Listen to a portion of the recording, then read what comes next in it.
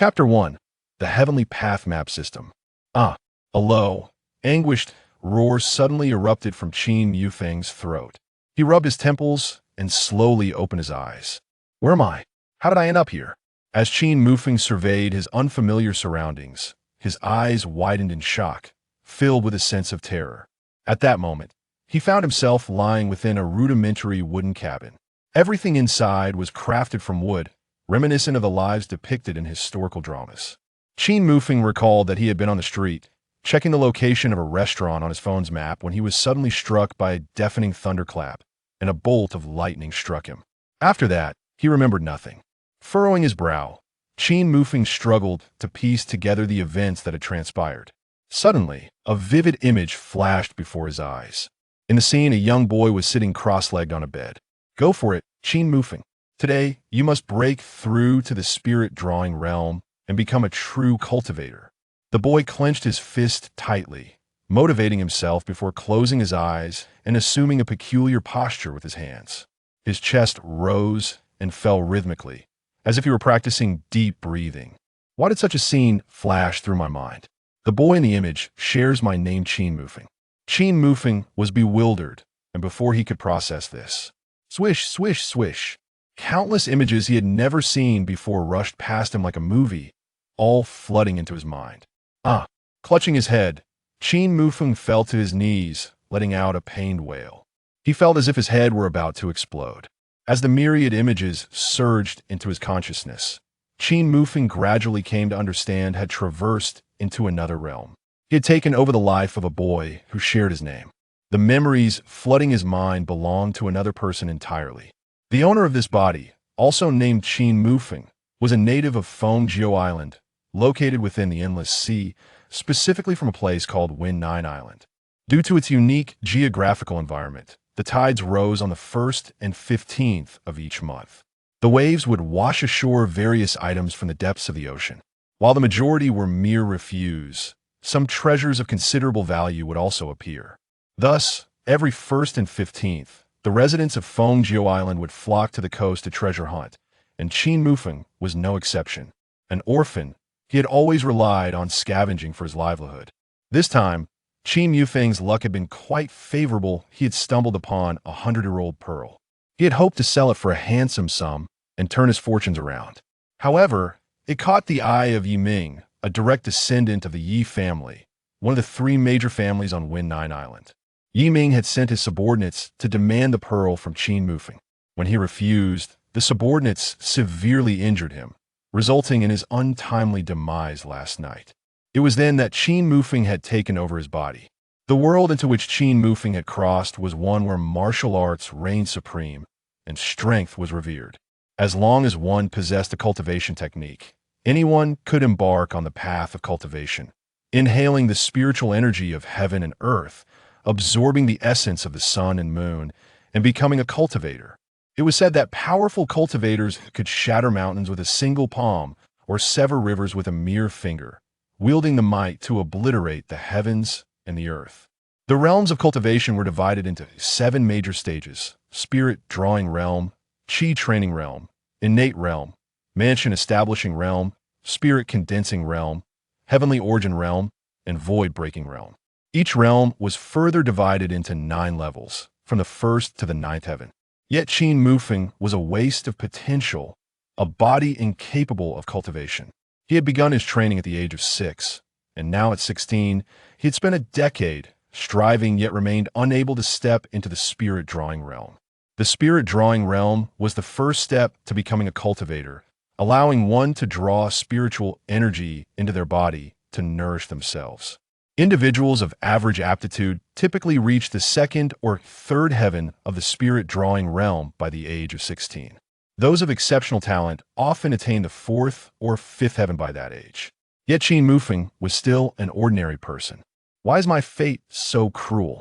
I've traversed to another world, and yet I find myself in the body of a cultivator who cannot cultivate, a completely helpless waste. Qin Mufeng lamented inwardly. As he wallowed in despair, a chilling voice suddenly echoed within his mind. Ding! Congratulations, host Qin Mufeng, for successfully binding to the Heavenly Path Map System. Ding! Congratulations, host, for receiving a newcomer gift package. Qin Mufeng's eyes widened in astonishment, startled by the sudden voices in his head. Heavenly Path Map System? What on earth is that? Numerous questions surged within him.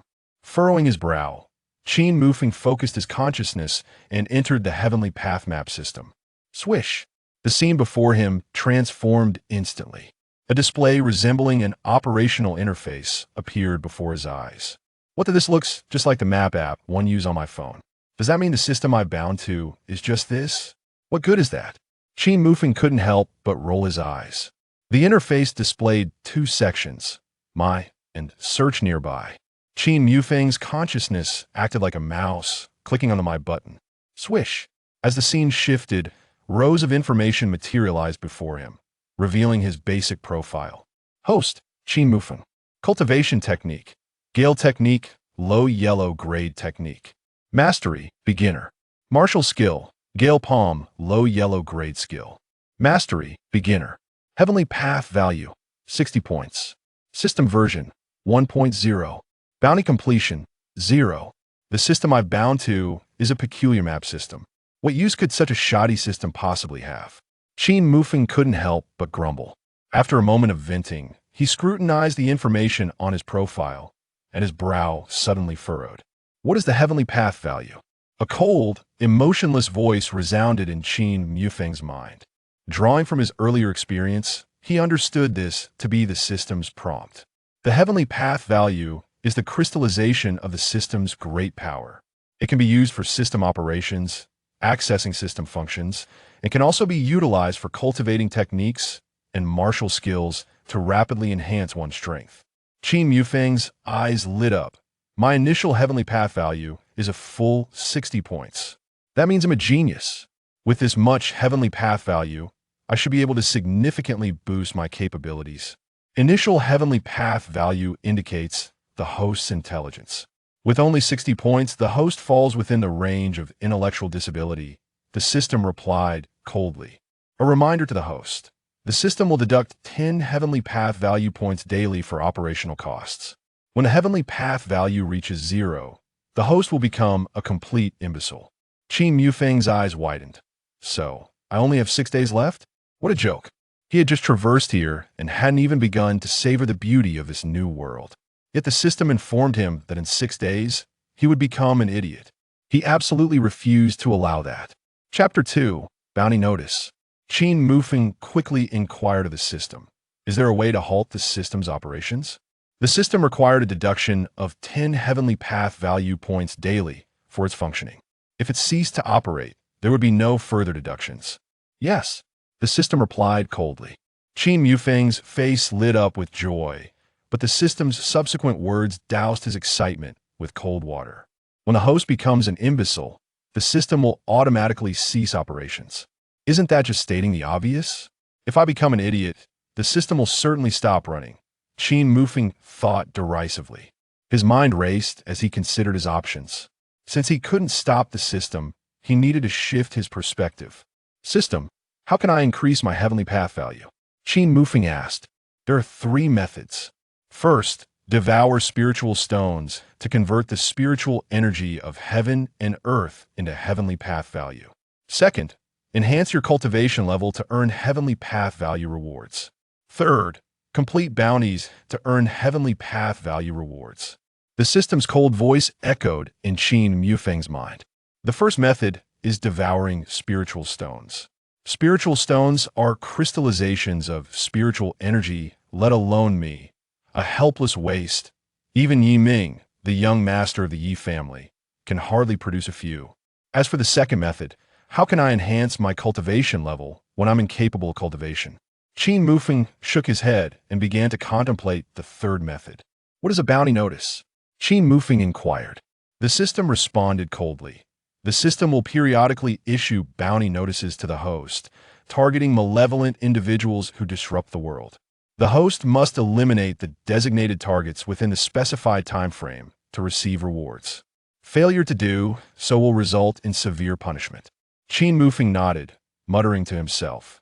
It seems that exterminating evil individuals is the primary task assigned to me since binding to this system. He now understood the bounty completion status in his basic profile. It indicated the progress of bounty completion. The reason it was still at 0 was that the system had yet to issue him a bounty notice. As Qin Mufeng pondered this, a chilling system prompt suddenly echoed in his mind. Ding! Bounty notice issued. A blood-red page suddenly appeared before Qin Mufeng's eyes. Bounty notice. Yi Ming, young master of the Yi family from Wen-Nine Island. Yi Ming has exploited his status to bully and defile several innocent women, committing heinous crimes. Yi Ming. Qin Mufeng's fists clenched tightly, a surge of murderous intent welling up within him. He was acutely aware that it was the resentment of the deceased Qin Mufeng. Rest assured, since I have taken possession of your body, I shall undoubtedly avenge you, Qin Mufeng proclaimed with utmost seriousness. Upon uttering these words, he suddenly felt a lightness in his body, as the murderous intent within him gradually dissipated. Qin Mufeng noticed an additional line beneath the wanted notice. Note, deadline of 3 days. Completing the wanted task on time will yield 100 points of Heavenly Dao value. Failure to complete the task within the stipulated time will result in the automatic Chichu Bang Ding of the system, obliterating the host and seeking a more suitable one. What absurdity! The wanted notice only grants me 3 days. Upon reading the words on the notice, a flicker of panic crossed Qin Mufeng's eyes. He had thought that an initial Heavenly Dao value of only 60 points was already exceedingly cruel. Little did he expect that the wanted notice was even more ruthless, cutting the time frame by half and granting him merely 3 days. The system's mention of obliterating the host left little to the imagination. It meant his annihilation. Yi Ming's cultivation had already reached the early stage of the 5th layer of spirit summoning, while he was merely an ordinary person devoid of any cultivation. Even if 10 of them were bound together, there would still be no match for Yi Ming. The wanted notice demanded that he slay Yi Ming within 3 days. This was nothing short of an impossible task. If I fail to slay Yi Ming within 3 days, then the system will eliminate me. Since fate has granted me this opportunity to traverse realms, I cannot succumb to death so easily. Qin Mufeng clenched his fists tightly. By the way, I recall that among the 2 major sections of the system interface, besides myself, there exists another function I can utilize. Qin Mufeng hurriedly focused his consciousness, exited the Myself section, and clicked on Search Surroundings. A line of annotations appeared before Qin Mufeng's eyes. Search Surroundings function. The host may utilize this feature 3 times daily at no cost, allowing for the search of any object within a 10-meter radius. Search for anything? Qin Mufeng raised an eyebrow. System, activate the Search Surroundings function to identify the most handsome being within a 10-meter radius. The system replied with indifference. The most handsome being within a 10-meter radius is the local dog raised by Li Taiju next door. Qin Mufeng's face darkened. Although I sense the system's answer is erroneous, this Search Surroundings function is indeed quite practical. Perhaps I can leverage it to fulfill the wanted notice. Without hesitation, Qin Mufeng dashed out towards the coast. As the tide had only receded yesterday, the coastline was littered with debris. With unwavering confidence, Qin Mufeng declared, System, search within a 10-meter radius for any treasures that will allow me to enter the spirit summoning realm. Apologies, no items found. Qin Mufeng's expression shifted as he gritted his teeth and ventured deeper into the sea. The ocean was fraught with peril. Not only was the unknown environment a threat, but it was also home to sea beasts. Ordinary individuals like Qin Mufeng, lacking even the strength to bind a chicken, typically dared only to scavenge along the shoreline, never venturing into the water. After wading through the sea for some distance, when the water reached his chest, he arrived at a gathering place for debris. System, search within a 10-meter radius for any treasures that will allow me to enter the spirit summoning realm. Apologies, no items found. With gritted teeth, Qin Mufeng leaped directly into the water, swimming a considerable distance. System, search within a 10-meter radius for any treasures that will allow me to enter the spirit summoning realm. The host has exhausted the 3 free searches. Any further searches will incur a cost of 50 points of Heavenly Dao value. Would you like to proceed? Upon hearing the system's words, Qin Mufeng erupted in curses. 50 points of Heavenly Dao value. Are you robbing me? After venting his frustration, Qin Mufeng sighed. Had I known, I would not have squandered my first search opportunity. I will have to wait until tomorrow. As Qin Mufeng was preparing to return, he suddenly noticed a mini gift pack in the lower left corner of the system interface. He recalled that when he bound the system, he seemed to have received a newbie gift pack that he had yet to open. Without hesitation, Qin Mufeng quickly commanded the system, "Open the newbie gift pack." Ding! The newbie gift pack has been opened. The host will receive one opportunity for an advanced search within a radius of 10,000 meters, allowing the search for any item within this range. Upon hearing the system's prompt, a glint of excitement flashed in Qin Mufeng's eyes. He wasted no time and immediately utilized this opportunity. System, search within a radius of 10,000 meters for any treasures that can help me enter the spirit induction realm. The system responded, 3,000 meters to the east of the host, 500 meters beneath the sea, there lies a 1,000-year-old sea spirit herb, which can enable the host to step into the spirit induction realm. Chapter 3. Supreme Beast Technique. A smile initially spread across Qin Mufeng's face, but soon his brow furrowed in concern. He was aware that the 1,000-year-old sea spirit herb was an extremely precious medicinal ingredient, worth its weight in gold. However, the fact that it was located 500 meters beneath the coast posed a significant risk of encountering marine beasts. Even practitioners of the second or third level of the spirit induction realm would not dare to venture recklessly into such waters. And he was merely an ordinary person with no means to defend himself. So be it. A fierce determination ignited in Qin Mufeng's eyes as he swam toward the location of the 1,000-year-old sea spirit herb. Without it, he would be unable to enter the spirit induction realm and would stand no chance against Yi Ming to that point. He would certainly be eliminated by the system. Thus, he resolved to take the plunge. An hour later, Qin Mufeng struggled to pull himself ashore. A deep, bone-revealing gash marred his back, stretching over a dozen centimeters in length. It was a wound inflicted by a first-tier sea beast, one that nearly cost him his life.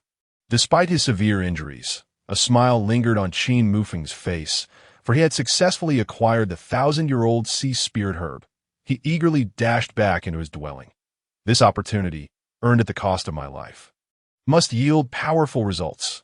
Qin Mufeng roared as he seized the 1,000-year-old sea spirit herb and swallowed it whole, as if devouring it in haste. The herb dissolved instantly upon entering his mouth, transforming into a torrent of formidable energy that surged into his dantian. Qin Mufeng could distinctly sense the energy river created by the herb colliding against an invisible membrane, which was the barrier of his realm. If he could break through, he would ascend to the first level of the spirit induction realm and become a true practitioner. However, this membrane was remarkably sturdy, and despite numerous attempts, the energy river could not breach it. What is going on? The 1,000-year-old sea spirit herb is a top-tier medicinal ingredient that even the island master of Wind 9 covets. How could it not break through my spirit induction realm barrier? Qin Mufeng was utterly astonished. If this scene were to be revealed to the outside world, it would undoubtedly astonish everyone. Break for me. Qin Mufeng roared internally, his aura peaking at that moment. Puff! A faint cracking sound echoed as the realm barrier finally gave way to the energy river. Boom! As Qin Mufeng broke through to the first level of the spirit induction realm, a seal within his mind shattered abruptly, unleashing an overwhelming force. Had it not been for the protective barrier provided by the Heavenly Map System, he might have fainted from the sheer intensity. That moment, a peculiar jade tablet appeared in his mind, radiating a gentle glow. Ding! Congratulations, host. Your cultivation has improved, and you have received a reward of 10 points of Heavenly Dao value. At this moment, all of Qin Mufeng's attention was fixated on the strange jade tablet in his mind, completely oblivious to the system's notification. What is this? As Qin Mufeng's consciousness brushed against the jade tablet, a blinding light enveloped his mind. When he regained his senses, the jade tablet had vanished, leaving behind a drop of black blood in his mind, radiating an overwhelming aura. Beside the black blood, thousands of ancient characters floated, forming a supreme technique. This technique seemed to be deeply etched into Qin Mufeng's consciousness. The Supreme Beast Technique.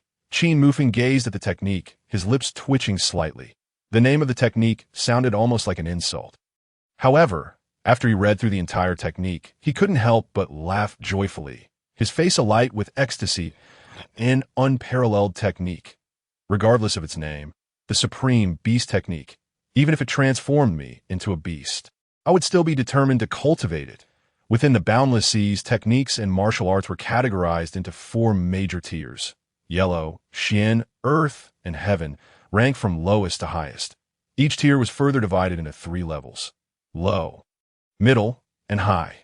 The techniques Qin Mufeng had previously practiced, such as the Gale Technique and Gale Palm, were merely low-level techniques of the yellow tier. Although the Supreme Beast Technique did not display a tier, Qin Mufeng was certain it far surpassed the heavenly tier. It seemed that the body he had traversed into was not simple at all. He mused while stroking his chin. He temporarily set aside the mystery of his lineage and refocused on the Supreme Beast Technique. This ancient and unparalleled technique could enable practitioners to fuse the bloodlines and talents of the 4 ancient divine beasts, Qinglong, Baihu, Xuanwu, and Zhuke, as well as the 4 ancient ferocious beasts, Tao Tai, Hundun, Tao Tai, and Xiongqi, into their own being, transforming into their own abilities. That it is worth noting that although there were no pure ancient divine beasts or ferocious beasts in the boundless seas, many demonic beasts possessed their bloodlines. The Supreme Beast Technique could extract the bloodlines of these ancient creatures from the demonic beasts and integrate them into the practitioner. The drop of black blood within Qin Mufeng's mind came from the descendant of one of the 4 ferocious beasts. Tao Tai.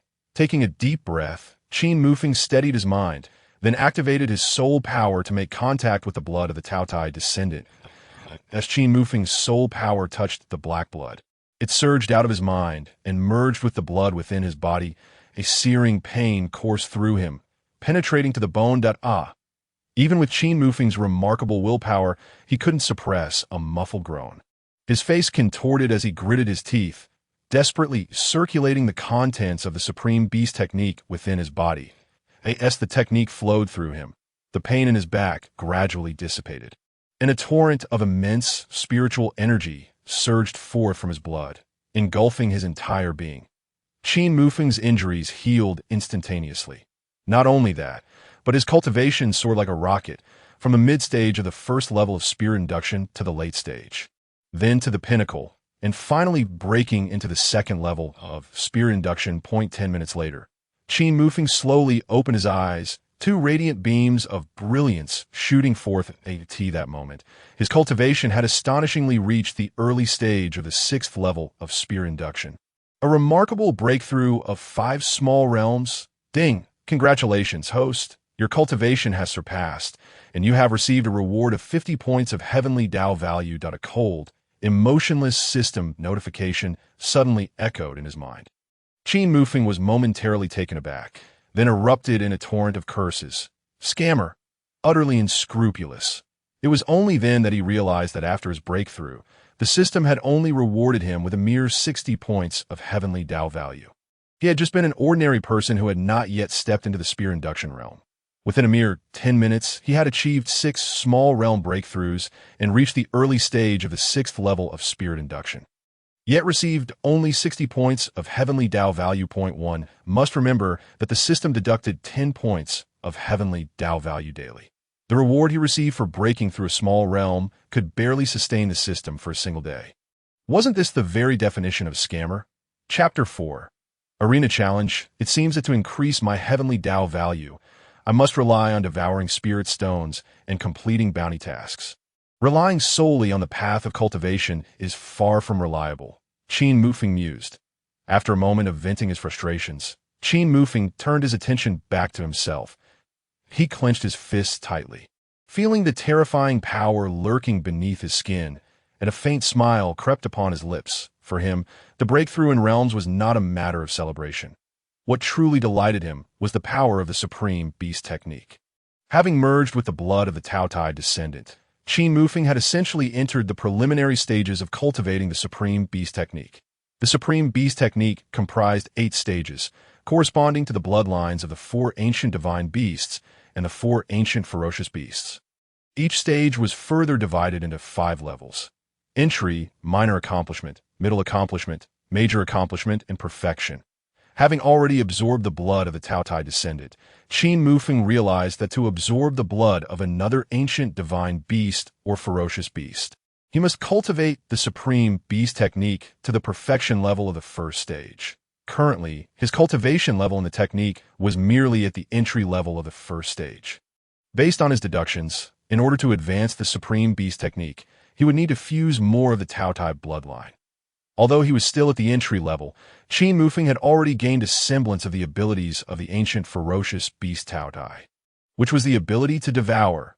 He possesses the ability to consume spirit stones, forcibly converting the spiritual energy within them into his own spiritual power, thereby enhancing his cultivation. This aligns perfectly with the first method provided by the system to increase the Heavenly Dao value. Presently, Qin Mufeng no longer needs to absorb the spiritual energy of heaven and earth or engage in relentless training day and night, as long as he devours a sufficient quantity of spirit stones. He can directly break through without encountering any bottlenecks. With the Supreme Beast technique in his possession, not even a minor character like Yi Ming, let alone the Yi family or Feng Jiudao, poses any significant threat. My future is destined to be as vast as the starry sea. Qin Mufeng clenched his fist, a glimmer of confidence flashing in his eyes. With his injuries healed and his cultivation advanced, it was time to eliminate Yi Ming. Rising from the wooden cabin, Qin Mufeng made his way toward the center of the island. The heart of Feng Jiudao lies a colossal arena, specifically constructed for the resolution of personal grievances among cultivators on the island. Qin Mufeng's destination was this very arena. Upon his arrival, he leaped onto the stage and called out loudly, "Yi Ming, if you have the courage, come and battle me on the arena." The surrounding onlookers were taken aback by Qin Mufeng's audacity. How dare he challenge Yi Ming, the legitimate scion of the Yi family? Is he tired of living? Yi Ming, a prodigy of the Yi family, had already reached the initial stage of the fourth level of spirit attraction at the tender age of 17. This open challenge to Yi Ming was undoubtedly a slap in the face to the Yi family. He was as good as dead, as the crowd murmured. The news swiftly reached the Yi family. Upon hearing of the public challenge, Yi Ming trembled with rage and immediately rushed toward the arena with his followers.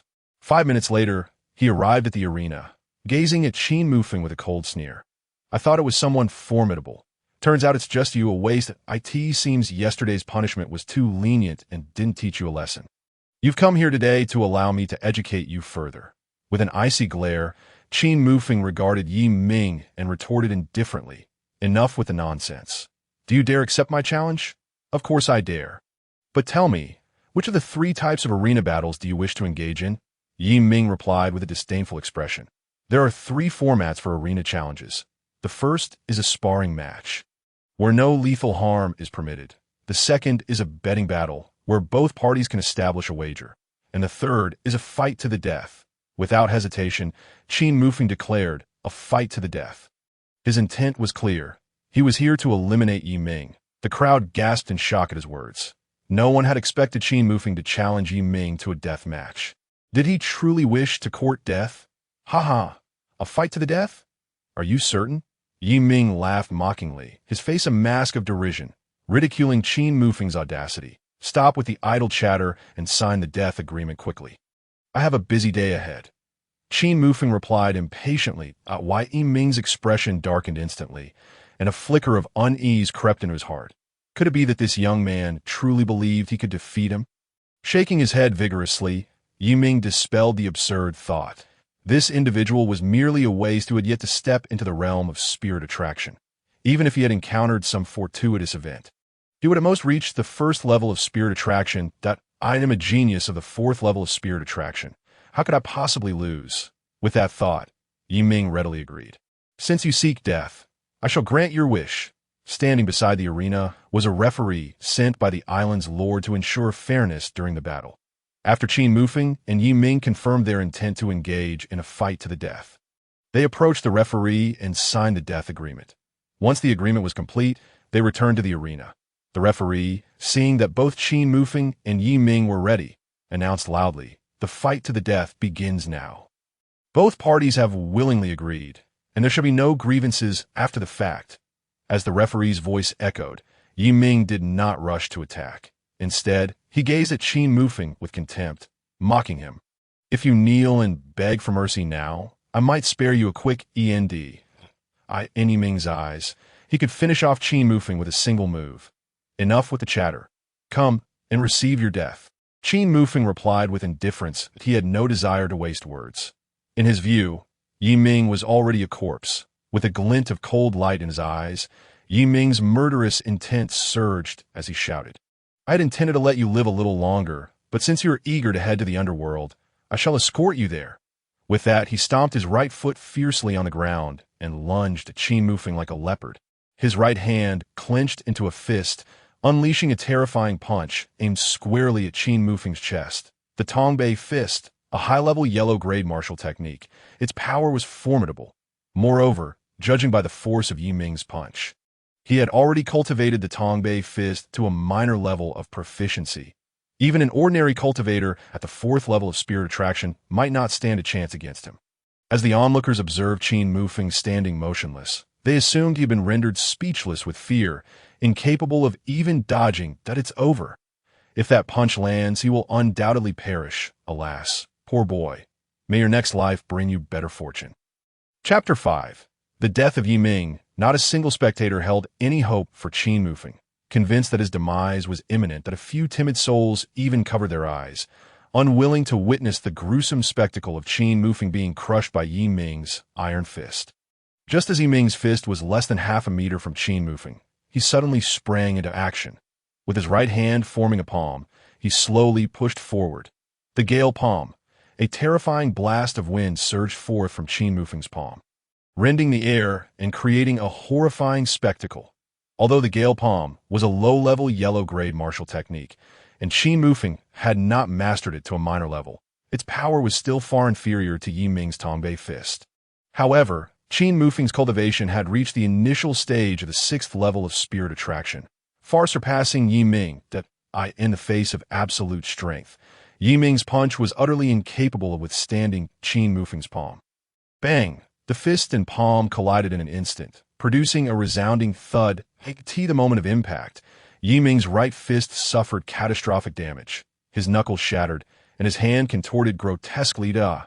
Yi Ming's anguished scream echoed as Qin Mufeng's palm struck his chest with overwhelming force. The sheer power sent him flying, tracing a perfect arc through the air before crashing down at the edge of the arena. As they beheld Yi Ming, now resembling a defeated dog, the crowd gaped in disbelief. The prodigy of the Yi family had actually lost. How could this be? My heavens, the opponent is at the initial stage of the 6th level of spirit attraction. Who is this young man? When did such a top-tier genius emerge in Feng Jiudao? At 16 years of age, achieving the initial stage of the 6th level of spirit attraction, such a terrifying talent for cultivation is undoubtedly the pinnacle of genius within Feng Jiudao. Even among the 3 great families, he would be a rarity. Before the spectators could fully recover from their shock, Qin Mufeng had already approached Yi Ming. Towering over him, he coldly uttered 2 words, die. Just as he prepared to deliver the final blow, a furious roar suddenly resonated from a distance. Stop! Straining his eyes, he saw a shadow rapidly approaching from afar. It was none other than Yi Ming's father, Yi Tianxiong, the elder of the Yi family. Mere seconds later, Yi Tianxiong reached the edge of the arena. His gaze fell upon his son, lying on the ground like a dead dog, and an inferno of rage ignited within him. Wishing he could obliterate Qin Mufeng with a single strike, taking a deep breath to suppress his fury, he addressed Qin Mufeng. Young friend, if you spare my son's life, I will agree to any conditions you propose. Any conditions I propose? A sneer appeared on Qin Mufeng's face that, I'm afraid, I only desire his life. The assassination of Yi Ming was a task mandated by the system's bounty, one he must fulfill. Furthermore, he had promised the original owner of this body that he would avenge him. Therefore, Yi Ming must die. Not even the arrival of Yi Ming's father or the head of the Yi family could save him. Feeling the murderous intent in Qin Mufeng's eyes, Yi Tianxiong's brows furrowed deeply. Since persuasion had failed, he resorted to threats. Fixating his gaze on Qin Mufeng, he coldly warned, Brat, My Yi family is one of the three great families of Fengjiu Dao. And I, Yi Tianxiong, am one of the 5 elders of the Yi family. If you dare to lay a finger on my son, I will ensure you meet a fate worse than death. The Yi family? A look of disdain curled Qin Mufeng's lips. The ordinary inhabitants of Fengjiu Dao, the Yi family, as one of the 3 great families, was indeed formidable and not to be trifled with. However, to him, the Yi family was merely a small clan. Armed with the Heavenly Dao Map System, his future was destined to be a vast sea of stars. A mere Yi family, should they dare to provoke him, would face annihilation. Qin Mufeng cast a disdainful glance at Yi Tianxiong, and before him, he raised his right palm and struck down upon Yi Ming's head. Crack! A faint sound of shattering bone echoed. Yi Ming's pupils instantly dulled, his face frozen in disbelief. He could scarcely fathom that Qin Mufeng would truly dare to take his life. Abomination! I shall slay you! Yi Tianxiong's eyes were bloodshot, his gaze filled with rage, emanating a palpable aura of murderous intent that swept across the arena. The might of his 5th level of Qi training surged forth. Tongbei fist. With a furious roar, Yi Tianxiong transformed into a fleeting shadow, launching himself at Qin Mufeng. His right fist was clenched tightly, the terrifying wind generated from his punch creating a series of ominous sonic booms, a display of overwhelming power far exceeding that of Yi Ming's Tongbei fist by 100-fold.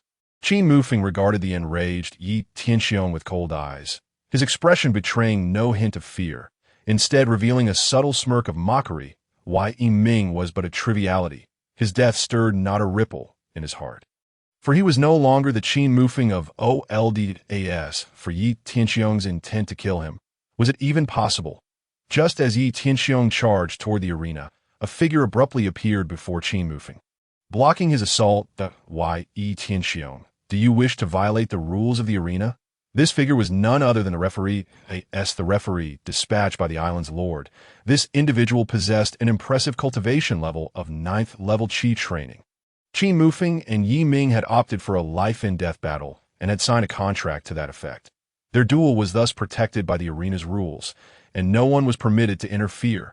The referee gazed coldly at Yi Tianxiong, his eyes filled with icy resolve. Should Yi Tianxiong insist on attacking, he would not hesitate to cripple him.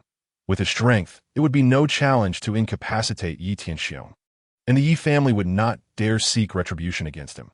Hearing the referee's words, Yi Tianxiong's eyes turned crimson, his hands clenched tightly within his sleeves, fixating his gaze on Qin Mufeng.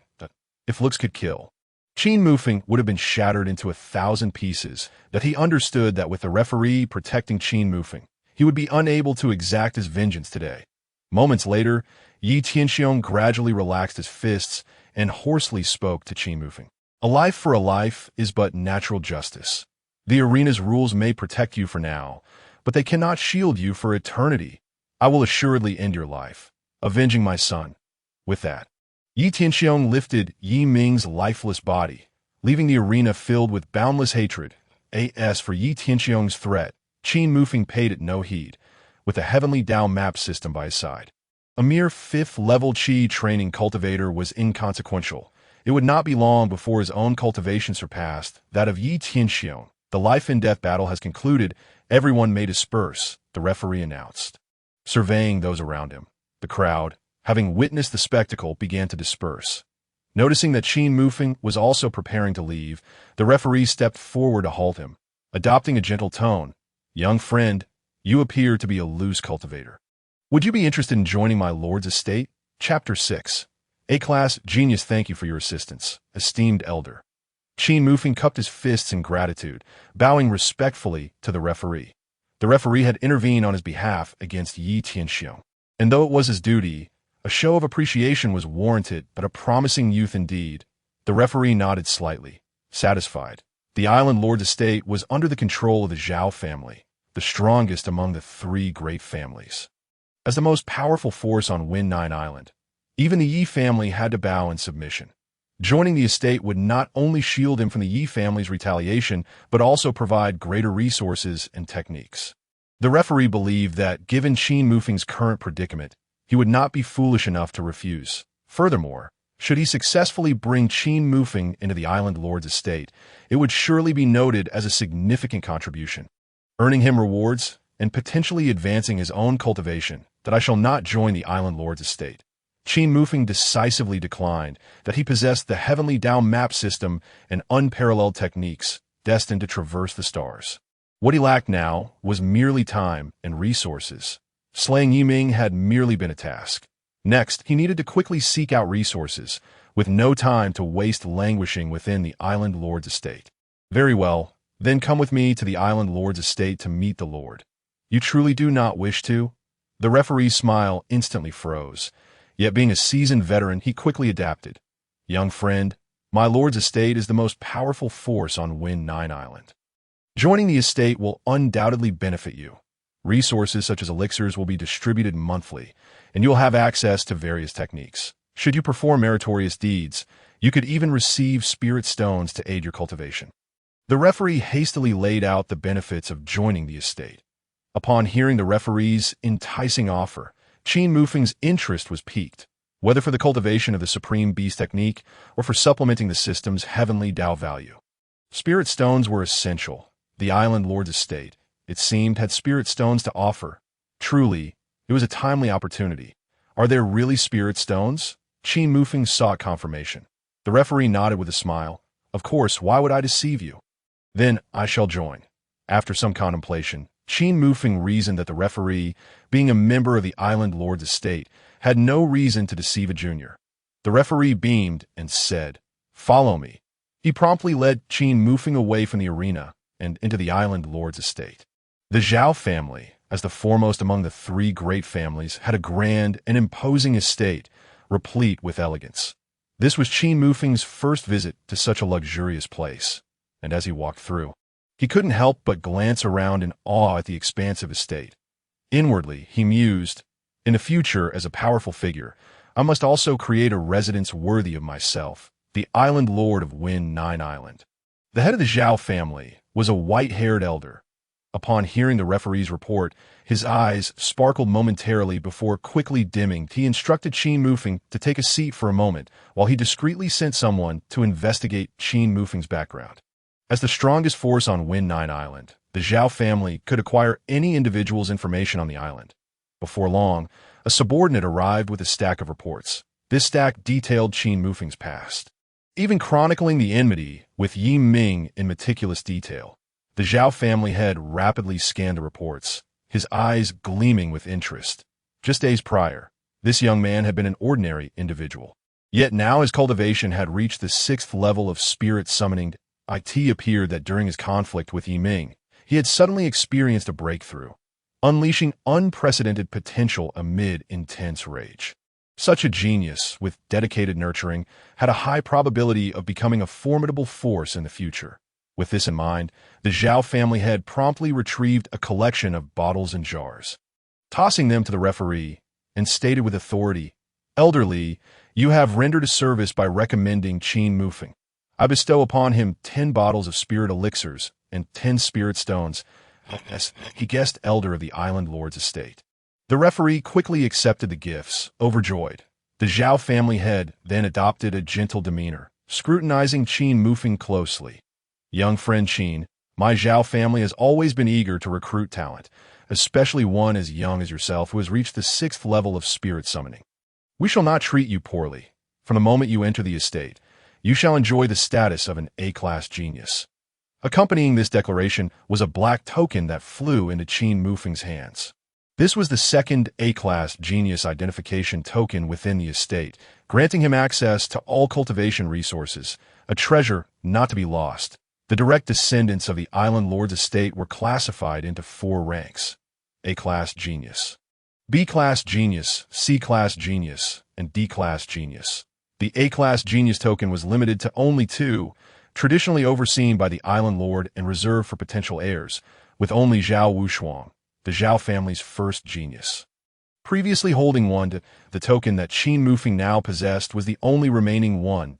Young friend Qin, congratulations. The A-class genius status is the highest privilege among the direct descendants of the Island Lord's estate. Elderly mused, Astonished by the island lord's high appraisal, he wondered if this young friend could maintain such a status. "Thank you, island lord." Qin Mufeng, however, was not overly surprised, as someone destined to traverse the galaxy. Such recognition was merely expected. He responded with humility and poise. The Zhao family head, seeing this, felt increasingly satisfied and nodded.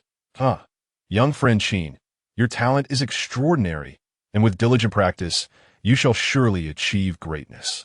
Minutes later, after parting from the Zhao family head, Qin Mufeng exhaled in relief. The atmosphere just now was indeed oppressive, but has finally come to an end. Accommodations have been arranged, and Qin Mufeng followed the maid directly to a secluded and tranquil villa, perfectly aligned with his desires, allowing him to cultivate without disturbance. Once everyone had departed, Qin Mufeng locked the courtyard and room doors, eagerly turning his attention to the Heavenly Dao Map System panel. The moment Yi Ming met his demise on the arena, a notification had indicated that a task was completed. Now, he was finally able to access the system panel and claim his rewards. Ding! The host has successfully completed the assassination of the wanted individual Yi Ming within 3 days, earning 100 Heavenly Dao points. The reward has been issued.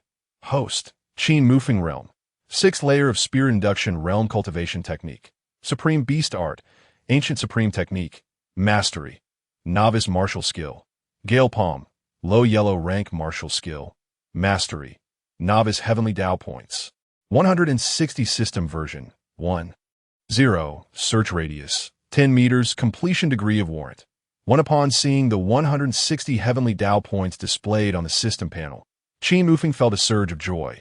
He could finally sustain himself for a few more days. He also had ample time to accept a second warrant task or acquire resources to exchange for Heavenly Dao points. Chapter 7. Provocation. At that moment, the system notification chimed again. Ding! The host has completed the assassination of a wanted individual and has earned an opportunity for system upgrade. Would you like to upgrade now? It turned out that the system could be upgraded as long as he completed the assassination of a wanted individual, he could gain an upgrade opportunity. This was splendid news. Qin Mufeng mused that he wondered what changes would occur post-upgrade. System, what changes will occur after the upgrade? He inquired. The system is currently at version 1.0. Upon upgrading to version 2.0, the search radius will increase to 100 meters. The system replied coldly. Upgrade immediately. Upon hearing that the system upgrade would significantly expand the search radius, Qin Mufeng made his decision without a second thought that a mere 10-meter search radius was far too constricted. Unless one stood right next to a treasure, the likelihood of discovering anything was minimal. With the system upgrade, the search radius would expand tenfold to 100 meters, greatly enhancing his ability to locate treasures. Ding! The system is now upgrading. This upgrade will take 12 hours. All system functions will be suspended during the upgrade period. Please be patient, host. After delivering this message, the system fell silent. Qin Mufeng called out several times without a response. Realizing that the system was entirely inactive during the upgrade, having just entered the island lord's residence, Qin Mufeng still had items to claim. He had already received the spirit stones from the island lord, but other elixirs and manuals still needed to be collected from their respective places. Once everything was settled, Qin Mufeng returned to his room and began to circulate the supreme beast art, voraciously absorbing the spiritual energy from heaven and earth. His cultivation, which had just broken through to the early stage of the 6th layer of spirit induction realm, stabilized and gradually progressed toward the mid-stage. The supreme beast art indeed lived up to its name, absorbing spiritual energy at a speed surpassing the Gale art by 100-fold. Subtly, Qin Mufeng sensed a transformation in his innate talent, evolving toward that of an extraordinary genius. Just as he was deep in thought, a cacophony of loud knocks and shouts erupted outside. As Qin Mufeng stepped out of his room, a resounding crash echoed as the courtyard door was violently kicked open, collapsing into the yard and kicking up a cloud of dust. Qin Mufeng, get out here! A voice, brimming with arrogance, boomed. Qin Mufeng's brows furrowed, fury igniting in his eyes. Having just arrived, he had never caused trouble. Yet he was now provoked so brazenly he was determined to seek justice that in this body he had previously been unable to cultivate and had been bullied at every turn. He had accepted that with resignation. However, Now that he had traversed into this world and bound himself to a system, he was destined to become an unparalleled powerhouse. He would not allow insignificant rascals to trample on him. Qin Mufeng was not one to suppress his indignation. With the door down, he peered through the ruins to see four youths, all unmistakably direct descendants of the Zhao family, looking down upon him with unabashed disdain. "Kid, if you know what is good for you, hand over your class a genius identity token and roll out of here. I might go easy on you when I make my move." One of them sneered at a mere rogue who just joined the Island Lord's residence dares to enjoy class a genius treatment. How ridiculous. The surname Qin has some things that not just anyone can touch. Several haughty voices chimed in. "I earned the class a token through my own merit. If you have any objections, take them to the Zhao family head."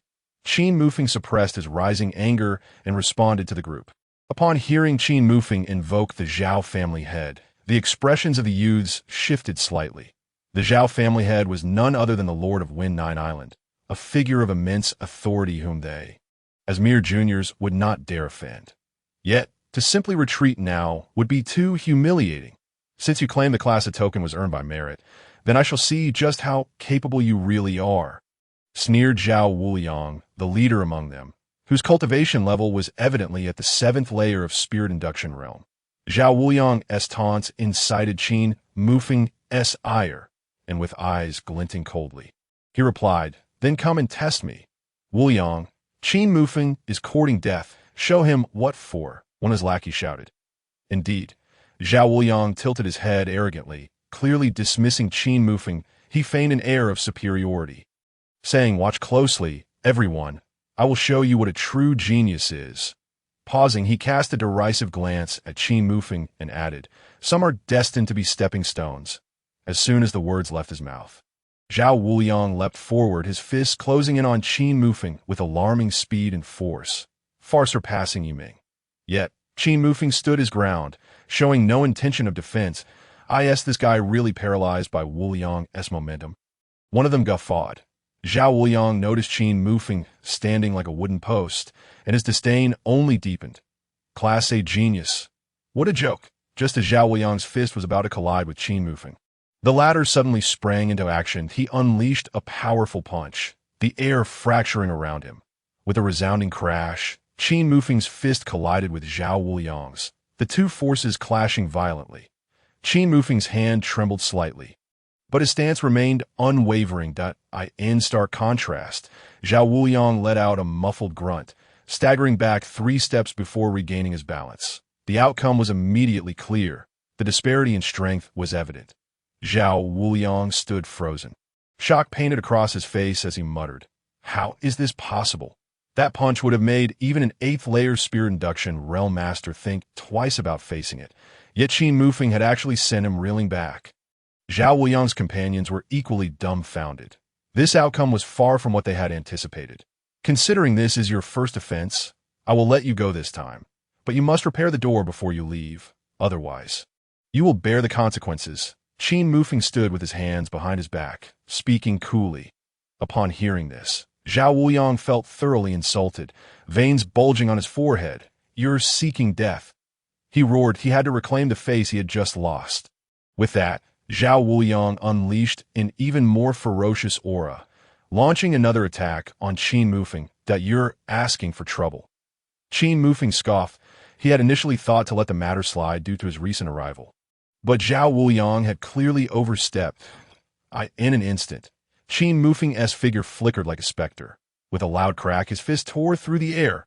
A scream erupted as Zhao Wuliang was sent flying like a broken kite, crashing into a wall and spewing blood. "All of you, attack together." Seeing Zhao Wuliang fall, his companions rushed to join the fray, 3 of them converging from different directions to assault Qin Mufeng. With pent-up rage, Qin Mufeng unleashed a flurry of strikes, dispatching each of them with ease, their bones breaking with anguished cries echoing throughout the courtyard. Zhao Wuliang and the others were filled with dread, utterly unprepared for Qin Mufeng's overwhelming strength. "Stay back." As Qin Mufeng advanced, they panicked. "We are direct descendants of the Zhao family. If you dare lay a hand on us, you will face dire consequences." Unmoved, Qin Mufeng continued his relentless assault, leaving them bruised and battered before finally relenting. Get lost, Qin Mufeng spoke coldly. After all, this was the lord of the island's residence, and Zhao Wuliang, being a disciple of the Zhao family, deserved to be spared his life. Qin Mufeng, just you wait. Zhao Wuliang spat out these harsh words. Leaving in a disheveled state with 3 followers, Qin Mufeng paid little heed to Zhao Wuliang's threats. Such a character was hardly worth his concern as he gazed at the dilapidated courtyard gate. Contemplating whether to summon someone for repairs, 2 servants entered, carrying a new door, followed by a steward. Young Master Qin, the lord of the island has instructed us to replace it with a new door, the steward said with a beaming smile, his face radiating respect. It was truly remarkable that an outsider could cause a direct descendant of the Zhao family to suffer and attract such attention from the lord of the island. Qin Mufeng smiled and clasped his fists, replying, "Please convey my thanks to the lord of the island." Chapter 8. Gain's time passed unnoticed, and in the quiet chamber, Qin Mufeng awakened from his cultivation, stifling a yawn. After this bout of training, he felt a marked improvement in his strength. Having reached the mid-stage of the 6th layer of spirit drawing realm at this rate, it would not be long before he broke through to the 7th layer, at which point he would earn another 10 points of Heavenly Dao value. What a delightful prospect. Just then, a system notification echoed in his mind. Ding, the Heavenly Dao Map System has been upgraded to version 2.0. The search radius is now 100 meters. Additionally, new host privileges have been granted. 3 free search opportunities daily, with a maximum accumulation of 10 days, and options to exchange for searches of greater range. Welcome, host. To make use of these features, a brand new system panel appeared before Qin Mufeng. Host, Qin Mufeng. Mortal, realm. Mid-stage 6th layer of spirit drawing cultivation technique. Supreme Beast Art, Ancient Peerless Technique, Mastery Level, Beginner Combat Skill, Gale Palm, Low-Level Yellow Rank Skill, Mastery Level, Beginner Heavenly Dao Value, 150 Point System Version 2.0 Bounty Completion Status. A new bounty is currently being generated. Please prepare, host. Exchange privileges. Activated impressive. New functionalities have emerged. Qin Mufeng mused, a satisfied expression gracing his face that he noted in the corner of the system panel.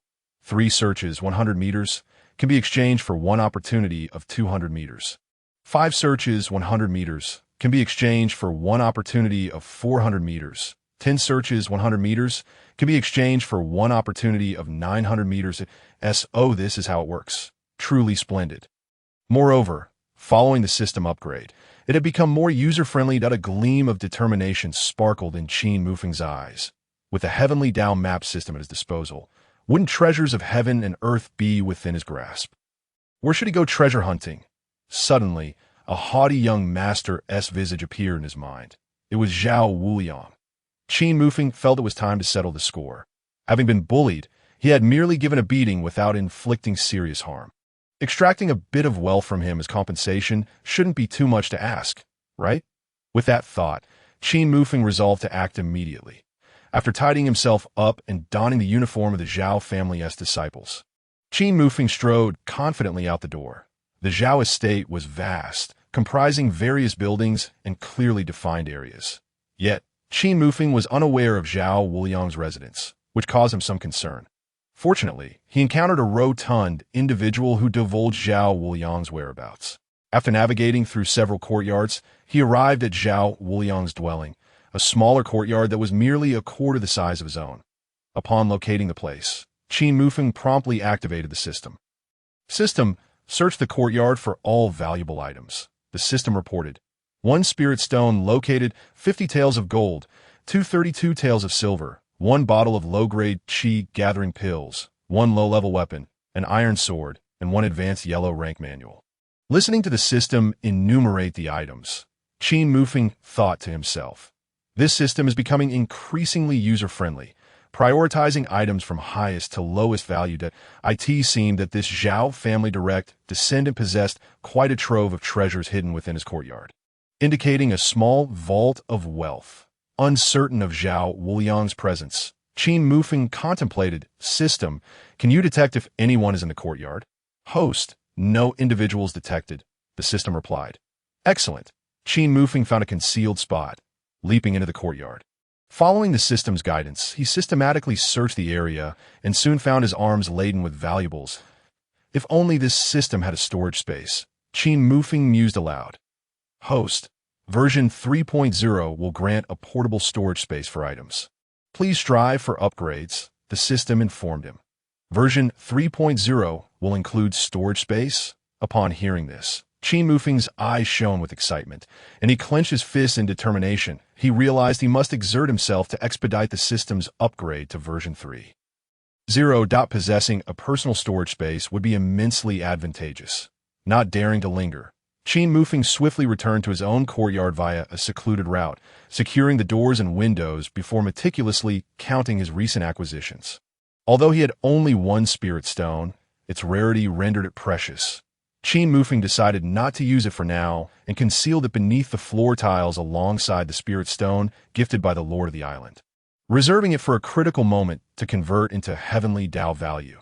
The Qi gathering pills could aid his cultivation in the spirit drawing realm, making them worth consuming. The gold and silver could be utilized to purchase cultivation resources, while weapons and manuals must be disposed of judiciously.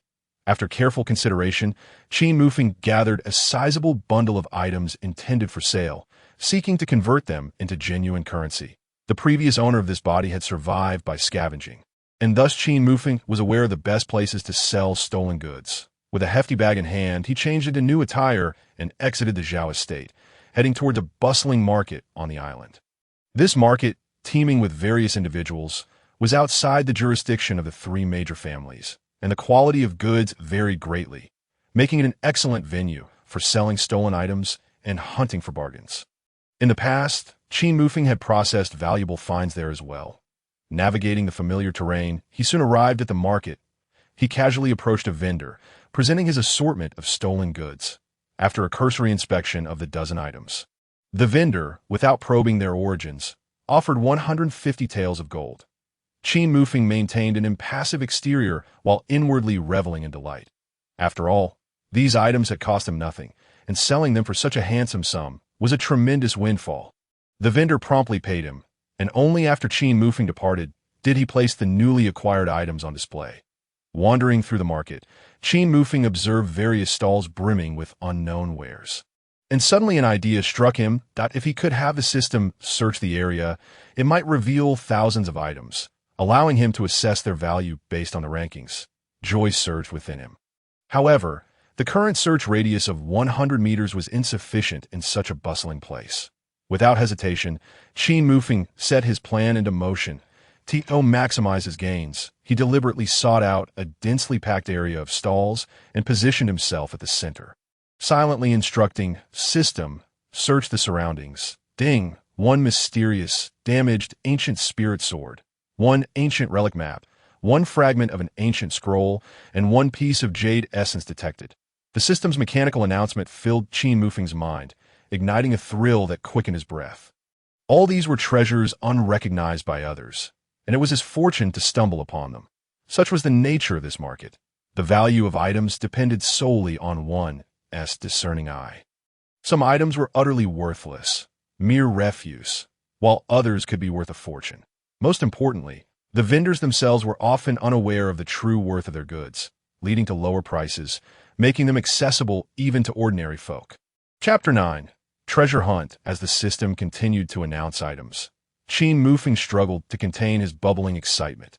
Stay calm, stay calm. He reminded himself that he needed to subtly acquire these valuable items and quietly amass his wealth. Observing the surrounding customers, who were akin to gamblers, only reinforced his conviction. The voice in his mind persisted for what felt like an eternity before finally declaring, "One primary spirit stone." "Stop, that's all," Qin Mufeng interjected. Given the system's tendencies, allowing it to continue would likely result in an exhaustive list that included every trivial item present. "Understood, host. All item locations have been recorded," the system replied decisively. Following the system's markers, Qin Mufeng made his way to the stall selling the ancient spirit sword, which held the highest value.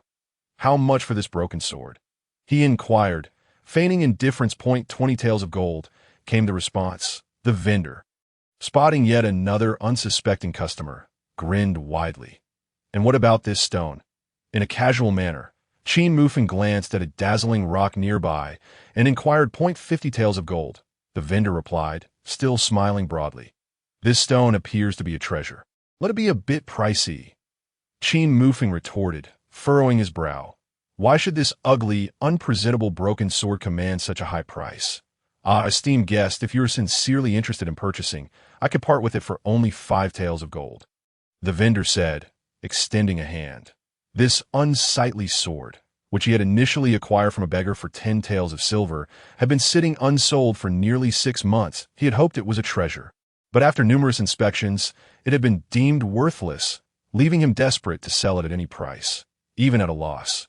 "Deal." Qin Mufeng decisively handed over 5 taels of gold.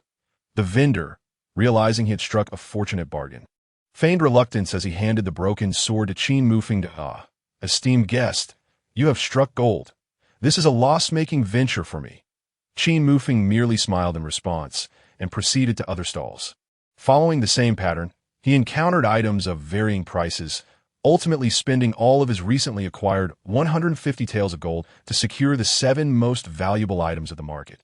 Although the remaining items were also of good quality and could fetch double the price upon resale, Qin Mufeng had already amassed the most precious ones, rendering the rest unworthy of his attention.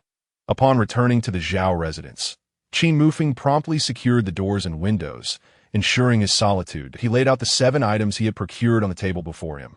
A damaged ancient spirit sword, an ancient relic map, a fragment of an ancient scroll, a piece of jade essence, an unknown beast hide, a dormant spirit beast egg, and a high-level martial technique, the falling petal sword technique.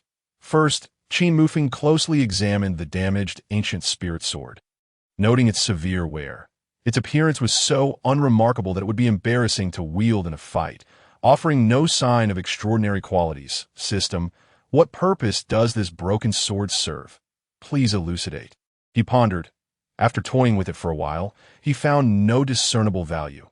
If it was indeed a worthless item, what use could it possibly hold for him, even if it were ancient? Ding!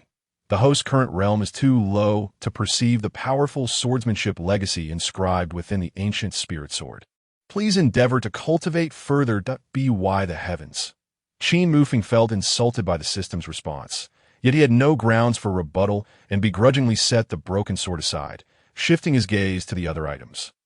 The ancient map depicted a range of mountains that clearly did not belong to the Flowing Wind archipelago. Thus he set it aside for now. The ancient scroll bore illustrations and text that Qin Mufeng could not decipher, so it too was placed aside. The jade essence was concealed within a nondescript, dark stone, and its unique material surprisingly contained spiritual energy, entirely hidden from view. After cracking the stone open, a rich aura of spiritual energy poured forth, immediately elevating the concentration within the room by at least 50%. What a treasure! Qin Mufeng eagerly employed the Supreme Beast technique to absorb the naturally emanating spiritual energy. After a considerable time, he had fully absorbed the released energy, bringing him perilously close to advancing from the mid-stage to the late stage of the 6th level of spiritual induction. As for the jade essence, he decided to keep it for now and turned his attention to the remaining items. The unknown beast hide appeared unremarkable, yet had an unusual quality, making it the most treasure-like among the items, which Qin Mufeng had acquired for 50 taels of gold. System, what use does this beast hide serve? Ding! This is an ancient array diagram. Upon infusing it with spiritual power, it will reveal its secrets, the system replied. Qin Mufeng placed his hand on the hide, channeling his spiritual energy into it, causing intricate runes to materialize. With no one on Wind 9 Island knowledgeable in the art of arrays, Qin Mufeng found himself at a loss and set it aside. His gaze then shifted to the last 2 items. The spirit beast egg required daily infusions of spiritual energy for nurturing and hatching. The high-level martial technique, the falling petals sword technique, revealed itself as Qin Mufeng uncovered the swordsmanship manual hidden within the pages of a tattered book. After expending over 100 taels of gold, he finally had a usable sword technique, which provided him with a measure of comfort. As he perused the contents of the technique, he became captivated. Once mastered, this sword technique can dispatch foes with ease, allowing one to stand against 1,000. Qin Mufeng realized that the highest level techniques on Win 9 Island were merely advanced level techniques from the three major families, with the most prestigious being the mid-level technique, the Wrathful Tidal Palm, practiced by the island lord of the Zhao family. It was this very technique that had allowed the Zhao family to rise above the other two families and seize the position of island lord. Should I master this sword technique and elevate my realm to that of the three family heads, I would be unrivaled on Win 9 Island, Qin Mufeng mused. With this thought, he ventured into the courtyard, enchanted by the prospect of training. Previously, Qin Mufeng had practiced basic sword forms with a wooden stick. Though the advanced sword technique was profound, it was not difficult to grasp. The unsightly ancient broken spirit sword naturally became his sole weapon, and he began to practice the forms with it. Immersed in his training, Qin Mufeng became oblivious to the outside world, his focus unwavering. As dusk fell, several hundred meters away, a young man was helped into a small courtyard, where soon after frantic and furious shouts erupted. "Which scoundrel has stolen my spiritual stones and elixirs? Gather, everyone. Find the thief who dares to pilfer from me, and I shall reward handsomely." Chapter 10. Zhao Tianda, the entire residence, erupted into a flurry of tension. A cacophony of drums and gongs echoed from nowhere as a crowd gathered in the Zhao residence, proclaiming, "A thief has entered the home of young master Zhao Wuliang. No one is to flee. Cooperate with the investigation." All the servants and disciples exchanged bewildered glances. The usually arrogant Zhao Wuliang had been robbed. Someone was bound to face dire consequences. I only hope that the thief remains undiscovered. Indeed, Zhao Wuliang, with his slight cultivation talent, has acted with such arrogance that being robbed is indeed fitting. The clamor of drums resounded from east to west, alarming the guard patrol responsible for the Zhao residence's security. The third elder, overseeing the guards, quickly grasped the situation and led the team to search each room. Before long, they arrived at Qin Mufeng's courtyard. Deep in his training, Qin Mufeng remained entirely unaware of the commotion outside. "Young Master Qin Mufeng, please open the door," the guards called out repeatedly. After 3 attempts with no response, impatience began to brew among the guards. Accompanying the guard team, Zhao Wuliang, still bandaged and filled with resentment from his previous encounter with Qin Mufeng, found himself filled with malice as he concocted a plan. "This thief has broken into my courtyard and now refuses to open the door. I beseech my uncle to take action," Zhao Wuliang lamented, his voice tinged with feigned innocence. The third elder, glancing at his nephew, felt a pang of sympathy, yet he was acutely aware of Qin Mufeng's unique status. He would not easily offend someone held in such high regard by the family head over a trivial matter. Gathering his strength, he called out, "Young Master Qin Mufeng, we kindly request your presence." "Who calls for me?" Qin Mufeng, startled by the authoritative voice, snapped back to reality. He had been on the verge of mastering the falling petals sword technique when this interruption ignited his irritation. Yet, sensing the caller's relative politeness, he suppressed his annoyance and opened the door. Yes, soon as the door swung open, he was met with the sight of Zhao Wuliang, bandages still clinging to him.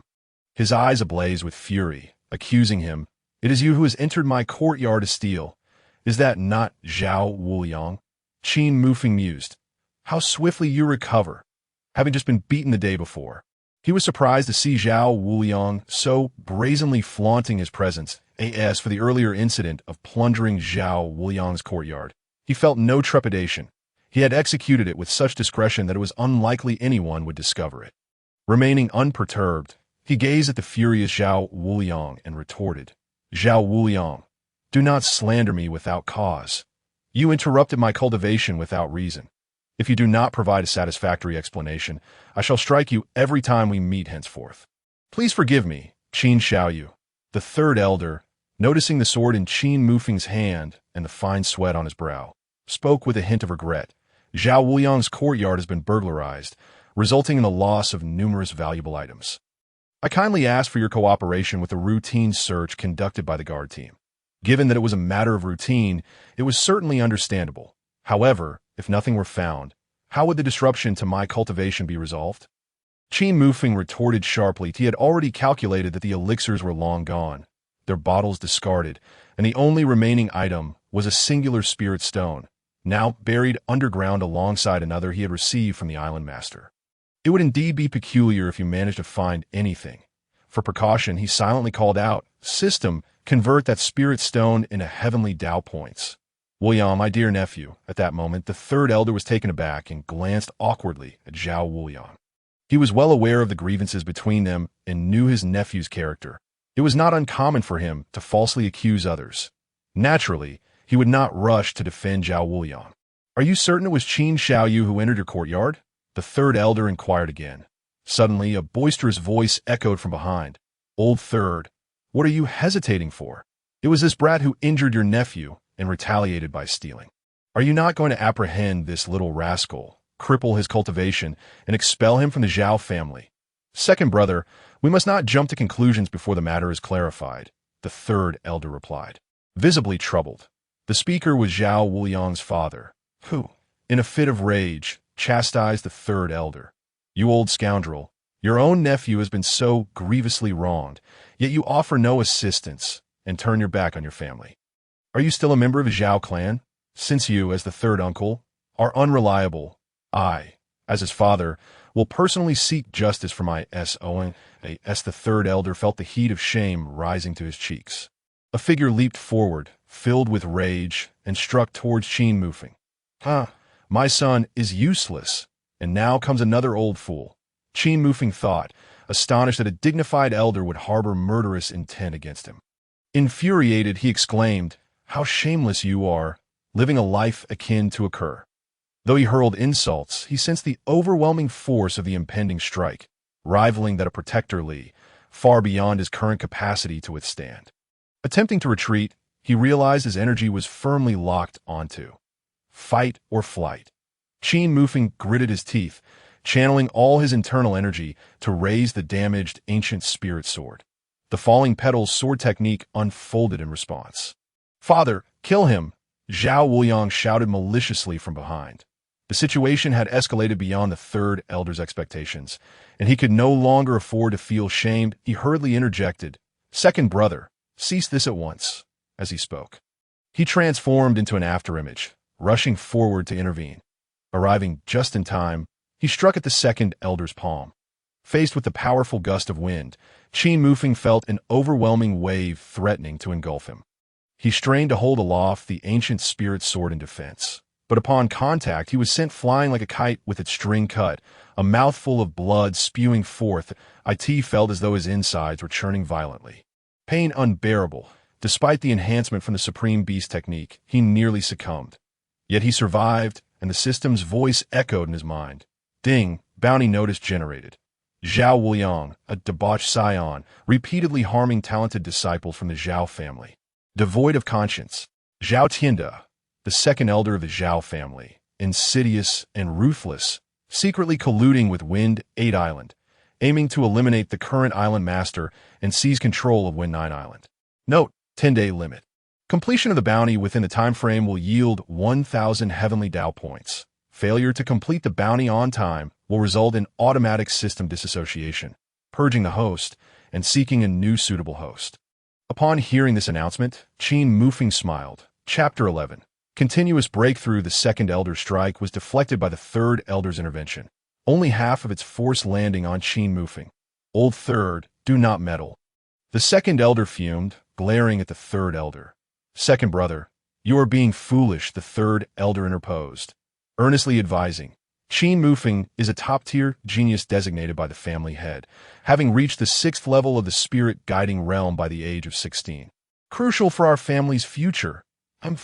My son has been so brutally harmed. Do you still care about his status as a top-tier genius?" The second elder, in the throes of anger, was beyond reason. Simultaneously, seeing Qin Mufeng still smiling on the ground only fueled his rage further, prompting another strike. Qin Mufeng's expression shifted dramatically as he hastily dodged. "If you obstruct me, do not blame my hand for being ruthless." The second elder, Li Tianda, warned coldly, "Get out of the way." Reluctantly, the third elder stepped aside, aware that with the second elder's temperament, a complete falling out was inevitable. The second elder fixed his gaze upon Qin Mufeng, believing that after sustaining half a palm strike, he must be at his wit's end, presenting a perfect opportunity for his son Zhao Wuliang to exact revenge. Consequently, he summoned a sword from afar and tossed it before Zhao Wuliang. Expressionless, commanding, "Wuliang, go kill him and avenge your grievances." Upon hearing this, Zhao Wuliang's face lit up with unrestrained joy, exclaiming, "Yes, father, I will ensure he suffers to death." With that, Zhao Wuliang picked up the sword from the ground and approached Qin Mufeng, standing before Qin Mufeng. Zhao Wuliang sneered, "Qin Mufeng, are you not a top-tier genius? Do you not possess the ability to fight? Yet you will soon meet your demise at my hands. Before long, your top-tier genius token will belong to me, and this spacious and grand courtyard will be mine as well." Despite Zhao Wuliang's advancing threat, Qin Mufeng remained unflustered, even allowing a smile to linger at the corners of his mouth, as if everything was well within his control. Seeing the smile on Qin Mufeng's lips ignited Zhao Wuliang's fury, and he raised his sword to strike fiercely at Qin Mufeng. Everyone believed without a doubt that Qin Mufeng was doomed, with no chance of a comeback. Yet at that moment, Qin Mufeng leaped from the ground, his right hand wielding the battered ancient sword, tracing a trajectory so swift it was nearly imperceptible. Clang! A crisp sound of metal clashing resonated through the night, sharp and melodious, stirring the hearts of all present. Zhao Wuliang's sword was blocked. Before Zhao Wuliang could react, Qin Mufeng moved again, his left hand delivering a palm strike to Zhao Wuliang's abdomen. Uft! Zhao Wuliang coughed up blood, instantly wilting and being propelled backward. Qin Mufeng, drained of energy, was also panting heavily. "Father!" This entire sequence unfolded in an instant, catching Zhao Wuliang completely off guard. He had not anticipated that Qin Mufeng, already on the brink of collapse, would still be capable of fighting back. Instinctively, he cried out as the unexpected turn of events transpired. The second elder reacted swiftly, his expression darkening. "Wuliang!" He hurriedly caught the flying Zhao Wuliang, and, after checking his injuries, his eyes turned crimson with rage as he glared at Qin Mufeng, roaring, "You little brat, how dare you cripple my son's cultivation? I will make you wish for death," setting Zhao Wuliang gently on the ground. The second elder radiated a terrifying aura, his eyes filled with bloodlust as he glared at the pale-faced Qin Mufeng. Clenching his fists tightly, the temperature around them dropped drastically, and a pair of fist shadows, swirling like tumultuous waves, formed and hurtled toward Qin Mufeng. Qin Mufeng felt bitter as he gazed at the massive fist shadow approaching him. The disparity in power too great, he condensed his final reserve of spiritual energy. Preparing to defend himself at that moment, a figure clad in white seemed to materialize out of thin air, standing before Qin Mufeng, slowly extending a hand. The second elder's form froze instantaneously, then he was sent flying backward. "Do you still see me, the family head, in your eyes, Zhao Tianda?" The Zhao family head, with a piercing gaze, stared intently at the second elder, speaking slowly. His voice was not loud but struck like a tempest in the hearts of all present, leaving the area in stunned silence. Not even a breath dared to escape. The second elder, Zhao Tianda, was left reeling from the impact, unable to meet the gaze of the person before him. Yet, the fury over his son's injury compelled him to bellow. "This little brat has crippled my son. I will ensure he pays with his life. Such nonsense from Wuliang is one thing, but for you, the esteemed second elder, to join in this folly, envious and resentful. Where is your consideration for the family?" The Zhao family head questioned, feeling a sense of helplessness. "Old Fourth, do not think that just because you're the family head, Zhao Tianda will fear you. You may protect him for a moment, but you cannot shield him for a lifetime." The second elder, realizing the family head was resolute in protecting Qin Mufeng and showed no intention of seeking justice for his son, retorted angrily, "Family head, if you are dissatisfied, you may challenge me at any time. If you win, I shall relinquish the position of family head to you." The Zhao family head regarded the fierce second elder with an unwavering demeanor, still maintaining a calm expression. Humph. The second elder ultimately refrained from taking action. He understood that it was impossible to do so today. With a cold snort, he lifted the fallen Zhao Wuliang and turned to leave. "Third elder, this matter ends here. Everyone may disperse," commanded the head of the Zhao family, gesturing for all to depart. The third elder exchanged an embarrassed smile with him, then turned and exited the courtyard. closing the door behind him. "That I must have amused you, Qin Xiaoyu," the Zhao family head remarked as he turned back to glance at Qin Mufeng, who resembled a flickering candle in the wind. From his robe, he retrieved a vial of elixir and, with a flick of his finger, tossed a pill into Qin Mufeng's mouth. The pill dissolved instantly upon contact, transforming into a warm flow that coursed through his organs, gradually mending his bodily injuries. Within a few minutes, Qin Mufeng felt his body regain mobility and struggled to stand. "Qin Xiaoyu, what transpired today is a source of shame for my Zhao family, and we shall compensate you accordingly," the Zhao family head said, a hint of shame lacing his words. "If the Zhao family truly feels remorse, perhaps you might consider offering 1,000 or 800 spirit stones." Qin Mufeng replied weakly, waving his hand dismissively. That it troubled him that those who harmed him were Zhao family members, yet it was also they who had come to his rescue. The Zhao family head, exuding a sense of helplessness, felt that Qin Mufeng was being quite unreasonable in his demands, stating with irritation, "There are no 1,000 or 800 spirit stones, at most 10 or 8. With that, the Zhao family head tossed a few spirit stones, which Qin Mufeng hurriedly caught. "Rest well." After casting a deep glance at Qin Mufeng, the Zhao family head departed. Once back in his room, Qin Mufeng sat cross-legged, taking out the 10 spirit stones he had just acquired and holding one in his hand. "My power is far too weak. Had I been stronger than Zhao Tianda, I would not have been injured today," he thought to himself. With that, Qin Mufeng activated the Supreme Beast technique. The previous 2 healing pills had nearly restored his internal injuries. Under the influence of the ancient cultivation method, his cultivation was visibly advancing at an astonishing rate. Before long, the spirit stones were consumed entirely by the Supreme Beast technique, leaving not a trace behind. Suddenly, a system notification chimed. "Congratulations, host, you have ascended to the 7th level of Spirit Attraction Realm, earning 10 points of Heavenly Dao value." Upon hearing the notification, Qin Mufeng paid it little mind and reached for another spirit stone. Half an hour later, with all spirit stones depleted, his cultivation broke through to the 9th level of Spirit Attraction Realm. At this moment, Qin Mufeng stood at the pinnacle of the 9th level of Spirit Attraction Realm. He exhaled a breath of stale air, concluding his training. Such a significant leap in cultivation required a period of consolidation to adapt to the newfound power. "Next, I must diligently practice martial techniques to enhance my combat capabilities," he mused, promptly accessing the system. Host, Qin Mufeng, Mortal, Realm, Pinnacle of Spirit Attraction Realm 9th Level Cultivation Technique, Supreme Beast Technique, Ancient Supreme Technique, Mastery, Novice Martial Techniques, Gale Palm, Low Yellow Rank Martial Technique, Novice Falling Petal Sword Technique, High Mysterious Rank Martial Technique, Initial Understanding, Heavenly Dao Value, 200 points, 20 points obtained from absorbing 1 Spirit Stone, System Version, 2.0 Bounty Completion, 02 Exchange Permissions, activated after a bout of strenuous training. Qin Mufeng gradually succumbed to fatigue and fell into a deep slumber, not awakening until midday the next day. Practitioners at the Spirit Attraction Realm have a considerable need for sleep to restore their mental energy. As soon as he opened his eyes, the system notification resonated in his mind. "Ding, please note, host, that you're currently on the Heavenly Dao Map System version 2.0.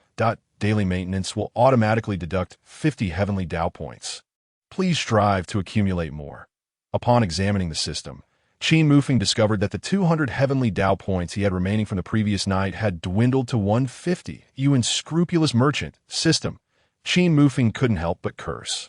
"Please, host, continue your training and strive for upgrades," the mechanical voice replied monotonously. With only 150 Heavenly Dao points left, he could sustain himself for 3 more days.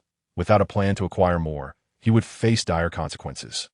Even if he exchanged all his remaining spirit stones for Heavenly Dao points, it would only yield an additional 120 points, merely prolonging his situation for a couple of days. As for the piece of jade, it was unlikely to fetch much in terms of Heavenly Dao points. It was imperative to acquire treasures that could be converted into Heavenly Dao points. With 3 free search opportunities each day, Qin Mufeng resolved to make the most of them.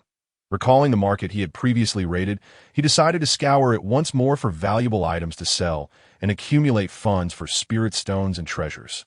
After tallying his possessions, he found himself with a total of 55 taels of gold and set off again. Upon returning that evening, through a series of buy and sell transactions, he had amassed over 5,000 taels of gold, converting it all into gold notes for easier transport.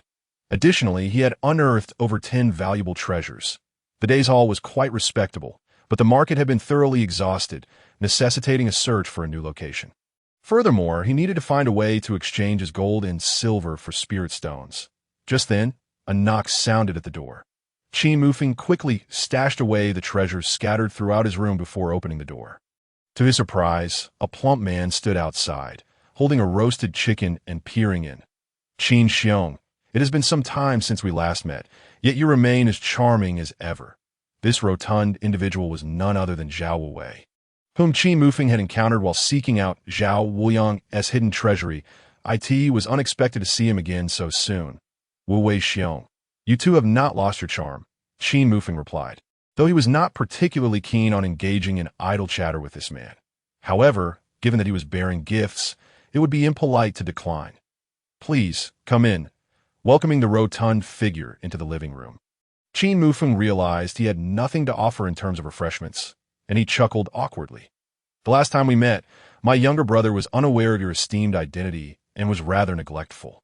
"I apologize for that," the plump man said, sincerity glimmering in his eyes, and no need for such formality. "Wuwei Xiong," Qin Mufeng replied absent-mindedly, his thoughts preoccupied with how to earn money to purchase spirit stones and treasures.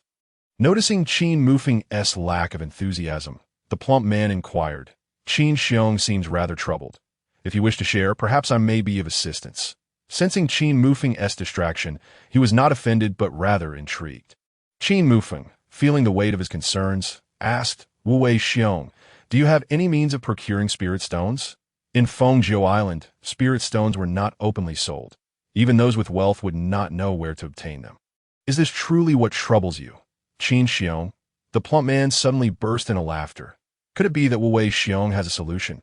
Qin Mufeng's spirits lifted at this expression. "You came to the right person." Zhao Wuwei declared, you know where the spirit stones held by the various families originate." Qin Mufeng shook his head, indicating his ignorance. "They are all purchased from the underground black market," Zhao Wuwei explained. Underground black market? Qin Mufeng had never heard of such a place existing on Fengjiu Island. "I will take you there tomorrow," Zhao Wuwei announced, offering no further explanation. "That would be splendid," Qin Mufeng replied, filled with excitement. The following day, the system dutifully deducted 50 Heavenly Dao points, leaving him with a mere 100 after a day of training. Qin Mufeng finally mastered the basics of the falling petal sword technique. While the Supreme Beast technique remained at the novice level, he could only imagine how formidable it would become once fully mastered. By nightfall, Zhao Wuwei guided Qin Mufeng into the underground black market. To his astonishment, the black market was located directly beneath the very market he frequented. Following Zhao Wuwei, they encountered no obstacles and arrived directly at the location where spirit stones were traded. In the black market, the price of spirit stones was fixed at 100 taels of gold for a lower-grade spirit stone. Spirit stones were classified by quality, with lower-grade stones being the most inferior. Above them were mid-grade and high-grade spirit stones, though news of mid-grade stones was rarely heard on Fengjiu Island. Qin Mufeng presented his gold notes, and shortly thereafter, the vendor brought forth a platter of lower-grade spirit stones, arranged in perfect order. Upon seeing so many spirit stones, Zhao Wuwei regarded Qin Mufeng with newfound respect. After exchanging for the spirit stones, Qin Mufeng intended to leave, but Zhao Wuwei stopped him. "Since we've come all this way, let us take a look around." Qin Mufeng considered it and nodded in agreement. The black market resembled the upper market, though it was an expansive underground space. The distinction lies in its secrecy, concealed from public view, rendering it far more elusive compared to the ordinary realm. Correspondingly, the value of the items within is considerably heightened. In the black market, one can procure not only the usual array of goods, but also many items that are unavailable elsewhere. The identities of those who support the black market remain shrouded in mystery. It harbors numerous illicit enterprises that are prohibited in the outside world, yet the three prominent families tacitly acknowledge its existence, underscoring the extraordinary nature of the black market. Evidently, the rotund man is no stranger to the black market, guiding Qin Mufeng along the way while expounding upon its various aspects. When he introduced the black market arena, Qin Mufeng's interest was piqued once again that he was astonished to learn that one could potentially earn spirit stones through contests held here. Qin Mufeng's understanding of the black market's enigma and the formidable forces behind it deepened anew. Brother Wu Wei, could you enlighten me on the location of the arena you just mentioned? I wish to see it, Qin Mufeng interjected, interrupting the fat man's fervent explanation. Chapter 13. The Challenge at the Heart of the Black Market. A colossal arena stood, surrounded by a throng of spectators, where two combatants were already engaged in a fierce battle. Victory for King Kong! Victory for King Kong! Echoed the shrill cries and screams from the crowd. Those gathered below, clad in opulent attire, clearly distinguished themselves from the average populace, unabashedly shouting and cheering for their chosen fighters. Qin Mufeng, having just entered this raucous environment, felt somewhat out of place amidst the clamor. The rotund man continued to elucidate. Most of the onlookers here are minor families or merchants, each having placed bets on the fighters in the arena. If their chosen fighter wins, they stand to gain a commission based on the odds. Qin Mufeng mused to himself, isn't this akin to a betting house? Indeed, it seems that regardless of the realm, the intrinsic tendency towards gambling is universal. Observing the fervent gamblers around him, Qin Mufeng chose to focus his gaze on the two combatants in the arena. One was a brawny figure, resembling a gorilla, adorned with the characters King Kong emblazoned on his attire, at the late stages of the 9th layer of spirit attraction. The other, slightly leaner, bore the title Black Wolf, and was at the mid-stages of the same realm. Given the overwhelming cheers for King Kong, Qin Mufeng surmised that the crowd deemed him the favored contender. However, upon closer inspection, he noted that Black Wolf's movements surpassed King Kong's in agility, evading each of King Kong's assaults with remarkable finesse. It was not long before King Kong began to exhibit signs of fatigue, both physically and spiritually, slowly succumbing under the relentless pressure of the battle. True to form, King Kong's offensive began to falter, allowing Black Wolf to seize an opportunity for a counterattack, delivering a flurry of strikes that left King Kong on the brink of unconsciousness, ultimately leading to his defeat. The crowd, which had previously rallied behind King Kong, erupted into a chorus of derision. Black Wolf is formidable, achieving a 9 consecutive win streak. One more victory, and he will claim 10 spirit stones. The cheers for Black Wolf grew ever louder at a notice beside the arena stipulated. Combatants face life and death on the stage. A single victory earns 50 taels of gold, while death grants 10. Achieving 10 consecutive victories will reward the fighter with 10 spirit stones, and becoming the final champion of the night will also yield 10 spirit stones. This enticing prospect ignited a spark of ambition within Qin Mufeng, that I could accumulate spirit stones through combat, he thought, exhilarated by the newfound path to wealth. After observing several more bouts, Qin Mufeng felt confident that his own abilities would suffice. For as the saying goes, fortune favors the bold. He conveyed his intentions to the rotund man, who, with a glimmer of excitement in his eyes, replied, "Have you made up your mind? Let me find a way." Soon after, the rotund man led Qin Mufeng to a middle-aged individual. "Manager, this is my friend. He wishes to fight in the arena," the rotund man declared to the middle-aged man. The latter's gaze fell upon Qin Mufeng, narrowing slightly. Yes, that's me," Qin Mufeng affirmed with a nod. The middle-aged man chuckled lightly and said, "You can fight, but be aware, the arena is a battleground of life and death. Have you given this due consideration?" "I have," Qin Mufeng replied resolutely. He had observed several battles and was fully aware of the risks. The opportunity to earn spirit stones was too precious to squander. The middle-aged man smiled again, stating, "With your cultivation at the 9th layer of spirit attraction, you're unlikely to fall easily. Your confidence suggests you're aiming for a 10-win streak. Am I correct?" Qin Mufeng, taken aback by the man's perceptiveness, nodded in agreement and replied, "Who wouldn't desire a 10-win streak in the arena?" The middle-aged man then instructed, "Choose a moniker for yourself." Moniker, Qin Mufeng contemplated the likes of King Kong and Black Wolf before deciding. "Let it be the Madman. If all is satisfactory, please affix your handprint on this contract," the middle-aged man said, sliding a document toward Qin Mufeng. After perusing the contents, Qin Mufeng decisively pressed his hand upon it. "This will serve as your identification badge," the middle-aged man remarked, tossing Qin Mufeng a wooden plaque inscribed with the characters Madman in a distinctive ink. "May I inquire when I might ascend the stage?" Qin Mufeng asked, clutching the plaque yet remaining in place. "Currently, the matches are full. Should a slot open up, you will be notified. You may wait nearby," came the middle-aged man's reply. "Thank you very much." Qin Mufeng bowed in gratitude, and then walked aside with the rotund man. "Why do I feel an ominous sense of threat from someone merely at the 9th layer of spirit attraction?" the middle-aged man murmured as Qin Mufeng departed. "This fellow, the madman, merits closer observation." On the arena, the host began to announce the next match. Next up, Blood Tiger versus Black Wolf. Just as the words left his lips, a voice rang out from the back. "Blood Tiger forfeits." The host continued. "Blood Tiger forfeits. It will now be Magic Serpent against Black Wolf." Magic Serpent forfeits. As the host announced the final contestant's forfeiture, he appeared somewhat bewildered. What is happening? Are all the fighters frightened of Black Wolf? At that moment, Black Wolf, filled with arrogance, tilted his head back and bellowed, "Is there not a single soul brave enough to face me?" The crowd erupted into a cacophony of cheers. "Black Wolf is invincible. Black Wolf is invincible." Once again, the host declared, Black Wolf has achieved 9 consecutive victories, making him the strongest champion of the night. Thus, is there any brave soul willing to challenge him? If not, Mr. Black Wolf will be crowned the champion tonight. Black Wolf was on the verge of a 10-win streak, which would earn him an additional 10 spirit stones. However, with no challengers in sight, his frustration mounted as he scanned the audience, hurling insults. "You cowards, not a single one of you dares to step forward." Despite Black Wolf's provocations, no one dared to answer.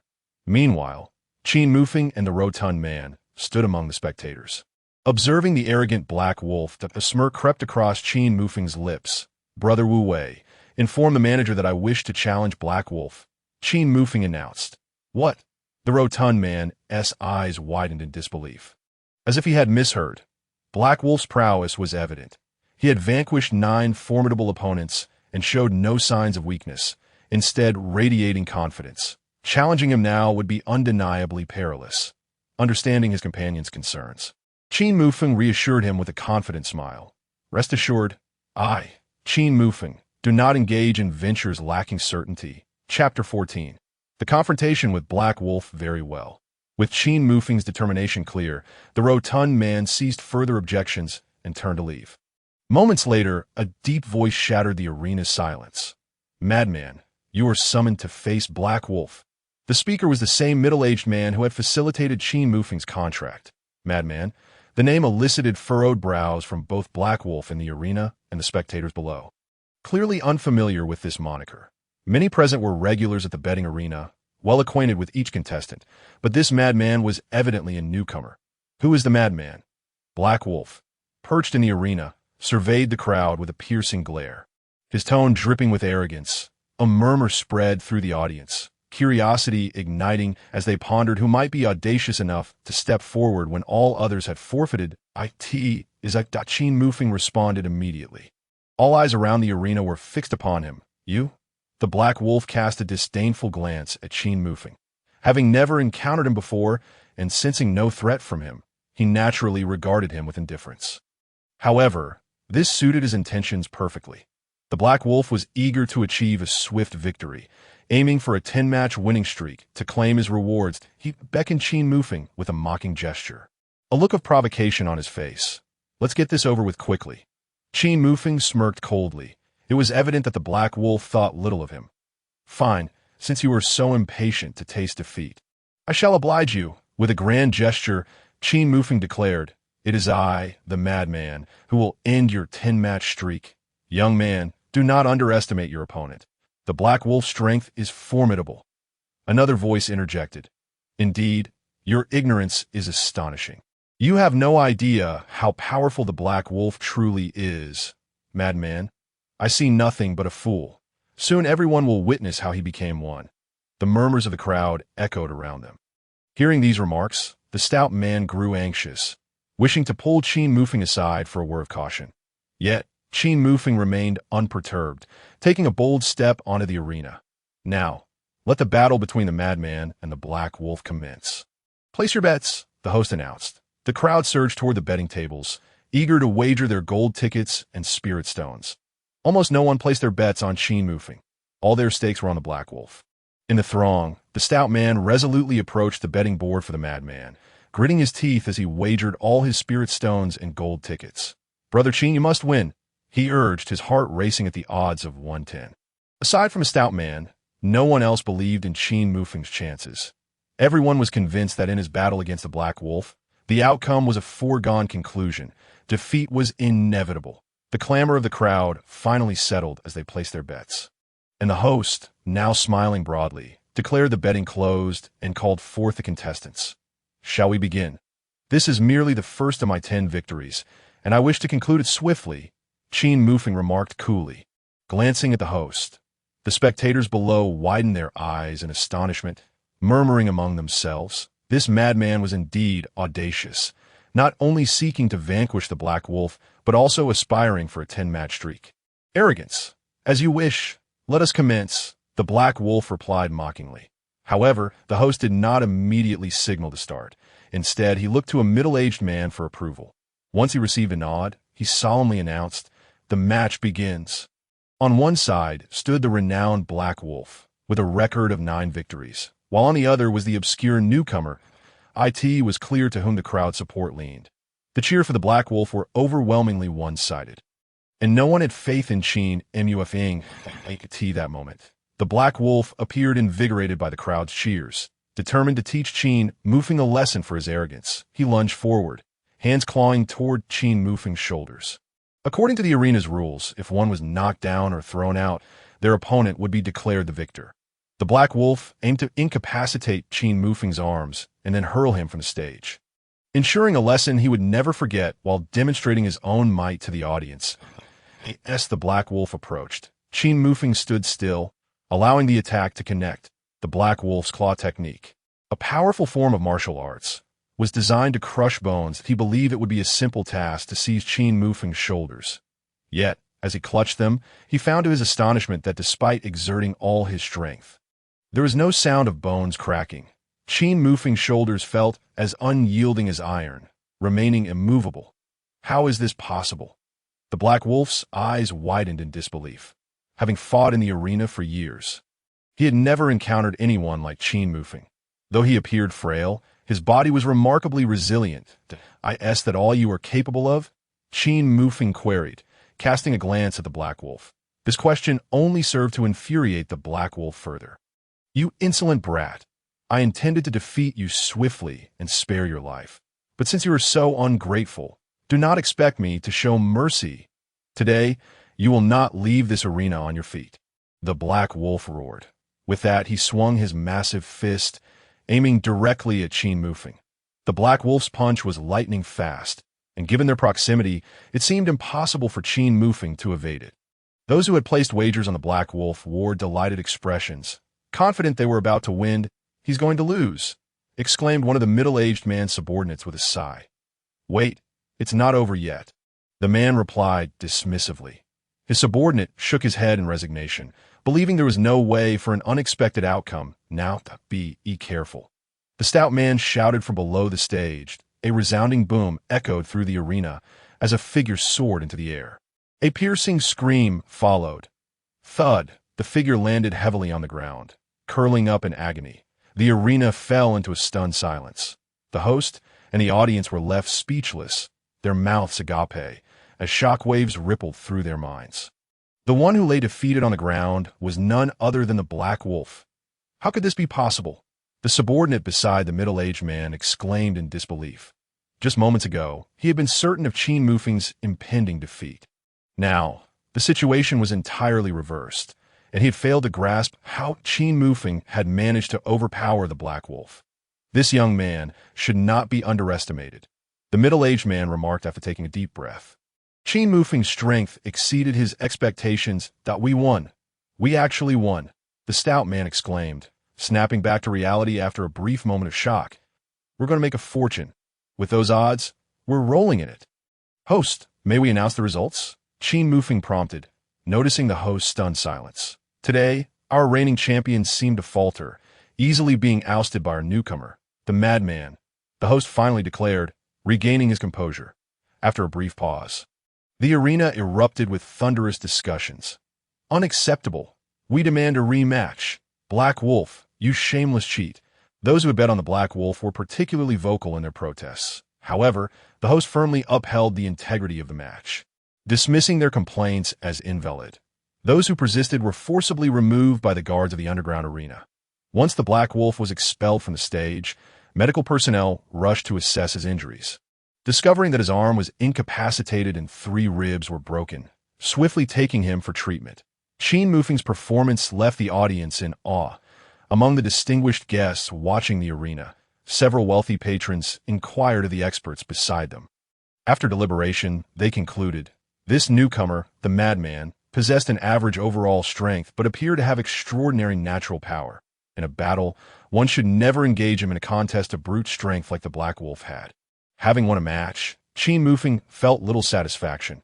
He did not seek to showcase his strength to the world, and thus the crowd merely attributed the outcome to the Black Wolf's poor performance. The host continued, let us congratulate Mr. Madman on becoming tonight's new champion. I ask there any brave soul who wishes to challenge our champion for the ultimate title. Upon hearing this, many contestants who were dissatisfied with the Black Wolf's performance rushed to sign up for a chance to challenge the madman, doubting he possessed the strength to truly surpass the Black Wolf, believing his victory to be mere coincidence. Are you ready to continue? The stage manager inquired. Proceed, Qin Mufeng replied nonchalantly, if every match is this effortless, these spirit stones will be too easy to acquire. He mused. Logically, having defeated the Black Wolf, no one should dare to challenge Qin Mufeng. Yet, there were still those who, blinded by arrogance, believed they had discerned a weakness in him. This madman seems formidable due to his great strength, but he lacks experience in the arena. He may not be able to continue winning, one analyst proclaimed. With that, someone shouted, I want to fight the madman. Very well. The referee nodded slightly and then arranged for the battle to commence. This contest concluded with remarkable swiftness. From the moment it began until its end, it lasted less than 3 breaths. As soon as the opponent stepped onto the stage, he was sent crashing down by a single kick from Qin Mufeng, suffering multiple broken ribs. Qin Mufeng's fighting style was exceedingly peculiar. Never before had anyone witnessed such unorthodox tactics. Moreover, his strength was truly formidable, as no one could withstand the force of his kick. The crowd erupted in cheers. One kick madman! One kick madman! They began to realize the immense power of this madman. Ignoring the fervent cries from the crowd, Qin Mufeng turned his back to them, presenting a cold and unyielding silhouette. He was undoubtedly a dark horse. Indeed, he was the greatest dark horse of the night, with the potential to challenge the 10 consecutive victories on the arena. Discussions among the spectators intensified, with speculations arising regarding Qin Mufeng's identity. Was he perhaps a scion of a prominent family seeking experience? The expressions of several wealthy patrons darkened as they began to whisper among themselves. They had already lost a considerable sum of money that evening, and if they failed to dethrone the champion, they would incur substantial losses. After a brief consultation, a few wealthy patrons summoned experienced fighters from their ranks to confront Qin Mufeng. However, while their intentions were noble, reality proved to be cruel a mere 15 minutes later. Qin Mufeng sent yet another opponent tumbling off the stage, achieving his 5th consecutive victory. The crowd's conviction in Qin Mufeng's prowess grew ever stronger. The moniker of One Kick Madman began to gain traction in the underground arena. Throughout the night, Qin Mufeng fought 10 matches, winning each one. The emergence of this new 10 consecutive victories drew attention from all corners, yet no one dared to step forward to challenge him. Qin Mufeng was duly awarded the title of the strongest champion of the night. After receiving the reward for his 10 victories and the title of strongest champion, Qin Mufeng and his rotund companion swiftly departed the black market. Returning to the island lord's mansion in Qin Mufeng's room, the two began to tally their earnings. To their astonishment, they had amassed a total of 150 spirit stones throughout the night. Qin Mufeng himself had not anticipated such a substantial gain. Observing the resentful expression on his companion's face, he decisively handed over 50 spirit stones, sincerely stating, "Wei brother, thank you." The rotund man graciously accepted, exclaiming, "Qin brother, You are magnanimous.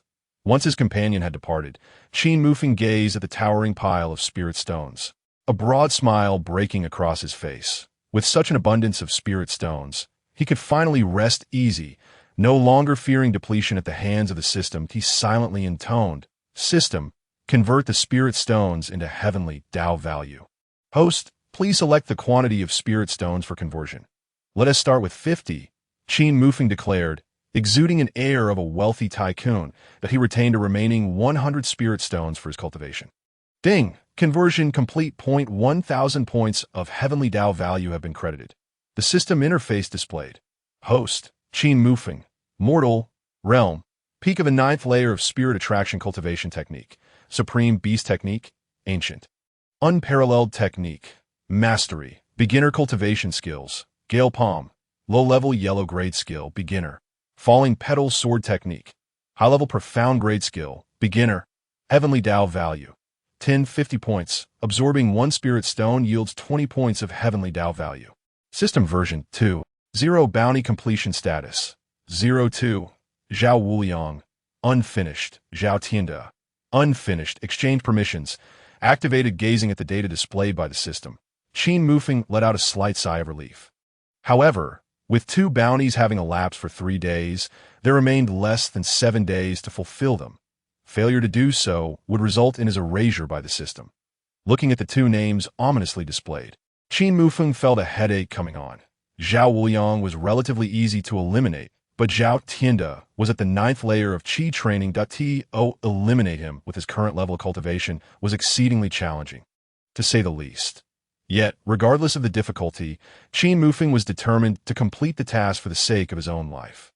Gritting his teeth, he closed the system interface and began to devise a strategy to accomplish this daunting bounty. Suddenly, an idea struck him. Zhao Tianda held a grudge against him, eager to kill him without delay. He could easily use himself as bait to lure Zhao Tianda in. The next step would be to find a method to eliminate them. Unbeknownst to Qin Mufeng, as he plotted against Zhao Tianda, danger was gradually closing in on him. Chapter 16.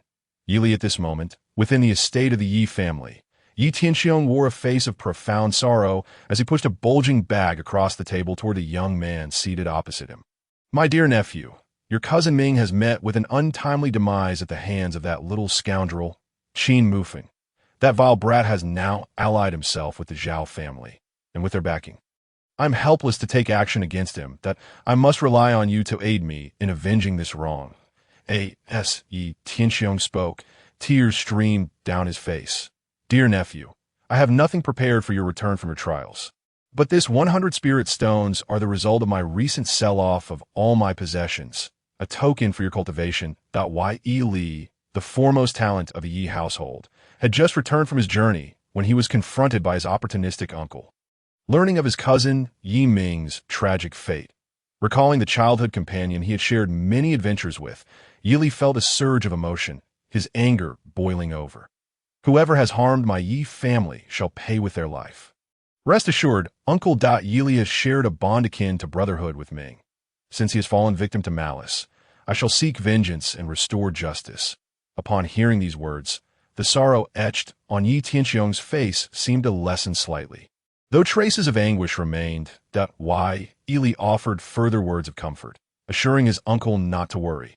After finally seeing Yi Tianxiong off, Yi Li turned to the rising sun outside the window and muttered to himself, "Zhao Wushuang, I have returned." A powerful sense of confidence emanated from his gaze.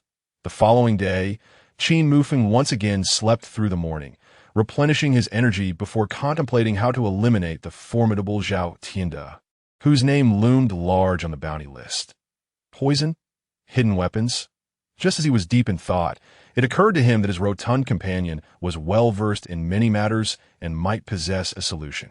When he located the rotund man, he found him tinkering with various bottles and jars in his home, covered in grime and displaying a dejected demeanor, evidently having failed at alchemy. Upon hearing a knock at the door and seeing Qin Mufeng, his face brightened considerably. The rotund man led Qin Mufeng to his living room, where they exchanged pleasantries. Qin Mufeng subtly expressed his intentions, merely stating his desire to acquire some unconventional means of self-defense.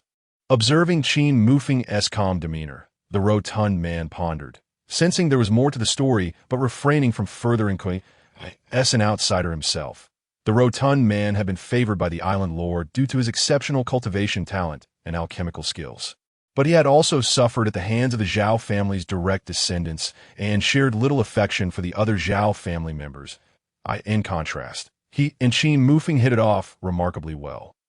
As if they were kindred spirits, the rotund man urged Qin Mufeng to take a seat while he rummaged through his alchemical chamber, returning shortly with a bottle labeled Spirit Dispelling Powder. Upon seeing the bottle handed to him, Qin Mufeng's heart leaped with joy. The rotund man cautioned, "This substance has no antidote, so be careful not to touch it if someone in the spirit attraction realm comes into contact with it. Their spiritual energy will dissipate instantly. For those in the Qi training realm, their spiritual energy will be halved within 3 hours." As he spoke, the rotund man retrieved another vial of healing elixir and tossed it to Qin Mufeng. After bidding farewell to his companion, Qin Mufeng resolved to investigate the second elder's circumstances and lay the groundwork for his plans. Since the previous incident, to protect Qin Mufeng, the second elder Zhao Tianda had been relieved of all duties by the island lord and confined to his estate for reflection. In recent days, Zhao Wuliang had also been kept close to the second elder for recovery. With the two of them together, it would not be easy for Qin Mufeng to make a move. From a distance, Qin Mufeng gazed at the second elder Zhao Tianda's secluded villa, deep in thought about how to eliminate them without alerting the island lord's household. Suddenly, a commotion erupted around him. "Quick, everyone! Yili has come to challenge us. Miss Wushuang has emerged from seclusion." Miss Wushuang, known as Zhao Wushuang, was someone Qin Mufeng had some knowledge of. She was the most talented member of the younger generation in the Zhao estate. Only 18 years old, but reportedly on the verge of breaking through to the Qi training realm that in his previous life, Qin Mufeng would not have even been qualified to look up to her. However, the current Qin Mufeng stood at the peak of the 9th layer of spirit attraction, cultivating an ancient and unparalleled technique such as the Supreme Beast technique, and he was confident that he could surpass Zhao Wushuang. As for Yili, he was particularly familiar to Qin Mufeng, being the foremost talent of the Yi family with whom he had a past grievance. It was said that Yili had challenged Qin Mufeng, but was intercepted by Miss Wushuang. Is that so? Qin Mufeng has slain Yi Ming of the Yi family, and now Yili, the most talented individual of the Yi clan, has come seeking vengeance, only to be intercepted by Miss Zhao. Where are they? At the martial arts arena. Hurry, or we shall miss the spectacle. The passers-by engaged in animated discourse, their words intertwined in a manner that seemed to relate to Qin Mufeng. He altered his course and proceeded towards the arena. Upon arriving, he beheld a gathering of disciples from the Zhao family, with two figures at the center of the arena. The woman exuded an ethereal grace, while the man appeared to be brimming with confidence. "Let us dispense with pleasantries. Qin Mufeng has killed my cousin. I have come to exact my revenge. Since you are hindering me, let us first measure our progress over the past year and see who has advanced further. If you lose, you shall not obstruct my quest for vengeance against Qin Mufeng. That I trust you will honor your word," Zhao Wushuang declared with a demeanor as frigid as a moonlit night. At that moment, Qin Mufeng witnessed the unfolding drama, feeling increasingly uncomfortable as the two exchanged words, seemingly disregarding him, the very subject of their discourse. "That on what grounds do you determine my fate?" he shouted in anger as he stepped forward, positioning himself not far from the two combatants. "Qin Mufeng, how dare you show your face?" Yili proclaimed from his elevated stance. "You ought to return whence you came," Zhao Wushuang retorted, her irritation evident. "Since he has come seeking me, it is my responsibility to face him. I do not require a woman to shield me," Qin Mufeng replied, unperturbed by their opinions. Zhao Wushuang, slightly vexed, responded, "If it were not for my uncle's orders to protect you, I would hardly bother. Please convey my gratitude to the head of the family, but I, Qin Mufeng, prefer to shoulder my own burdens. My apologies." He gestured respectfully towards Zhao Wushuang. "It seems someone is deluding themselves." Yili scoffed. "Humph." Zhao Wushuang turned to leave, advising him to take care of himself. Observing her retreat, Qin Mufeng was met with scorn from the disciples below, who hurled insults at him. What an ungrateful fool. What audacity! This only served to stoke the embers of frustration within Qin Mufeng. "Should we commence, do so swiftly."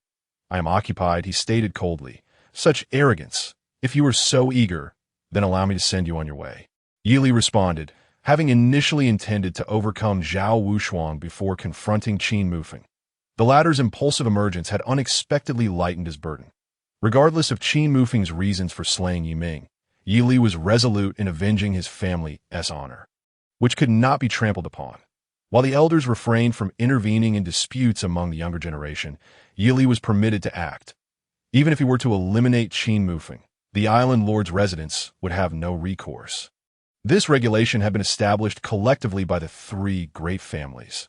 The older generation could not interfere with the younger, yet the latter could engage in challenges with fewer restrictions, provided they did not resort to treachery. It was designed to foster growth among the youth, yet had unwittingly become a means for the Yi family to avenge Yi Ming openly. Chapter 17. A display of power. Yili had long resided beyond the island. Adrift on the vast ocean, alone in a boat for a year. The family's most potent technique, the Xian Shui Ju, had matured under the nurturing currents of the ocean's vitality, and when combined with the family's supreme art, the Duan Lu Dao Ju, it was sufficient to contend with a typical practitioner at the first level of Qi refinement. Prior to his arrival, Yili had researched Qin Mufeng's background, just 10 days prior. He was an ordinary individual, yet 5 days ago, he had suddenly ascended to the 6th level of spirit guidance, thus garnering the Zhao family's attention. He must have encountered some extraordinary fortuity. Having never witnessed Qin Mufeng in action, Yili could not ascertain his true strength. However, he firmly believed that no matter how extraordinary Qin Mufeng's talents, he could not possibly surpass Yili's years of diligent cultivation as a genius. Yili harbored a profound confidence. Facing someone of lesser cultivation like Qin Mufeng, he deemed it unnecessary to reveal his trump cards. Locking on a Qin Mufeng with his aura, Yili wielded an ancient long knife. Its might propelled by his peak cultivation at the 9th level of spirit guidance, manifesting as a dark spectral image that surged towards Qin Mufeng's visage. The blade whistled through the air, its lethal intent palpable as it swiftly approached. Feeling the overwhelming menace of the blade, Qin Mufeng's expression shifted to one of gravity. This was the most formidable opponent of his age he had encountered thus far. Distinctly different from the likes of Yiming. Yili was the true prodigy of Fengjiu Island. Instinctively, Qin Mufeng lifted the ugly, tattered sword wrapped in cloth, positioning both hands defensively before him. Though he could not access the inheritance within the sword, its very material was remarkably sturdy. Even the rust upon it was formidable enough to leave Qin Mufeng at a loss. Adhering to the principle of utilizing all available resources, he decisively adorned it with an elegant cloth cover, keeping it close at hand as his weapon. With a resounding clang, the blade struck the long knife, shattering the cloth cover and revealing the sword's unsightly form beneath. In the arena, Qin Mufeng's cultivation at the 9th level of spirit guidance was fully displayed as he braced against Yili's onslaught. Yili was taken aback to see Qin Mufeng's cultivation level matching his own at the 9th level of spirit guidance. A flicker of astonishment crossed his gaze, quickly replaced by a fierce glint as he exclaimed, "I underestimated you. You have indeed reached the 9th level of spirit guidance. Given more time, you may even surpass me. Alas, your time is up. You shall undoubtedly perish today. Who meets their end remains to be seen." Qin Mufeng retorted coldly, harboring no hesitation towards Yili, his destined adversary. "This fellow has already attained the 9th level. How brief a time has passed. Is this truly a genius? Is he even human?" The onlooking disciples of the Zhao family were left in awe, many feeling as though their years of training had been squandered. Truly, one can only feel inferior in comparison. Not far away, Zhao Wushuang, having departed in anger, now watched from a nearby pavilion, her eyelashes fluttering slightly as she contemplated Qin Mufeng's revealed prowess. "Is this the source of your confidence?" With one strike failing to achieve its purpose, upon witnessing Qin Mufeng's cultivation, Yili's resolve to eliminate him intensified. What had once been a quest for vengeance for his cousin, Yi Ming, had now transformed into a necessity to eradicate Qin Mufeng. Allowing such a prodigy to flourish would jeopardize the Yi family's standing on Fengjiu Island. For the sake of the family's future, Qin Mufeng must die. Splitting Mount Hua, Yili shouted in fury. Die, wretch! He unleashed the family's signature Don Lu Dao Ju. Pivoting swiftly and channeling his energy, his long knife aimed mercilessly at Qin Mufeng, intent on cleaving him in twain. Qin Mufeng, witnessing the lethal intent behind the strike, dared not underestimate the assault. He swiftly sidestepped, narrowly evading the blade's edge as it struck the ground, tearing a massive gash in the solid stone, sending debris and dust flying. Qin Mufeng's expression grew increasingly grave. He was fortunate to have avoided the full brunt of that blow, for it would have surely inflicted harm. The disciples of the Zhao family watched in astonished silence, gasping at the might of Yi Li's strike. Is this truly the power of the Yi family's foremost genius? Indeed formidable. Could Qin Mufeng withstand it? Clearly, their faith in the lesser-known Qin Mufeng's abilities was lacking. Yi Li launched another attack, and Qin Mufeng countered each one, his arms vibrating with the impact, drawing the blade to sever water. Yi Li executed a graceful twist, gripping the knife with renewed vigor as he unleashed a relentless barrage upon Qin Mufeng.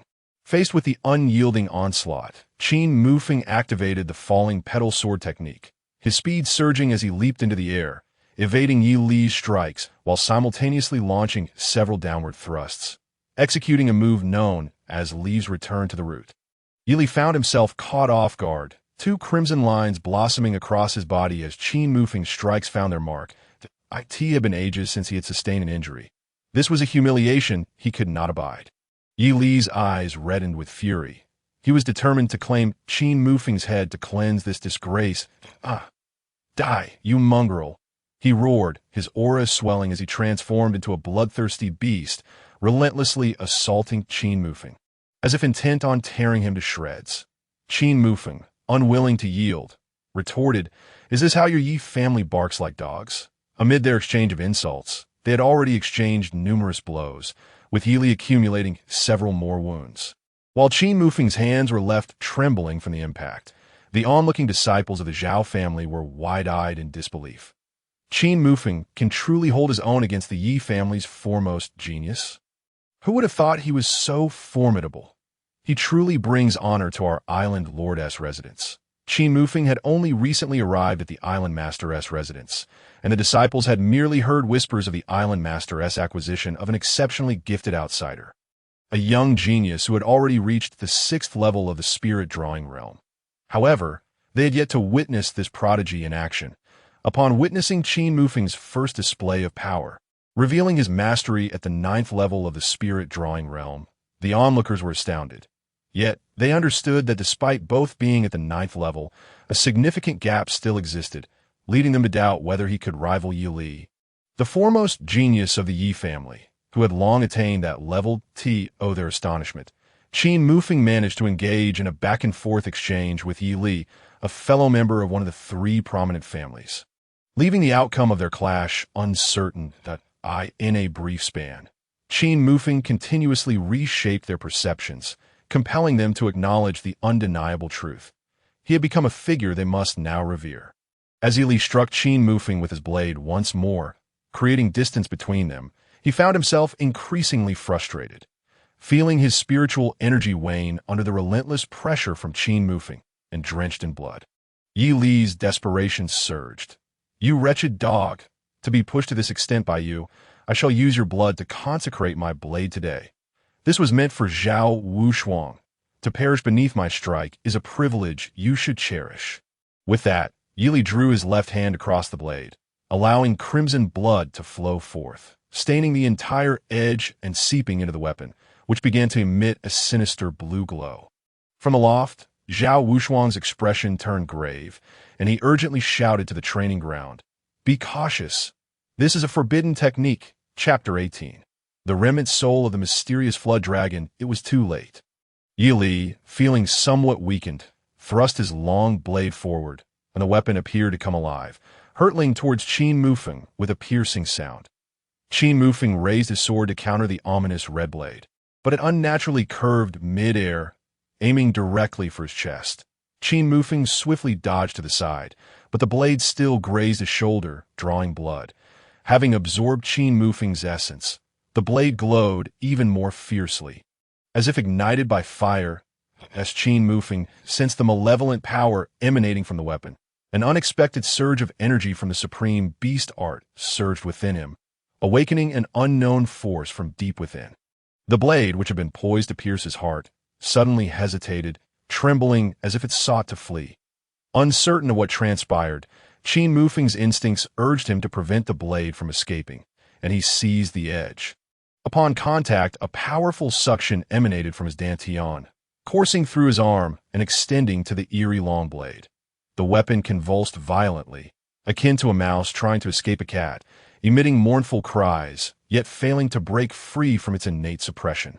Firmly attached to Qin Mufeng's grasp, as Qin Mufeng felt the supreme beast art accelerate within him, a whirlpool formed in his dantian, drawing in the blade's sinister energy and gradually refining it into spiritual essence. Within mere breaths, he amassed enough energy to reach the pinnacle of the 9th level of the spirit-drawing realm, with an impending breakthrough looming. Could this be a breakthrough? Qin Mufeng pondered his precarious situation, feeling a sense of urgency. Please, not now. Yili was still lurking nearby, and many others surrounded him as spiritual energy continued to accumulate within his meridians. Qin Mufeng was filled with anxiety and struggled to suppress it. At that moment, a voice filled with terror emanated from the blade in his hand. No. Senior, I beg you to spare this little flood dragon. What are you? Qin Mufeng inquired telepathically. I am the remnant soul of a millennium-old mysterious flood dragon, residing within your blade. Please, do not refine me. I would willingly serve you, for I possess many other uses. The voice trembled. So, it was you controlling the blade to attack me. Qin Mufeng realized with clarity. That explained how a mere spirit-drawing realm cultivator like Yi Li could command the blade to fly. It was the remnant soul causing the chaos. I swear, it was not my intention. Yi Li commanded me. I shall eliminate him to prove my loyalty. The remnant soul hastily declared at a millennium-old flood dragon, a name that exuded extraordinary significance, might be worth subduing and exploring its potential. Contemplating this, Qin Mufeng replied, surrender your soul imprint. Feeling the terrifying suction of the supreme beast art, the remnant soul of the flood dragon hastily relinquished its soul imprint, fearing that any delay would lead to its refinement. Upon sensing a mysterious connection forming within its essence, the soul felt a surge of joy. Now that the remnant soul had pledged allegiance, Qin Mufeng released his grip on the long blade and commanded, go forth and fulfill your promise. Observing the weakened Yi Li in the distance, Qin Mufeng felt no pity that Yi Li sought to take his life. Thus, he would take Yi Li's as the supreme beast art returned under Qin Mufeng's control. He urgently ceased its operation to quell the overwhelming energy threatening to erupt within him. From a distance, Yi Li witnessed his sacrificial blood-powered blade captured in Qin Mufeng's grasp and instinctively attempted to summon it back. He formed several hand seals, and an intricate wave of energy spread outward. The remnant soul of the flood dragon, having just acknowledged its master and narrowly escaping death, harbored immense animosity towards Yi Li, who had sent it to kill Qin Mufeng. Upon hearing Qin Mufeng's command, it controlled the blade to return. As Yi Li saw the blade come back to him, his heart leaped with joy, and he reached out to catch it. Strangely, the blade did not land in his hand as it usually would. Instead, it continued on its trajectory, plunging directly into Yi Li's chest. Yi Li gazed in disbelief at the blade embedded in his body. Feeling a powerful suction draining his blood, the sensation of death loomed over him, and his consciousness began to fade. No. Yi Li's eyes widened in horror as he emitted a mournful cry, collapsing to the ground. Lifeless, in the loft. Zhao Wushuang furrowed her brow deeply, her face a mask of incredulity. Yi Li had been slain by his own sword.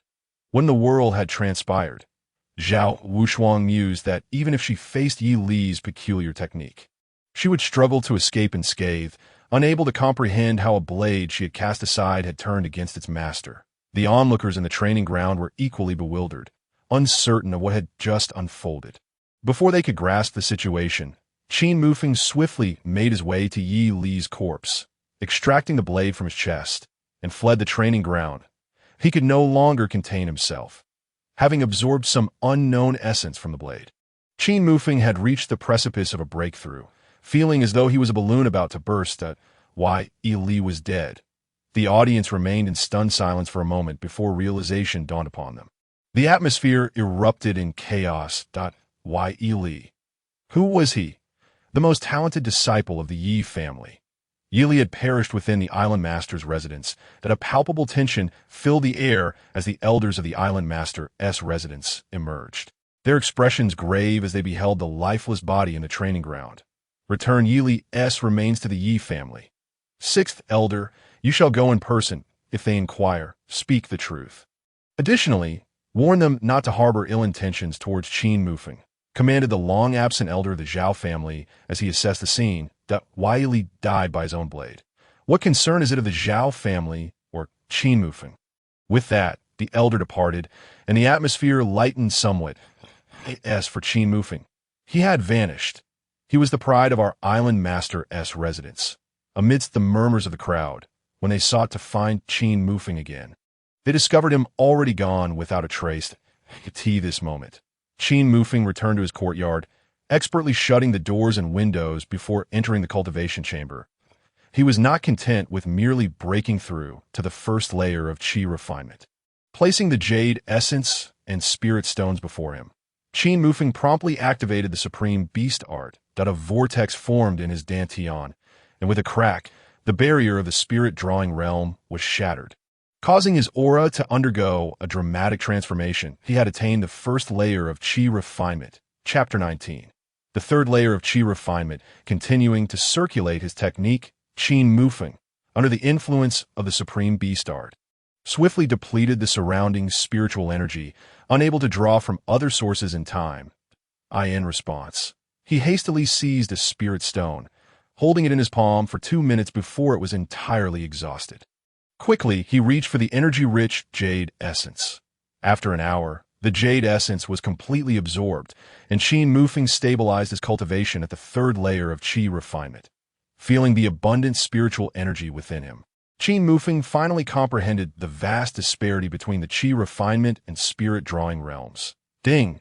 Host has broken through to the third layer of Qi refinement, rewarding 150 points of Heavenly Dao value. At the moment of his breakthrough, the mechanical voice of the Heavenly Path Map System resonated. 150 points? Qin Mufeng was somewhat taken aback and inquired the system, is it true that as one's realm advances, the rewards for each subsequent minor breakthrough increase as well? Indeed, host, the system confirmed mechanically, as the difficulty of the cultivation stages escalates, the rewards for advancement will also be enhanced.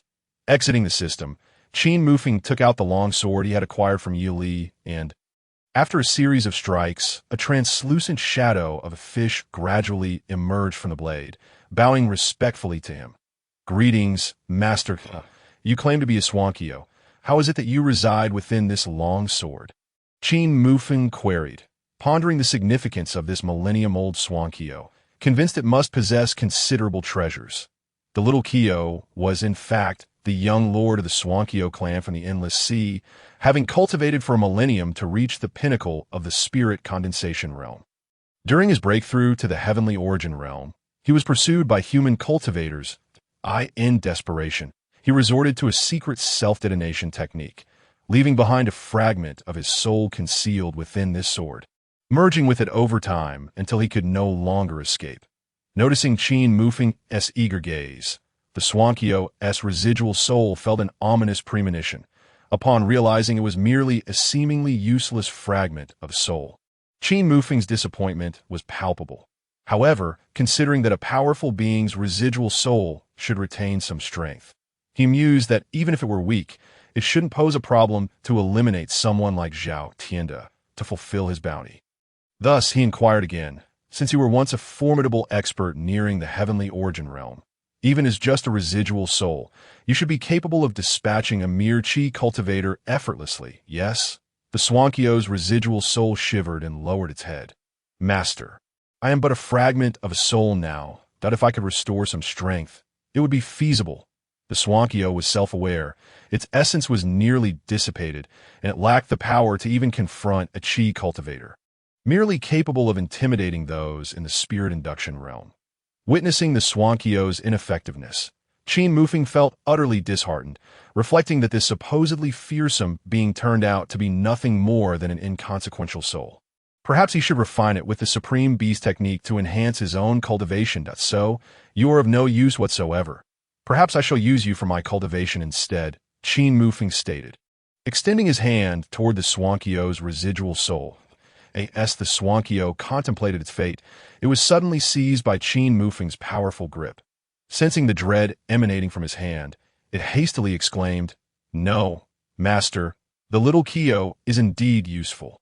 Upon hearing the Swankyo's plea, Qin Mufeng halted his intended cultivation process and asked, "Then tell me, what else can you offer?" "Master, I have previously collected numerous treasures hidden within the endless sea. I can retrieve them for you." The Swankyo's residual soul hurriedly replied. Qin Mufeng recognized the truth in the Swankyo's words and released his grip. "You have reached the pinnacle of the spirit condensation realm. You must possess a wealth of cultivation techniques and martial arts." "Yes," Qin Mufeng spoke sternly. Observing the Swankyo's residual soul, which seemed unwilling to part with its secrets, he ceased to be polite. The Swankyo's residual soul felt a wave of despair. Having been pampered while accompanying Yi Li, it now faced exploitation and frequent demands for its cultivation. Moments later, Qin Mufeng felt a set of cultivation techniques materialize in his mind. It was indeed the martial arts of the Swankyo clan. However, as a human, he couldn't practice this set of techniques. Under further pressure from Qin Mufeng, the Swankyo's residual soul revealed a secret technique known as blood ignition art. This technique was not limited by race. Any cultivator could utilize it, though it bore significant side effects. After its execution, it burned the user's blood to temporarily amplify their strength, allowing the use of others' essence as well. When battling Yi Li, the Swankyo's residual soul had derived an astonishing offensive power from borrowing Yi Li's essence. According to the technique's description, it could potentially amplify combat power tenfold, but the consequences were dire, leaving the user's flesh and blood utterly consumed. Qin Mufeng thought, "What a terrifying technique." Observing the Swankyo's sorrowful demeanor, he quickly painted a hopeful picture. "Once I achieve mastery in my cultivation, I shall aid you in reconstructing your physical form." The Swankyo's residual soul, though skeptical, retreated back into the long sword. Within the Yi family estate, the elders and protectors had convened to the head of the assembly. The patriarch Yi Qing wore a grim expression. His fists clenched tightly, fingertips digging into his palms. Before him lay the lifeless body of Yi Li, not only the Yi family's greatest talent, but also his own son. Countless years of effort had been invested in nurturing Yi Li, who had ascended to the pinnacle of the Yi family's legacy, only to meet such an untimely demise.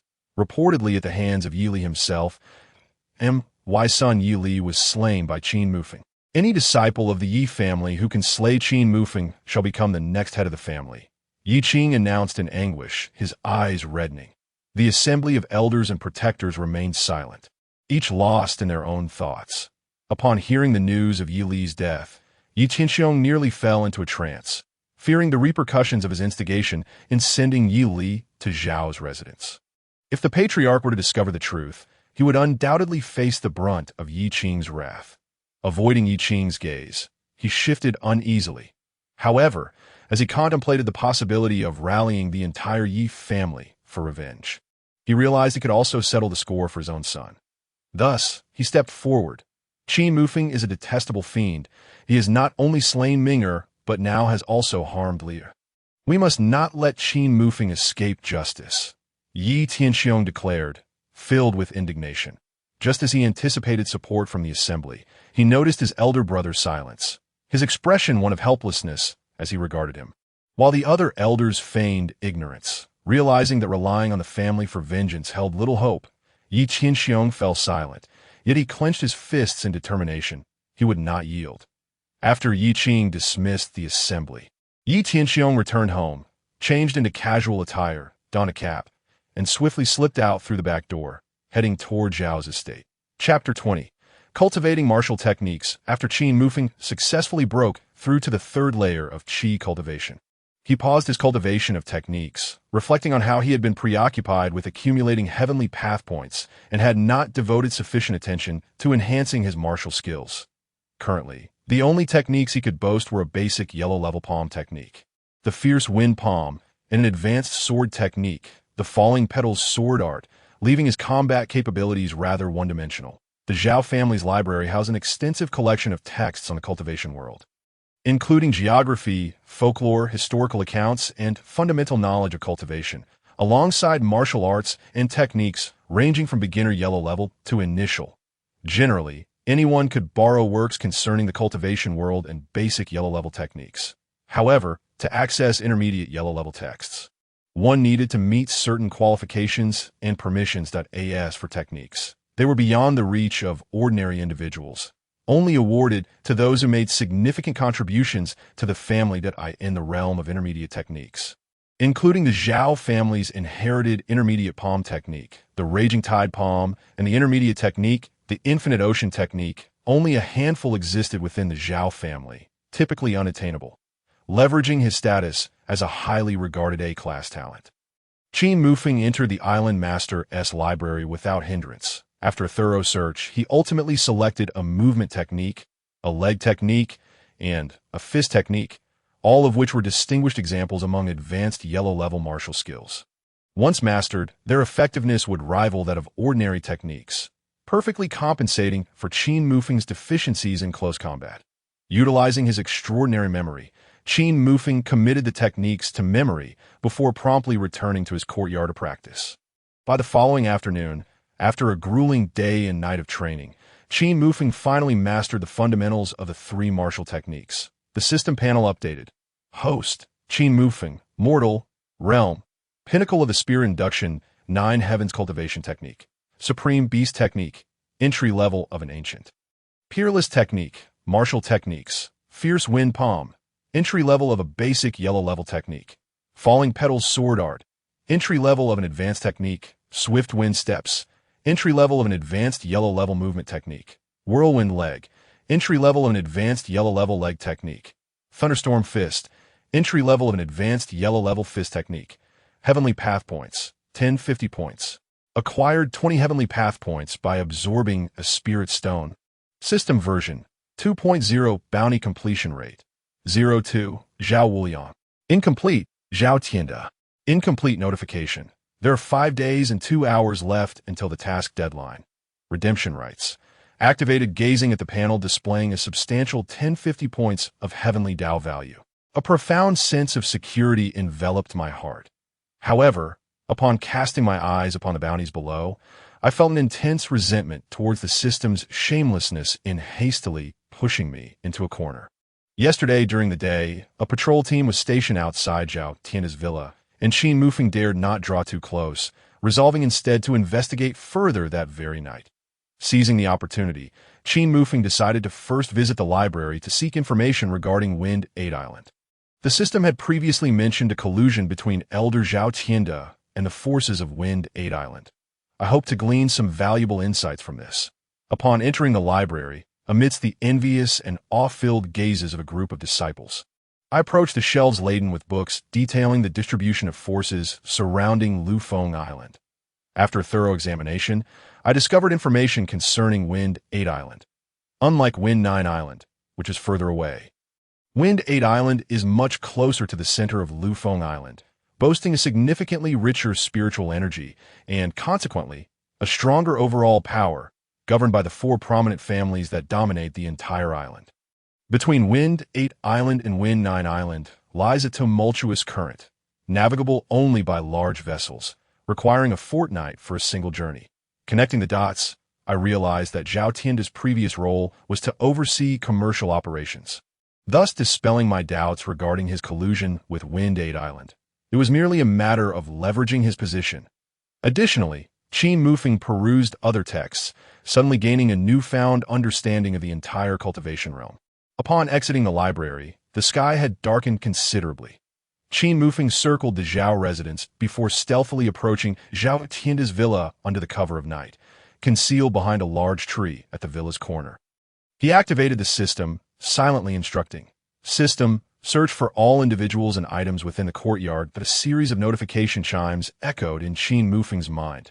Ding, from mortals detected, 1 Kongming stone detected, 1 intermediate Xian level cultivation method detected. This time, Qin Mufeng did not halt the search, allowing the system's notifications to continue. It seemed that Zhao Tianda, perhaps harboring some secrets, had only 2 servants within the expansive villa. Yet, true to his status as an elder, the villa contained a plethora of treasures, including an intermediate Xian level cultivation method, which was already the Zhao family's clan technique. Qin Mufeng listened intently to the system's announcements, feeling an overwhelming urge to break in and loot the place.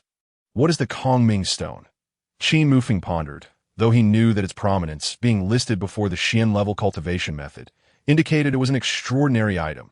According to the system's displayed location, it should be hidden beneath a certain room in the villa, where many of Zhao Tianda's possessions were stored, likely a secret chamber. After the system reported the valuable treasures, it began to announce the less valuable items, a crisp system voice chiming. Ding, the total number of items searched has reached 50.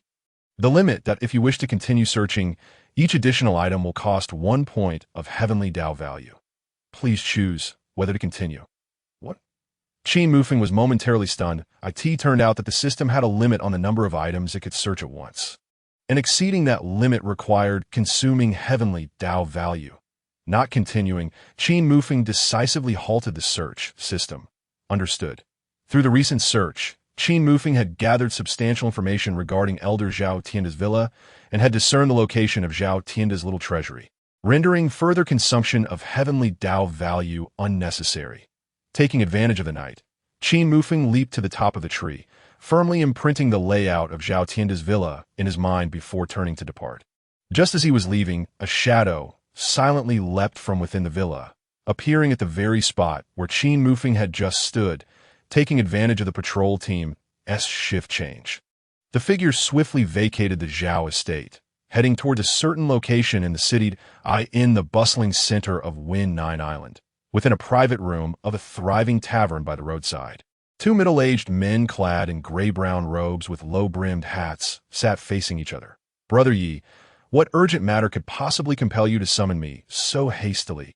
One could easily discern that one of them was a significant figure from the Yi family.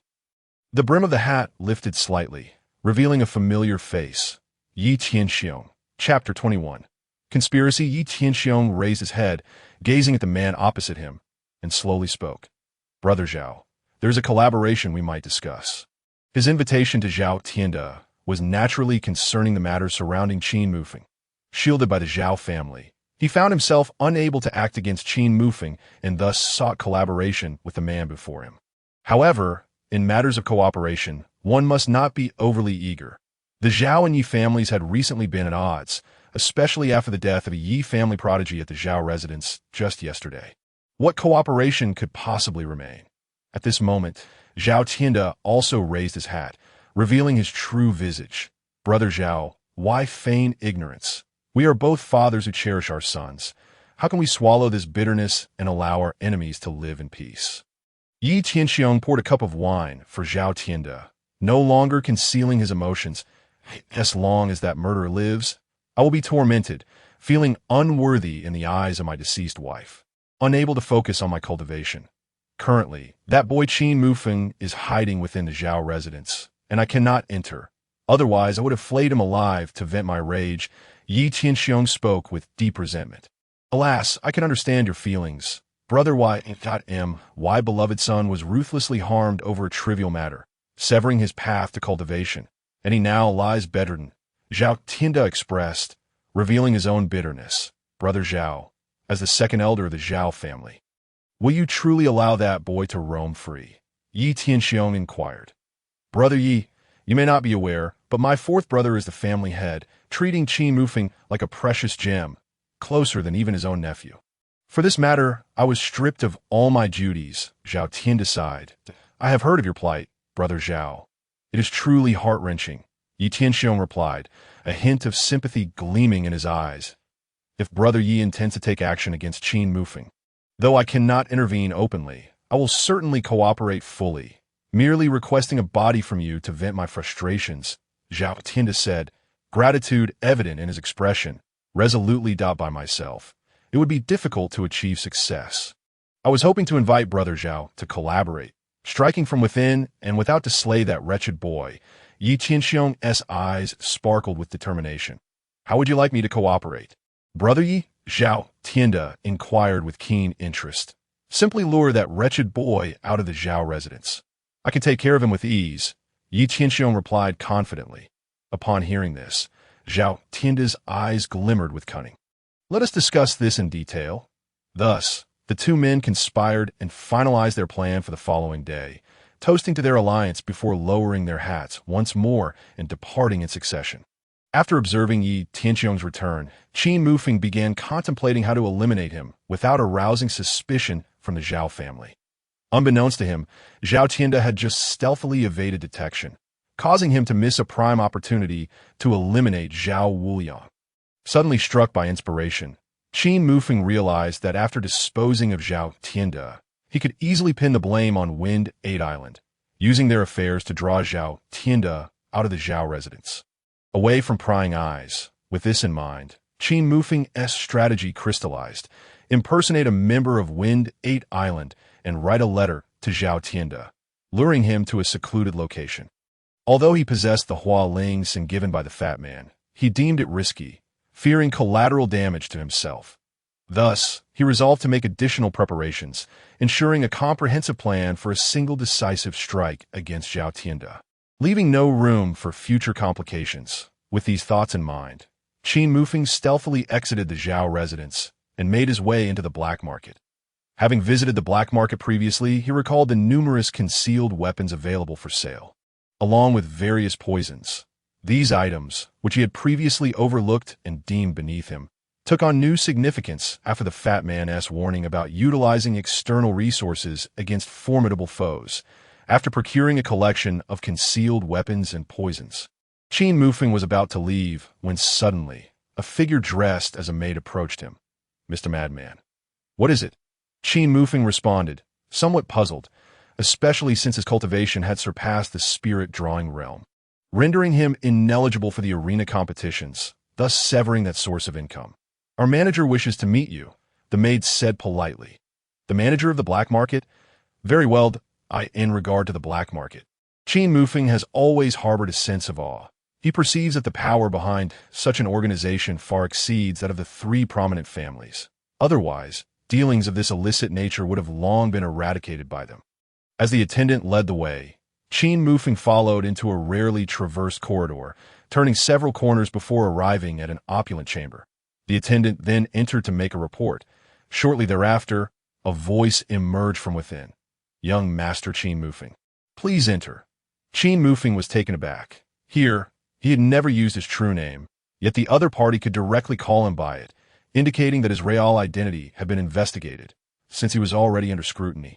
Fleeing was no longer necessary. Stepping into the lavish room, he beheld a woman seated behind a desk, adorned with a hooded cloak. Young Master Qin, please take a seat. Oh, you know me, Qin Mufeng inquired as he settled into a nearby chair. Having practiced for merely 10 days, you have transformed from an ordinary person devoid of cultivation into a practitioner at the 9th level of the spirit-calling realm. Young Master Qin, you are indeed extraordinary. The woman remarked from behind her cloak that I asked that why you have summoned me. Merely to praise me. Though the woman's demeanor did not seem malicious, the uncertainty of her intentions left Qin Mufeng feeling cautious. Pray do not take offense, young Master Qin, the woman said, presenting a jade token through an attendant. What is this? Qin Mufeng questioned, perplexed by the unexpected gift. As merchants, it is only natural that we wish to befriend a prodigy, such as yourself. The woman smiled. This is our VIP identification token, granting you access to premium services and treatment within the black market and auction house. Consider it a token of our meeting. The auction house? Qin Mufeng responded with astonishment, not anticipating that it too fell under their purview. Indeed, it is also part of our enterprise, the woman replied, a hint of pride illuminating her expression upon witnessing his surprise. In that case, I am most grateful. Since you harbor no ill intentions, I shall accept this token. However, I must ask that you keep my identity confidential. You need not worry, young Master Qin, the woman assured him with a smile. After Qin Mufeng exited the room, the attendant murmured, "Miss, do we not place too much emphasis on him? Have we placed too much value on him?" The woman removed her hood, revealing an exquisitely flawless visage, and smiled. "His future surpasses our imagination. Fostering goodwill is certainly preferable to inciting enmity." She continued thoughtfully. Chapter 22. The fat man is captured upon leaving the black market. Qin Mufeng discreetly concealed the hidden weapons and poisons he had prepared, then touched the jade token he had unexpectedly acquired before swiftly returning to his courtyard under the cloak of night. The following day, while practicing the falling blossom sword technique in the courtyard, a melodic yet elusive style of swordplay that blended agility with ethereal grace, mimicking the descent of petals and leaves from trees, he was interrupted by a knock at the gate from a disciple of the Zhao family. "Who goes there?" Qin Mufeng ceased his practice and inquired. "Junior brother Qin, the island master requests your presence," came the respectful voice from beyond the door, halting the knocking. Qin Mufeng furrowed his brow. What could the island master want with him at this hour? After a moment's contemplation with no clear answer, he exhaled and resolved to go. "Very well, I understand," he replied. Upon hearing his acknowledgement, the disciple ceased further conversation and departed. Upon arriving at the great hall of the island master, Qin Mufeng found the head of the Zhao family, the island master. Engrossed in a tome, he bowed respectfully. Qin Mufeng held deep gratitude for this elder, who had extended him great favor upon his entry into the island master's domain. Disregarding his status as an outsider, following the conflict with Zhao Wuliang, the island master had consistently shielded him, even confronting his own brother, the second elder, on Qin Mufeng's behalf. "You've arrived. Please, make yourself comfortable," Zhao family master said, setting down his book to appraise Qin Mufeng. Noticing the considerable strength emanating from him compared to when he first entered, he nodded approvingly. Very well, very well. "Have some tea," Zhao family master added, dismissing those around them. Lifting his cup to take a sip, "This tea is delightful," Qin Mufeng remarked, following suit. "Glad to hear it," Zhao family master replied, his expression shifting to seriousness. "Have you heard of the Grand Island competition? The one held every 3 years?" Qin Mufeng recalled having seen information about it in the Zhao family's library. The Shinkong sect, the only second-tier sect on Lufeng Island, recruits disciples every 3 years. And the Grand Island competition serves as a selection contest for the exceptionally gifted. The last competition had taken place 2 years prior, with the next one still a year away. Actually, the Grand Island competition has been moved up to next month. Zhao family master stated with gravity. "Although you have only recently joined us, I sense your cultivation level now rivals that of the most skilled among us. Y9 Island will hold its internal competition in 10 days. Under your current prowess, you should easily prevail. However, the Grand Island competition gathers the brightest talents from various islands, so I advise you to prepare accordingly." Qin Mufeng nodded in acknowledgement. "Your kindness towards me is greatly appreciated.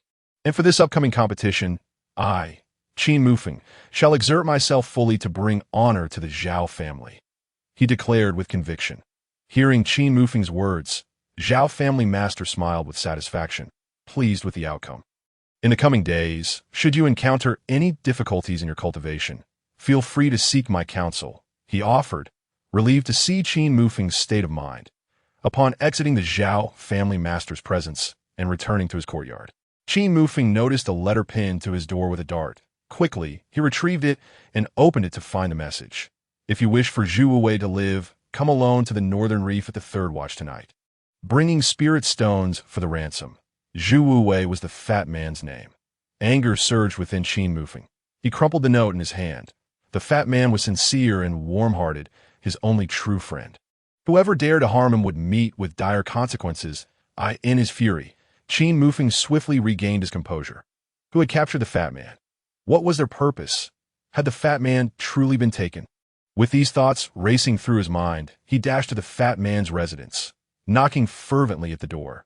After knocking dozens of times, causing the paint to chip from the door, Qin Mufeng, indifferent to the onlookers, leapt into the courtyard. Searching the house, he found no trace of the fat man. Determined, Qin Mufeng ventured out to inquire about the fat man's whereabouts. An acquaintance informed him that the fat man had left early that morning to procure medicinal herbs for alchemy. It was then that Qin Mufeng confirmed the fat man had indeed been taken. He resolved to rescue him. Contemplating whether to seek help from the Zhao family master, he ultimately dismissed the idea, fearing that it might jeopardize the fat man's safety. The captors had demanded spirit stones for the ransom, indicating that the fat man was still secure for the time being, recalling the previous incident 3 days prior, when he and the fat man had won a substantial amount of spirit stones in the black market and subsequently attracted unwanted attention. He realized that this matter had resurfaced on that night. They had collectively gained nearly 150 spirit stones, of which he had given 50 to the fat man, lost another 50 to the system, and spent a few for cultivation, leaving him with just over 100. Returning to his courtyard, Qin Mufeng retrieved all the stones he had hidden underground, packed them into a cloth bag, and prepared to exchange them for the fat man's freedom. The appointed time was at the 3rd watch of the night. He anxiously awaited, not daring to arrive too early for fear of raising suspicion. Finally, night fell. The darkness was so thick that one could scarcely see one's hand in front of their face, and a gentle rain began to fall from the sky. Qin Mufeng donned a black outfit suitable for stealth, placed a hat upon his head, and quietly departed from the Zhao residence, spirit stones in tow. Meanwhile, Yi Qianxiong had received word from Zhao Tianda earlier that afternoon. The fish has taken the bait. At the 3rd watch tonight, do not forget to leave a corpse at the northern reef. Upon hearing the news, Yi Qianxiong let out a hearty laugh that could last. He could take vengeance upon the murderer of his son. He amused himself that Zhao Tianda indeed possessed some cunning, adhering to their agreement by luring Qin Mufeng out. What harm was there in leaving him with a corpse? Inside the Yi residence, he struggled to contain his excitement until nightfall, hastily casting aside all affairs, and made his way to the northern part of the island. The northern region of Wind Nine Island was a desolate area, where sea creatures were rare and coral reefs extended for miles, forming a labyrinth of rocks. After nearly an hour of running from the Lord's manor, Qin Mufeng finally arrived at this cluster of reefs. The variously sized rocks created numerous blind spots, scanning the surroundings. He saw no sign of life as Qin Mufeng landed upon one of the reefs. Pondering how to locate his opponent, a fierce roar erupted from the side. "Little beast, return my son's life." Chapter 23. Qin Mufeng vs. Yi Qianxiong. Simultaneously, the sharp sound of blades echoed in his ears. Qin Mufeng immediately realized it was Yi Qianxiong's voice that he swiftly dodged, but was caught off guard as the blade struck his back. The sound of metal clashing resonating as the blade tore through his satchel, scattering spirit stones across the ground. The spirit stones on his back had absorbed the blow, but the immense force sent Qin Mufeng tumbling into the crevice between 2 rocks, leaving him in a disheveled state. In that instant, his mind raced, and he comprehended the unfolding events. Why, Yi Qianxiong, you old scoundrel, it's you? Qin Mufeng shouted in fury, seeing the multitude of spirit stones spill from Qin Mufeng. Yi Qianxiong was taken aback, but greed soon flickered in his eyes as he contemplated claiming them after killing Qin Mufeng. Seizing the moment of distraction, Qin Mufeng leaped from the crevice, quickly creating distance. "Did you not expect me to be waiting here? I thought you preferred hiding in Zhao's manor. Let's see how you evade today." Yi Qianxiong sneered menacingly. He looked at the disheveled Qin Mufeng without urgency, exuding an air of confidence. Him. Qin Mufeng, a mere trifling figure at the 9th level of spirit summoning, was no match for a formidable practitioner like himself at the 7th level of Qi cultivation. "Indeed, I never anticipated you would stoop so low, you old wretch." Qin Mufeng spat through gritted teeth. It was despicable that Yi Qianxiong dared not approach Zhao's manor to kill him, resorting to such underhanded tactics. Despicable? Oh, it gets even worse. I shall slowly torment you until you experience a fate worse than death before you perish. Yi Qianxiong continued. "Very well, you wish to kill me. Since I am here, release the fat man." Observing the madness in Yi Qianxiong's eyes, Qin Mufeng realized they were now locked in a life-or-death confrontation, and he hastily inquired about the fat man's whereabouts. "Fat man? What fat man?" Yi Qianxiong feigned confusion. "Did you not kidnap the fat man to lure me here?" Qin Mufeng questioned, equally puzzled. Upon seeing the look of bewilderment on Qin Mufeng's face, Yi Qianxiong suddenly understood that Zhao Tianda must have been the one to capture the fat man to entice Qin Mufeng, and he burst into laughter. "Huh! Given that you brought so many spirit stones to your demise, I shall enlighten you. I did not kidnap any fat man. Blame yourself for being so arrogant. Not only killing my son, but also crippling Zhao Tianda's son. I will tell you the truth. Zhao Tianda was the one who lured you out. Ha! Zhao Tianda, that old scoundrel. I had yet to pay him a visit to exact my revenge. And he has already orchestrated this against me. Upon hearing Zhao Tianda's name, Qin Mufeng's expression darkened. Once I deal with Yi Tianxiong, you and your son will be next. He was uncertain of Zhao Tianda's intentions regarding the fat man. But he vowed not to let him escape. Now that we are clear, prepare to meet your end. At that moment, Yi Tianxiong unleashed his family's signature sword technique, the stream cutter, with a ferocity far exceeding that of Yi Li's previous display, unleashing a torrent of blade shadows upon Qin Mufeng. Qin Mufeng promptly activated his wind step, skillfully dodging several strikes, and raised his damaged spirit sword to block the remaining attacks, under the overwhelming might of Yi Tianxiong. A practitioner at the 7th level of Qi cultivation, Qin Mufeng dared not underestimate him, exerting all his strength as a 3rd-level cultivator. The blossoming petals sword technique manifested, and Qin Mufeng's damaged sword swiftly shifted angles to deflect Yi Tianxiong's onslaught. Yi Tianxiong was taken aback upon witnessing Qin Mufeng exhibit the prowess of a 3rd-level Qi cultivator. He had not anticipated Qin Mufeng's rapid growth, advancing to this level in such a short time. Simultaneously, fear gripped him. Had he delayed, Qin Mufeng might have surpassed him. With trepidation, he unleashed even greater ferocity in his attacks. With a thunderous roar, he declared, "The tides are turning."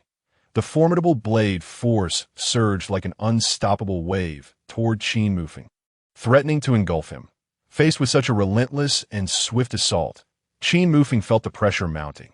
Drawing upon his training, he steadied himself against the onslaught, executing the returning wind and flowing snow technique. He swung his sword with unparalleled speed, creating a protective barrier around him. The crashing waves collided against this shield, producing a dazzling display of sparks. Clang, clang, clang. The cacophony of impacts rang out as his sword met Yi Tianxiong's blade dozens of times, emerging unscathed.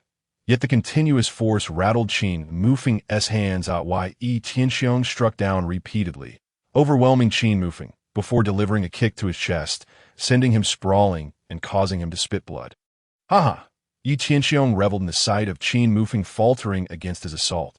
Little beast, had you not slain my son, with your potential, you could have become a formidable force in time.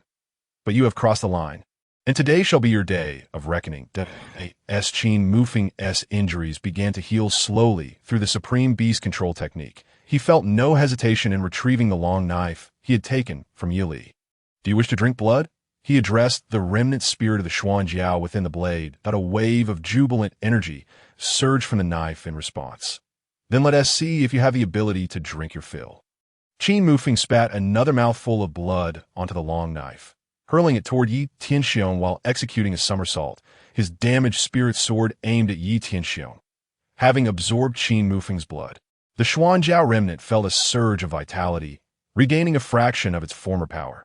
Its gaze fixed on the 7th-level Qi cultivator, Yi Tianxiong, it found him increasingly enticing. After being thrown by Qin Mufeng, it eagerly directed the long knife toward Yi Tianxiong. Seeing the knife hurled in his direction, Yi Tianxiong dismissed it, believing Qin Mufeng had exhausted his options. Are you unable to withstand any longer? He taunted. As Qin Mufeng charged toward him again, he casually swatted the long knife aside. Gathering all his strength, he focused it into a single decisive strike aimed at Qin Mufeng. Die, little beast, Yi Tianxiong yelled, convinced that his full power attack would surely obliterate the injured Qin Mufeng. Suddenly, an unexpected turn of events occurred. The deflected long knife changed trajectory and struck at Yi Tianxiong's back, that why Yi Tianxiong felt a sharp pain, causing him to falter, and the force behind his strike diminished by a third. In that instant, Qin Mufeng seized the opportunity, raising his sword to counter the assault. Chapter 24. The slaying of Yi Tianxiong. At this moment, Qin Mufeng recognized that the long knife had succeeded. Without granting Yi Tianxiong a moment's respite, he channeled his spirit energy with fervor, activating his wind step to its utmost limit, and unleashed the blossoming petals sword technique with reckless abandon toward Yi Tianxiong. Yi Tianxiong hastily parried with his blade, feeling a strange pull at his back as something siphoned his blood, rapidly draining his strength. Panic surged within him, but just as he attempted to expel the source of this sensation, Qin Mufeng's relentless attacks surged forward once more, forcing him to defend himself once again. After successfully blocking Qin Mufeng's assault, Yi Tianxiong felt his cultivation level plummet from the 7th to the 6th level of Qi cultivation. Fear consumed him as he realized the gravity of his situation, compelling him to retreat. However, Qin Mufeng would not allow him to escape so easily, closing the distance and launching a series of thrusts that drove Yi Tianxiong back repeatedly. Moments later, Yi Tianxiong's cultivation fell to the 5th level. In the blink of an eye, it dropped further to the 4th level, rendering him unable to withstand Qin Mufeng's onslaught as he was struck time and again. "Damn it! You dare employ such despicable tactics!" Yi Tianxiong roared in fury, pierced by a sword from Qin Mufeng, letting out a heart-wrenching scream as he declared, "You little beast, I will not spare you even as a ghost." After confirming Yi Tianxiong's demise, Qin Mufeng sighed in relief. Feeling the spiritual energy within him nearly depleted, he promptly retrieved a spirit stone, activating the Supreme Beast technique, and sensed his energy replenishing at a visible rate. In no time, he restored his condition to that prior to the battle, and even beyond. Qin Mufeng continued to absorb spirit stones, and with a thunderous sound, his cultivation level, initially at the 3rd tier of Qi refinement, surged to the 4th tier, advancing through the mid and late stages until reaching the pinnacle of the 4th tier. Simultaneously, the system's notification chimed. "Ding, congratulations to the host for advancing to the pinnacle of the 4th tier of Qi refinement. Reward, 50 Heavenly Dao points." The system interface displayed. Host, Qin Mufeng. Mortal, Realm. Pinnacle of the 4th tier of Qi refinement cultivation technique. Supreme Beast technique. Entry-level Ancient Supreme technique. Martial skills. Gale Palm. Entry-level Yellow rank martial skill. Falling Petal Sword technique. Entry-level Xian rank high-level martial skill. Swift Wind Step. Entry-level Yellow rank high-level movement technique. Whirlwind Leg. Entry-level Yellow rank high-level leg. Technique, Thunderstorm Fist. Entry-level Yellow rank high-level fist technique. Heavenly Dao points. 950 points. Absorbing 1 spirit stone grants 20 Heavenly Dao points. System version. 2. 0 bounty completion. 02 Zhao Wuliang. Unfinished. Zhao Tianda. Unfinished. Reminder. 3 days and 1 hour remain until the task deadline. Exchange privileges. Opened exiting the system. Under the cover of night. Qin Mufeng discarded Yi Tianxiong's withered body into the sea, allowing the sea beasts to feast.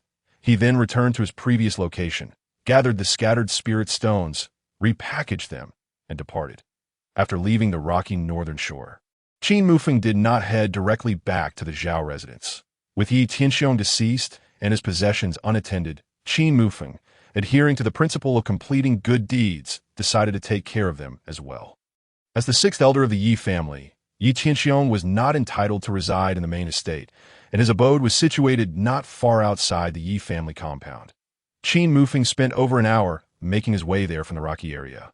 Compared to the Yi family main estate, Yi Tianxiong's residence was not only smaller, but also poorly guarded, with merely a single courtyard team on duty, the highest among them being a guardian leader at the 8th tier of spirit guiding. Knowing that Yi Tianxiong was absent and that there were no formidable opponents in the courtyard, Qin Mufeng entered directly from the rooftop. Unnoticed by the weak guards, he casually selected a room and opened the system interface to search the surroundings.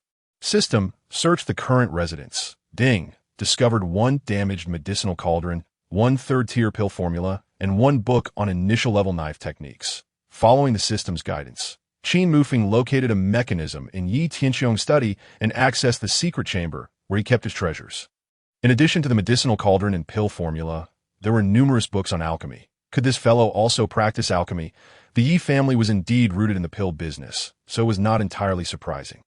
Qin Mufeng showed no restraint, collecting everything that seemed potentially useful, packing a large bundle, but ultimately had to abandon some items that were simply too cumbersome to carry at a tea that moment. Qin Mufeng felt the significance of having a personal storage space. At least during a burglary, he wouldn't be troubled by the burden of too many items to carry. For example, The half-person high medicinal cauldron that the system prioritized left him feeling quite resentful. Of course, such storage spaces did exist in this world, albeit rarely, and were not accessible to the average person in Qin Mufeng's understanding. Only the heads of the 3 major families in Win 9 Island possessed storage bags. As for the legendary space rings, that would depend on whether they could be found within the ranks of the Xinfeng sect, the foremost power in the Lufeng archipelago. After dragging a large bundle of items back to his room, time swiftly passed to the next day. After a period of rest, Qin Mufeng regained his mental and physical vigor, showing no signs of fatigue from the previous night's battle, still looking as handsome as ever. Following yesterday's confrontation, Qin Mufeng felt he had gained new insights into the falling petal sword technique, and advancing to the minor success realm was within reach.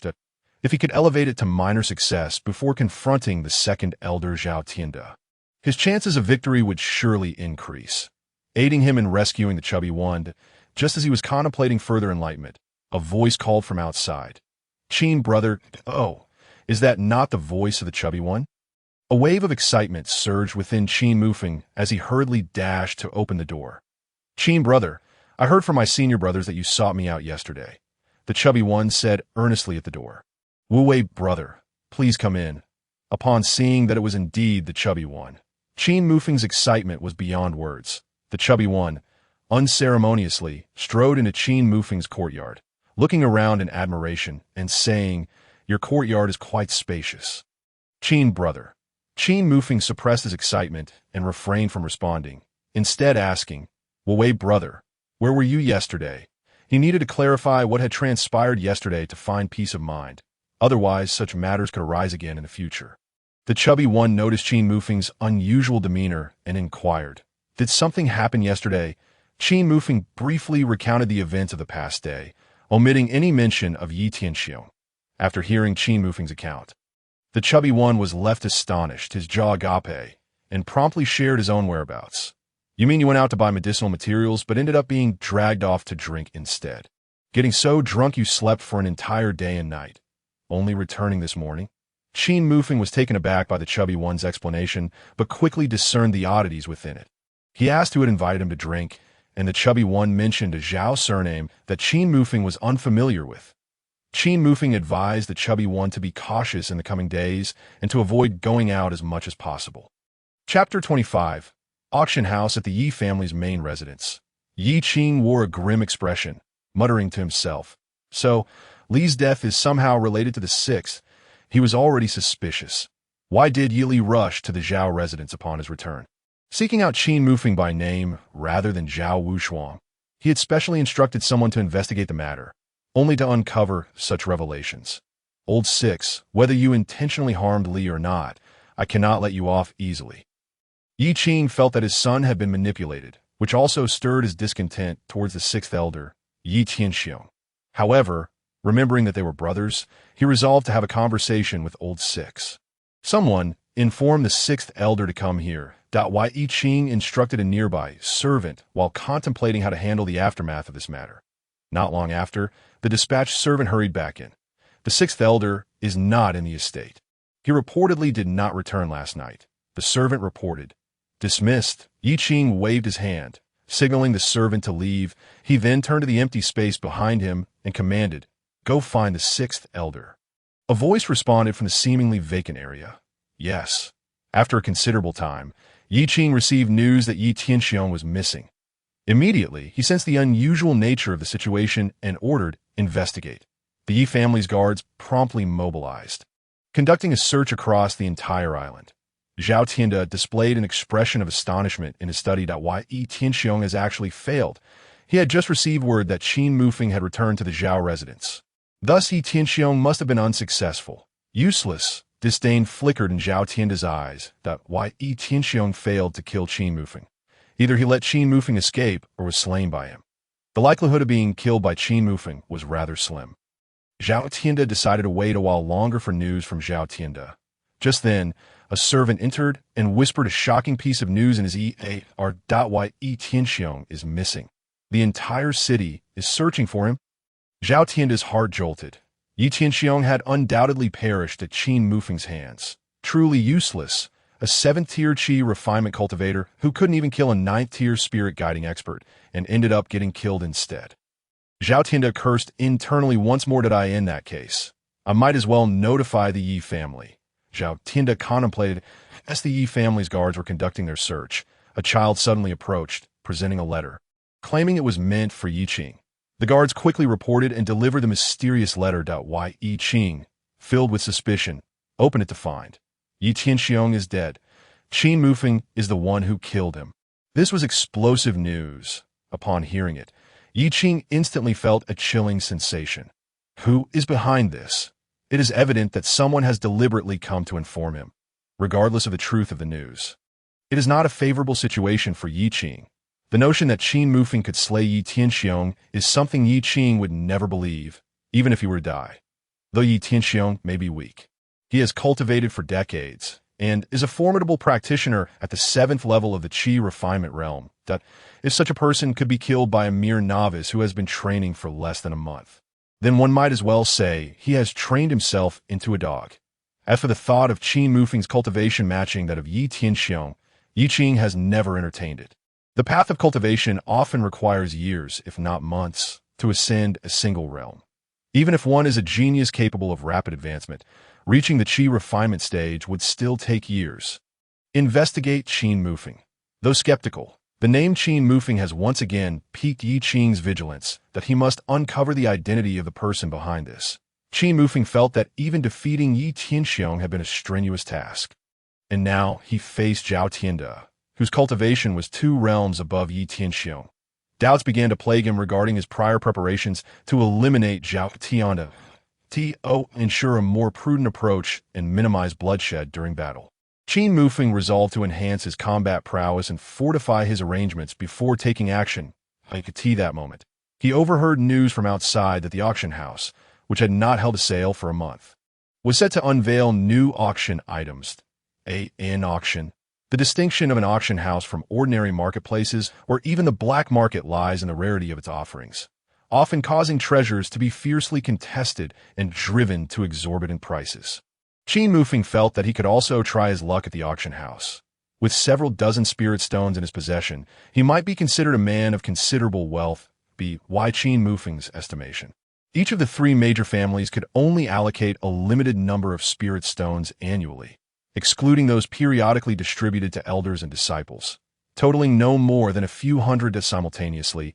He recalled the veiled woman and the jade token in his possession. In Qin Mufeng's perception, the force behind that woman was undoubtedly far more formidable than the 3 major families.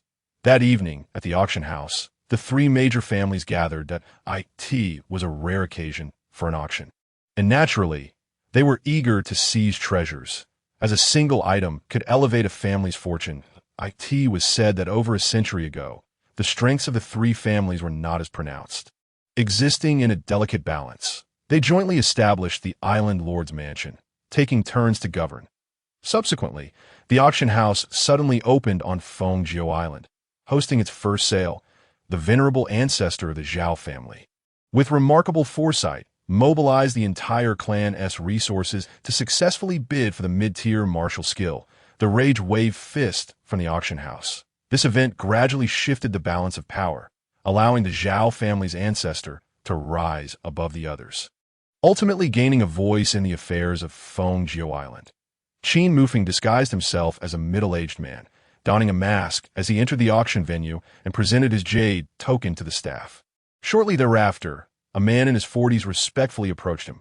"Sir, I am the manager of the auction house. You are our esteemed guest of the heavenly tier. We have prepared the most luxurious private room for you.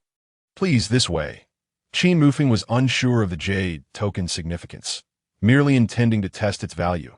Yet to his surprise, this small token carried such immense weight.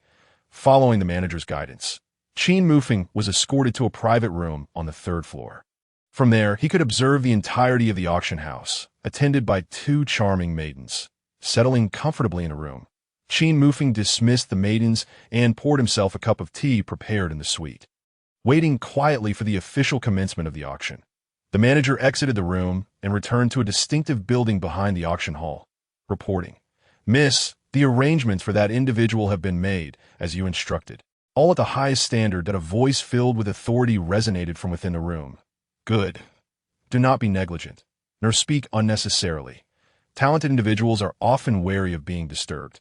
Understood, miss, the manager replied respectfully, retreating. The auction house would not disclose the specifics of the items or their details to the outside world before the bidding commenced. However, they would offer a hint or two in promotional materials to attract attention. This auction's highlight was rumored to include a rare innate pill capable of enabling a breakthrough to the innate realm. Chapter 26. The Swallowing Rock Beast on Fengjiu Island. With a population of millions and around 180 families, there are thousands of cultivators, yet only a few have successfully broken through to the innate realm. Primarily the heads of the three major families that it is said that the Zhao family's elder has also achieved the innate stage, allowing the Zhao family to overshadow the Yi and Lin families. Beyond this, most practitioners are stuck at the 9th level of the Qi refinement stage, unable to progress. Upon hearing news of an innate pill that could facilitate a breakthrough from the 9th level of Qi refinement to the innate realm, various families and cultivators trapped at the 9th level flocked to the auction. The three major families were particularly invested in this matter, for a single innate practitioner could significantly enhance their family's strength. Zhao Qianqi, the elder of the Zhao family, personally led a team to the auction house, accompanied by Li Hufa, a 9th level Qi refinement practitioner, not only to secure an innate pill, but also to preempt any unforeseen incidents.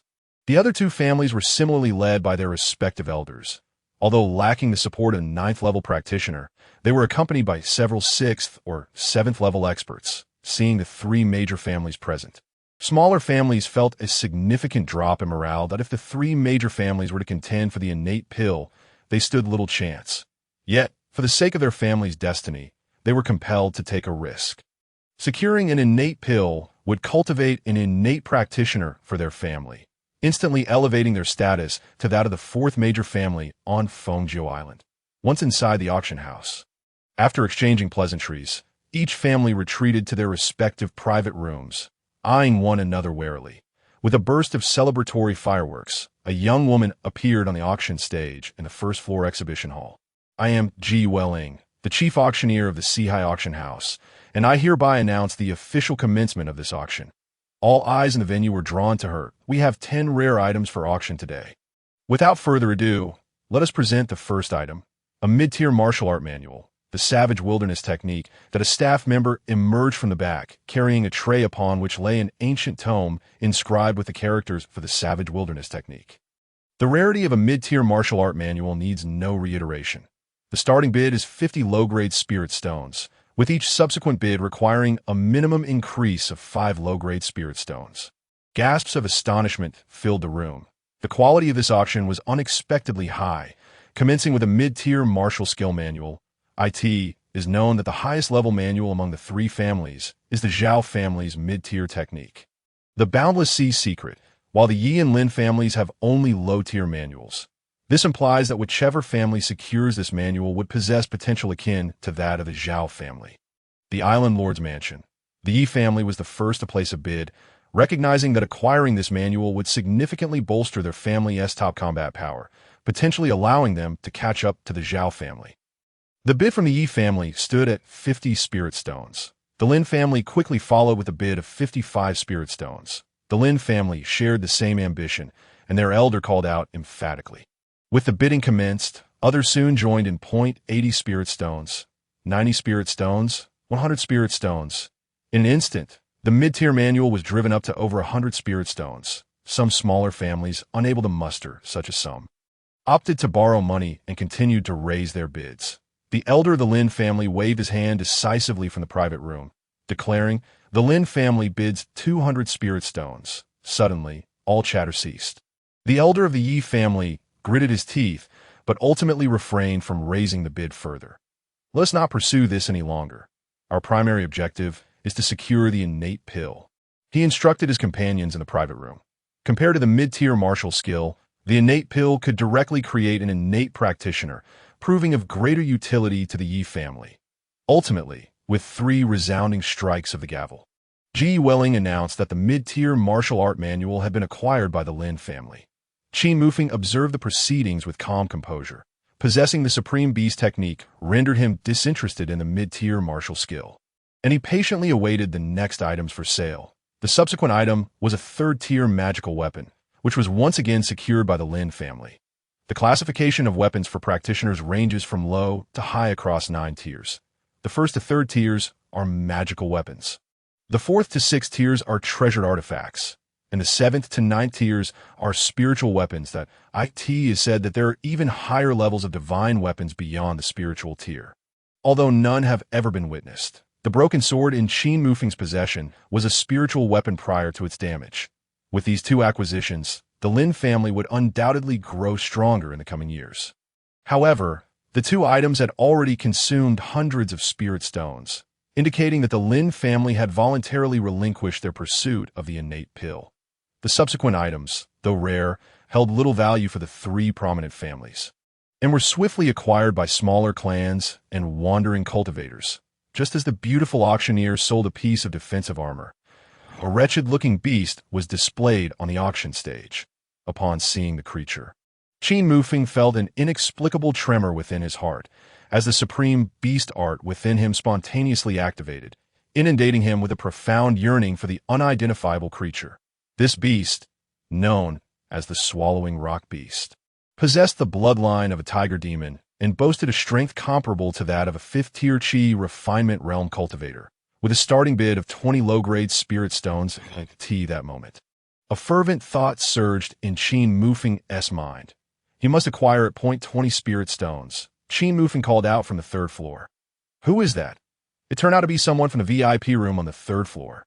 As soon as Qin Mufeng spoke, all eyes in the auction hall turned to him. It was known that the 3 prominent families were only permitted on the 2nd floor, and thus, this individual must have a more formidable background than them.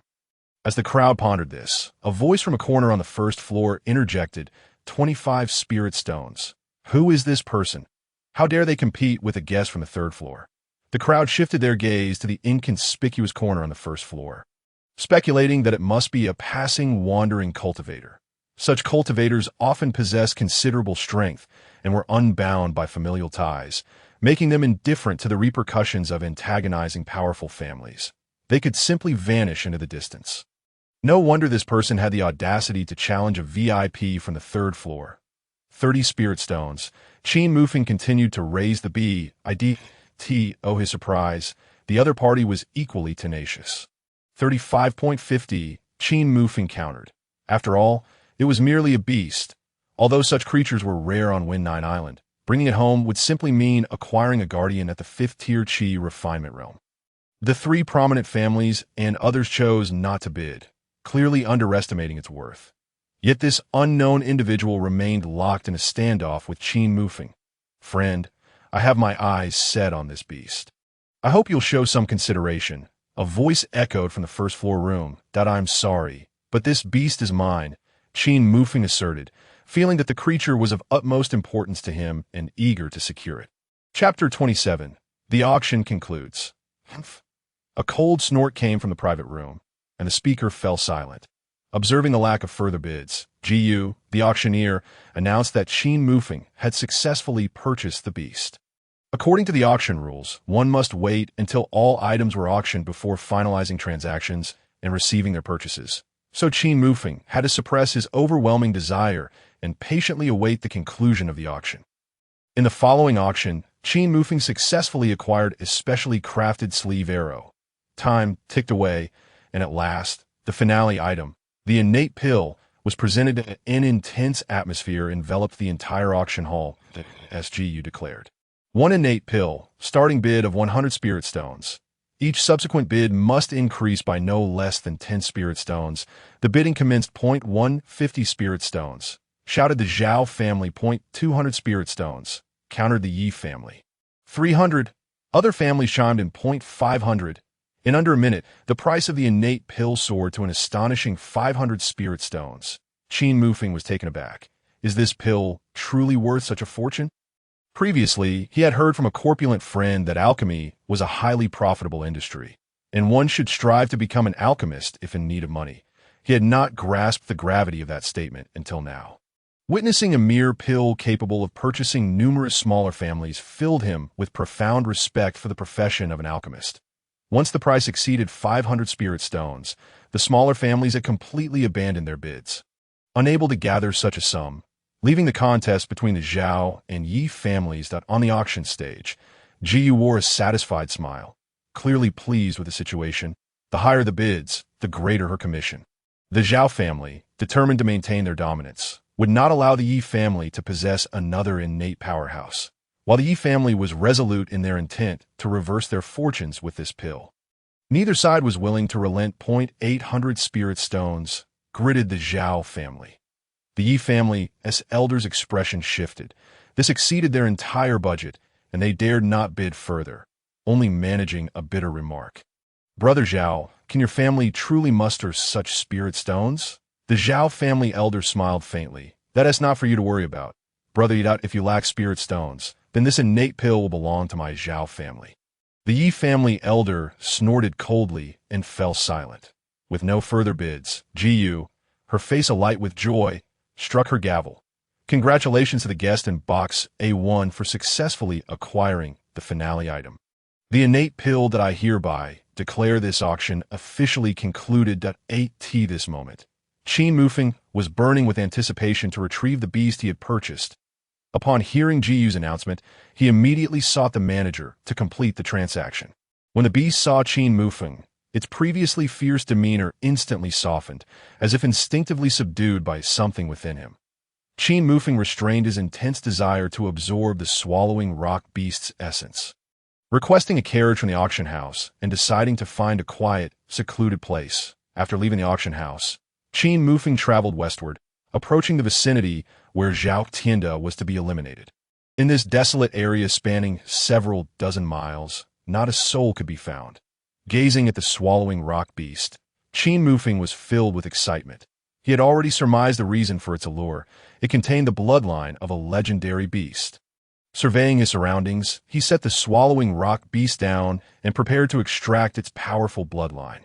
Just then, an inexplicable sense of danger washed over him, prompting Qin Mufeng to roll aside, evading a sudden onslaught.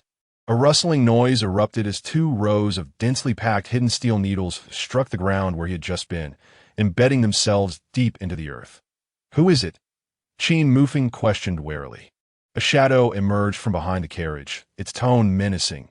"You dare to steal my beast, brat." The man's figure slowly materialized from the darkness, exuding an aura of cruelty that suggested he was not to be trifled with. "So, it's you?" Upon hearing the voice, Qin Mufeng instantly recognized the intruder.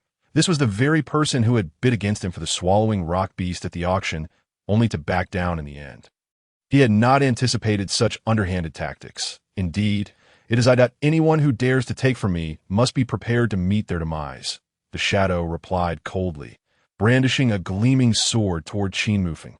Qin Mufeng summoned his damaged spirit sword to parry the attack. Second-tier Qi refinement. Feeling the intruder's strength, Qin Mufeng murmured to himself, "Is this the extent of your power, and yet you dare to attempt my assassination?" Truly seeking death, Qin Mufeng resolved to end this swiftly. He had no time to waste. With a swift motion, his damaged spirit sword sliced through the air, aimed directly at the shadow. The shadow, taken aback by Qin Mufeng's counterattack, hurriedly raised his sword to block. In the next moment, the shadow's eyes widened in disbelief as Qin Mufeng's sword cleaved through, severing life from the body. After disposing of the cloaked figure, Qin Mufeng felt a sense of relief wash over him. His spirits lifted considerably. He rummaged through the shadow's belongings and found several dozen spirit stones, which finally satisfied him, ensuring that his efforts had not been in vain. After handing the shadow's body over to the remnants of the Swankyo, he seated himself on the ground and began to absorb the bloodline power of the swallowing rock beast. Placing his hand upon the beast's head, the supreme beast art activated, a surge of exhilarating energy emanating from within. The swallowing rock beast let out a pained cry. Qin Mufeng felt a jolt in his body as a mysterious force entered his dantian, revealing a strand of black blood within. This strand was relentlessly pulled by the vortex of the supreme beast art, gradually being refined away. Suddenly, Qin Mufeng experienced a moment of disorientation. His spirit jolted as fragmented images flashed through his mind. A man clad in golden armor, wielding a gigantic sword, emanated an indescribable power, as if he could obliterate the world with a single glance. Yet he gazed tenderly at Qin Mufeng, saying, "Child, when you perceive this vision, it means you have absorbed some bloodline power. You must remember, your time is limited.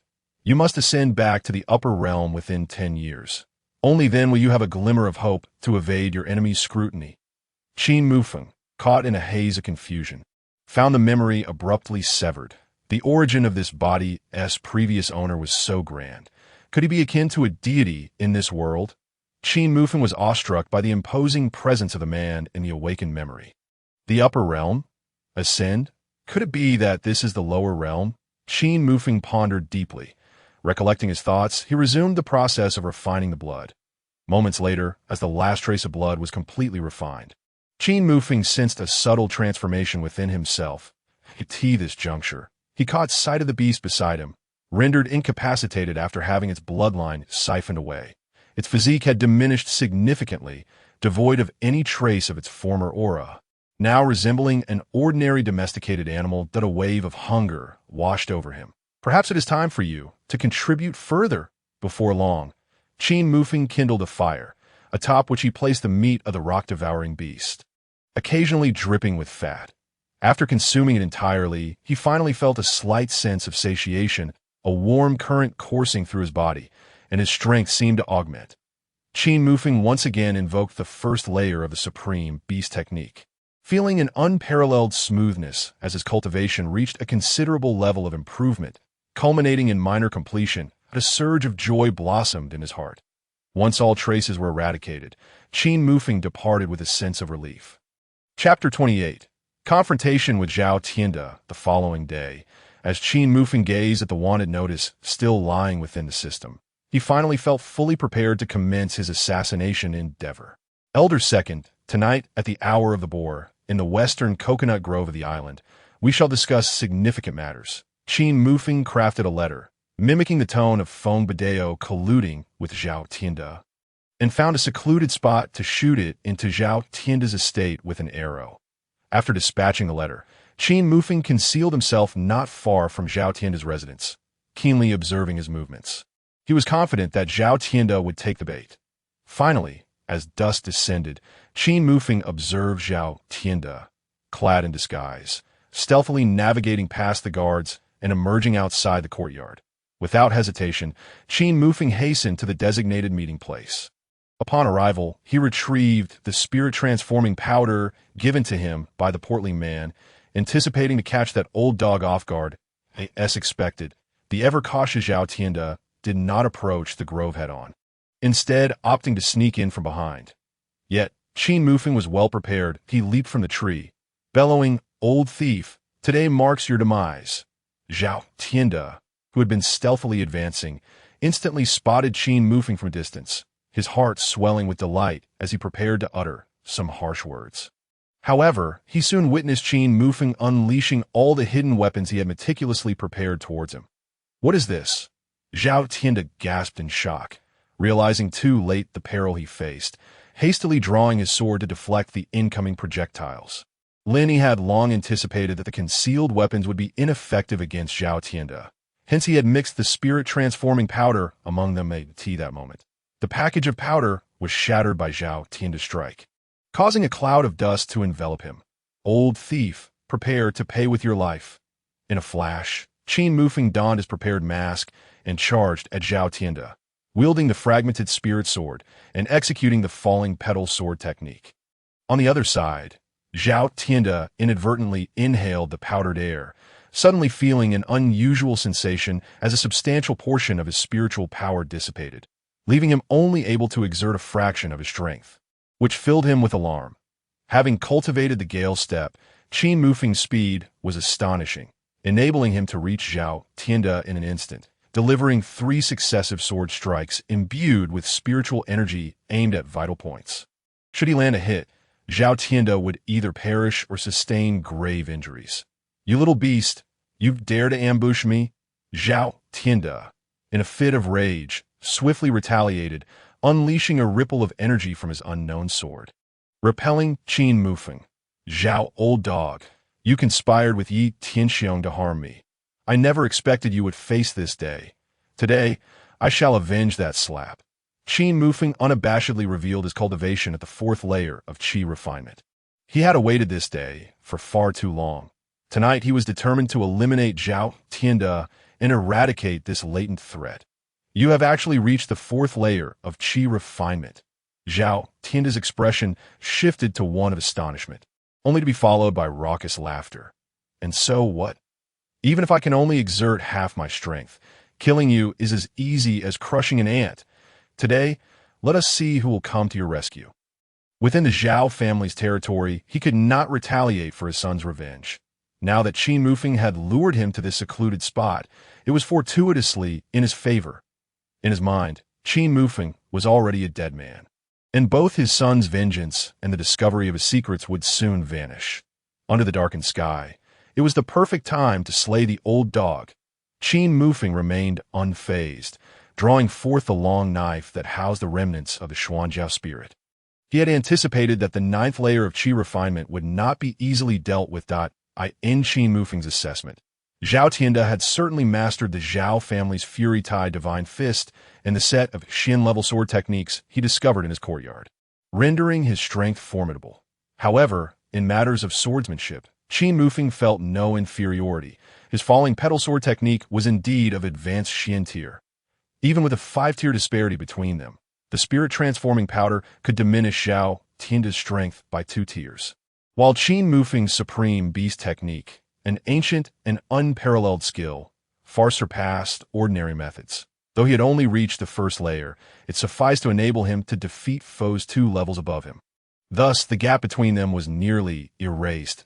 As Zhao Tianda landed, he conjured several beams of sword light in his hand, aiming them at Qin Mufeng. The ninth layer of Qi refinement was but a step away from the innate realm. And even at half strength, it was not to be underestimated. A typical 5th layer Qi refinement cultivator would be gravely injured, if not killed, by this attack. He could hardly believe that Qin Mufeng could withstand it. A smug expression spread across Zhao Tianda's face. Yet, the next moment, his smugness transformed into shock. Confronted with the onslaught of sword light, Qin Mufeng advanced rather than retreating, unleashing a series of falling petal sword techniques. Though only at the entry level of proficiency, he managed to deflect all of Zhao Tianda's sword light, seizing the opportunity to strike an unorthodox angle towards Zhao Tianda's head. Should he connect, Zhao Tianda would undoubtedly meet his end on the spot. This audacious maneuver startled Zhao Tianda, prompting him to retreat hastily. Now you wish to evade? Too late. After pushing Zhao Tianda back with a single blow, Qin Mufeng advanced upon him. The humiliation of being unable to retaliate against Zhao Tianda previously was now avenged. How has this brat become so powerful? Zhao Tianda found himself against a tree, stabilizing his form, his heart racing with trepidation that, if memory served him correctly, not long ago, Qin Mufeng was merely at the 9th layer of spirit attraction. In just a few days, he had ascended to Qi refinement. Moreover, his combat prowess was terrifying. It appeared he had to spare no effort in eliminating him. You little beast, you possess sufficient strength to earn my respect. Zhao Tianda resolved to no longer conceal his intentions. He aimed for a swift resolution, leaving Qin Mufeng no chance to retaliate. In the darkness, beneath the twinkling stars, Zhao Tianda sheathed his sword, clenching his fists, a layer of pale blue light enveloping them as potent spiritual energy radiated from his body. He had perfected the Zhao family's Fury Tide Divine Fist. With a single punch, he could face an adversary of higher realms.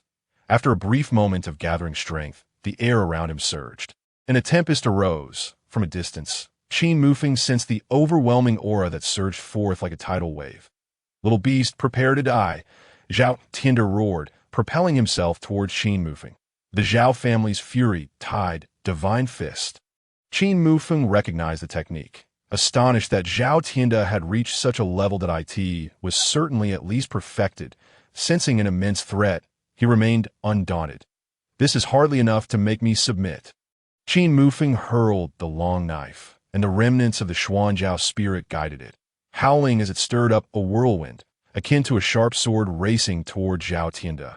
Simultaneously, he concentrated all his spiritual energy into the fragmented spirit sword and struck down at the oncoming Zhao Tianda. I will give it my all, Qin Mufeng thought fervently. In an instant, as Zhao Tianda's immense punch bore down upon him, the long knife appeared to sink into a quagmire, deflected by a punch.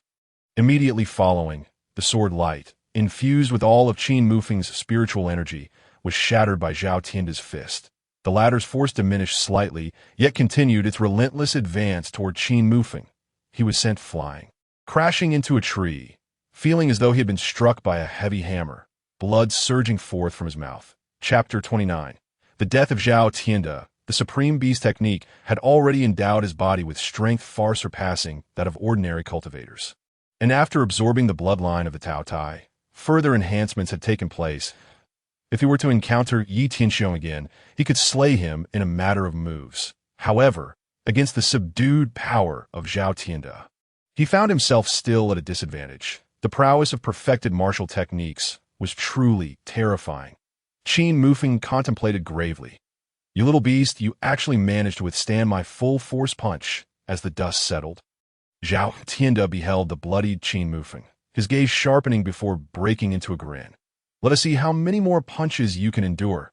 Having spoken without granting Qin Mufeng any respite, his right fist surged with an overwhelming vigor, reminiscent of the crashing waves of the sea.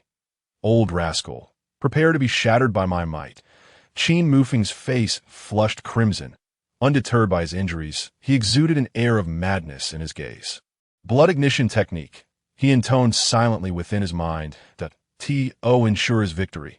Qin Mufeng directly converted half of his vital energy through a secret method, unleashing a five-fold surge of power, feeling an immense force within him. Capable of toppling mountains, his fighting spirit soared. Thunderclap fist. Qin Mufeng infused all his spiritual energy into this punch, generating a tremendous energy that resonated through the surrounding air with the sound of crackling thunder. As if it were on the verge of explosion, he unleashed this finely honed strike towards Zhao Tianda with ferocity. In an instant, the clash of thunder met the crashing waves, creating an intense sense of pressure. The two fists collided heavily, compressing the air and resulting in a deafening explosion. Qin Mufeng staggered back 10 steps to regain his footing, while Zhao Tianda was hurled backwards, crashing into a tree. His right sleeve was torn to shreds, exposing an arm drenched in blood, his expression twisted in disbelief. How could I, Zhao Tianda, be defeated by a single blow from Qin Mufeng? Yet, there was no time for contemplation.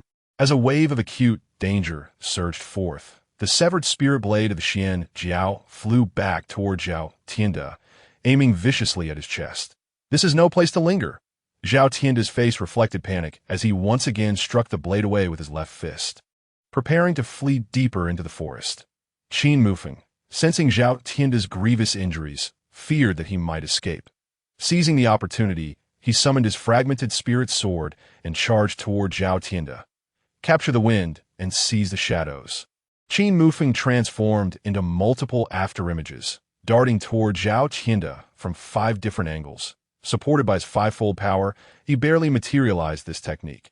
The formidable might of the advanced Xian-level skill shattered the Night S-Veil, sweeping across the sky and manifesting as hundreds of sword lights, accompanied by the sound of slicing through the air, enveloping Zhao Tianda entirely, surrounded by a vast array of sword lights. Zhao Tianda's eyes betrayed his unease.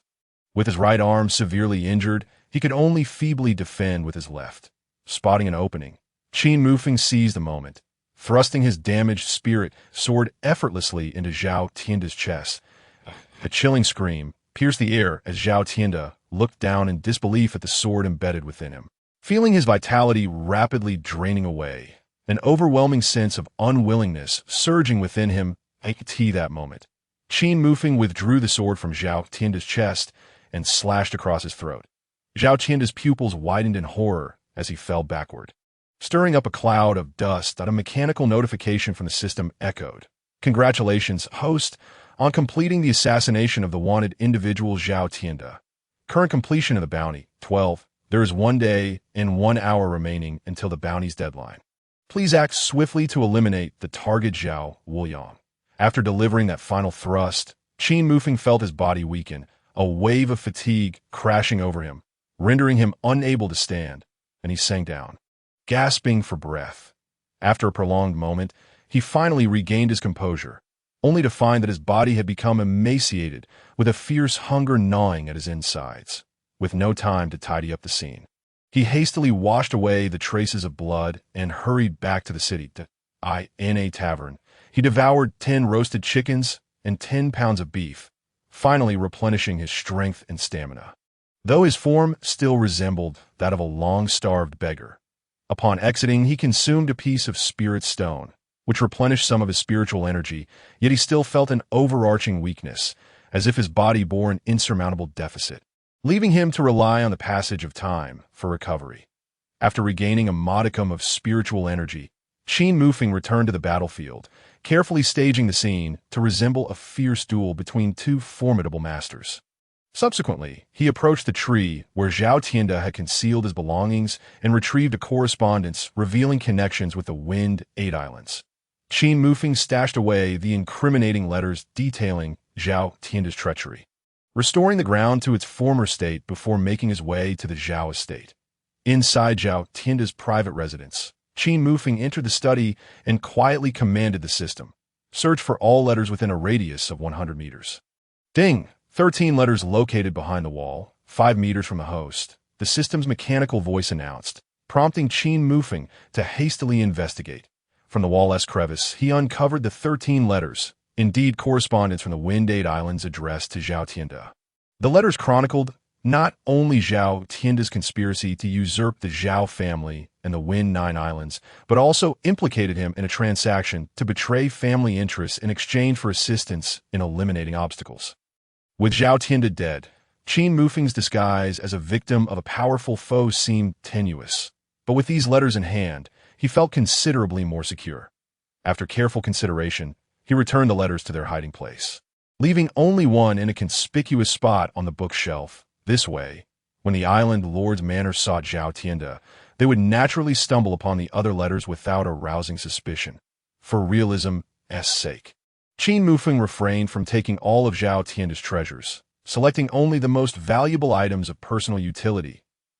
As he departed the estate, he did not forget to ensure the demise of Zhao Wuliang. At the very moment of Zhao Wuliang's death, the system's mechanical notification resonated in Qin Mufeng's mind. Congratulations, host, on the elimination of the wanted individual. You have received a reward of 1,000 Tian Dao points. The system will soon enter an upgrade state, expected to take 2 days. All functions will be suspended during this time. Please be patient. Qin Mufeng muttered to himself, an upgrade this direct. The last time I had a choice. Yet this time, it seems my opinions as the host are overlooked. He felt a tinge of resentment. Upon returning to his quarters, Qin Mufeng meticulously reviewed the items he had gathered. Though the haul from Zhao Tianda's estate was modest in quantity, it was rich in quality. A Qin stone, an intermediate Xin-level martial technique, a recipe for the 3rd-grade Yang Yuan pill, and a vial of qi condensing pills. Additionally, he had salvaged several spirit stones, leaving half behind. The Qin stone was an extraordinary gem. Holding it, Qin Mufeng sensed its uncanny ability to warp time and space. Though he was unsure of its purpose, he decided to set it aside for future research. The intermediate Xin-level technique, known as the Changchun Gong, paled in comparison to his Supreme Beast technique, which he had little interest in. Perhaps he could exchange it for some spirit stones when the opportunity arose. The Yang Yuan pill recipe piqued Qin Mufeng's interest, as it could aid cultivators in the innate realm. If he could successfully concoct it for sale, it would undoubtedly be a lucrative venture. The qi condensing pill was perfectly timed, assisting him in his cultivation of the qi realm. So he promptly consumed one that a rich surge of spiritual energy emanated from the pill, swiftly absorbed and refined, restoring a portion of his cultivation. Though it was far less potent than the energy from spirit stones, it was purer and easier to assimilate. The following day, at Zhao Tianda's estate, 2 servants waited for half the morning without being summoned by Zhao Wuliang and decided to enter to check. As Zhao Wuliang's eyes widened in shock, it became evident that he had succumbed to his injuries long ago. The 2 servants, taken aback by the sight, hastily rushed to inform Zhao Tianda of the grim news. However, upon arriving at Zhao Tianda's quarters, they found it eerily vacant, and despite their frantic search, there was no sign of him. They quickly relayed the situation to the guards stationed at the entrance. The guards, alarmed, promptly reported to the head of the Zhao family. Enraged, the Zhao family patriarch personally descended upon Zhao Tianda's villa to investigate, subsequently convening a council of the clan's esteemed elders and protectors. In an instant, the Zhao residence, both inside and out, was enveloped in a state of heightened alert. The island lord's guard unit mobilized entirely, scouring the island with relentless determination, vowing to unearth Zhao Tianda at any cost. Before long, the guards unearthed a stash of over a dozen clandestine letters from Zhao Tianda's villa, presenting them to the family patriarch. Infuriated, the patriarch's countenance turned a shade of green as he vehemently denounced Zhao Tianda as despicable and unworthy of bearing the Zhao name. Shortly thereafter, Zhao Tianda's lifeless body was discovered in a desolate countryside. Following extensive deliberation among the upper echelons of the Zhao family, it was concluded that Zhao Tianda had conspired with the forces of Fengba Island, and due to irreconcilable differences, had forged a deadly enmity that culminated in his demise at the hands of a formidable adversary from Fengba Island. As for Zhao Wuliang, he too had been ruthlessly eliminated to extinguish any potential threats. In the patriarch's elevated position, a tempest of grief and rage surged within him as he gazed upon the assembly of Zhao family's hierarchy, publicly declaring the expulsion of Zhao Wuliang and his son from the family lineage. Once the gathering dispersed, the patriarch remained silent for an extended period. Since ascending to his role as patriarch, he consistently exercised patience and tolerance toward Zhao Tianda, feigning ignorance to numerous petty transgressions, only to be met with betrayal against the family and discontent towards himself. In that moment, a few more strands of white hair graced the patriarch's head. When Qin Mufeng awoke, the commotion outside, fueled by the events surrounding Zhao Tianda and his son, was palpable. Although the fact that he had slain Zhao Tianda and Zhao Wuliang remained undiscovered, he felt an overwhelming need for caution. The considerable depletion of his vitality from the use of secret techniques left him looking gaunt, accompanied by a gnawing hunger that could not be assuaged by mere cultivation. It necessitated sustenance. To replenish his reserves and accelerate the recovery of his vitality, he took the risk of venturing out of the Zhao estate, returning with a substantial quantity of meat from magical beasts. After hastily preparing the meat, he devoured it ravenously. The blood-rich flesh transformed into vital energy within him, spreading throughout his body, subtly restoring his strength despite his continued emaciation. After 2 days of nourishing himself, although still lean, Qin Mufeng's physique gradually regained its original contours, while the intense hunger pangs began to subside. It was then that a system notification chimed. Ding! The Heavenly Path Map System has successfully upgraded to version 3.0. New features. Storage space. Daily maintenance of system operations requires 100 Heavenly Path points, with 3 free search attempts per day. Current search radius, 1,000 meters. Welcome, host, to utilize this feature. With a mere thought, Qin Mufeng summoned the system interface, where his personal information was displayed. Host, Qin Mufeng. Mortal, bloodline. Gluttonous bloodline, weak. Realm, peak of the 4th layer of Qi training cultivation technique. Supreme beast technique, 1st layer. Minor accomplishment of an ancient supreme technique. Martial skills, Gale Palm. Entry-level yellow rank martial skill. Falling Petals sword technique. Entry-level mysterious rank martial skill. Swift wind step. Entry-level advanced yellow rank movement technique. Whirlwind leg. Entry-level advanced yellow rank leg technique. Thunderstorm fist. Entry-level advanced yellow rank fist technique. Heavenly Path points. 1800 system version. 3.0 bounty completion. A new bounty is currently being generated. Please be patient. Redemption rights. Activated. System upgrade. Previous version data cleared. Recalculating. Storage space. Activated by the heavens. Qin Mufeng exclaimed upon realizing how many daily free search opportunities had accumulated, now reset to 0 by the system. Feeling as though he had incurred a great loss. Next time, do remember to notify me sooner about such resets. Request from the host received at that moment. Qin Mufeng noticed a new backpack icon had appeared in the upper left corner of the interface. This, he surmised, must be the storage space, With a controlled thought, Qin Mufeng entered the storage space. A new interface materialized before him. System storage space available. 5 cubic meters used. 0.5 cubic meters. That should suffice for the time being. Qin Mufeng contemplated his possessions. Exiting the system, he retrieved his treasured items. Casting his gaze over the damaged ancient spiritual sword, long blade, and maps of ancient relics. He contemplated placing them into the system space in an instant, those items vanished from his sight. Within the system storage interface, icons representing the items he had just stored appeared at that moment. The storage space information updated to available 3.9 cubic meters used, 2.1 cubic meters with this new storage space. Any future endeavors will be considerably more convenient. Qin Mufeng was elated. With the impending island-wide competition on the horizon, he resolved to elevate his strength to new heights within a month. He understood that achieving a commendable rank in the competition would not only yield corresponding rewards and admission into the Divine Wind sect, but would also bestow accolades upon the Island Lord's estate. Additionally, the Zhao family patriarch had always treated him favorably, and Qin Mufeng had long sought to repay that kindness. This opportunity presented itself as a perfect chance that a premonition stirred within him. He sensed that once he ventured out this time, he might not return. According to the memories he had awakened, he needed to seek greater opportunities and treasures to ascend to the upper realm within a decade. The cultivation of the Supreme Beast technique had accelerated his absorption and refinement of spiritual energy since reaching minor accomplishment in the first layer, allowing him to rapidly enhance his cultivation as long as he had a steady supply of spirit stones. However, Qin Mufeng's progress in martial skills had been relatively slow. Currently, he had practiced 4 martial techniques, all at the entry level. If he could elevate them to minor accomplishment, it would undoubtedly double his strength. Qin Mufeng resolved to begin with the falling petal sword technique, aiming to elevate it to minor accomplishment. Mastering a sword technique to minor accomplishment was not merely a matter of diligent practice. It required a profound understanding of the technique's essence.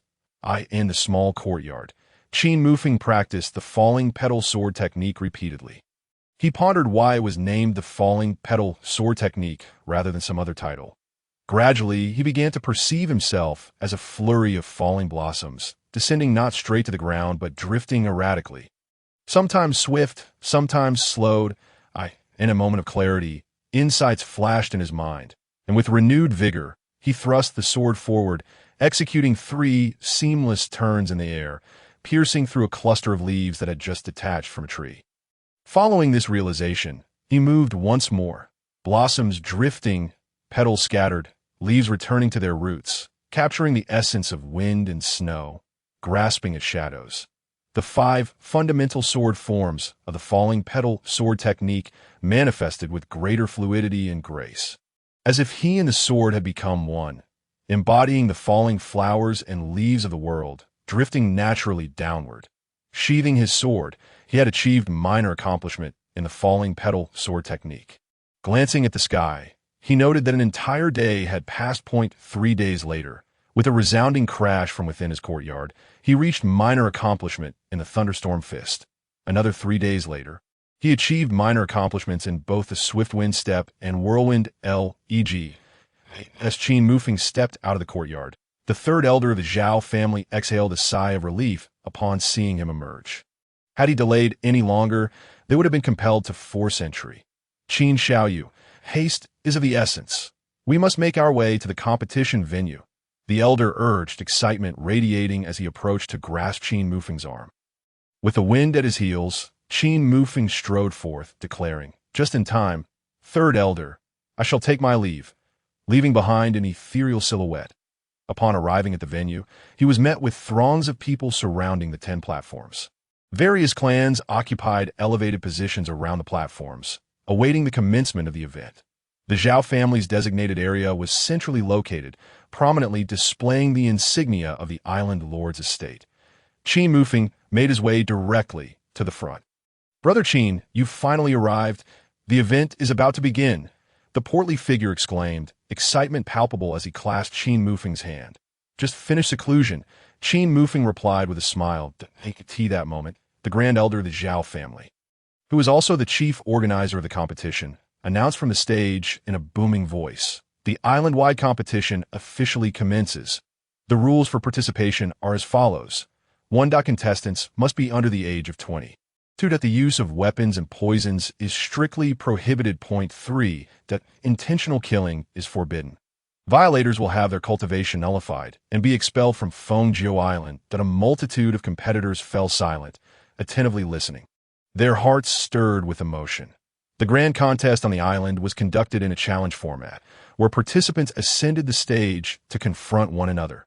The victor would then become the reigning champion, obliged to accept further challenges from the others, continuing until the final selection of the 10 strongest contenders from 10 arenas.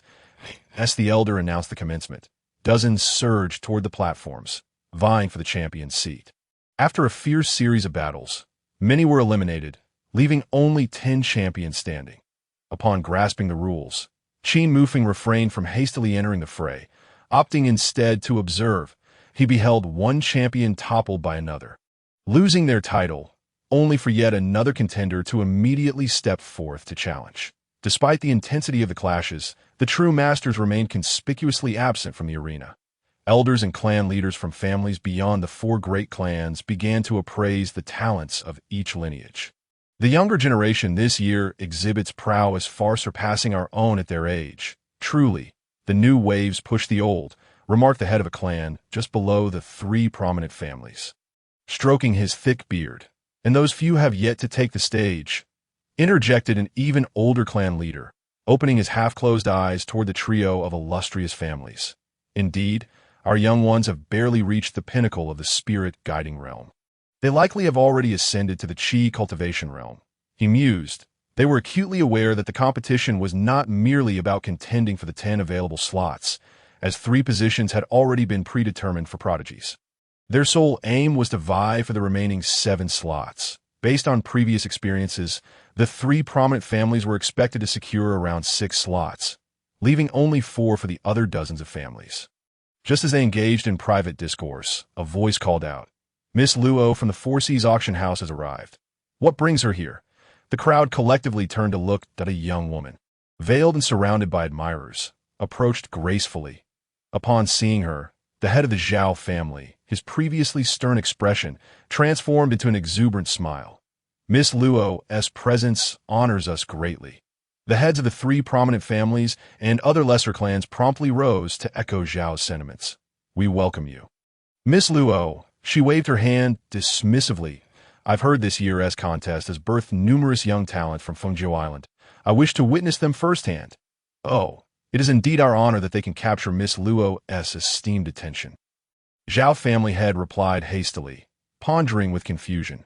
Why has she, who typically remains concealed, suddenly chosen to appear today? Nonetheless, understanding her significance, he did not dare to show any neglect. "Please, Miss Luo, take a seat." He gestured toward a vacant section. Without a hint of concern, Luo Yufei strolled over, seated herself casually, and began to scan the arena, as if searching for something. After a while, perhaps failing to find the person she sought, she settled into silence. On the various stages, formidable participants were already engaged in relentless battles, showcasing their prowess and eliciting cheers from the audience. He could see that moment. From the direction of the Yi family, a figure soared several feet into the air, landing on a stage where the reigning champion had successfully defended their title 7 times. Instantly, all eyes in the arena turned in bewilderment. The Yi family was about to display their might. Despite earlier rumors of Yi Li, the first genius of the Yi family, perishing while challenging the Zhao family, those from outside remained skeptical, having never witnessed it firsthand. Thus, they remained wary of the Yi family's strength and eagerly anticipated the emergence of their juniors. As soon as the Yi family disciple took the stage, a chorus of admiration erupted around the Yi family head. The Yi family's prodigy is indeed extraordinary, with just a single move. He commands the arena. Flattery flowed incessantly. However, Yi Qing, the head of the Yi family, seemed oblivious to the praise. Had it been earlier, he would have responded with a smile, but due to the recent upheavals within the Yi family, he felt overwhelmed and indifferent. Yi Li's demise had significantly impacted their prospects in the contest. Although the newly appointed successor was strong, They lacked a top-tier combatant compared to the other two families. With this in mind, he discreetly cast a glance toward the Zhao family's position, a fierce loathing welling up within him. Having suffered the loss of 3 members at the hands of Qin Mufeng, who was associated with the Zhao family, how could he not harbor resentment? As the Yi family disciple heard the praises, excitement surged within him, and he immediately launched an attack, striking his opponent with 2 swift blows that left them grievously injured and bloodied. The atmosphere ignited once more. Yi family. Yi family. In an instant, the Yi family's reputation soared, seemingly eclipsing that of the Zhao and Lin families. Chapter 32. The Fat One's humiliation at that moment. A disciple from the Zhao family, unable to contain himself, leapt from among his peers and landed before another reigning champion who had also claimed multiple victories. The audience, previously cheering for the Yi family, fell silent, their attention now captured by the Zhao disciple. With a disdainful glare directed at the Yi family competitor, he delivered a punch that sent the opponent tumbling off the stage, projecting an air of defiance. It's only natural for the youth to engage in rivalry. The Zhao family elder proclaimed loudly, unable to conceal his pride. The Yi family, upon hearing this, bristled with indignation. 2 more Yi family disciples soared onto the stage, and within several exchanges, they managed to severely injure 2 of the Zhao family's disciples, forcing them to retreat. Youngsters sometimes struggle to withstand the pressure. I asked for Zhao brothers' understanding. Yi Qing exhaled a sigh of relief as his disciples brought him face-saving glory, momentarily dismissing other concerns. He turned to the head of the Zhao family. Not celebrate too soon. The Zhao family head's expression soured as he witnessed his disciples suffer heavy injuries at the hands of the Yi family, who seemed to mock him. The numerous Zhao disciples surrounding him burned with indignation, their fury nearly spilling forth. The Yi family is truly overstepping. Brother Qin, for the sake of the Zhao family, I shall step forward.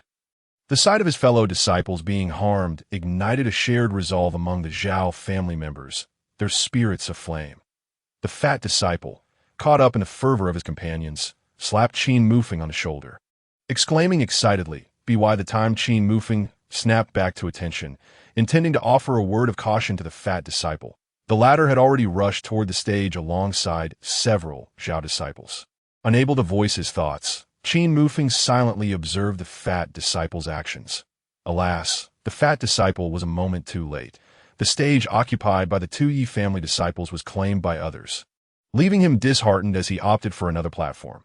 This stage featured a rogue cultivator, whose cultivation level was not particularly high, merely at the 8th level of the spirit guiding realm. Meanwhile, the fat disciple, bolstered by the spirit stones bestowed by Qin Mufeng, had broken through to the 9th level of the spirit guiding realm, making him a minor expert among the younger generation, aside from the top-tier individuals. In just a few exchanges, he dispatched his opponent from the stage, claiming the title of champion.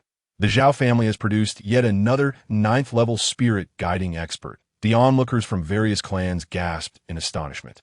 Historically, the strongest among the younger generation from the 3 prominent families had reached the pinnacle of the 9th level of the spirit guiding realm, and there would typically be at most 1 additional disciple at that level. Given their knowledge, the Zhao family already possessed 2 9th-level spirit guiding disciples, and with Qin Mufeng's exceptional talent joining their ranks, they now boasted 3 9th-level experts, surpassing the other 2 families. The emergence of yet another 9th-level expert from the Zhao family was astonishing news. Who would have thought, Brother Zhao, that you would have hidden such depth? To have 4 9th-level spirit guiding disciples this year is indeed a cause for celebration. The Lin family head, who had remained silent until now, offered his congratulations to the Zhao family head with a stoic expression. Not at all. Not at all. The Lin family has also shown remarkable prowess this year. The Zhao family head replied, his eyes narrowing into crescent shapes as he feigned humility. In truth, he too was somewhat surprised to discover such a 9th-level disciple within the Zhao family, silently lamenting his own lack of attention toward his disciples. The Lin family head smiled faintly, choosing to remain silent. Meanwhile, the head of the Yi family found the comments rather grating. Originally, the Yi family had boasted 2 9th-level spirit guiding experts, but his son, who was poised to break into the Qi cultivation realm prior to the competition, had tragically perished. This left him heartbroken and infuriated. Now, after painstakingly nurturing another disciple at significant expense, he had managed to cultivate one. He had once believed that possessing two ninth-level spirit guiding experts, while slightly inferior to the Zhao and Lin families, would not place them at a significant disadvantage. Little did he expect that the Zhao family had already produced 4 prodigious disciples who had attained the 9th level of the spirit drawing realm. Moreover, it seemed that the Lin family was also making remarkable strides this year, ultimately relegating his Yi family to the bottom tier. This was an intangible blow to him, the head of the Yi family. Just as the rotund fellow reveled in his delight, a youth with a shadowy expression from the Yi family cast a fierce gaze. Stepping forward with determination, he ascended the stage, revealing his cultivation level as the 9th level of the spirit drawing realm. The Yi family had also produced a master of the 9th level. A thrilling spectacle was about to unfold. Who would emerge victorious? The appearance of the Yi family's genius at the 9th level of the spirit drawing realm ignited the atmosphere once more, prompting numerous contestants and spectators to engage in fervent discussions, their fingers gesturing animatedly out on the stage. The rotund fellow watched the newcomer, his smug expression fading as he heard the others say, "Yi family. Yi Tian, here to send you a useless waste, tumbling down, that if you wish to avoid grievous injury, I suggest you roll away immediately." Before the rotund fellow could react, Yi Tian had already launched a swift assault. Transforming into a fleeting shadow, the rotund fellow's rapid ascent and cultivation had left him lacking in combat experience, and thus he found himself on the defensive against the initial strike, retreating step by step. It appeared that the disciples of the Yi family were indeed stronger. The 9th level practitioner from the Zhao family seemed rather feeble in comparison. Many onlookers shook their heads in disbelief. On the high platform, Yi Qing savored his tea with satisfaction, while the Zhao family head wore a grim expression and chose to remain silent. The rotund fellow's bulk hindered his agility, and after several exchanges, he was soon caught off guard, receiving a kick to the abdomen that caused blood to surge forth as he collapsed onto the ground, spitting out blood. Useless, just admit defeat, as the rotund fellow struggled to rise. Yi Tian unleashed a flurry of strikes that left him unable to stand, a look of malevolence etched on his face. "I am not a waste." Despite spitting blood and wearing a face of agony, the rotund fellow gritted his teeth, refusing to concede. Pongzi. Qin Mufeng's heart raced with alarm as he hurried towards the stage. On the platform, Yi Tian, visibly displeased, directed a kick toward the rotund fellow's knee, mockingly stating, "Aren't the Zhao family disciples rather arrogant? Aren't you at the 9th level of the spirit drawing realm? Yet you, a useless waste, still dare to talk back." He then aimed another kick toward the rotund fellow's face. The rotund fellow, in excruciating pain, closed his eyes, yet stubbornly refused to yield. "You seek death." Witnessing the blatant humiliation of his companion, Qin Mufeng erupted with rage, leaping onto the stage to intercept Yi Tian's foot before it connected with the rotund fellow's face, thus saving him. "I apologize. He refuses to concede, and I momentarily lost control of my foot." Yi Tian sneered, his gaze turning predatory as it focused on Qin Mufeng. "Quite a bold claim. So you are Qin Mufeng, are you? Do not think that defeating that waste, Yi Li, grants you the liberty to act arrogantly before me. He is not worthy to represent the Yi family." Chapter 33. The conclusion of the competition. Yi Tian had long harbored resentment towards Yi Li, believing his own talent to be equal, if not superior, to that of Yi Li. It was merely because Yi Li was the son of the family head that he received greater resources. While Yi Tian, a branch descendant, was often suppressed, he had long sought to prove himself stronger than Yi Li, and defeating Qin Mufeng was the perfect opportunity to do so. "You should not insult my friend." Handing the rotund fellow over to the Zhao family's people below the stage, Qin Mufeng's eyes were ablaze with fury as he declared, "Zhao family, Qin Mufeng." The utterance of Qin Mufeng's name sent shockwaves through the crowd, for he was the one rumored to have slain Yi Li, the heir of the Yi family. His presence was indeed formidable. On the stage, Luo Yufei raised an eyebrow, her lips curling into a slight smile. The head of the Lin family, his eyes gleaming with curiosity, regarded Qin Mufeng with interest He had heard tales of the Zhao family head recruiting an extraordinary talent from outside the family, even at the cost of offending an elder. What was it about this individual that warranted such treatment from the old fox? Without intending to grant Yi Tian any respite, Qin Mufeng unleashed a flurry of swift strikes. Executing a combination of the Gale Steps and Thunderclap Fist to the fourth level of the Qi cultivation realm, Qin Mufeng's speed was astonishing. Although he did not exert his full strength, it was more than sufficient to overwhelm Yi Tian. A mere practitioner of the ninth level of the spirit drawing realm, Yi Tian, though somewhat impressive, lacked the peak cultivation of the spirit drawing realm, and his reaction speed and combat experience were still inferior to that of the former Yi Li. However, before Qin Mufeng, he appeared as a mere child, utterly unable to respond. While Yi Tian remained in shock, Qin Mufeng struck with a fist that followed an unimaginable trajectory, landing squarely on Yi Tian's chest. Is this truly the ninth level of the spirit drawing realm?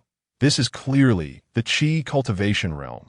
As the crowd sensed the overwhelming aura emanating from Qin Mufeng, a wave of astonishment rippled through them. Qin Mufeng had indeed stepped into the Qi cultivation realm. A 16-year-old at the Qi cultivation realm. Such terror! In an instant, the spectators' eyes widened in disbelief, unable to find words adequate to describe Qin Mufeng's prowess.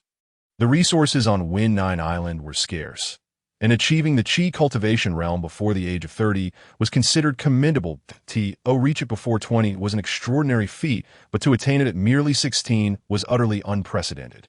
Gasps filled the air down on the stage. As Yi Tian was struck by Qin Mufeng's punch, his expression solidified, twisted in agony as his body flew backward like a kite with its strings severed.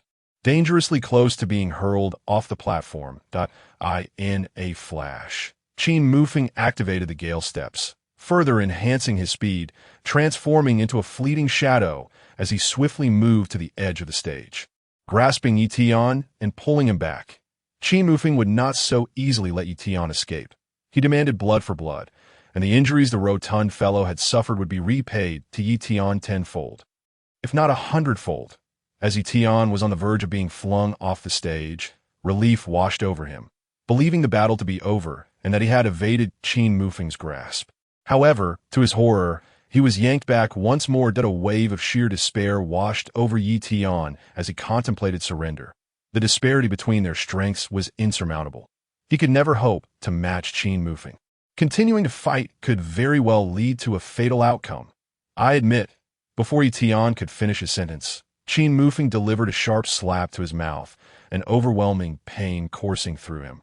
Leaving his words unspoken, in that moment, Yi Tian was engulfed in utter despair. I warned you. You should not have laid hands on my friend, as Qin Mufeng spoke. He aimed a kick at Yi Tian's chest, channeling all his strength into the blow. With this strike, Yi Tian would either be gravely injured or worse. Stop! Just as Qin Mufeng was about to deliver a devastating blow to Yi Tian, a furious shout rang out as Yi Qing, the head of the Yi family, raced towards the stage. His expression darkened. The Yi family had only a handful of exceptionally talented disciples, with Yi Li already dead. They could not afford to lose Yi Tian to Qin Mufeng. Should a new generation be extinguished, how could the Yi family hope to establish itself on Win 9 Island in the decades to come? Furious at Qin Mufeng, Yi Qing unleashed his innate power, a wave of pressure descending upon him. That old fool dared to strike at a junior. Qin Mufeng's senses heightened, summoning all his strength in preparation for the impending confrontation. Qin Mufeng, you have violated the rules and committed murder. Today, I shall strip you of your cultivation and expel you from Win 9 Island.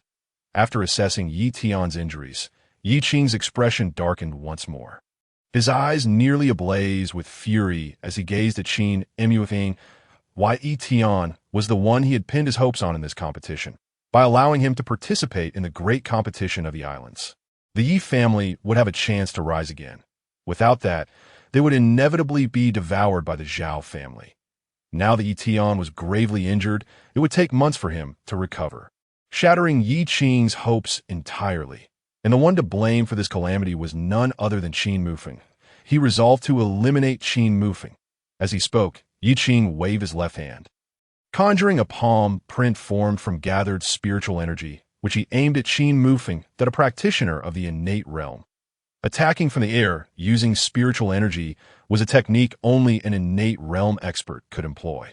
Qin Mufeng immediately sensed an overwhelming aura of danger approaching with great speed and instinctively gathered his full power to defend against it. That old wretch. He dares to strike at a junior. At that moment, a voice filled with urgency erupted from behind Qin Mufeng. A powerful fist imprint soared over Qin Mufeng's head, colliding with the palm strike, that a thunderous sound reverberated. Qin Mufeng was forced to retreat several steps. Struggling to regain his balance amidst the terrifying gusts of wind, the head of the Zhao family appeared before Qin Mufeng. You dare to defend him, despite his violation of the tournament rules? Yi Qing exclaimed, exasperated. Qin Mufeng did not commit murder. Did he truly breach any rule of the competition? The head of the Zhao family retorted sternly. Moreover, I am the island master. When did it become your place to act recklessly here? Seeing the head of the Zhao family take action, Yi Qing realized he had missed his opportunity to eliminate Qin Mufeng, and with his face flushed in embarrassment, he left with Yi Tian in a huff. Qin Mufeng bowed respectfully to the head of the Zhao family, expressing his gratitude. Thank you for coming to my aid, family master. You are a disciple of my island master's estate. How could I allow you to suffer injustice? The head of the Zhao family chuckled. I end this tournament. I shall not spare any rewards to showcase the might of the Zhao family. Continue to guard your platform, and come to my estate tomorrow. Thank you, Island Master. Qin Mufeng nodded, his heart brimming with joy, for it seemed another bounty of spirit stones awaited him. Chapter 34. Departing from Wind Nine Island as the head of the Yi family departed. The island's tournament progressed into its later stages, with all participants at the 9th level of the spirit summoning realm. Qin Mufeng's manifestation of cultivation at the Qi refinement realm deterred many challengers, who then sought to contest other platforms instead. Zhao Wushuang and another genius from the Zhao family, both at the 9th level of the spirit summoning realm, each claimed a platform, becoming champions. 3 disciples from the Lin family, all at the 9th level of the spirit summoning realm, also successfully secured their respective platforms. Another genius from the Yi family, lacking in strength, was swiftly eliminated by the talents of other families. Other dissatisfied contestants, after failing to challenge the 10 champions in sequence, had no choice but to accept reality. As twilight descended, no further challenges arose. The elder of the Zhao family, beaming with delight upon the high platform, announced the island tournament has concluded. The final participants selected for the archipelago tournament are Qin Mufeng, Zhao Wushuang, and Lin Feng. With the results revealed, a chorus of cheers erupted. Qin Mufeng and the others became renowned figures on the island, idolized by many young cultivators and utilized by elders as exemplary teaching material. Especially Qin Mufeng, whose prowess at the age of 16 in the Qi refinement realm earned him the title of an unparalleled prodigy among the practitioners of Wind Nine Island. Among the various families and practitioners, joy mingled with sorrow.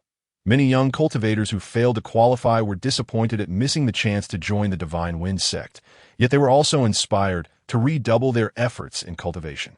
As the crowd dispersed and night enveloped Wind Nine Island, Qin Mufeng returned to his chamber to cultivate. The tournament had drained a considerable amount of his spiritual energy, necessitating replenishment. After a night of silence, Qin Mufeng awoke in the morning, dressed, and prepared himself before being led by a disciple of the island master to meet the head of the Zhao family. Along the way, he encountered Zhao Wushuang, Lin Feng, and others heading in the same direction. Island master, all the victors of the tournament have gathered, the guiding disciple reported upon entering the estate. Good, you may leave, the head of the Zhao family said. Opening his eyes, once the disciple departed, he continued, all of you are geniuses of Wind Nine Island. Having secured a place in the top 10 of this tournament, the Island Master's estate will not neglect you. These elixirs and spirit stones are your rewards. Qin Mufeng followed the direction of his finger to see several vials of elixirs and a pile of spirit stones on a table, appearing quite substantial. After expressing their gratitude, the group approached to claim their reward as victors of the tournament. Irrespective of their rankings, all received identical rewards, 20 spirit stones and a vial of elixir each. Upon opening the vial, Qin Mufeng was astounded to find a second-grade cleansing marrow pill. As the name suggests, this pill serves to purify the body, eliminating impurities and enhancing one's cultivation physique. And a second-grade pill at that, which was perfectly timely. With the archipelago tournament looming in half a month, and the journey ahead long, it was decided they would depart in 2 days. Use these 2 days to handle your departure matters. I shall notify you when it's time. The head of the Zhao family waved his hand, signaling everyone to leave. Back in his room, Qin Mufeng eagerly summoned the system panel. Host, Qin Mufeng, mortal, bloodline, Taotai bloodline, weak, realm, peak of Qi refinement 4th level cultivation technique, supreme beast mastery, 1st level of an ancient supreme technique, martial arts, raging wine palm, entry level yellow, rank martial art, falling blossom sword technique, entry level Xian rank martial art, swift wind steps, entry level advanced yellow rank movement technique, heavenly path value, 1150 system version, 3.0 bounty completion. New bounty is being generated. Please prepare, host, exchange permissions. Activated after briefly reviewing his attributes, he noted that he had absorbed several spirit stones the previous night, resulting in over 1,000 heavenly path values. This would last him for another 20 days. So he felt no urgency. Reflecting on the upcoming days with little to occupy him on the island, he decided to focus on cultivation instead, given the potential dangers outside, especially after his confrontation with Etion. It was prudent to strengthen himself. Strength is the foundation of everything, Qin Mufeng mused. The cleansing marrow pill and the 20 spirit stones were just what he needed.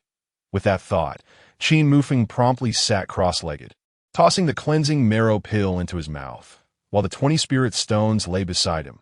Before long, he found himself enveloped in a viscous black substance, emanating a foul stench. One by one, the spirit stones beside him crumbled into powder.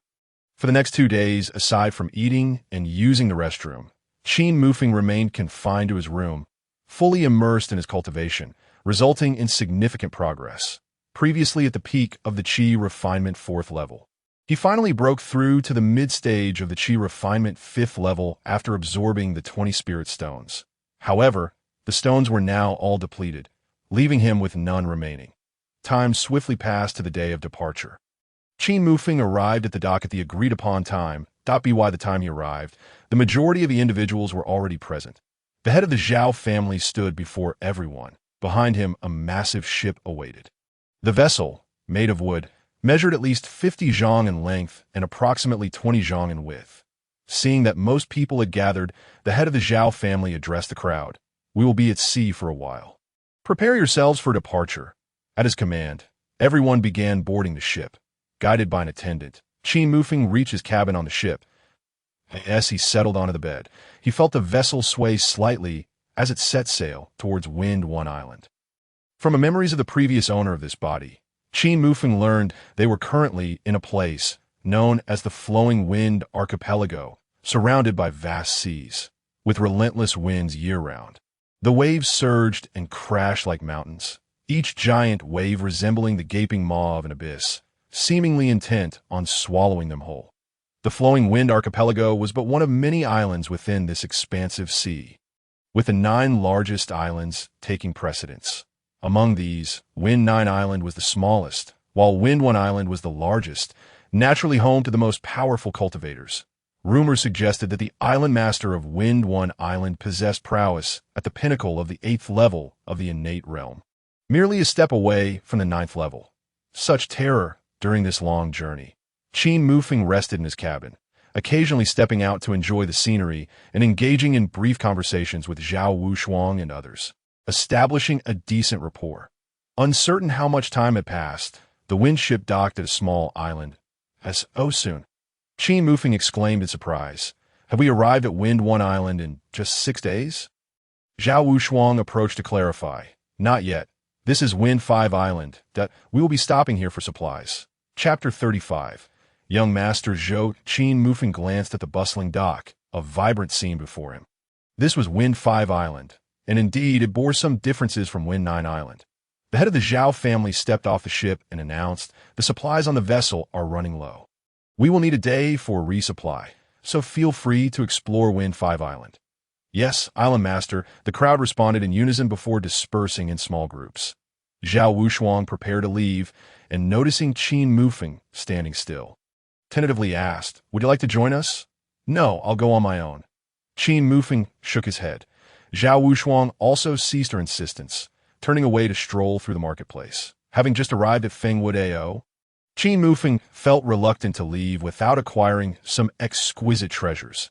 Emerging from the dock, he was greeted by a bustling marketplace, adorned with red walls and green tiles, intricately carved beams, and painted rafters.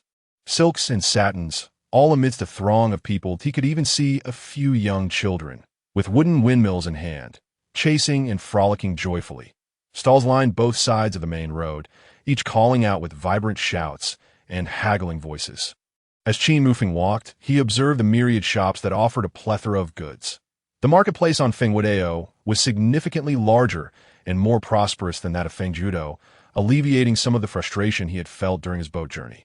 System, I recall you mentioning that in used search opportunities could be exchanged for broader searches. Qin Mufeng called out in his mind. Indeed, host, the system replied. Very well. Let us proceed with the exchange. Scan the entire marketplace for me. The system's notification chimed in his mind. Ding, detected 1 damaged treasure, 1 mysterious technique, 1 vial of golden spiritual liquid. The system's mechanical notifications continued to accumulate, and Qin Mufeng suppressed his excitement, rubbing his hands in anticipation. Following the locations marked by the system, he dashed from stall to stall, inquiring about prices and making immediate purchases. Others looked on with curiosity as he continuously acquired items, whispering among themselves. Why is he buying everything? Those scraps of metal. He doesn't even haggle. Perhaps he has an abundance of money and can spend it freely. That if you had such wealth, you could do the same. As Qin Mufeng picked up a piece of black iron, he felt its cold heaviness, engraved with mysterious characters. The system informed him that this was a piece of profound iron, inscribed with a mysterious technique. Ding! Detected 2 inner cores of swallowing rock beasts. 100 spirit stones, 2 gold tickets, and 1 wooden token. Qin Mufeng abruptly halted, having forgotten to deactivate the system's search function, which had continued its task. Suddenly, his eyes brightened, and his breath quickened. 2 inner cores of swallowing rock beasts. Just then, a hand reached out unexpectedly, catching Qin Mufeng off guard as he searched for the inner cores, and the profound iron was snatched from his grip. Indeed, this is profound iron. It should belong to me. A brazen voice echoed in his ear. Qin Mufeng assessed the youth toying with the profound iron. The boy had a pale complexion, with a hint of shadow beneath his eyes, dressed in opulent attire that suggested he hailed from a wealthy family on this island. Most notably, a figure clad in black stood silently behind him, regarding Qin Mufeng with a chilling gaze that radiated warnings. The inner cores of the swallowing rock beast were likely contained within the pouch at this person's waist. Without hesitation, Qin Mufeng lunged forward, reclaiming the profound iron. This item is in my possession. When did it become yours? Are you a fool? The youth, enraged by the loss of the profound iron, clawed at Qin Mufeng, shouting, "What I claim is mine. Hand it over." Qin Mufeng was unyielding, sidestepping deftly while unleashing a fierce palm strike. The gust of wind from his palm slamming into the youth's chest, the boy screamed. Propelled 3 meters away, crashing to the ground and coughing up blood. Everyone in the Wanbage stared in astonishment. The black-clad figure accompanying the youth was momentarily stunned. Who is this person daring to strike the son of the Zhou family? Having never seen him before, could he be from another island? What does it matter? After striking the Zhou family's young master, he would not leave Fengwood AO alive. Whispers erupted in the shop as they observed the spectacle unfold. The youth, his face contorted with rage, rose to his feet, glaring at Qin Mufeng. "What are you waiting for? Go avenge me." The black-clad figure snapped back to reality, charging at Qin Mufeng with a fierce glare. His fist aimed at Qin Mufeng's vital points. "Daring to strike our young master. You seek death." Second stage of Qi refinement. Qin Mufeng sneered, stowing his belongings in his spatial pouch, channeling his spiritual energy as he executed the wind step. Not even utilizing any techniques, he retaliated with a punch, exuding a powerful force. The 2 fists collided mid-air, producing a sharp crack as the black-clad figure's hand shattered, emitting a scream akin to a slaughtered pig. You are at the 5th stage of Qi refinement. The black-clad man clutched his arm, cold sweat beading on his forehead, gazing at Qin Mufeng as if he were a monster. That a collective gasp echoed among the onlookers. Their eyes wide with disbelief. He is at the 5th stage of Qi refinement. Is this real? How can this be? He looks no more than 15 or 16 years old, yet he has reached such heights. It must be true. I recognize the black-clad man beside the Zhou family's young master. He is at the 2nd stage of Qi refinement, but couldn't withstand a single punch from this youth. A prodigy indeed. Without uttering a word, Qin Mufeng stepped forward.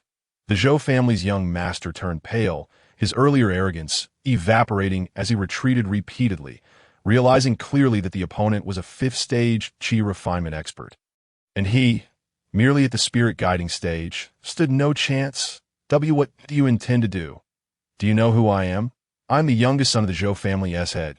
If you dare lay a hand on me, my father will hunt you down to the ends of the earth. Enough noise. Qin Mufeng delivered a sharp slap, sending the Zhou family's young master reeling, blood pouring from his mouth, and if one looked closely, they could see a few bloodied teeth. Yet, the hatred reflected in his gaze toward Qin Mufeng only intensified. The black-clad man, intent on charging, hesitated under Qin Mufeng's cold glare, his resolve faltering. I advise you to cease your actions. Our Zhou family is a prominent clan on Fengwudao. You cannot afford to provoke us. If you are wise, kneel and apologize to our young master now, and I may spare your life. Spare my life? But I would still face the consequences. Qin Mufeng replied disdainfully. The black-clad man's fists clenched tightly, his expression dark as water, a murderous intent brewing in his eyes. Qin Mufeng disregarded his glare, yanking the pouch from the Zhou family's young master's waist. This will serve as compensation for your provocation, that I, in the future, refrain from stealing others' possessions. Chapter 36. A bountiful harvest. The youth seethed with rage, never having encountered someone so audacious, robbing his belongings yet lecturing him on theft. Just wait. If you have the audacity, don't run. When I return and summon people, I will ensure your demise. With that, the youth turned and fled, the black-clad figure shooting a venomous glance at Qin Mufeng before hastily following suit. Qin Mufeng watched the pair depart, a sneer playing on his lips that he was no fool to wait around for them to return with reinforcements. Glancing around the marketplace, he noted several treasures still indicated by the system that he had yet to collect.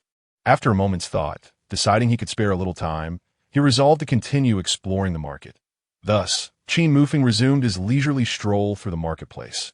Meanwhile, back at the Zhou family on Fengwudao, Zhou Kai had rushed back, colliding with someone upon entry. Xiao Kai. What is the matter? Why the rush? Zhou Xiao was about to scold him when he heard the voice and immediately began to lament. Brother, I've been attacked. What? The elder brother glared at Zhou Kai's swollen face, the imprint of a hand starkly visible, and fury ignited within him. Who dares to lay hands on a member of the Zhou family? They are truly seeking death. Zhou Kai described Qin Mufeng's appearance to his brother, gritting his teeth. Brother, you must avenge me. I want him dead. Rest assured, I will exact revenge for you, but not at this moment. Zhou Heng narrowed his eyes that I have pressing matters to attend to, but once I am finished, I will ensure he understands that not just anyone can provoke the Zhou family. Zhou Kai's expression flickered with conflict. Brother, I've been assaulted. How can anything be more important than this? I haven't checked on the abandoned temple for over half a month. My eyelids have been twitching these past few days. It feels like something is amiss. Zhou Heng stated. That shouldn't be the case, Zhou Kai murmured. However, his brother was right. The items stored in that location were of greater importance than mere vengeance, as they had expended considerable effort to acquire them. If something were to happen there, it would spell significant trouble. Having just concluded his exploration of the marketplace, Qin Mufeng had indeed found numerous valuable items and was now prepared to return. The system's notifications echoed incessantly in his mind. Though somewhat bothersome, he knew that missing any treasures would result in substantial loss. Given that he might only stay on Fengwudao for a couple of days, he was determined to gather as much as possible. More treasures are always welcome. What I fear is their absence.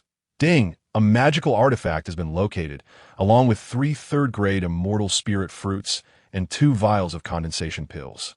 Qin Mufeng abruptly halted his steps, the system's notification altering unexpectedly, leaving him utterly astonished.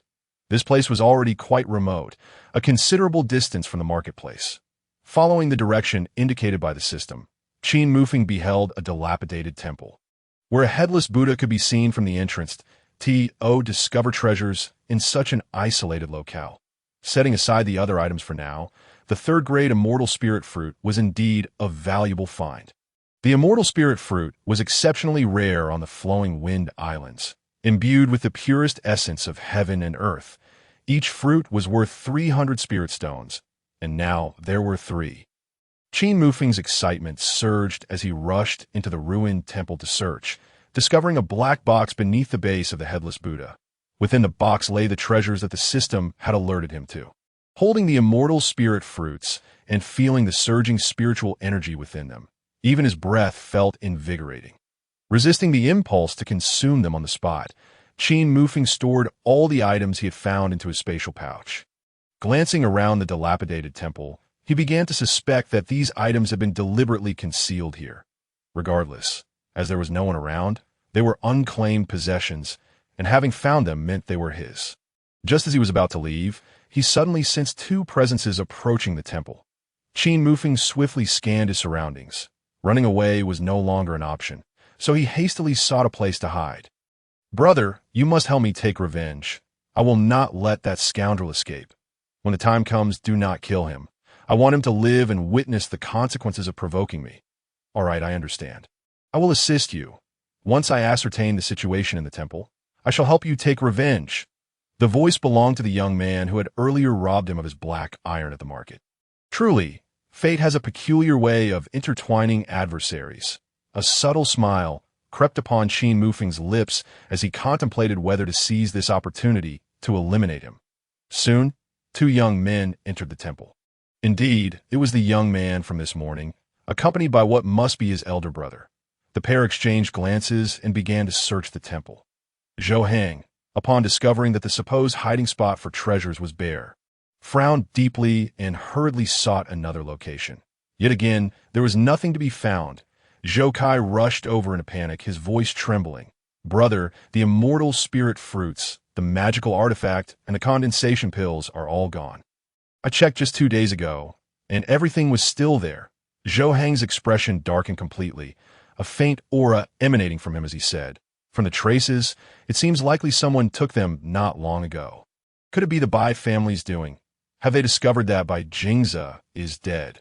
Zhou Kai's face turned pale, his breath quickening. He could hardly bear to think of the consequences if the Bai family learned that Bai Jingzi was not merely missing, but had been murdered by the 2 of them during the trial, with his body discarded to the sea as fish bait. The immortal spirit fruits had been seized from Bai Jingzi. After all, the head of the Bai family was the Lord of Wind 5 Island, and Bai Jingzi was the Lord's son. If all of this were to come to light, their Zhou family would undoubtedly face annihilation. Zhou Hang furrowed his brow, his thoughts momentarily in disarray, but upon regaining composure, he shook his head and said solemnly, "That seems unlikely. If it were the Bai family who discovered it, they would certainly have sent people to guard this place, waiting for us to walk right into their trap. Now that it is empty, it must have been someone else. But who else would know we hid the items here? I do not know. It seems we must return and find someone to investigate. That if I discover who did this, I will ensure they suffer 1,000 tortures, making them understand that my belongings are not so easily taken. What has been consumed must be returned to me." As he spoke, Zhou Hang's aura surged, stirring up a tempest within the dilapidated temple, dust swirling around. Qin Mufeng was astonished. This fellow was actually at the 5th level of Qi cultivation like himself. Watching the 2 depart, Qin Mufeng emerged from his hiding spot, ultimately deciding against making a move that it appeared that the treasures concealed within the temple were also acquired through murder and theft. Thus they did not rightfully belong to them, but to Qin Mufeng alone, that he lingered no longer, turning to leave the temple and return to the ship. Upon his return, the others had also arrived. The Zhao family had informed them that the necessary supplies had been nearly replenished, and they anticipated setting sail that evening. Qin Mufeng returned to his room and organized the treasures he had gathered that day. It was undoubtedly a bountiful harvest, with the 3 immortal spirit fruits being the most valuable, followed by the piece of black iron inscribed with a profound technique. The other items, while still treasures, held little significance for him. Chapter 37. Searching the ship in the Zhou family's courtyard, Zhou Hang sat in a chair, appearing composed, yet the teacup in his hand was already riddled with cracks. The atmosphere in the room particularly tense. Zhou Kai sat nearby, his brow furrowed, and after a moment he finally opened his eyes and said, "Brother, do you think it could have been those outsiders?" Zhou Hang looked at his brother, asking in a low voice, "What do you mean? Didn't a ship from another place arrive at our Wind 5 Islands dock today? Those outsiders may have lost their way and wandered near the dilapidated temple, finding the items and loading them onto their ship, which is why we cannot locate them nearby."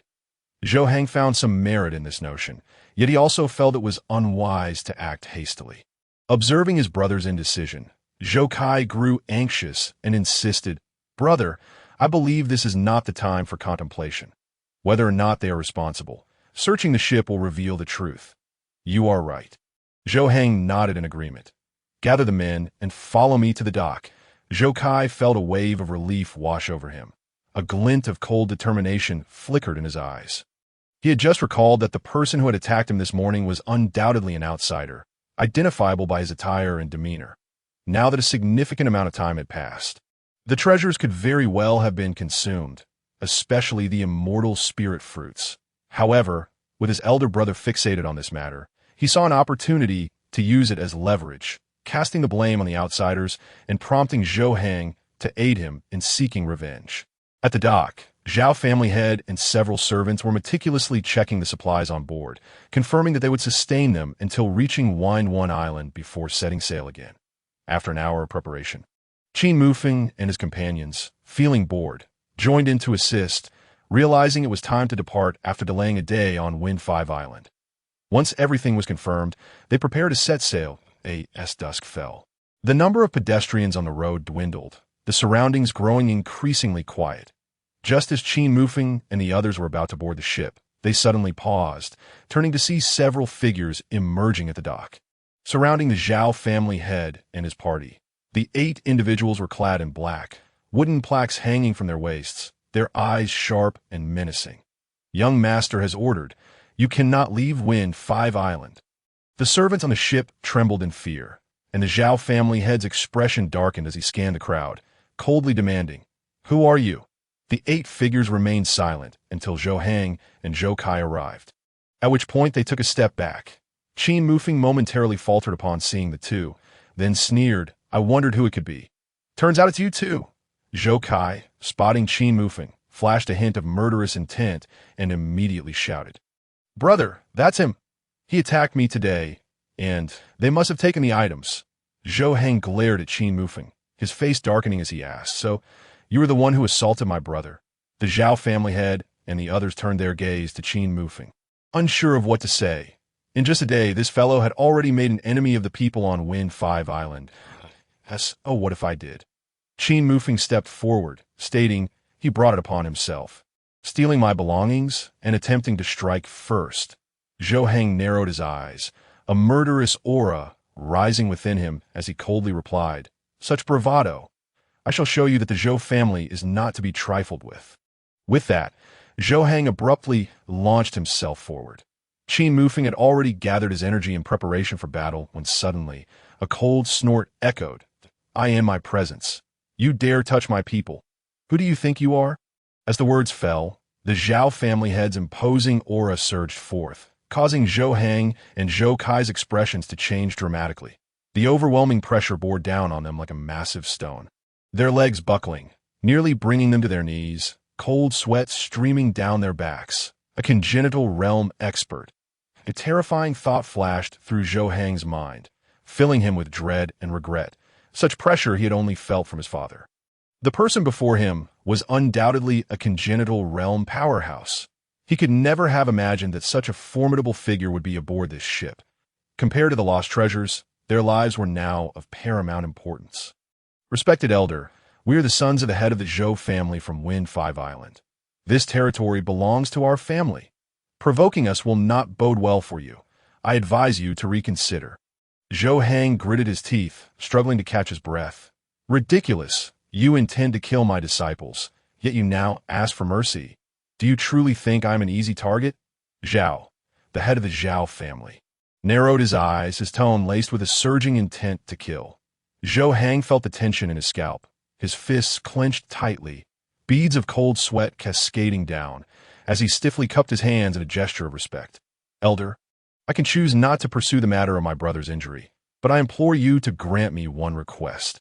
Our Zhou family has lost several items, which are now unaccounted for. We must search your ship. I hope for your understanding, for if you refuse, you will find yourselves unable to leave this place. Preposterous. Utterly preposterous. The head of the Zhao family erupted into laughter, his voice rife with mockery, as his aura surged, stirring up a tempest that plunged the entire dock into a chilling atmosphere, causing everyone present to feel as though they had plunged into an ice cavern, a bone-chilling cold swiftly enveloping them. Qin Mufeng's heartbeat quickened as he gazed at the retreating figure of Zhao, momentarily feeling as if he were confronting an enraged lion. This is the realm of the innate, unlike the others. Zhao Wushuang and her companions were filled with dread at the sight of Zhao's back, while Qin Mufeng's eyes blazed with fiery determination, his resolve solidifying further. He too would ascend to the innate realm. Zhou Hang, utterly terrified, sank to his knees, desperately channeling his meager spiritual energy in a futile effort to resist the overwhelming force. Gritting his teeth in anguish, the weakest among them, Zhou Kai, could no longer withstand such an overwhelming aura. Collapsing unconscious, his trousers dampened with terror, having lost control of his bodily functions. I am a dignified innate master. How dare a mere chi refining realm threaten me?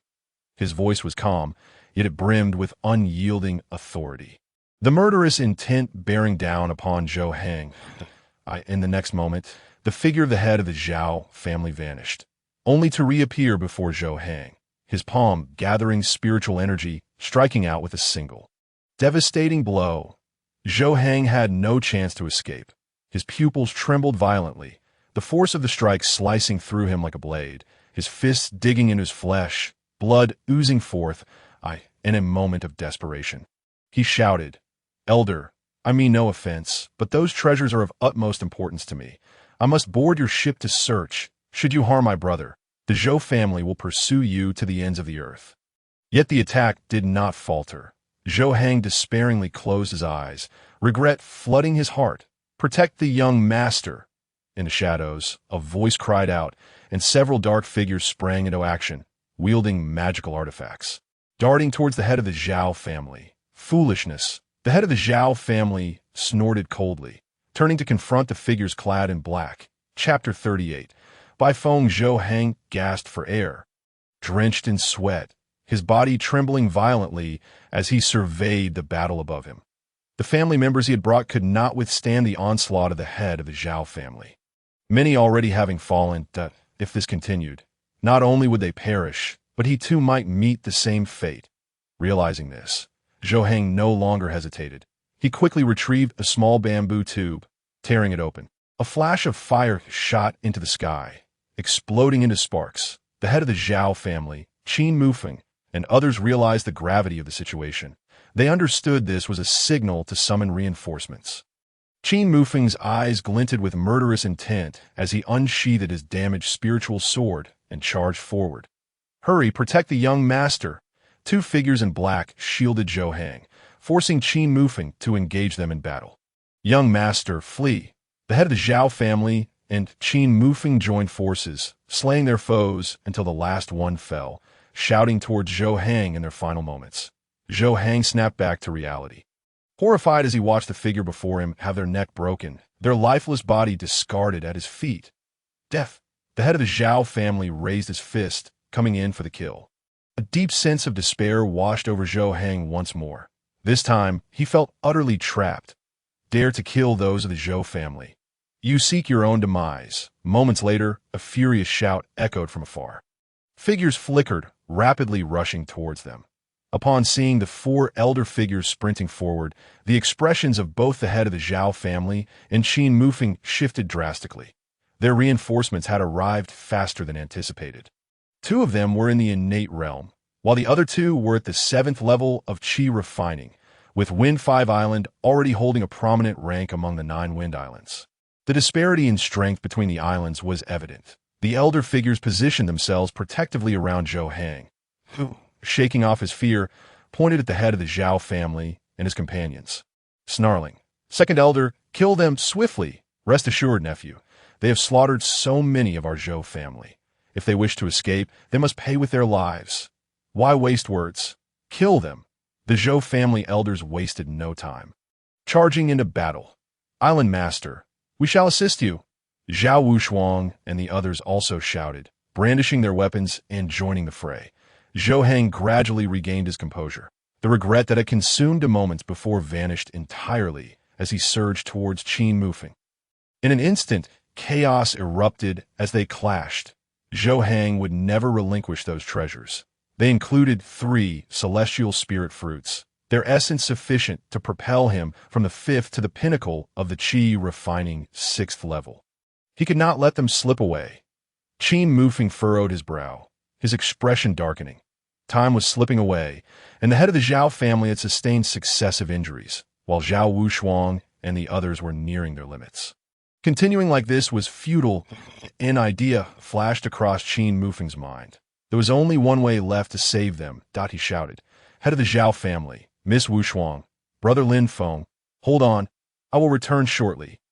With that, Qin Mufeng broke away from the battle and sprinted towards the marketplace. Attempting to flee, an elder of the Zhou family spotted Qin Mufeng and intended to pursue him, but was halted by the head of the Zhao family. Helplessly watching as Qin Mufeng distanced himself, in mere moments, Qin Mufeng reached the island master's residence, where a few disciples stood guard. After a moment's thought, he pulled out a cloak from his spatial storage. Donning it as he inquired mentally, "Little dragon, do you have a quick method to induce sleep in someone for short duration?" The voice of Xian Jiao immediately responded, "Master, while I have no method for inducing a coma, I do possess a spell that enables rapid sleep. It is not exactly a technique, merely a small incantation. Whatever it is, if it works, then it suffices." "Please wait, Master." In the next moment, Qin Mufeng found new knowledge flooding his mind. It was indeed simple, just a few incantations. After familiarizing himself with it, he headed towards the island master's residence, the disciples guarding the door. Noticing someone approaching, immediately became vigilant. Who dares to approach the island master's residence? Depart at once. Qin Mufeng's eyes glimmered with a white light, and the 2 disciples at the entrance collapsed to the ground, falling into a deep slumber. Qin Mufeng strode confidently inside, using the spell on anyone he encountered to put them to sleep. At this hour, aside from a few patrolling disciples, the elders would have long since retired, which was precisely why Qin Mufeng felt emboldened to walk in so brazenly. Inside the island master's residence, Bai Feng, the island master, was only in his 40s, yet his hair had already turned gray, and his face bore the signs of exhaustion, his eyes bloodshot. All of this stemmed from the disappearance of his son, Bai Jingze. During a trial 3 months prior, he had searched tirelessly for 3 months. Yet there had been no news. The family elders advised him that so much time had passed. It was likely his son was gone, but Bai Feng was unwilling to surrender hope.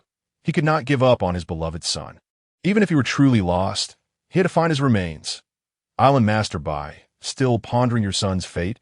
A raspy voice suddenly interrupted the silence. It was Qin Mufeng, his voice altered with spiritual energy, as he wished to avoid attracting unnecessary trouble.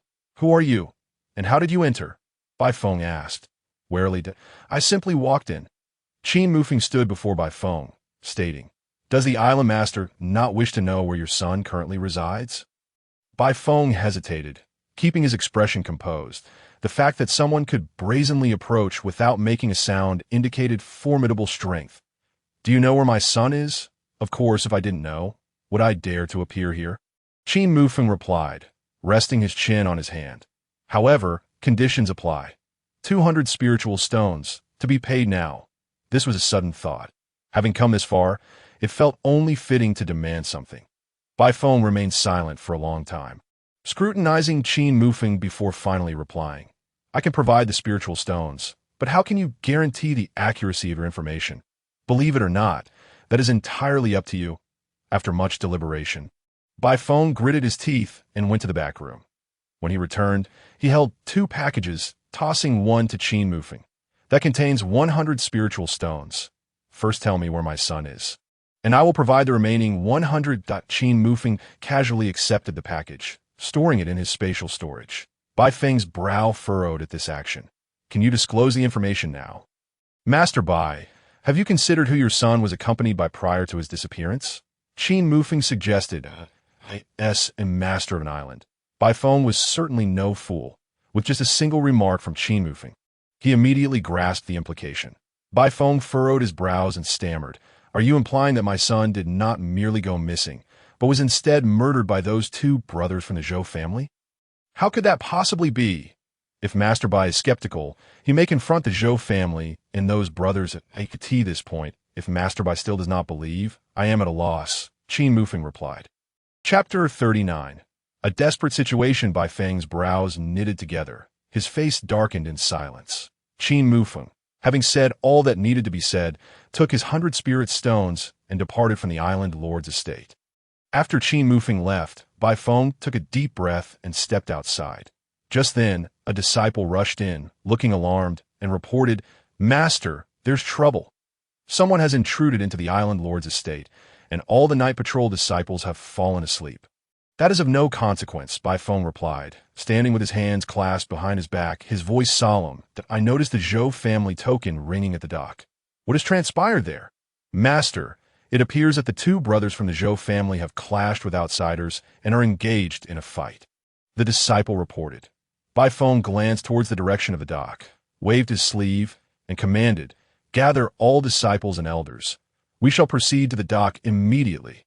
The disciple was taken aback, unsure of the sudden urgency, but still cupped his hands and replied, Yes, Master. Under the dark moonlit sky, the island lord's estate was ablaze with light, rousing all disciples within the residence, who armed themselves with magical artifacts and set off towards the dock. Not far away, a large tree concealed Qin Mufeng, who smiled at the gathering momentum before turning to leave. Meanwhile, the Zhou family was equally aglow, with no one asleep. The family head gazed intently towards the dock, as if trying to pierce the distance. Has the reason for the family tokens ringing at the dock been ascertained? Master, it seems to involve the young master and his entourage. They brought a group to the dock and must have encountered some conflict. The steward promptly replied, Has something happened to Qing? Why did you not inform me sooner? The Zhou family head slammed his hand on the table, his expression darkening, and a trace of ruthlessness flickered in his narrowed eyes. Do not worry. The second elder has already gone to investigate and will likely return shortly, with the strength of the few elders in the innate realm and the later stages of qi refining. The young master should be safe, the steward reassured quietly. Upon hearing this, the family head sighed in relief before declaring, No, Lao Hao, I'm not at ease. You must accompany me to the dock. The 2 men then took a group of followers and headed towards the dock as well. The battle at the dock raged on, and Qin Mufeng had returned to conceal himself in the shadows, waiting for an opportunity to act. The head of the Zhao family was still holding his ground against 2 opponents, but was gradually falling behind, while Zhao Wushuang and the others were thoroughly overwhelmed. Suddenly, Qin Mufeng's gaze fell upon the still unconscious Zhou Kai, and an idea struck him. Lin, be careful. A sudden shout jolted Lin Feng, sending a shiver down his spine. He turned to see a palm print rapidly enlarging, poised to strike him directly. Lin Feng's face turned pale, despair rising within him. In the darkness, a loud thud echoed, and Lin Feng abruptly opened his eyes, shocked to see someone shielding him from the blow. The individual, breathless and spewing blood, bore a conspicuous black-red palm print upon his chest. Brother Hai, are you all right? Lin Feng quickly supported him, feeling for his pulse, but found only a steady exhalation, signaling imminent death if things continued this way. The others had also been forced back, their clothes stained with blood, their internal energy nearly depleted, and soon they would be utterly incapable of resistance. Seeing this, Zhou Hing erupted into a maniacal laugh, commanding, Third elder, 5th elder, kill them all, leave none alive. Without hesitation, the 3 charged forward. The Zhao family head, witnessing the unfolding situation, his eyes turned crimson, bellowed to the heavens. You seek death? Raging tides palm. With palms raised, surging spiritual energy cascaded forth towards the two Zhou family elders who had been entangled with him. Realizing the terror of Zhao family head's palm technique, the two elders swiftly retreated to evade the attack. However, the Zhao family head did not pursue them, but instead turned to charge towards Zhou Eiqing, his intention to drive away the two and rescue Zhao Wushuang and the others. Quick, stop him! The two elders recognized his intent and immediately gave chase. Yet the Zhao family head was superior in strength. While they could delay him, they could not match his speed. Zhou Eiqing also noticed the approaching Zhao family head, his heart racing, knowing he could not withstand the impending attack. In that critical moment, the third elder suddenly turned, brandishing his artifact and charging at the Zhao family head. With a cold snort, the Zhao family head waved his sleeve, followed by a punch that struck the third elder squarely in the chest. The third elder was sent flying into the sea, his fate uncertain. Do not move. In that fleeting moment, Zhou Eiqing and the remaining fifth elder reached Zhao Wushuang and the others, their artifacts poised against the necks of the captives. The Zhao family head's expression darkened, his fists clenched tightly, hesitant to act rashly. The two innate realm elders struck the Zhao family head simultaneously, causing him to stagger and spit a mouthful of blood, his aura waning significantly as his eyes locked on Zhou Eiqing with fierce intensity. Are you not formidable? Were you not going to kill me? Ha! Zhou Eiqing laughed maniacally, his expression growing increasingly twisted as he gritted his teeth and declared, I want you to watch as each of your people dies here. I will ensure you have no place to bury them. As he spoke, he tightened his grip, leaving a fresh gash on Zhao Wushuang's neck, though her eyes remained defiant as she reluctantly closed them. Brother, save me! Just as Zhou Eiqing was about to strike, he suddenly heard Zhou Kai's cry for help.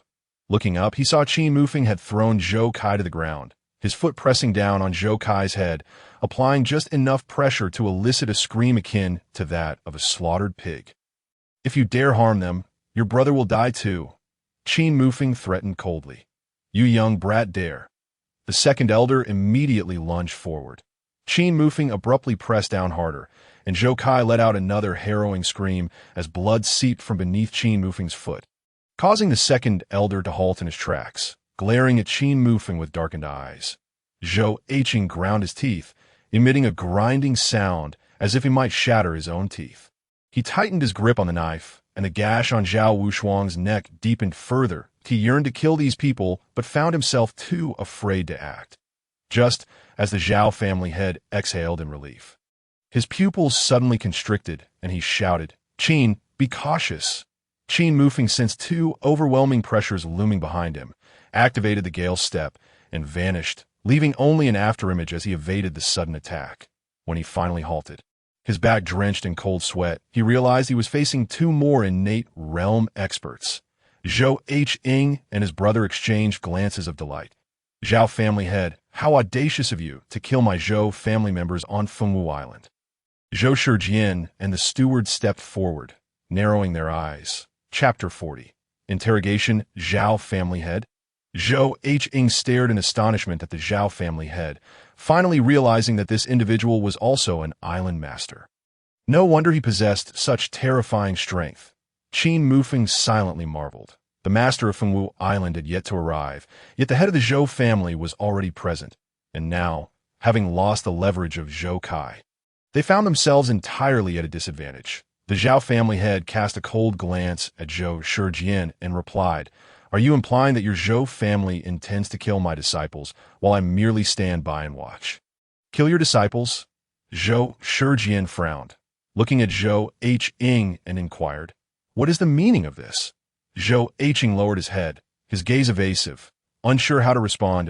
It was Zhou Kai who darted to Zhou Shijian's side, pointing an accusatory finger at Qin Mufeng and venomously declaring, Father, it is all his doing. He stole what rightfully belonged to me and laid hands on me. I was simply enraged and had my elder brother teach them a lesson. Yes, Father, that is precisely it. I came to avenge Zhao Kai. Zhou Eiqing hurriedly nodded in agreement, relieved to have this justification. They could never let their father know their true intention of seeking treasure. If those items were indeed on the ship, their father would undoubtedly inquire and learn about their involvement in the murder of Bai Jingze. Then, the situation would escalate dramatically. Qin Mufeng scoffed, "That item was originally mine. It was merely your son who pilfered it from me. When did it become his? I declare it mine, and thus it is mine. Clearly, you snatched it from my grasp." Zhou Kai shouted with a malevolent expression. "Father, kill him! He just stepped on my head, intending to take my life." Zhou Shijian let out a cold snort and suddenly charged towards Qin Mufeng, declaring, "Regardless of the reason, if you seek to take my son's life, you shall meet your own demise." Qin Mufeng was taken aback, a sense of suffocation overwhelming him. He had not anticipated such a sudden attack. Just as he prepared to defend himself, the head of the Zhao family approached from behind. The two collided, one fist against one palm, creating a tremendous shockwave that nearly sent the closest Qin Mufeng flying. His blood surged violently within him, and it took him nearly 10 steps to stabilize his stance. Both Zhou Shijian and the head of the Zhao family were forced back several paces, each glaring furiously at the other. "Zhao Island Master, do you truly intend to stand against my Zhou family for the sake of a junior?" The head of the Zhao family inhaled deeply, his complexion paling further, sneering, "If I cannot protect my own disciples, what purpose is there in me being the Island Master?" Zhou Heng and Zhou Kai, the two brothers, were filled with anxiety. The longer they lingered here, the more likely their intentions would be exposed. "Father, why waste words with them? Just kill them," they urged. "Indeed, what of the Island Master, with so many of us? Do we fear a mere innate realm cultivator?" They were willing to go so far as to kill the Island Master's son for the sake of their treasure. There was nothing they would not dare to do. Moreover, the opposing party was not even the Island Master of Feng Wudao. Should they kill him and cast his body into the sea, who would know it was the Zhou family behind it? Qin Mufeng observed the two brothers, finding their demeanor somewhat laughable. Yet upon reflection, it made sense. The son of their island's master had perished at their hands, leaving them with no fear of repercussions if they were truly bold enough to act. The surrounding sea of the Lufeng Islands would ensure that no one would discover the truth. Hadn't he done the same when he killed Yi Tianxiong? Silence. Zhou Shijian barked, causing the Zhou brothers to tremble and turn pale. Clamping their mouths shut, did Zhao Island Master truly intend to protect him? Zhou Shijian spoke coldly. "I can allow you to leave, but that individual must remain. Otherwise, none of you shall escape." How imposing the Zhou family master was. At that moment, an unexpected voice shattered the standoff. Qin Mufeng exhaled in relief. Their reinforcements had finally arrived. Zhou Shijian furrowed his brow and turned to look. Hundreds of disciples from the Island Master's estate rushed in, wielding magical artifacts, completely surrounding the dock. Their forefront was Island Master Bai Feng. In an instant, 3 factions converged upon the small dock. Under the bright moon, the sea churned, and the atmosphere on the dock became palpably tense. Almost suffocating. Zhou Shijian's face darkened. He initially thought Bai Feng and his entourage had come to rescue these individuals. "Island Master, I am aware of your friendship with Zhao Island Master, but this matter is a grievance between my Zhou family and them. I shall not slay them, but Zhao Island Master must hand over the one who harmed my son." Bai Feng chuckled coldly. "Zhou Shijian, your feud with Zhao Island Master has nothing to do with me. However, I have come to seek your 2 sons. There is something I find perplexing that requires their explanation." Seeking them, Zhou Shijian's brows knitted tightly together as he inquired, "What do you wish to ask them?" "I want to know why my son, Bai Jingze, has inexplicably gone missing." Bai Feng's gaze remained fixed on the Zhou brothers. The two felt a buzzing in their heads, followed by a wave of emptiness. Their faces turned ashen, pale as paper, and their legs trembled uncontrollably. In that instant, Zhou Shijian grasped the situation, a furious blaze igniting within him as he shot a glare at the two brothers. Regardless of their actions, they were still his beloved sons. He had to find a way to save them. "By Island Master, what do you mean by that? Do you suspect that their disappearance is related to them?" "Whether it is or not, we shall know once we inquire," Bai Feng replied, his eyes gradually filled with murderous intent. "Bring them to me." Several disciples stepped forward immediately, while Zhou Kai clutched Zhou Shijian's arm tightly, struggling to maintain his composure against his overwhelming fear. Zhou Shijian sensed the dire situation and subtly gestured for the two elders beside Zhou Hang to shield his sons. I dare anyone to try. Zhou Shijian bellowed, releasing an innate realm aura that compelled the disciples to retreat in haste. By Island Master, all must adhere to evidence. Should you lack proof, do not even think of laying a hand on them. Bai Feng snorted coldly, his own aura surging forth, directly overwhelming Zhou Shijian, even surpassing the pressure exerted by the Zhao family head. Evidence? Jingzhe was last seen in the company of your sons, Zhou Shijian. Moreover, I am merely inquiring, why must the Zhou family be so agitated? If they are truly innocent of Jingzhe's disappearance, I shall release them. For the next few days, they shall reside in the Island Master's estate. Father, I won't go. I won't. Zhou Kai repeatedly tugged at Zhou Shijian's clothing, his face stricken with terror. Zhou Hang held his breath, knowing that if they were taken to the Island Master's estate for questioning, there would be no chance of them returning alive. Zhou Shijian gritted his teeth, his expression twisted in rage, fists clenched tightly as he quietly summoned his spiritual power. Bai Feng, do you truly wish to proceed down this path? Our Zhou family is also a prominent clan on this island. And so, Bai Feng interrupted, standing with his hands clasped behind his back. If your Zhou family truly wishes to resist, feel free to try. However, should I uncover any connection between Jingzhe's death and your two sons, prepare for the consequences. From this moment on, should anyone dare to obstruct, they shall be killed without mercy. Upon these words, the Zhou family elders immediately ceased their movements, allowing Zhou Hang and Zhou Kai to be taken away. Bai Feng glanced at the two brothers, who were on the verge of collapsing, and addressed Zhao Island Master. Zhao Island Master, I shall take my leave now. We shall meet again at the upcoming grand competition. With that, Bai Feng turned and led his men away. Zhou Shijian's expression darkened, his gaze shifting rapidly as he commanded the Zhou family elders. Return at once. In an instant, the once bustling dock was left with only a few corpses and Qin Mufeng's group, all of whom exhaled in relief. This had been the most perilous night they had ever experienced. The closest they had come to death. Chapter 41. The trial Qin Mufeng and the others chose not to linger any longer on Feng Wudao, seizing the cover of night to depart by ship. The battle had left each of them with varying degrees of injuries, with the most severe being the young man who had shielded Lin Feng from a strike. Fortunately, they all carried healing elixirs. And after some treatment, although their lives were spared, their internal meridians were irreparably damaged, rendering them incapable of further cultivation. After spending several days on the ship, they finally arrived at Feng Yidao on the vast ocean. Aside from their Feng Judao, vessels from other islands were also making their way to the dock. Each island had its own customs, yet the arrangements on this island were largely similar to others. The distinguishing feature was the Grand Island Master's estate, which loomed magnificently at the island's center. Having drifted at sea for so long, upon reaching Feng Yidao, they sought refuge in a modest inn to recuperate briefly.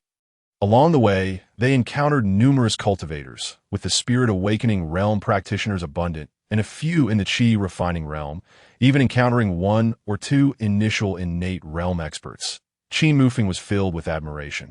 This was indeed the top-ranked Feng Yidao, far more powerful than their Feng Jiudao. After dining, under the guidance of the Zhao family head, they proceeded to the venue for the grand competition among the islands. Along the way, Zhao family head elaborated, the purpose of the grand competition is for the Shanfeng sect to select outstanding individuals from various islands to join their ranks for cultivation. Thus, unlike our local competitions, the format of the grand competition is determined by the Shanfeng sect. Even we island masters seldom know the details of the competition, so be cautious once you enter. Understood? Island Master, Qin Mufeng, and the others responded in unison. Upon arrival, Zhao family head instructed them to enter on their own, as the subsequent matters were beyond his control. Whether they could emerge victorious and become disciples of the Shanfeng sect depended solely on their abilities. Upon entering, they were greeted by a vast circular arena, where disciples from other islands awaited. Each island had a different number of participants, and at a glance, there were over 100 competitors present for this grand competition. The least represented was their Feng Jiudao. With a feeble strength and a small territory, they had originally numbered 10, But now only 9 remained. On the platform stood 10 individuals, with the foremost being a middle-aged man with white hair at his temples, a square face and a mottled beard, standing with his hands clasped behind his back. Just his presence exuded a subtle yet formidable aura that intimidated the crowd. Behind him stood 9 disciples of the Qin Mufeng sect, clad in white sect robes with the words Qin Mufeng embroidered in green on their chests. Both were at the 7th level of Qi refining realm. Many island disciples gazed at them with admiration and envy. Qin Mufeng assessed the cultivation levels of these disciples, astonished to find that 4 or 5 of them surpassed his own. They were at the peak of the 5th level of Qi refining realm, as well as the early and mid levels of the 6th. Indeed, there exists a discernible disparity in strength between the islands. Once all the disciples from the 9 major islands had reached their designated times, the middle-aged man on the stage finally took action, bellowing, "Silence!" The crowd immediately fell silent, their gaze fixed upon him. He then declared, "I am an elder of the Divine Wind sect. Today marks the occasion for our sect to select disciples from outside. Allow me to explain the rules. The competition will serve as a trial. You will compete on a nearby deserted island for a month. 8T that time. You will be equipped with the corresponding rings and jade tokens. After 1 month, the one with the most rings will emerge victorious, and the top 10 will be admitted into the Divine Wind sect for cultivation. The victors shall proceed to the southern dock of the deserted island to await the arrival of transport vessels. Anyone wishing to withdraw from the trial may shatter their jade token at any time, which will display the remaining number of participants. Are the rules clear? Clear, echoed the voices of hundreds of disciples. Resonating with great momentum, the elder then turned to the 9 disciples behind him, each stepping forward to distribute rings and jade tokens to their respective island disciples, who would then acknowledge their ownership with a drop of blood. "Is there only 9 of you from Wind 9 Island?" inquired a disciple from the Divine Wind sect, frowning at Qin Mufeng and his companions. Qin Mufeng promptly explained there were originally 10, but due to unforeseen circumstances during the journey, the last one could not participate. The Divine Wind disciple said nothing further, accepting the ring and jade token, stating, "Follow me." Qin Mufeng and his companions complied, as did the other island's disciples, following their respective Divine Wind sect guides to the dock. They boarded a small boat that took them directly to the so-called trial grounds on the deserted island. According to the Divine Wind disciples, this island had once belonged to a sect that was annihilated overnight, leaving behind only ruins. If luck were on their side, they might discover treasures amidst the remnants of the sect. Upon reaching a corner of the deserted island, the disciples were instructed to disembark. While the guide departed, the beach beneath their feet was as white as jade, yet before them lay an endless expanse of forest, towering trees obscuring the light, casting the woods into darkness. Tension filled the air, as they all understood that this deserted island harbored not only humans, but also various demonic beasts and unknown dangers awaiting them. Shall we act independently or band together? Someone voiced the question. A swift response followed. In my opinion, we should stick together. This way, we can avoid some dangers and overcome difficulties as a team, right? Others nodded in agreement, believing that joint action would be safer. You all may group together. I will venture alone, Qin Mufeng interjected. The others were taken aback, their expressions souring, and one stepped forward to say, "Qin Mufeng, what do you mean by that? We are all from Wind 9 Island. Wouldn't it be better to stick together?" Qin Mufeng glanced at the speaker, chuckled lightly, and remained silent, using his swift footwork to vanish from sight, leaving the group looking dismayed. His decision to refrain from grouping stemmed from the fact that larger targets inherently attract greater risks.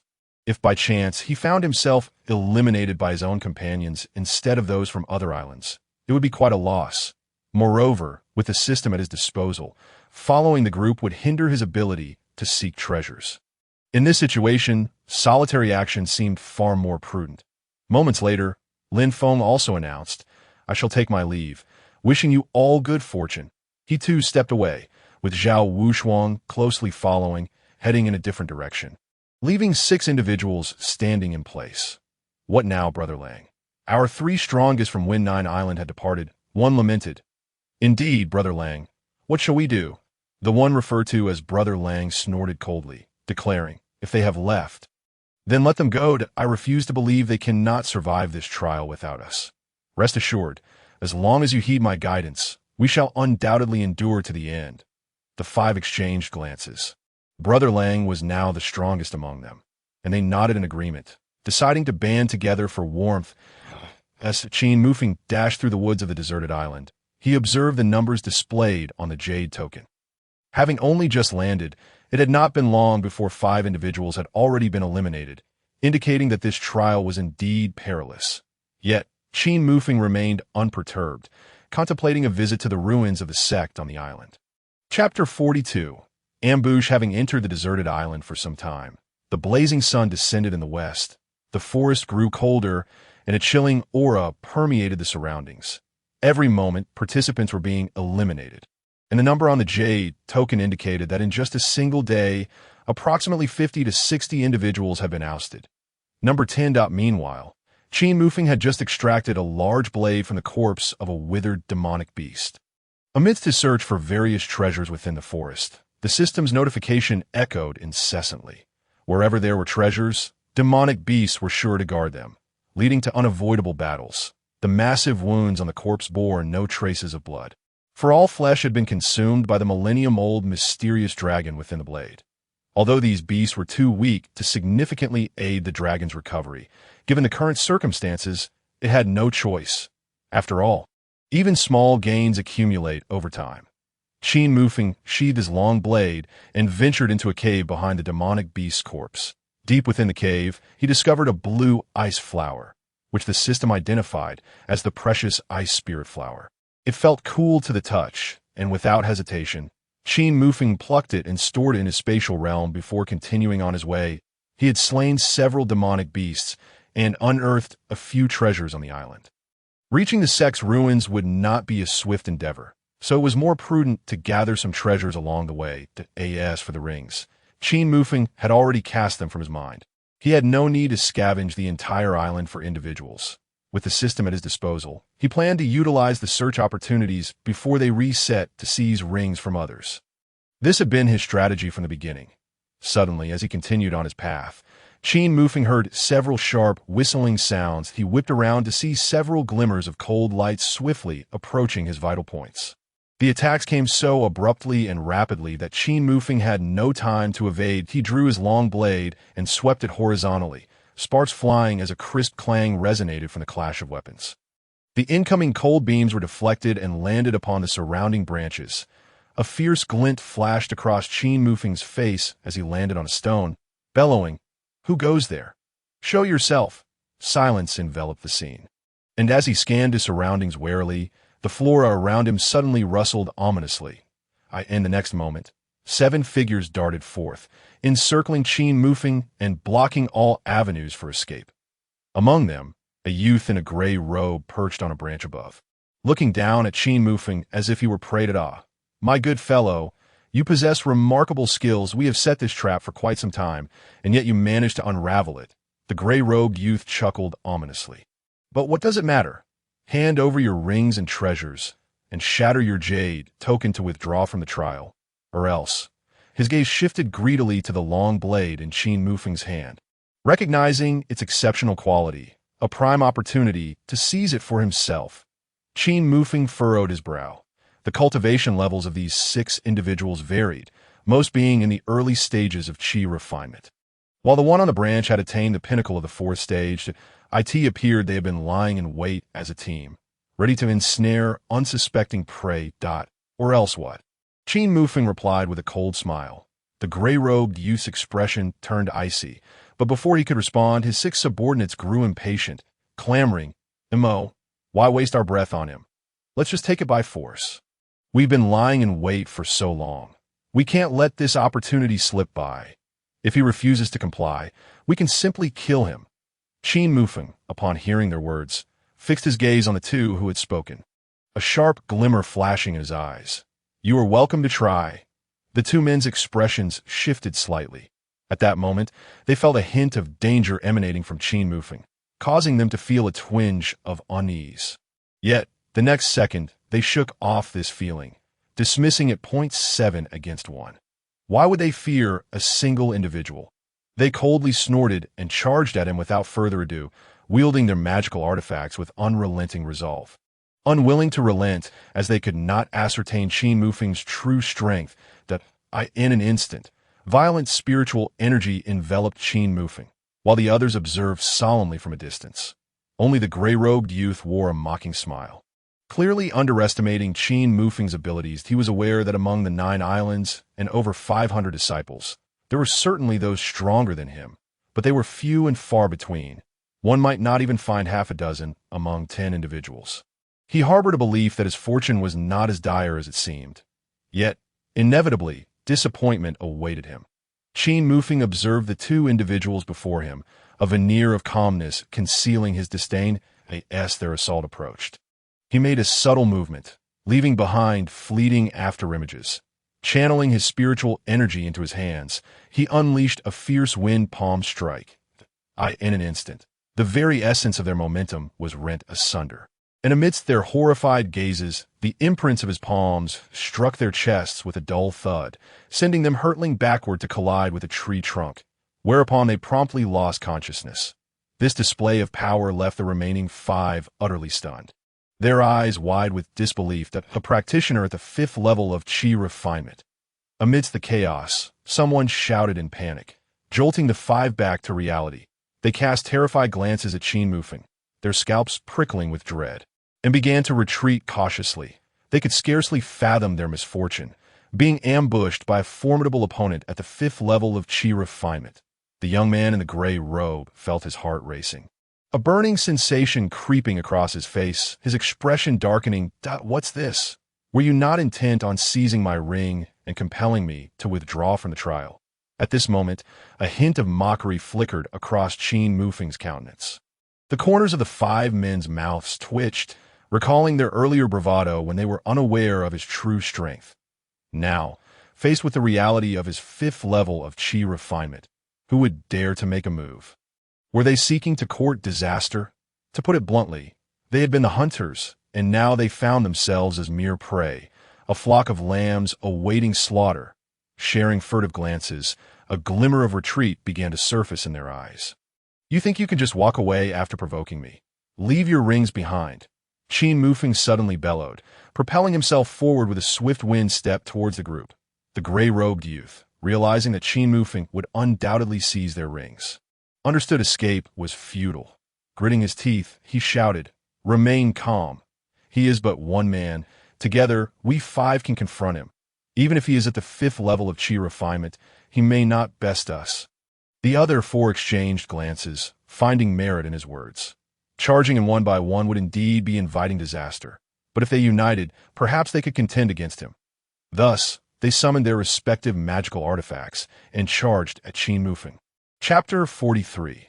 1 against 5. Qin Mufeng faced the oncoming 5 with a fierce determination, his spirit ignited. With a long sword in his left hand and a spiritual sword in his right, he moved like a specter among them, effortlessly repelling 3 with a single strike, leaving deep, gory lacerations on their bodies. The remaining gray-robed youth and another found it impossible to approach Qin Mufeng. Perpetually on the defensive against his relentless onslaught, each strike of his long sword reverberating through their arms with a numbing force, the feral glint emerged in the gray-robed youth's eyes, while the others were drenched in sweat. Anxiety etched upon their faces. Qin Mufeng's prowess exceeded their wildest expectations. A single individual at the 5th level of Qi refinement was overpowering 5, even exhibiting a tendency to dominate. Their hearts quaked with fear. A desire to retreat surged within them. Yet they understood that escape was no longer an option. With such terrifying skill, even if they fled now, he would catch up to them in no time. The gray-robed youth gritted his teeth, his heart racing, his scalp prickling. He had encountered practitioners at the 5th level of Qi refinement before, even on their island, yet had never witnessed one so formidable. The ferocity of Qin Mufeng's attacks could easily convince him he was facing a practitioner at the 6th level. Continuing as they would inevitably be crushed, their rings seized, and they would be eliminated from the trial. Everyone, attack together. Unleash your strongest techniques. I refuse to believe he can withstand us all, the gray-robed youth shouted. The 4, steeling themselves, resolved to hold nothing back. channeling their spiritual energy into their magical artifacts. Point 9. Sword Technique. Fiery Divine Fist, Earth-Shattering Hammer. 9 piercing sword strikes, searing waves of fire, and a massive black hammer surged toward Qin Mufeng. A flicker of surprise crossed Qin Mufeng's face in the next moment, his eyes narrowed as he hurled his long sword with precision. The blade seemingly imbued with a life of its own. Hurtling straight towards the five were taken aback, their movements faltering as their ultimate attacks, intended for Qin Mufeng, were redirected to counter the incoming sword, attempting to neutralize its assault. Yet to their astonishment, their most powerful techniques merely caused the longsword to tremble slightly, leaving it wholly unscathed, prompting a cascade of cold sweat to pour down their brows as they scrambled to evade. What an extraordinary blade, they all thought in unison. Meanwhile, Qin Mufeng grasped his spiritual sword, summoning all his internal energy and channeling it into the blade. Falling petal sword technique, he shouted, and in an instant, his sword moved with erratic speed as he surged toward the group, caught off guard by the relentless onslaught of the longsword. The 5 barely had time to react before Qin Mufeng's sword technique followed in quick succession. Their pupils dilated in shock as they endeavored to muster the last vestiges of their spiritual energy to evade the incoming attack. However, save for the gray-robed youth, none could escape the thrust of Qin Mufeng's spiritual sword, each suffering a piercing blow to their shoulders, blood gushing forth in torrents, their cries of agony echoing through the clearing, rendering futile their attempts to staunch the flow. Seeing this, the gray-robed youth dared not linger any longer. Panic-stricken, he turned to flee, but a cold snort echoed from behind him, followed by a searing pain that sent him crashing to the ground, sliding several meters before leaving an impression in the earth. As he struggled to rise, his visage was a gruesome sight, bloodied and mangled, and before him, Qin Mufeng appeared like a demon incarnate. Standing before him, Qin Mufeng's gaze was devoid of warmth as he intoned, "Is there anything more you wish to say?" The gray-robed youth, quaking in fear, dared not make another move. He hastily removed the ring from his finger, surrendering all his possessions to Qin Mufeng, before crushing his jade token. Qin Mufeng turned his attention to the remaining 5, who mirrored his actions. Though they felt a deep sense of resentment, they recognized their defeat and the futility of remaining. After collecting their rings, Qin Mufeng also seized the rings and treasures of the 2 still unconscious, swiftly shattering their jade tokens as well. With a cold smile, he surveyed the surroundings and declared to those lurking in the shadows, "If you wish to seize the rings in my possession, I welcome the challenge. But before you do, consider your own capabilities." Since earlier, Qin Mufeng had sensed the steady approach of others, though he could not discern their numbers. Yet, it was evident that the commotion would attract nearby trial participants. Though none had yet revealed themselves, silence descended upon the forest as those hidden in the shadows exchanged glances, a glimmer of hesitation emerging in their eyes. Initially, they had hoped to reap the benefits of a battle between the 2 sides, but they had underestimated Qin Mufeng's overwhelming dominance over the 5. It seemed that only those of equal or higher cultivation levels would stand a chance against him. With no one stepping forward, Qin Mufeng ceased his wait and departed the area. While he understood that the key to this trial lay in the rings, something he desired, he also recognized the importance of patience. This was merely the first day of the trial, with 29 more to follow. Accumulating too many rings too soon would only render him a target for collective assault. Among the participants, stronger individuals existed, and should they unite against him, he would find himself in dire straits. Thus, preserving his strength became paramount. After Qin Mufeng's departure, the others dispersed, while the 7 individuals who had mysteriously appeared were taken away by disciples of the Shinfeng sect. Time slipped by, and nightfall enveloped the forest in a chilling embrace, the wind carrying a biting cold. As nocturnal beasts emerged in search of prey, the night proved to be the most perilous time. Meanwhile, Qin Mufeng sought refuge in the lair of a beast, kindling a fire for warmth. The beast within the cave had been skinned, its entrails removed, and now it roasted over the flames, having gone a day without sustenance. His hunger was palpable as he cooked the meat. Qin Mufeng began to tally the treasures he had acquired that day. 12 slain beasts, 7 spiritual herbs, 3 varieties of spiritual fruits, and 2 vials of spiritual liquid. Along with the possessions of the 7 adversaries, a plethora of magical artifacts, medicinal pills, techniques, and spiritual stones, he had amassed quite a fortune, including a piece of divine weaponry. Excluding the pills and stones, most of it held little value for him. The divine weapon, a long spear, was of no use to him, and though he hesitated to discard it, he ultimately stored it away in his spatial pouch. As for the other artifacts, they were superfluous, and he discarded them all, retaining only 2 usable techniques, while incinerating the rest in the fire. All are yellow-tier martial arts. Possessing them would be of little consequence, should this notion be revealed to others. The individual would undoubtedly be drowned in a deluge of scornful words. After organizing his treasures, Qin Mufeng summoned the system panel within his mind to examine his attributes. Chapter 44. Zhao Wushuang in Peril Host. Qin Mufeng, Mortal, Bloodline. Gluttonous Bloodline, Weak, Realm, Mid-stage of the 5th level of Qi Refinement Cultivation Technique. Supreme Beast Technique. First layer of an ancient and extraordinary martial art. Martial skills. Gale Palm, low-level yellow-tier martial. Skill. Proficient, Falling Blossom Sword Art, high-level profound tier martial skill. Minor accomplishment. Swift Wind Steps, high-level yellow-tier movement technique proficient. Whirlwind Leg, high-level yellow-tier leg technique, beginner. Thunderstorm Fist, yellow-tier critical fist technique, beginner. Tau value, 550 system version. 3.0 bounty completion rate. New bounty is currently being extracted. Please prepare. Host. Exchange privileges. Enabled storage space. Activated upon reviewing the panel, Qin Mufeng noted minimal changes. The sole variations lay in the proficiency of his martial skills and the Tau value, which could sustain him for merely 5 more days. Fortunately, he possessed an ample supply of spirit stones, with 200 stones available on Wind 5 Island, in addition to over 200 stones collected from the 7 individuals.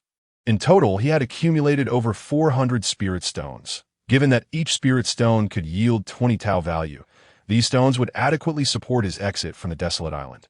However, relying solely on spirit stones would not suffice for an extended period. The bounty would ultimately dictate his fate. Yet despite his prolonged stay, no bounties had surfaced, leaving the system incapable of upgrading. Qin Mufeng sighed deeply, closing the system interface just as the roasted meat was ready. He casually took a few bites before extracting 50 spirit stones to commence absorption, but he hoped that these 50 stones would enable him to ascend to the pinnacle of the 5th level of Qi refinement, providing him with additional assurance in this trial. As his realm advanced, the efficacy of spirit stones on his cultivation had diminished compared to the spirit attraction realm, necessitating a significantly larger quantity for each absorption. Previously, he had managed to reach the mid-stage of the 5th level of Qi refinement with nearly 100 stones. This time, he was uncertain how many would be required to breach the apex. Nevertheless, he decided to start with 50. Upon awakening from his cultivation the following day, Qin Mufeng sighed. Indeed, 50 stones proved insufficient. However, the Tau value was adequate. Sufficient for approximately 15 days, he was not far from the pinnacle of the 5th level of Qi refinement. Emerging from the cave, Qin Mufeng hastened towards the remnants of the sect, encountering minor troubles along the way. Numerous beasts would suddenly leap forth, attempting to assault him, yet he effortlessly dispatched them. The ferocity of the beasts on this island was not particularly high, primarily consisting of 1st and 2nd tier minor beasts, with some 3rd tier creatures present, which were generally avoided due to their strength, equivalent to that of innate human warriors. Unless one were reckless, practitioners at the Qi refinement stage would refrain from engaging them. Although they were no match for these beasts, escape remained a viable option. Suddenly, Qin Mufeng heard the sounds of battle nearby, prompting him to halt and observe that he could discern in the distance of about 1,000 feet to his left. Sparks flying and figures darting about. It seemed a fierce conflict was underway, and after deliberation, Qin Mufeng decided to investigate, hoping to reap the benefits of a potential clash.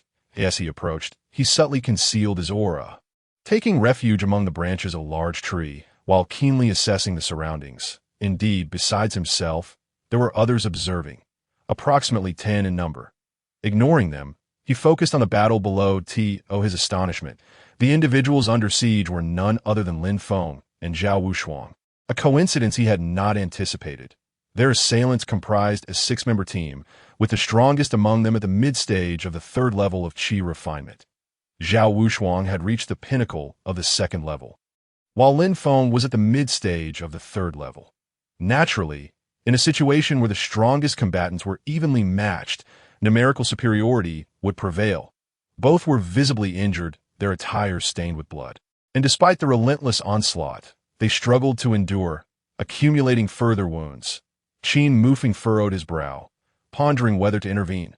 Ultimately, he resolved to observe for a while longer before making a decision. The battle raged on, with Lin Feng and Zhao Wushuang steadfastly resisting. Their adversaries offered no respite, and soon, the two were forced against a towering ancient tree. Their bodies bore numerous injuries, their faces pale. Lin Feng had blood at the corner of his mouth, yet refused to relinquish his weapon. Zhao Wushuang, wielding a long spear, positioned it before them in defense, its blade already marred with a significant gash. The five assailants wore sinister smiles as one taunted, "You are in such a state yet still refuse to surrender your rings?" Zhao Wushuang, with a frosty demeanor, retorted, "You may only acquire our rings over our dead bodies." With that, she tightened her grip on the spear, channeling her meager spiritual energy. Entering the Divine Wind sect had been her lifelong aspiration. Should she fail to seize this opportunity, age would rob her of future chances, condemning her to a lifetime on Wind Nine Island, a fate she resolutely refused to accept. Similarly, Lin Feng harbored aspirations. The Divine Wind sect was the sole faction within the Flowing Wind archipelago, its resources vastly superior to those of the Island Lord's estate. To attain greater heights, entry into the Divine Wind sect was essential to experience a broader world. The six assailants erupted in laughter, the leader's eyes glinting with malice as impatience washed over his face. They had pursued the two since dawn. Nearly 3 hours passed, yet the pair remained obstinate in their refusal to yield their rings. "Fine," he growled. "If you seek death, do not blame me for my ruthlessness." As his words fell, he cast a lascivious gaze at Zhao Wushuang, declaring, "But before we act, my brothers and I wish to have some fun." At this proclamation, the others stirred with eagerness, their eyes gleaming with desire, some even licking their lips. They were not virtuous individuals, having previously exploited many women on their own island, emboldened by their status as disciples of the Island Lord and their supposed genius. With the forthcoming month forbidding them from approaching any women, the thought alone was unbearable. Thus, they planned to indulge while they could. Zhao Wushuang's beauty was noteworthy, and her prowess with the spear lent her an air of heroism, further enhancing her allure. Upon hearing the vile remarks, she seethed with rage, trembling with indignation, her eyes aflame as she declared, "If you dare lay a finger on me, I will drag you all to hell with me." "Ha! Do you truly believe you possess the strength to fight back? You are doomed regardless. Why not die while granting us pleasure?" The group cackled mockingly, advancing step by step toward Zhao Wushuang. Chapter 45. A rescue. Qin Mufeng fixated on the 6 individuals encircling Zhao Wushuang and Lin Feng, then shook his head, releasing a resigned sigh. After all, they had emerged from the same island to partake in this trial, having shared life-and-death experiences along the way. It was impossible to turn a blind eye. Moreover, should he choose not to intervene, Zhao Wushuang would surely suffer a fate most foul at their hands. With a swift motion, Qin Mufeng propelled himself forward, his figure akin to a hawk swooping down upon its prey, leaving all those observing in stunned silence, whispering amongst themselves, "Who is this person? What are his intentions? I do not know. I have never seen him before. He must be seeking to save them. Save them. I believe he is merely walking to his doom. 6 against 1. What can he accomplish?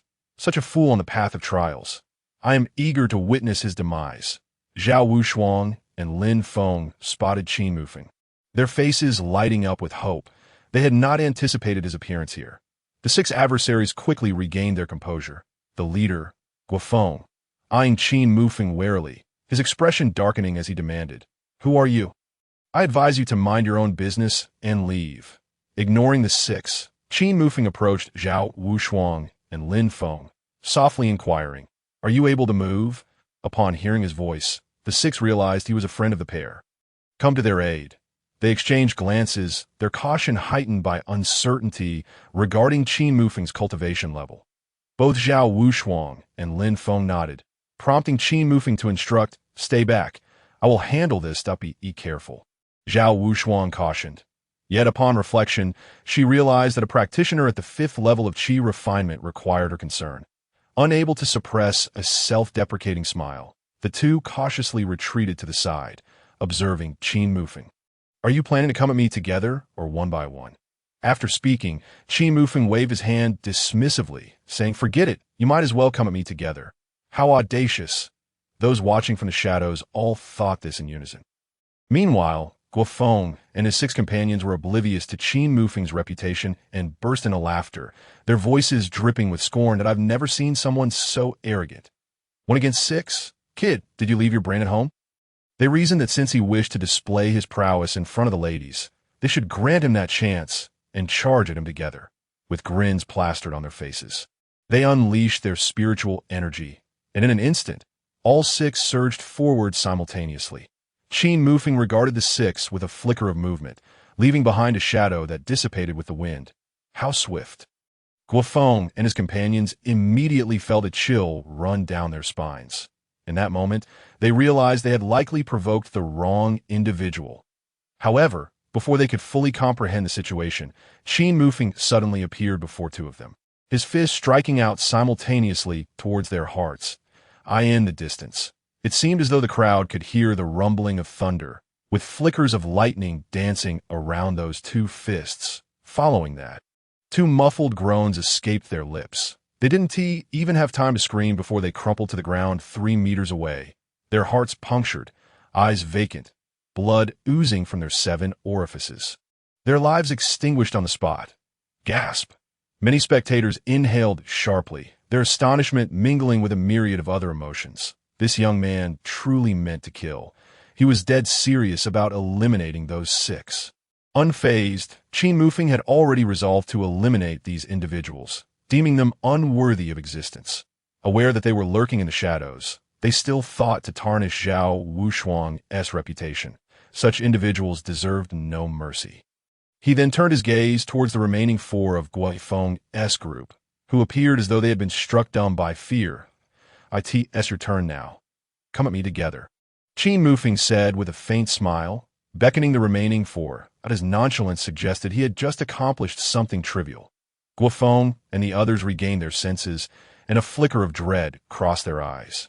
Anyone capable of killing 2 Qi practitioners with a single punch was undoubtedly stronger than they. Guofeng stepped forward, steeling himself. "Brother, we were in the wrong earlier and should not have insulted your friend. We can apologize to your friend. We hope you." "Enough with the nonsense," Qin Mufeng interrupted impatiently, soaring into the air, his wind palm descending like a tempest. Guofeng and the 4 felt their scalps tingle. And Guofeng gritted his teeth, shouting, "Let us all attack together. I refuse to believe we can't take him down." The 4 launched their assault simultaneously, yet they had gravely underestimated Qin Mufeng. Their strikes didn't even brush the hem of his garment. One among them was struck down silently by a single palm, meeting the same fate as his companions. Finally sensing the gravity of their predicament, they turned to flee in different directions. Qin Mufeng let out a cold laugh and pursued the swiftest, Guofeng. Glancing back repeatedly, Guofeng nearly lost his wits upon seeing Qin Mufeng closing in, his feet moving as fast as they could muster. "You can't kill me. My brother is Guoqing," he cried out in desperation. "What your brother is has nothing to do with me. You insulted my friend, and that is a death sentence." Qin Mufeng bellowed, increasing his speed. With the distance between them dwindling to less than 3 zhang, he suddenly leaped high into the air, drawing his spiritual sword and striking down fiercely.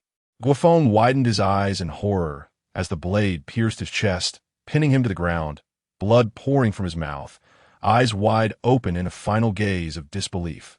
After eliminating Guofeng, Qin Mufeng turned his attention to the remaining 2, who had clearly noticed the commotion. Upon meeting Qin Mufeng's gaze, their faces turned ashen as they hastily brandished their jade tokens. Qin Mufeng's brows furrowed, a murderous intent surging forth as he smiled coldly. They thought to shatter their tokens to escape, but he would ensure they had no such opportunity, At once, he drew his long knife, shouting, "Xian Jiao! Eliminate him!" The blade shot forth like a bolt, targeting one of them, while Qin Mufeng dashed toward the other. Moments later, two piercing screams echoed through the woods, and two corpses crashed to the ground. Thus, the six who had besieged Zhao Wushuang and Lin Feng were systematically slain. Retrieving his spiritual sword and long knife, Qin Mufeng returned to the scene, thoroughly looting the rings and treasures from the six bodies before turning to Zhao Wushuang and Lin Feng. "Follow me," he instructed.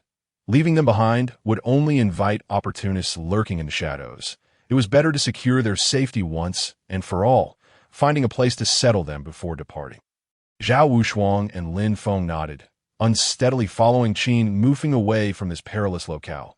Chapter 46. Guqing. It wasn't until Qin Mufeng had taken Zhao Wushuang and Lin Feng away that those who had been hiding in the shadows regained their senses. One man against six, and he had eliminated them all without leaving a single survivor. Such a feat was hard to believe for anyone. Who is this person? Why have I never heard of him? Is there truly such a powerful figure among the participants in this trial? Yesterday, I heard someone say there was a person with a cultivation level of the 5th stage of Qi, who forced 7 attackers to eliminate themselves without exception. Could he be the same individual as today? Regardless, having killed Guofeng, this person has undoubtedly attracted significant trouble. How so? Did you not hear Guofeng's last words? His brother is Guqing, who is also participating in this trial and is at the 6th stage of Qi.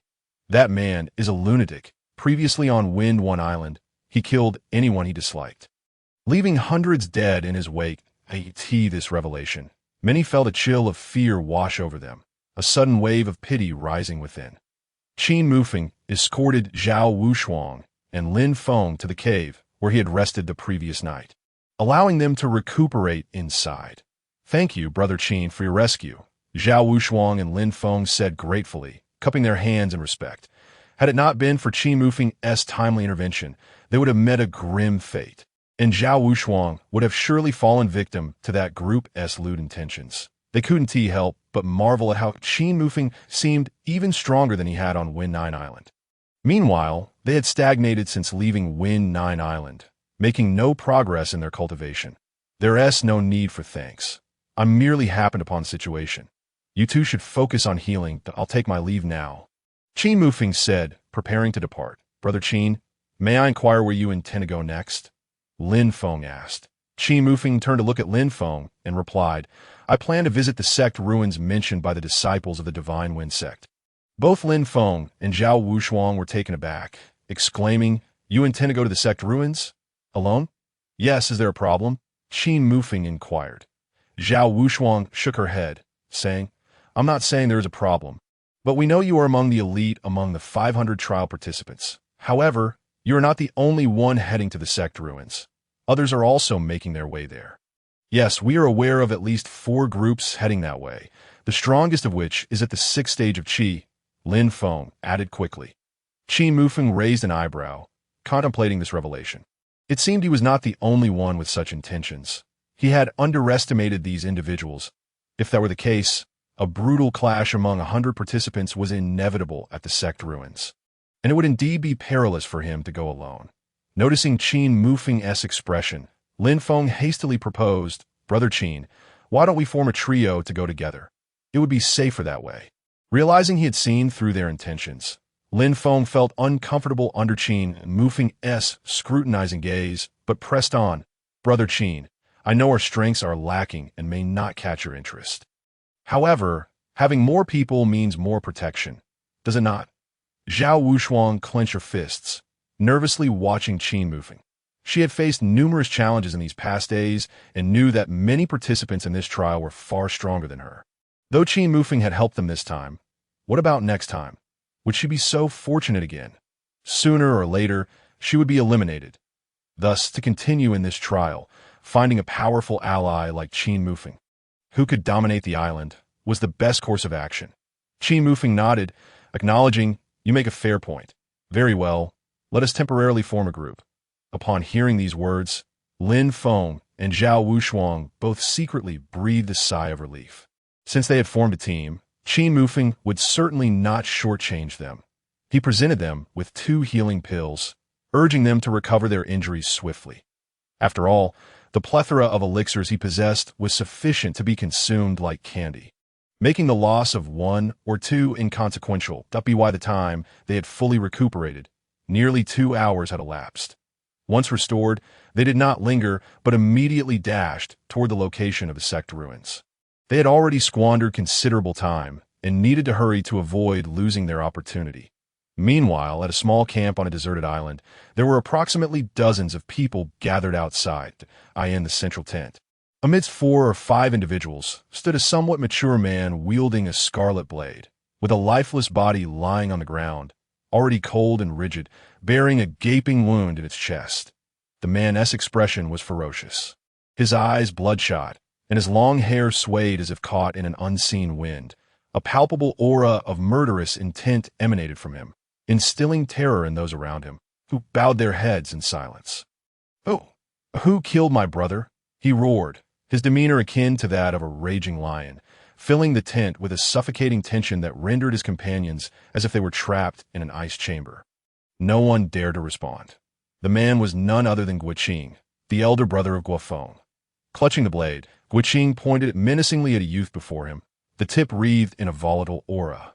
The youth turned pale with fright, his legs trembling violently as he stammered, "Brother Qing, spare my life? I don't even know the name of that person."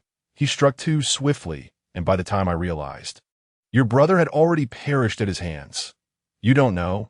The blade came crashing down, and a vicious gash appeared on the youth's shoulder, blood gushing forth like a torrent, soaking half of his body in moments. A scream erupted as the youth collapsed to his knees. "Brother Qing, I don't know his name, but I can recognize him by his appearance. Please, don't kill me. Brother Qing, let him live for now. If we encounter him in the future, he can help identify him," interjected someone from the side. "Right now, the most pressing matter is the sect ruins that we're not the only ones going. Others will undoubtedly be heading there too, and we might run into them." "Brother Qing, I believe he speaks wisely. It's better to spare his life for the time being," chimed in others, urging restraint. Guiqing's expression darkened, and he remained silent for a long while. The others dared not speak.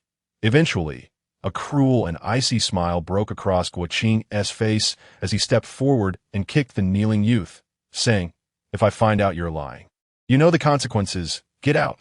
The youth, terrified, scrambled out of the tent, drenched in cold sweat, his heart filled with a sense of relief at having narrowly escaped death. Chapter 47.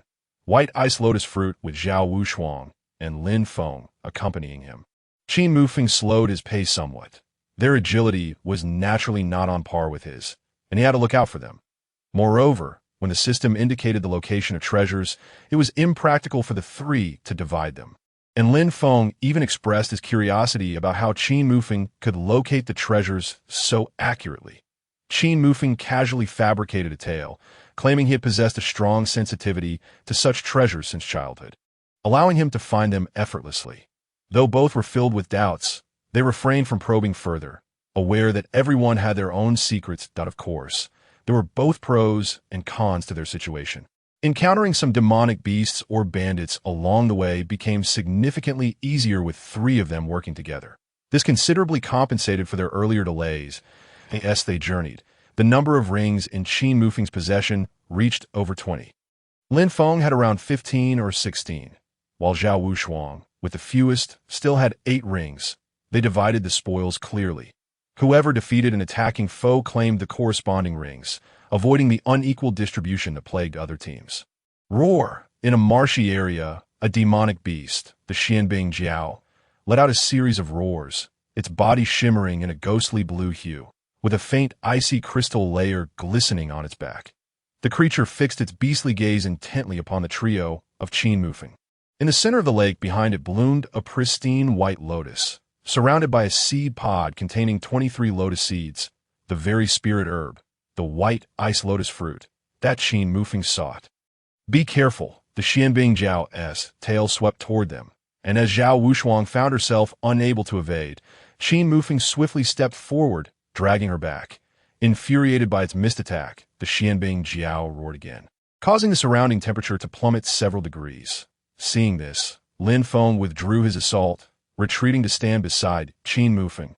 panting heavily. This beast is proving to be quite troublesome. Qin Mufeng chuckled lightly.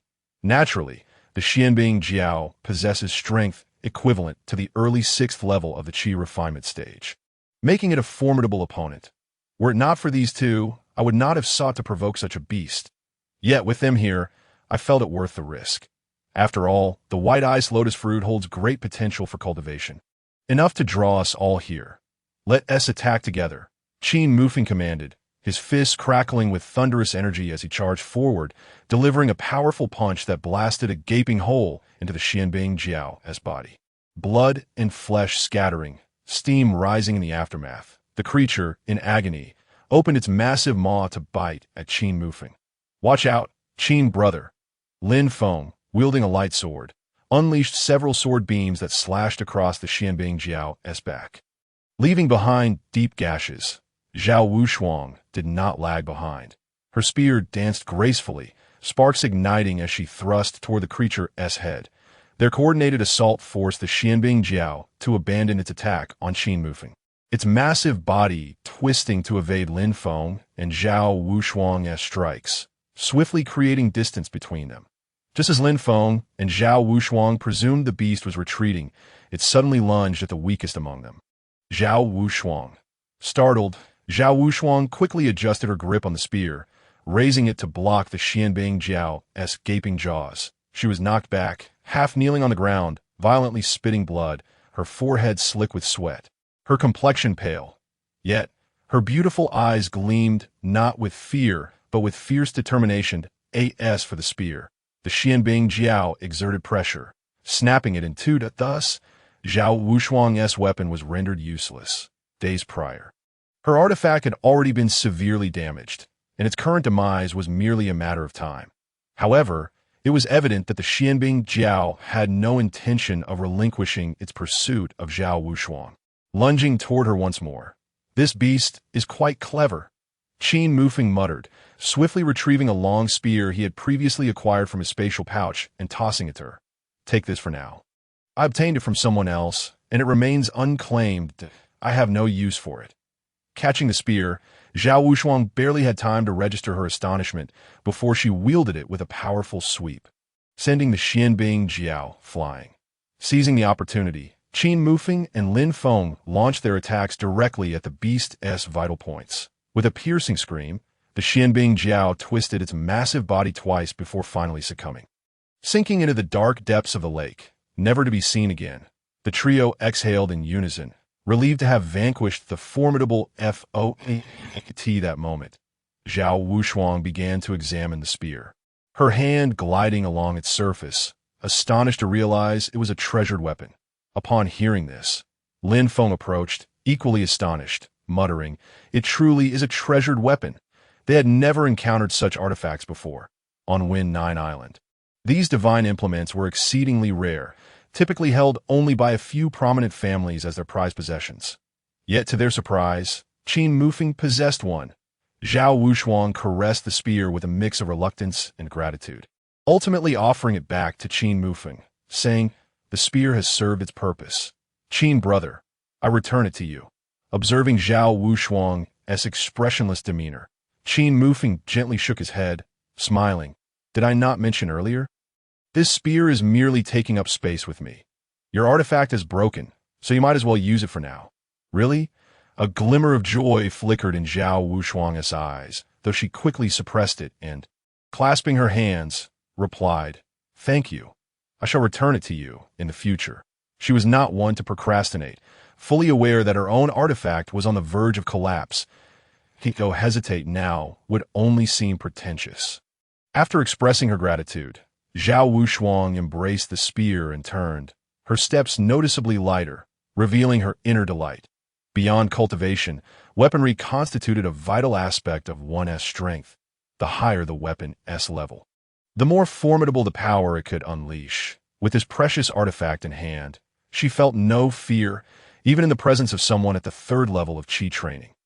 Qin Mufeng could only smile wryly, remaining silent as Lin Feng beside him expressed his envy, remarking, "Qin brother, do you not have any treasures for me to wield?" "I truly do not," Qin Mufeng replied that I merely seized this artifact from another, which happens to be a long-speared. He patted Lin Feng on the shoulder and suggested, "Once we reach the ruins, let us see if we can find a treasure that belongs to you." Lin Feng shook his head in mild disappointment. "I wonder how far we are from the sect's ruins," Qin Mufeng mused, pulling the entire lotus pod from the center of the lake with a sense of wonder. "It should not be far now. Our journey has brought us near the heart of the deserted island. I estimate we will arrive in a day or half a day," Lin Feng stated. Confident in his calculations. "A day or half a day, you say?" Qin Mufeng murmured, glancing around and focusing on a particular spot. Chapter 48. The pinnacle of Qi training at the 5th level. Let us rest here for today. Qin Mufeng declared in a secluded cave that I intend to attempt a breakthrough to the pinnacle of the 5th level of Qi training, which will provide us with some assurance. Both Lin Feng and Zhao Wushuang widened their eyes in disbelief and exclaimed, "A breakthrough? Are you serious? You only reached the mid-stage of the 5th level before departing from Wennan Island, did you not?" Their perceptions have been thoroughly upended by Qin Mufeng's ambitions. When did breaking through become so effortless? Qin Mufeng chuckled and replied, "It is merely an attempt. Whether I succeed remains uncertain. That if I do not make this endeavor, it will be challenging for us to escape safely when we arrive at the ruins tomorrow." After careful consideration, they agreed that they would not be the only ones at the ruins, with numerous challengers likely watching. An encounter could easily lead to a fierce battle. However, Zhao Wushuang expressed her concern. Even so, forcing a breakthrough could damage your foundation, and in a worst case, you might fall into madness and perish. This seems too reckless. One cannot obtain the tiger cub without entering the tiger's den. Besides, I am not one to engage in reckless acts. I possess confidence, Qin Mufeng assured them. As he spoke, he produced a celestial spirit fruit from his spatial pouch for them to see. Such rich spiritual energy. Could it be a celestial spirit fruit? Lin Feng stammered, his excitement palpable. Zhao Wushuang gazed intently at the fruit in Qin Mufeng's hand, devoid of any greedy expression. "Indeed," Qin Mufeng affirmed, "this is the key to my breakthrough." The two were rendered speechless, unable to comprehend from where Qin Mufeng had acquired such treasures. First, it was an artifact, and now a celestial spirit fruit, both of which they had only glimpsed or had never seen before. They could only wonder if Qin Mufeng would produce even more astonishing treasures to leave them in awe. Nevertheless, with the celestial spirit fruit, it was indeed plausible for Qin Mufeng to reach the pinnacle of the 5th level of Qi training. Next, he revealed the lotus pod, stating it contains 23 white ice lotus fruits. "Let us divide them. Miss Wushuang, after your battle, you must also be on the verge of a breakthrough. These white ice lotus fruits will be beneficial." Zhao Wushuang nodded in agreement, acknowledging that during her battle with the Xianbing Jiao, she had approached the pinnacle of the 2nd level of Qi training and needed an opportunity to break through, perfectly aligning with Qin Mufeng's endeavor. After dividing the 23 white ice lotus fruits, Qin Mufeng sat cross-legged, swallowed a celestial spirit fruit, and closed his eyes to attempt his breakthrough. The turbulent spiritual energy surged wildly within him, and his momentum escalated, creating a violent gust within the cave as he sought to ascend to the pinnacle of the 5th level of Qi training. Zhao Wushuang mirrored his actions, consuming 3 of the white ice lotus fruits before closing her eyes to break through. This left Lin Feng alone, feeling somewhat idle, so he stepped outside the cave to stand guard. Breaking through was not overly difficult for Qin Mufeng, as his system facilitated the process, making it far less arduous than for ordinary cultivators, who might take weeks or even months to achieve a single breakthrough. For him, it would take at most a day. Nevertheless, he had to endure the necessary tribulations. The spiritual energy expanded through his meridians, circulating through his body without exception. When he awakened, it was already noon the next day, and he had successfully reached the pinnacle of the 5th level of Qi training. Zhao Wushuang had also advanced from the pinnacle of the 2nd level to the initial stage of the 3rd level. The three engaged in a brief discussion before resuming their journey, this time wasting no time, reaching the foot of the sect's ruins within half a day. The dilapidated sect was accompanied by a half-broken stone tablet, its inscription of the character for sect barely legible. Faintly, the trio could hear the sounds of battle and the roars of beasts from the mountain's summit, accompanied by the fluctuations of spiritual energy. What should we do? Shall we ascend like this? Lin Feng inquired, furrowing his brow. Qin Mufeng shook his head, stating, "No, we shall not go up from here, since there are others ahead of us dealing with the beasts. We will take a detour. There is no need to waste time here." Lin Feng and Zhao Wushuang nodded in agreement. Although Qin Mufeng had reached the pinnacle of the 5th level of Qi training, it was prudent to avoid unnecessary confrontations, especially given the multitude of voices echoing from above. But how can we ensure our safety? There are likely cultivators everywhere near the mountain.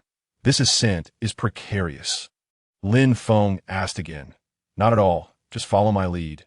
Qin Mufeng replied with a smile, guiding the two towards the back of the mountain while silently summoning his system. System, search for the cultivators on the mountain and mark their locations. Ding! 204 cultivators detected. As Qin Mufeng glanced at the mountain, he saw vast swathes of red, indicating the positions of all the individuals present. He chose a path devoid of people and began to ascend with Lin Feng and Zhao Wushuang. Upon reaching the mid-slope, the trio's expressions shifted dramatically. The area was awash with blood, with numerous dismembered corpses scattered about, alongside shattered artifacts, ancient trees, and even the carcass of a wolf-like beast, its size comparable to 3 men. Drenched in blood, it was evident that a fierce battle had transpired here prior to their arrival. If they were to guess, it appeared to be a siege against that beast. Over 200 individuals had sustained losses to slay a single beast. What kind of strength did that entail? How tragic it was! Lin Feng sighed, shaking his head, while Zhao Wushuang frowned deeply. What does it matter how tragic it is? We must continue our ascent, Qin Mufeng said, taking a deep breath and not lingering any longer. Heading straight for the mountain's peak, as they ascended further, the sounds of battle grew increasingly distinct at the summit, surrounded by swirling white mist. The air was thick with spiritual energy. Towering trees rose majestically, casting lush shade and vibrant blossoms, entirely unaffected by the chill winds at the peak, instead exuding a warmth that rendered the poetic notion of high places or cold inadequate to describe the scenery. This sect's ruins, though nameless, revealed their former glory through the remnants of grandeur scattered throughout the desolation. Majestic palaces loomed, exuding an air of solemnity and depth that resonated within the soul, while pavilions and terraces rose and fell, each narrating the magnificence that once flourished here. Yet, such a sect had succumbed to decay over the passage of time, evoking a sense of regret. At this moment, hundreds of cultivators were besieging a beast in the clearing of the sect's ruins. The once pristine ground was now a river of blood, the air thick with the stench of carnage, attracting numerous beasts to assault the cultivators. The sounds of screams, beastly roars, and shattering weapons echoed relentlessly at the mountain's peak, creating an exceedingly chaotic and tragic scene, utterly disrupting the tranquility that should have prevailed there. Chapter 49. Treasure in the shadows of the trees. Qin Mufeng and his companions concealed their presence, casting their gazes upon the battlefield, observing the fierce clash between man and beast, their brows furrowed in concern. What startled them was the malevolent aura emanating from the wolf-like beast, which rivaled that of a human at the innate stage, indicating it was a third-grade beast. It was no wonder that after such a prolonged siege, the mid-slope had been left in such a state. They were essentially witnessing hundreds of Qi training cultivators attacking a formidable innate-level opponent. Qin Mufeng gestured for the others to pause and observe the battle. The beast, its gray fur drenched in blood, had become indistinguishable between its own and that of the challengers. Among the challengers, Qin Mufeng sensed 3 powerful auras surpassing his own at the 6th level of Qi training, relentlessly assaulting the beast. The sight was indeed astonishing. Over 200 people surrounding an innate-level beast showcased the true prowess of that creature, which evidently possessed strength beyond mere innate capabilities. Moreover, prior to this, these individuals had encountered similar battles halfway up the mountain. At this moment, the battlefield atop the mountain was extraordinarily brutal. That wolf-like demon beast claimed a life with every swipe of its razor-sharp claws. The black-winged wolf proved to be an unexpectedly formidable foe. Despite being besieged by hundreds, it managed to endure for such an extended period. As the 3 were observing, a coarse voice resounded. The speaker was one of the trio at the 6th level of Qi refinement, and he was the strongest among them, standing at the pinnacle of the 6th level, seemingly just a step away from the 7th. Wielding a blood-red mad blade, a menacing aura surrounded him, and his countenance bore a fierce and somewhat sinister expression. This individual was Qin, brother of Guofeng, the Black Wind Wolf, being a 3rd-tier demon beast of innate strength. Would not be easily dealt with. Moreover, when we faced that other one halfway up the mountain, our spiritual energy had already suffered some depletion, making the confrontation even more arduous. Another youth at the mid-6th level of Qi refinement spoke with a grave expression. Upon hearing this, Qin Mufeng turned to look. The speaker was tall and handsome, clad in a green robe, his face unusually devoid of the youthful innocence typical of his peers, his brows furrowed tightly. "Ha ha, Qin, Lin Zilang, if you can't withstand it any longer, feel free to leave now. I shall handle this Black Wind Wolf. However, correspondingly, all the treasures within this sect's ruin shall belong to me." Yin Hu, another man, dark-skinned and muscular, also at the mid-6th level of Qi refinement, laughed heartily, wielding a massive axe that whooshed through the air with each swing. "Humph, you are indeed dreaming, a simple-minded brute," Qin retorted coldly. Yin Hu glared fiercely, replying angrily, "Qin, if you dare speak so again, do you believe I want to kill you right here? Don't think I fear you just because you are at the pinnacle of the 6th level. I have slain others at this level before. Feel free to give it a try." Qin sneered, his face painted with a bloodthirsty grin, as it seemed these two were about to disregard the Black Wind Wolf and clash with each other. Lin Zilang shouted, "Enough! The most pressing matter now is the Black Wind Wolf. We shall settle our grievances later." Both men huffed in displeasure, but turned their focus back to the Black Wind Wolf. "Qin, brother, what shall we do now? Should we linger here a while longer and wait for them to exhaust each other before we act?" Lin Feng inquired cautiously. "No, let us take this opportunity to slip in quietly." Qin Mufeng shook his head. "Their onslaught is becoming increasingly fierce, and I estimate the Black Wind Wolf cannot endure for much longer. We must seize this moment to obtain the treasures and depart."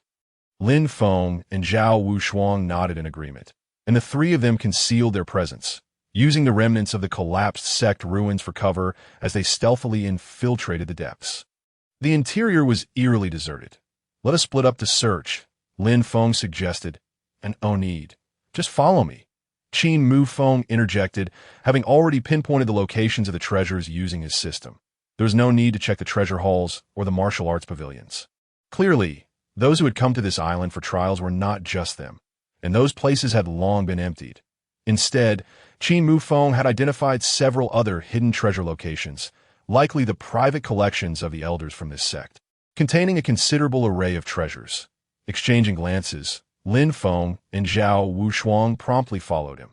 During their time wandering the deserted island with Qin Mufeng, they had acquired quite a number of treasures, and they recognized Qin Mufeng's exceptional talent for treasure hunting, always managing to uncover valuable items. Thus, they had great faith in his instincts as the trio navigated through the ruins with unrestrained audacity. A resounding explosion echoed behind them. Zhao Wushuang and Lin Feng could not help but glance back, witnessing the fierce battle still raging across the battlefield. Even having previously witnessed confrontations between innate realm experts, they felt a degree of awe at the sight of 200 people besieging the Black Wind Wolf. Qin Mufeng led them towards the rear mountain, and along the way, they encountered several demon beasts that suddenly leapt out to attack. The three of them swiftly dealt with these threats before continuing onward. They all understood that their time was limited. Should the battle on the open ground conclude, their chances of securing the hidden treasures would vanish. In the ruins of a palace, the dark exterior emanated a faint chill, with two side halls mirroring the main hall, both now reduced to ruins. Qin Mufeng halted his steps. The three standing there appeared diminutive. Within lay a treasure trove, indeed the largest among the treasures. The system hinted at an abundance of items. 3 4th-tier artifacts, a mysterious fragment of a martial arts manuscript, a low-grade, earth-level technique, 4 or 5 volumes of profound-level techniques, and even fragments of spiritual artifacts. Besides these, There were numerous heavenly materials and earth treasures, as well as demon beast inner cores. The wealth within was ample enough for the three to share. Qin Mufeng led the two inside. The 3-meter-high stone door of the palace creaked ominously as it swung open, releasing a cloud of dust. The interior was eerily quiet and cold, with rays of sunlight streaming through the shattered ceiling, illuminating the fine particles of dust dancing in the air. Inside the hall, 8 white jade pillars stood tall, intricately carved with dragons, vividly lifelike, conveying a sense of grandeur akin to dragons soaring into the sky. It was undeniable that such a fallen palace deeply moved the hearts of the trio. This was the grand hall of the sect. Opposite them lay a high platform upon which sat a stone seat. Chilling to the touch, Qin Mufeng led them to bypass the stone seat, searching the wall behind it. "What are you looking for?" Zhao Wushuang inquired in confusion. "Triggers. The treasures are located here," Qin Mufeng replied. Lin Feng and Zhao Wushuang exchanged glances, promptly beginning their search without further aid. In no time, they discovered the mechanism's location. Upon activating it, a dull sound resounded, and a staircase leading downward appeared behind the platform, allowing only one person to pass at a time. The three exchanged glances, each reflecting the desire to venture down and uncover what lay beneath. "Qin brother, Wushuang, you should go down, that I will keep watch here," Lin Feng finally declared. All three wished to descend, but someone had to remain vigilant outside. Since Qin Mufeng had discovered the treasure passage, it was only logical for him to guard the entrance. Furthermore, as Zhao Wushuang was a woman, should anyone arrive, she would surely struggle to fend them off alone. Thus, the best course of action was for Lin Feng to stay behind, allowing the two to descend.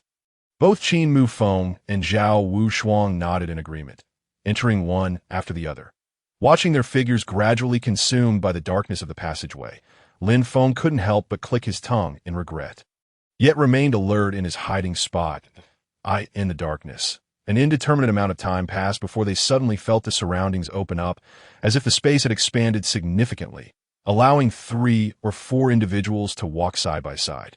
Zhao Wushuang immediately moved to Qin Mufeng's side. After a while longer, they finally caught sight of a faint glimmer of light, their eyes brightening as they hurriedly channeled their energy and rushed towards it. However, upon arrival, they found themselves obstructed by a shimmering barrier. This a barrier. Qin Mufeng placed his hand upon it, and the barrier rippled, revealing fluctuations of spiritual energy intertwined with another force, eliciting his astonishment. This marked his first encounter with such a barrier since arriving in this world. Upon closer examination, he could perceive the spiritual energy within the barrier flowing along an intricate pattern, resembling a formation of sorts. Qin Mufeng found himself somewhat mesmerized by the barrier's spiritual energy. What should we do? Given the barrier's density, the one who said it must possess innate realm strength. With our cultivation, it would be difficult to break through.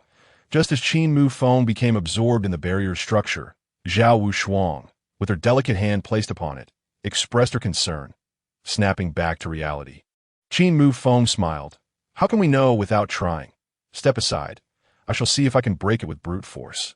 Zhao Wushuang took a few steps back, watching intently. Qin Mufeng's gaze turned serious as he gathered all his spiritual energy into a single hand. Clenching his fist, "Thunderstorm fist! Break!" With a fierce shout in his mind, Qin Mufeng's fist, crackling with faint blue arcs of electricity, struck the barrier with tremendous force.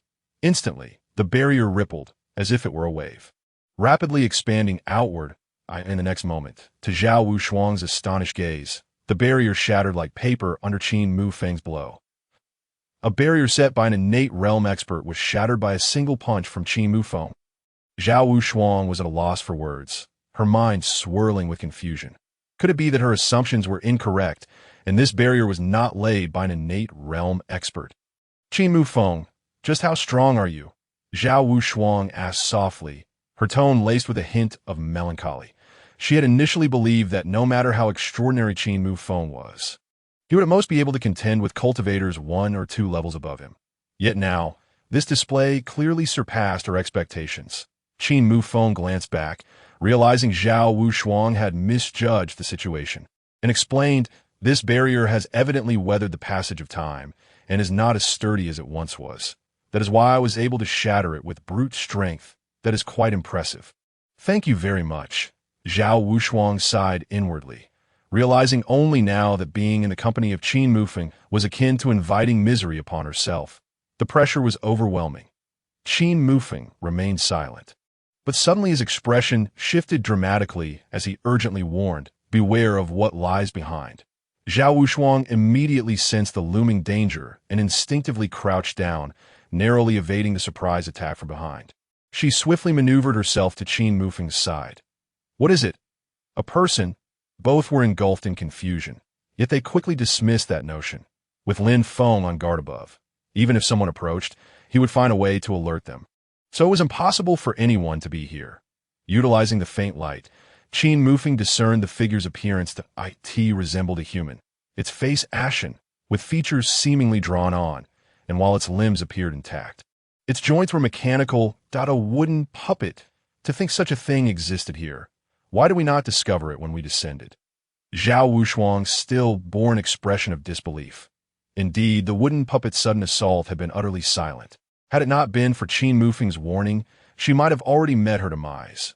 This puppet must be the guardian of the hidden chamber, tasked with eliminating those who dare trespass. Our recent forceful breach of the barrier must have roused it. Qin Mufeng said, his brow furrowed in concern. The owner of this chamber is indeed cautious. Besides the barrier, they also placed a puppet here.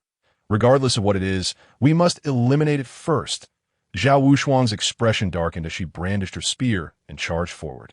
However, to her astonishment, the wooden puppet seemed almost sentient.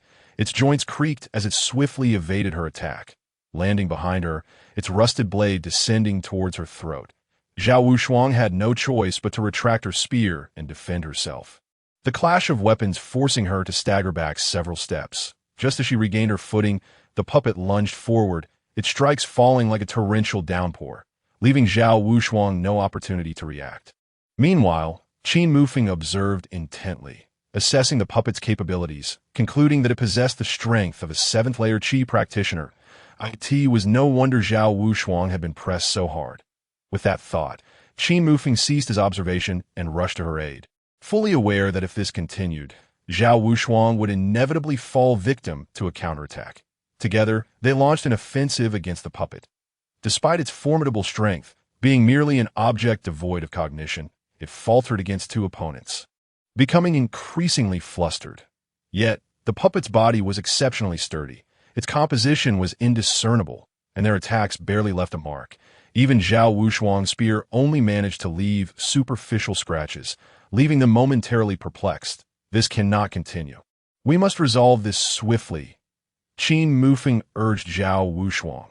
She fixated on the puppet and replied, "I recall someone mentioning that whether it be a puppet or a beast, there must be a weakness somewhere. If we can find and shatter that weakness, we can defeat it." Upon hearing this, Qin Mufeng began to search the puppet's form and soon discovered a dark green orb on its back. Pulsating with faint spiritual energy, this must be it. Without hesitation, he struck it with a fist, and with a sharp crack, the orb shattered, rendering the puppet motionless as it collapsed to the ground. Both exhaled in relief, finally having dealt with the threat. Without pausing to rest, Qin Mufeng and Zhao Wushuang ventured into the hidden chamber. This chamber could accommodate over 20 individuals, illuminated by a crystal roughly the size of 2 fists. Positioned centrally, though its dim glow seemed on the verge of extinguishing at any moment. Chapter 51. A new bounty utilizing the meager light. The two surveyed the chamber. Surrounding them were 4 bookshelves, each adorned with a variety of items. Martial arts manuals, weapons, elixirs, and rare treasures. Even a few boxes on the floor filled with spirit stones, amounting to several hundred. This chamber was akin to a treasure vault. With so many items, how do we transport them? Zhao Wushuang questioned, her excitement barely contained as her voice trembled. Qin Mufeng furrowed his brow, contemplating. Their portable space had limited capacity remaining, while spirit stones and rare treasures could be accommodated. There was no way to carry everything. Let's first take the valuable items, he declared resolutely. In this situation, it was imperative not to attempt to carry everything, as doing so would draw too much attention. Outside, over 200 people were lurking, making a hasty retreat difficult. IT was wiser to take only the most precious items and leave the rest behind. Qin Mufeng wasted no time, opening the boxes and collecting all the spirit stones within, followed by various rare treasures, selecting only those of high quality. For the second-tier treasures, Qin Mufeng's space could hold as many as needed, making it superfluous to take more. Meanwhile, Lin Feng, stationed outside, suddenly heard a cacophony of footsteps, his face paling as he became alert, hiding behind a stone pedestal while watching the palace doors slowly creak open, his body tense, holding his breath. Soon, 30 to 40 individuals poured in, led by the formidable Yin, who wielded a massive axe and bellowed, "Search! Leave no stone unturned." The throng began to scour the palace, Lin Feng anxiously holding his breath, silently praying they would not approach his location. Unfortunately, a few individuals moved in his direction, and Lin Feng clicked his tongue, recognizing he could not evade them forever. He quietly summoned his spiritual energy, preparing to repel the two intruders, hoping to buy a little more time. Yet, Yin Hu sensed the faint fluctuation of spiritual energy, and with a fierce glare, he shouted, "Who is hiding there? Come out!" At his command, all eyes turned towards the stone pedestal, hands poised over their respective weapons, ready to strike a moment's notice. Lin Feng, realizing he had been discovered, coldly emerged from behind the high stone pedestal, standing before them and stating, "Apologies, but I discovered this location first. You must search elsewhere." Yin Hu scowled at Lin Feng, then burst into laughter. How absurd! A mere third-layer Qi practitioner dares to speak so boldly. He offered Lin Feng a chance. "I will give you a single opportunity to surrender the treasures you found here, and I shall spare your life. Otherwise, do not blame me for my actions." With that, he slammed his axe into the ground, sending up clouds of dust, and the floor around the axe splintered with cracks, revealing the immense force behind it. Lin Feng's expression hardened, a glimmer of determination igniting within him as his spiritual energy surged, and he charged forward with his sword, fully aware that his chance of victory was non-existent. Yet he had to stall for time until Qin Mufeng and Zhao Wushuang emerged. Yin Hu scoffed, swinging his axe to generate gusts of wind, the force behind it seemingly capable of severing the very air. The sound of the axe striking the ground echoed clearly in the hidden chamber, reaching Qin Mufeng and Zhao Wushuang's ears. "That it seems we have company," Zhao Wushuang said gravely. Qin Mufeng contemplated briefly. "We must hasten. Lin Feng likely cannot hold out much longer." Zhao Wushuang nodded, and they quickened their pace. Meanwhile, Lin Feng found himself overpowered by Yin Hu and his men, unable to escape as they surrounded him. Yet after capturing Lin Feng, Yin Hu showed no intention of sparing him. He sent others behind the stone pedestal to search. Soon, one of them emerged, excitedly reporting, "Boss Yin, there's a passage behind the high platform. It seems to lead to a hidden chamber." Lin Feng's heart raced with anxiety as he struggled to free himself. A hidden chamber? Yin Hu swiftly moved to the back of the platform, gazing into the dark passage, his expression brightening. "Indeed, there is something here. Follow me down to investigate." However, just as Yin Hu took a step forward, his expression shifted in shock, and he swiftly dodged to the side as a weapon whizzed past his face, embedding itself in the wall behind him. The cold sweat broke out across his body, his scalp tingling. Had he not been alert and heard the sound from within, that weapon could have claimed his life in an instant. "Who dares to hide? Come out!" Yin Hu bellowed into the passage, his voice echoing back, only to be met with several swift, cutting sounds. He quickly signaled his men to retreat as multiple weapons flew from the passage. That moment, hidden within the passage. Qin Mufeng observed a wide expanse of open ground and immediately activated his swift wind steps, leaving behind a series of afterimages as he dashed out, leaping onto the high platform, where he faced Yin Hu, a massive bundle slung over his back, a taunting smile gracing his lips before darting towards the palace doors. "Where do you think you're going?" After him, Yin Hu hurriedly led everyone to pursue Qin Mufeng. In an instant, the grand hall was left with only two individuals. Zhao Wushuang, who had been guarding Lin Feng, emerged from the passage, burdened with various items. Concealed behind a high platform, she surveyed Lin Feng's surroundings before leaping out with a spear in hand. The two men, alerted by the commotion, swiftly turned around, but before they could utter a word, a spear, resembling a soaring dragon, struck towards them. Caught off guard, both were sent flying by the unexpected assault, allowing Lin Feng to escape. "Let us leave," Zhao Wushuang urged. "About Brother Qin. What will he do?" Lin Feng inquired, furrowing his brows. "He instructed me to take you away first, assuring me he is a way to extricate himself, and that we should regroup in the cave later," Zhao Wushuang clarified. Lin Feng glanced towards the direction of the hall's entrance, bit his lip, and then followed Zhao Wushuang as they clandestinely slipped through an opening in the rooftop. Descending the mountain along the previous path. "Kid, where do you think you're going? Hand over the treasures." Yanhu's furious roar echoed above the sect ruins. Not far away, in the other sect halls, Guiqing and Lin Zilong also heard Yanhu's voice and rushed outside, spotting Yanhu in pursuit of a figure laden with a bundle. Their eyes lit up simultaneously, both realizing that the bundle likely contained treasures, and they charged forward. Ding! A new bounty task has been established. Guiqing, a reckless scion, known for his madness, mercilessly slaughters at will, his methods brutal. He deserves to be punished. Note, 20-day limit. Completing the bounty on time will yield 500 points of Heavenly Dao value. Failure to complete within the deadline will result in automatic binding release and the elimination of the host, prompting the search for a new suitable host. Chapter 52. Qin Mufeng vs. Guiqing. Qin Mufeng was momentarily taken aback. Secretly rejoicing, it had been a long time since he heard the sound of a bounty task, and he was filled with exhilaration. Moreover, a 15-day limit was ample time. Soon, Guiqing's visage surfaced in his mind. "Yanhu, we are here to lend you a hand." Just as Qin Mufeng pondered, two figures soared into the sky, their spiritual power radiating outward. The three strongest among the testers surrounded him, while the other testers had already encircled the area, leaving Qin Mufeng seemingly trapped with no escape. Yet rather than fear, Qin Mufeng felt an increasing sense of delight. Guiqing had arrived. However, unexpectedly, Yanhu emitted a cold snort from behind, his massive axe suddenly flying from his grasp, grazing past Qin Mufeng's ear and heading straight for the two men before him. Lin Zilong and Guiqing were startled and quickly dodged, their expressions darkening. "Yanhu, are you mad? We are here to assist you." Yanhu sneered. "Assist me?" Lin Zilong, Guiqing, don't think I'm oblivious to your intentions. You claim to help me, yet you only seek to seize the treasures from this person for yourselves.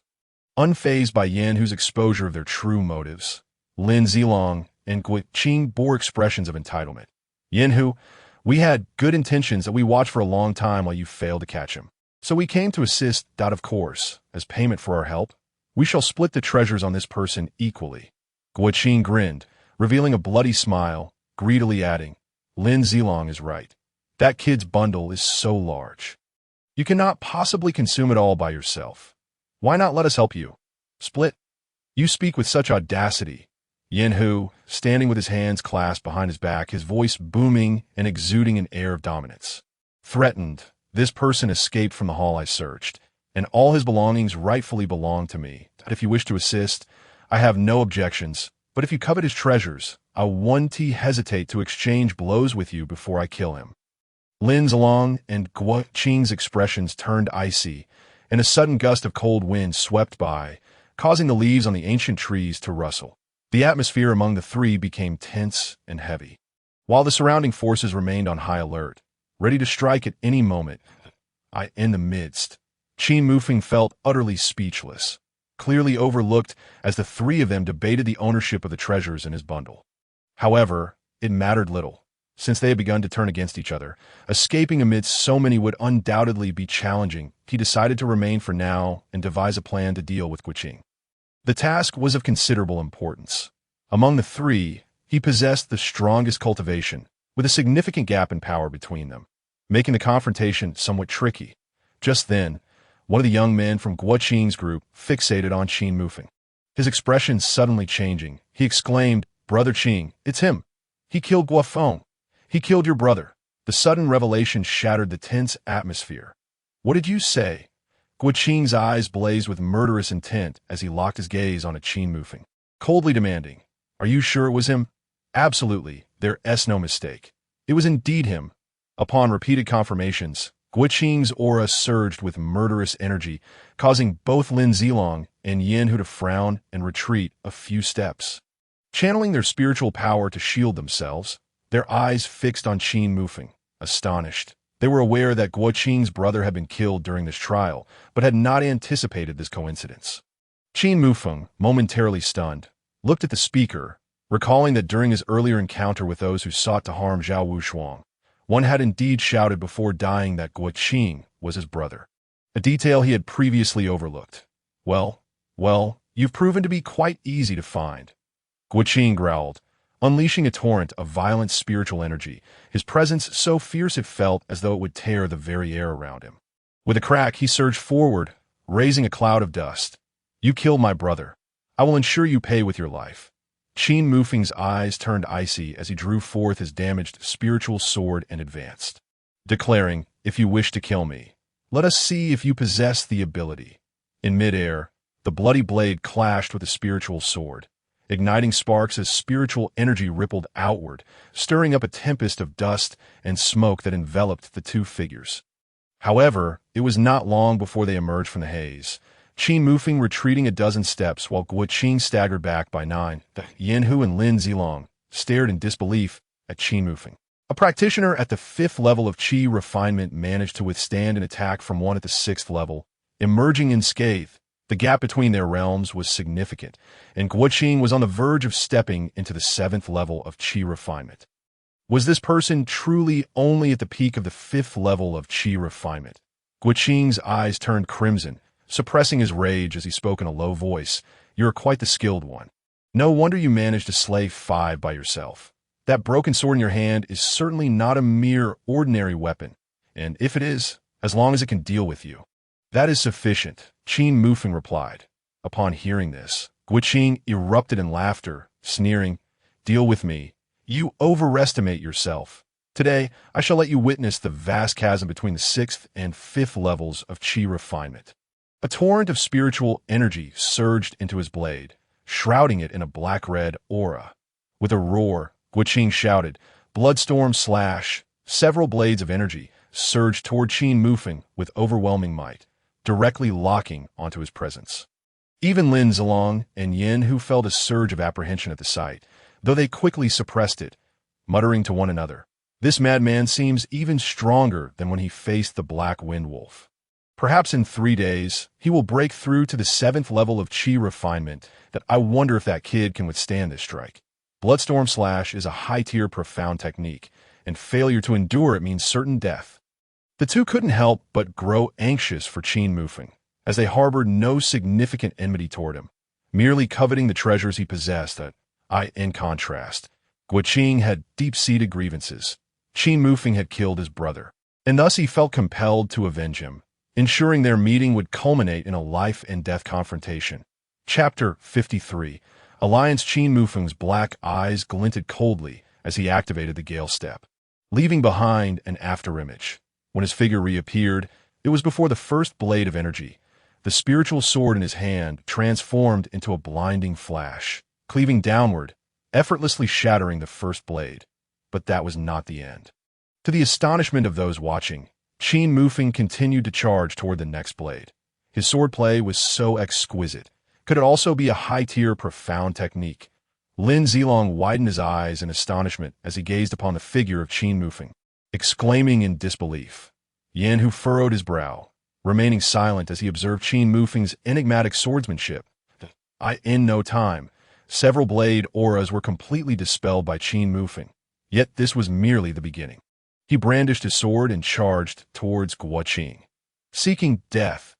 Guoqing bellowed softly, his body brimming with ferocity as his wild blade swept forth, aiming directly for Qin Mufeng's head.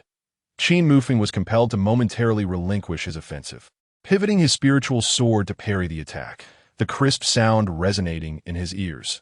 Seizing this opportunity, he swiftly retreated, creating distance between them. However, it was evident that Guoqing was unwilling to let Qin Mufeng escape, channeling his energy to pursue relentlessly. The clash of the wild blade against Qin Mufeng's spiritual sword reverberated, both combatants momentarily trembling, yet neither retreated, becoming enmeshed in combat. though Qin Mufeng's techniques lacked the sheer power and lethality of Guoqing's. He excelled in agility. With each of Guoqing's assaults, Qin Mufeng adeptly evaded or countered with the falling petal sword technique, neutralizing every attack. Bang, bang, bang. A series of combat sounds left the onlookers breathless, holding their breath as this fierce battle would likely be etched in their memories for eternity. Guoqing's complexion darkened, taken aback by the tenacity of the young man before him. It was an immense blow to his pride. As someone at the pinnacle of the 6th layer of Qi training, he could not afford to be bested by a mere 5th layer practitioner. Blood refinement wild blade. Suddenly, Guoqing's wild blade transformed into a sinister crimson hue, carving a fleeting blood streak in the air as it descended towards Qin Mufeng with lethal intent. Qin Mufeng merely glanced at it, his other hand crackling with lightning energy, and propelled a punch directly at the wild blade. Colliding with it head-on, bang! Both were sent flying backward, the ground beneath them cracking and forming two deep craters. The astonishment of the spectators. Guoqing had been forced to retreat a step further than Qin Mufeng, indicating that he was gradually losing ground. The blood refinement wild blade was merely a low-grade yellow-tier technique, while Qin Mufeng's thunderstorm fist was of a higher caliber, thus giving him the advantage. Guoqing gazed at Qin Mufeng, his heart roaring with disbelief. How is this possible? He is merely at the pinnacle of the 5th layer of Qi training. How can he stand against me? The peak of the 6th layer? The others shared his sentiments. Qin Mufeng's prowess exceeded their expectations. That he could withstand the wild blade with his bare fists and even gain the upper hand was utterly unbelievable. Who would believe such a tale? It was as if Guoqing's 6th layer status was nothing more than a facade. Yanhu, Lin Zilong, lend me your strength, Guoqing shouted, unprepared for the predicament he found himself in. An unprecedented humiliation in his cultivation journey. Lin Zilong and Yin Hu exchanged glances, chuckling lightly. Guoqing, this is your grudge with him. We have no desire to be embroiled in it, lest we find ourselves in trouble. Aren't you at the pinnacle of the 6th layer of Qi training, unable to even subdue a 5th layer practitioner? Grinding his teeth, Guoqing glared at the two, suppressing his fury. This kid is not normal. If you assist me, all the treasures on him will belong to you too, including that broken sword in his hand, which is undoubtedly a spiritual weapon that I only want his life. Is that a promise? Lin Zilong inquired. Yin, who remained silent, but he too recognized that if this fellow was unafraid of Guoqing, he would not fear them either. There was a chance he might escape with his possessions, leaving them with nothing. Indeed, Guoqing nodded emphatically. The two erupted in laughter, one leaping into the air to land beside Guoqing, declaring, "Good, remember your words. Kid, you're impressive. I shall have a go at you too." The giant axe thudded against the ground, emanating a resounding noise, as Yin Hu's eyes sparkled with fierce battle intent. Qin Mufeng's expression darkened. Dealing with Guoqing alone was already challenging, and now facing two more adversaries was truly insurmountable. I am not foolish enough to confront 3 peak 6th layer practitioners alone. With a grin, Qin Mufeng suddenly turned and dashed towards the woods atop the mountain, leaving the 3 in astonishment. You think you can escape? Block him, Guoqing urged, and the trio immediately pursued him. The other cultivators, receiving their orders, surrounded Qin Mufeng. Qin Mufeng activated the gale, stepped to its utmost limit, and when the 3 caught up, one struck him, sending him into nothingness, a mere afterimage. Lin Zilong exclaimed in shock, urgently calling to the crowd. Quickly, catch him! The crowd erupted into chaos, many sensing something was past, only to grasp at the fleeting shadows. Unable to capture the elusive figure, he headed towards the woods. He must be running that way. I saw him. He entered the woods. Quick, pursue! The throng immediately surged forward, a magnificent sight as waves of cultivators rushed forth. Within the forest, Qin Mufeng summoned the system, which displayed a vast expanse of red behind him, indicating that the pursuers from the mountain had all caught up. A few agile individuals had already closed in on him.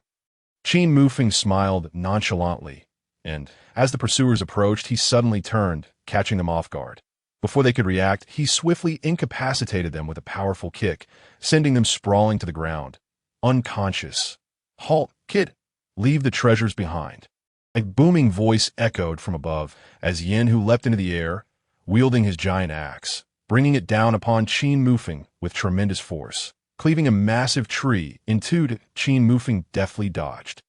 But at that moment, another figure lunged from behind Yin Hu, launching a palm strike towards him. Qin Mufeng, undeterred, unleashed his thunderstorm fist, the two strikes colliding as he utilized the momentum to soar into the air, deftly evading the relentless pursuit. Lin Zilong gritted his teeth, his brow furrowed. He had not anticipated that Qin Mufeng would employ such tactics to elude their grasp, a flicker of anger igniting in his eyes. Guoqing also pressed on, watching Qin Mufeng's retreating figure, muttering, "Continue the chase." The trio immediately followed suit.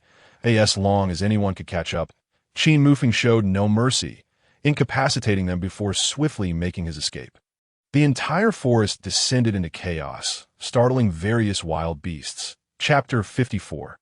Toying with them on the mountain below, Lin Feng and Zhao Wushuang heard the commotion above, glancing at the sky where various birds and beasts had been startled into flight.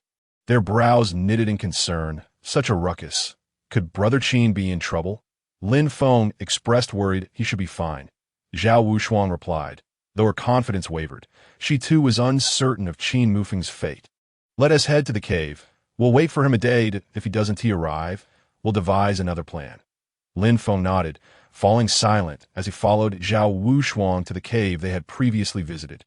Meanwhile, on the mountain, Qin Mufeng continued to toy with his pursuers. Why now? He had knocked out 5 or 6 dozen of them. He was not a ruthless killer and saw no need to take lives. Merely incapacitating them sufficed. His sole target remained Guoqing, but with the current circumstances, Qin Mufeng could not find the opportunity to strike and would have to bide his time. After all, the bounty notice had 15 days remaining. And there was no rush. You can run as fast as you like, but even your spiritual energy will deplete eventually. I look forward to seeing how you escape then. Just as Qin Mufeng pondered, Guoqing's voice rang out behind him, his expression twisted with rage. Indeed, Qin Mufeng's internal spiritual energy was not as abundant as that of the 3 pursuers. Should this continue, he would inevitably exhaust himself. At that point, he would become an easy target for slaughter. "You need not worry. We shall see how things unfold when you catch up to me." Qin Mufeng laughed heartily, utterly unfazed, exuding an air of ease. Suddenly, he produced a bottle of spirit-condensing pills, deliberately flaunting it before the others. After uncapping the vial and swallowing a pill, the missing spiritual energy was instantly replenished, revitalizing him and increasing his speed. As for the empty bottle, Qin Mufeng wasted no time, tossing it towards Guoqing.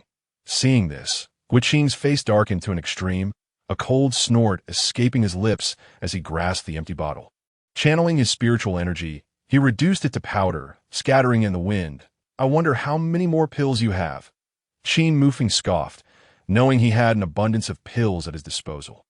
He possessed several bottles of spirit-condensing pills, not to mention an array of assorted medicinal herbs collected over the past 10 days on the deserted island. If it came to a contest of spiritual energy, he was far from intimidated. After a while, Guoqing's expression was so grim it seemed he might weep. Qin Mufeng had thrown 5 or 6 bottles at him, each one seemingly endless, and after consuming one, another would appear. Where does he acquire such a plethora of spirit-condensing pills? Lin Zilong frowned. His voice L-O-W-I-T must have come from the secret chamber earlier. Yin Hu remarked, with such voracious eating, he must not fear bursting. Lin Zilang remained silent, his brow furrowed in contemplation. However, what perplexed him was that Qin Mufeng, in his flight through the forest, persistently remained in the area above the halfway point of the mountain. Never descending below, that moment, a voice suddenly emerged from the throng behind. "Yin Lao Da, there's been an incident." "Yin Lao Da." Yin Hu halted, turning to the hurriedly approaching figure, inquiring, "What has happened?" "Yin Lao Da, the person in the Great Hall has escaped," individual replied. "Escaped? Were you not supposed to keep watch? How did this happen?" Yin Hu questioned, fury bubbling within him. It was a female cultivator who aided his departure. "After you all emerged, another woman appeared from that secret passage, catching us off guard, injuring our men, and then whisking him away." The person stammered, trembling with fear. Yin, who was momentarily taken aback, then his teeth clenched in fierce resolve as he comprehended that this was a ruse to draw the tiger from its lair. What transpired? Did you capture anyone else? Lin Zilang queried. Yin, whose eyes blazed with anger. Previously, we apprehended an accomplice of this individual, yet I never anticipated he would escape. An accomplice? Why did you not mention this earlier? I forgot. Yin, who admitted sheepishly. Lin Zilang was at a loss for words. How could he have forgotten such a crucial detail? Had that accomplice been present, they would not have found themselves in this relentless pursuit, desperately chasing someone they could not catch. What a failure, unable to manage matters here. Guoqing coldly derided.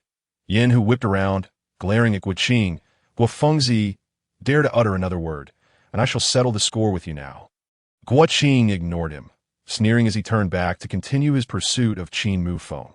Their conversation had reached Qin Mufeng's ears, and upon learning that Zhao Wushuang and Lin Feng had successfully slipped away, he felt a wave of relief wash over him. With those two having fled, he could now extricate himself from his predicament. He had been awaiting this news. Otherwise, he would have left long ago instead of engaging in this game of hide and seek. Qin Mufeng came to a halt, removing the burden from his shoulders and lifting it high. Everyone ceased their movements, eyeing him warily, uncertain of his intentions. Do you not seek treasures? Within this bundle lies everything you desire. I shall give it to you. Here, he proclaimed, then hurled the burden into the air, where it became ensnared in the branches above. Instantly, the assembly of cultivators erupted into chaos, turning to chase after the bundle. It's mine. The treasures belong to me. You're wasting breath. I spotted it first. Get away from me. It belongs to me. The entire forest descended into mayhem as hundreds fought fiercely for the bundle, the air thick with the scent of blood. Lin Zilang frowned. Just moments ago, Qin Mufeng had been darting through the woods with the burden, and now he had suddenly discarded it. Upon seeing the expression on Qin Mufeng's face, Lin Zilang's complexion changed drastically as he felt something was off. He urgently shouted to the crowd, "Stop! That bundle does not contain treasures. We have been duped." But by now, who could hear his words? They were already blinded by the fervor of battle, their eyes reddened with rage. Qin Mufeng observed the fray, grinning at Yin Hu, Guoqing, and Lin Zilang, before turning to make his escape. Guoqing had intended to pursue, but found his path obstructed by the throng of cultivators, watching helplessly as Qin Mufeng vanished into the woods. His fury erupting, a piercing howl echoed through the forest, reverberating with deafening intensity, a tempest of murderous intent emanating from him, striking fear into the hearts of all present. Gnashing his teeth, Guoqing unleashed a crimson blade of energy, tearing apart the bundles suspended in the trees, which fell to the ground, splintering into its shavings, revealing two empty chests. As they surveyed the remnants of the now tattered bundle above, the crowd suddenly awakened to the reality that they had been played. A single person had outwitted over 200 of them using one bundle and two empty chests, inciting a bloody conflict in the process, resulting in nearly 100 casualties in such a short span. Yin Hu, Guoqing, and Lin Zilang clenched their jaws, trembling with rage. Yin Hu bellowed skyward, "Should I find you, I shall ensure you are torn asunder." As night descended, the woods of the deserted island had fallen into silence, save for the nocturnal beasts seeking sustenance. Yet soon, this tranquility was shattered by sudden flames and tumultuous noises, an unending cacophony of curses, battle cries, and shouts hovering above the treetops. What is happening? Why is it so lively tonight? Is it not around a month, or perhaps 16 or 17 days away? Is a great battle about to commence? I doubt it. They seem to be searching for someone. Searching for whom? Who could incite such a large-scale manhunt? Are you unaware? You must know of the sect's relics. A great battle erupted today, and I heard that a peak 5th-layer Qi practitioner used a decoy bundle to trick hundreds, spinning them around in circles. Look at the Jade Tablet. Do you not notice nearly 100 fewer people? Indeed. Who is this person, so formidable? Among those hiding in the trees, the trial participants rarely gathered to converse, oblivious to a figure nearby murmuring to himself. If this individual were to join Yi Jie's faction, their strength would surely ascend to new heights.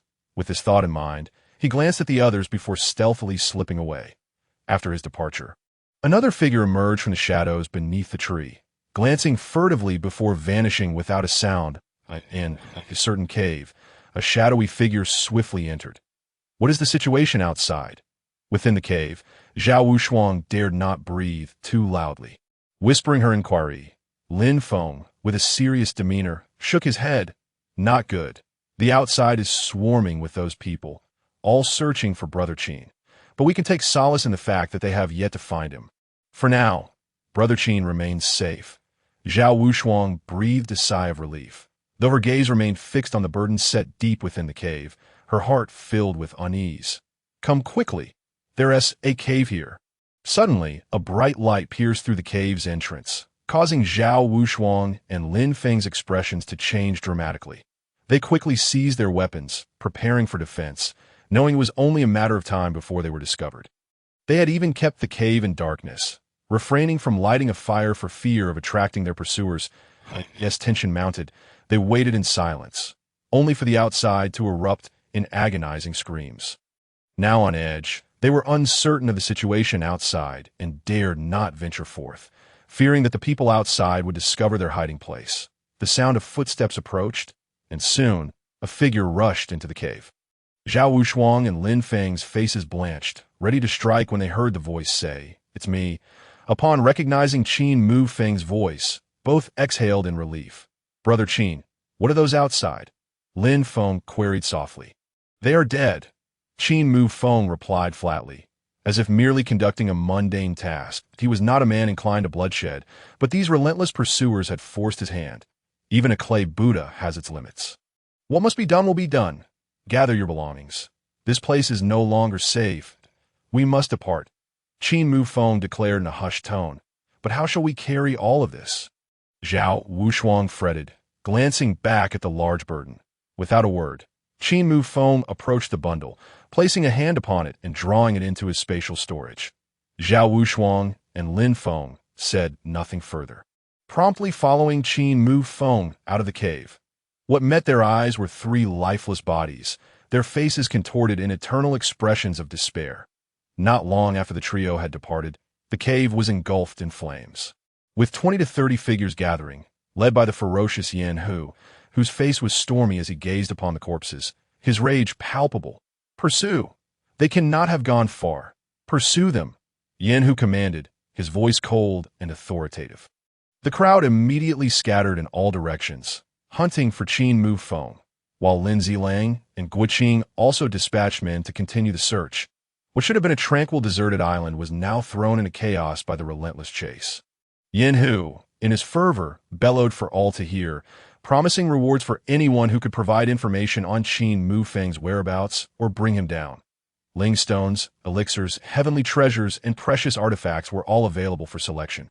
And thus, it was not long before Qin Mufeng and his companions were tracked down by their pursuers, recreating the same scene as in the forest earlier that morning. However, unlike before, this time the group harbored murderous intent towards Qin Mufeng and his companions. Wishing nothing less than to see them brutally slaughtered, a fierce battle was imminent, as figures continuously leaped out from all directions along the escape route of the three, the allure of the Ling stones. Elixirs and heavenly treasures far outweighed any inclination to ignore them. Kill them. If we slay them, the treasures will be ours. Various weapons, flying swords, knives, spears, soared through the air, aimed directly at Qin Mufeng and his companions, while 7 or 8 individuals channeled their spiritual energy, charging at them with fists and feet raised. Qin Mufeng and his companions were undeterred. With a flash of cold light, they brandished their spiritual weapons and charged forward. Qin Mufeng moved like a wraith, his spirit sword targeting the lives of his attackers, while Zhao Wushuang wielded her spear with the ferocity of thunder, and Lin Feng unleashed sword energy like a rainbow. In an instant, four adversaries fell. The trio's coordination was impeccable, their bodies drenched in blood, projecting an aura akin to 3 deities of death, invincible in their wrath. Hiss! The eyes of the onlookers widened in shock. Collectively gasping in horror up to that point, the number of trial participants slain by the trio had reached nearly 20, if not 30, It was utterly terrifying, as if they were slaughtering mere vegetables. Despite being at the pinnacle of the 5th layer and 2 at the initial stage of the 3rd layer, they had turned the tide against so many, leaving their foes trembling and unwilling to advance another step. Seeing that no one dared to approach, Qin Mufeng and his companions pressed on. Lin Feng, seemingly delirious with excitement, laughed heartily and exclaimed, "Brother Qin, I have never experienced anything like this in all my years of cultivation. If I survive this, I shall recount this tale to my descendants." "Ha ha, what a thrill!" Zhao Wushuang remained silent, yet her eyes gleamed with fierce determination. "Very well, Brother Lin, since you say so, let us continue this game to the end." Qin Mufeng also laughed heartily, though his feet never faltered as they continued. Numerous foolish individuals, believing themselves fortunate, leapt forth in attempts to ambush the trio, only to meet a grim fate, their heads severed from their bodies. Consequently, their pace slowed considerably, allowing Guiqing and his group to catch up swiftly. Chapter 56. One-on-one. Where the cowardly ones fleeing to, come forth and meet your demise. The first to pursue. Yin Hu wielded a massive axe and bellowed angrily, his voice infused with spiritual energy, echoing through the dense forest like a lion's roar. Qin Mufeng glanced back, having no intention of engaging with these individuals. He continued to sprint alongside Zhao Wushuang and Lin Feng, laughing uproariously. "You call me a coward? I see you as one. If you possess any courage, command the others to withdraw, and let us settle this in a duel. To the death. Dare you? To lose a person is to lose face. This is called momentum." He thought he had not been foolish enough to engage with those 200 earlier, nor would he be foolish enough to turn around and attack simply due to this minor provocation. Yin Hu gritted his teeth, a fierce glint igniting in his eyes, yet he hesitated to respond, feeling a twinge of trepidation. Dare he? He did not dare. Qin Mufeng faced off against Guiqing, who was at the pinnacle of the 6th layer, without fear, even managing to push him back. How could he at the mid-stage of the 6th layer dare to challenge him? Naturally, he did not dare. It turns out the 6th layer cultivators are not so formidable after all. They cannot even face off against a mere 5th layer cultivator in a duel. How laughable, possessing limbs yet lacking wit. Qin Mufeng continued to mock, in an instant, the fury within Yin Hu ignited. And he pointed his axe threateningly at Qin Mufeng, declaring, "Come then, if I do not turn you into mincemeat today, I am unworthy of being a 6th layer cultivator." Lin Zilang and Guiqing exchanged glances, brows furrowed, yet remained silent, their eyes glinting with murderous intent, having made their decision. "Very well, if you possess the courage, then follow me." Qin Mufeng smirked wickedly, glancing at Zhao Wushuang and Lin Feng, and said, "Brother Qin, this time we shall not flee. We cannot allow you to face danger alone. The other party has already harbored murderous intent and will undoubtedly do everything in their power to kill you." Lin Feng said earnestly. Zhao Wushuang's eyes also flashed with determination.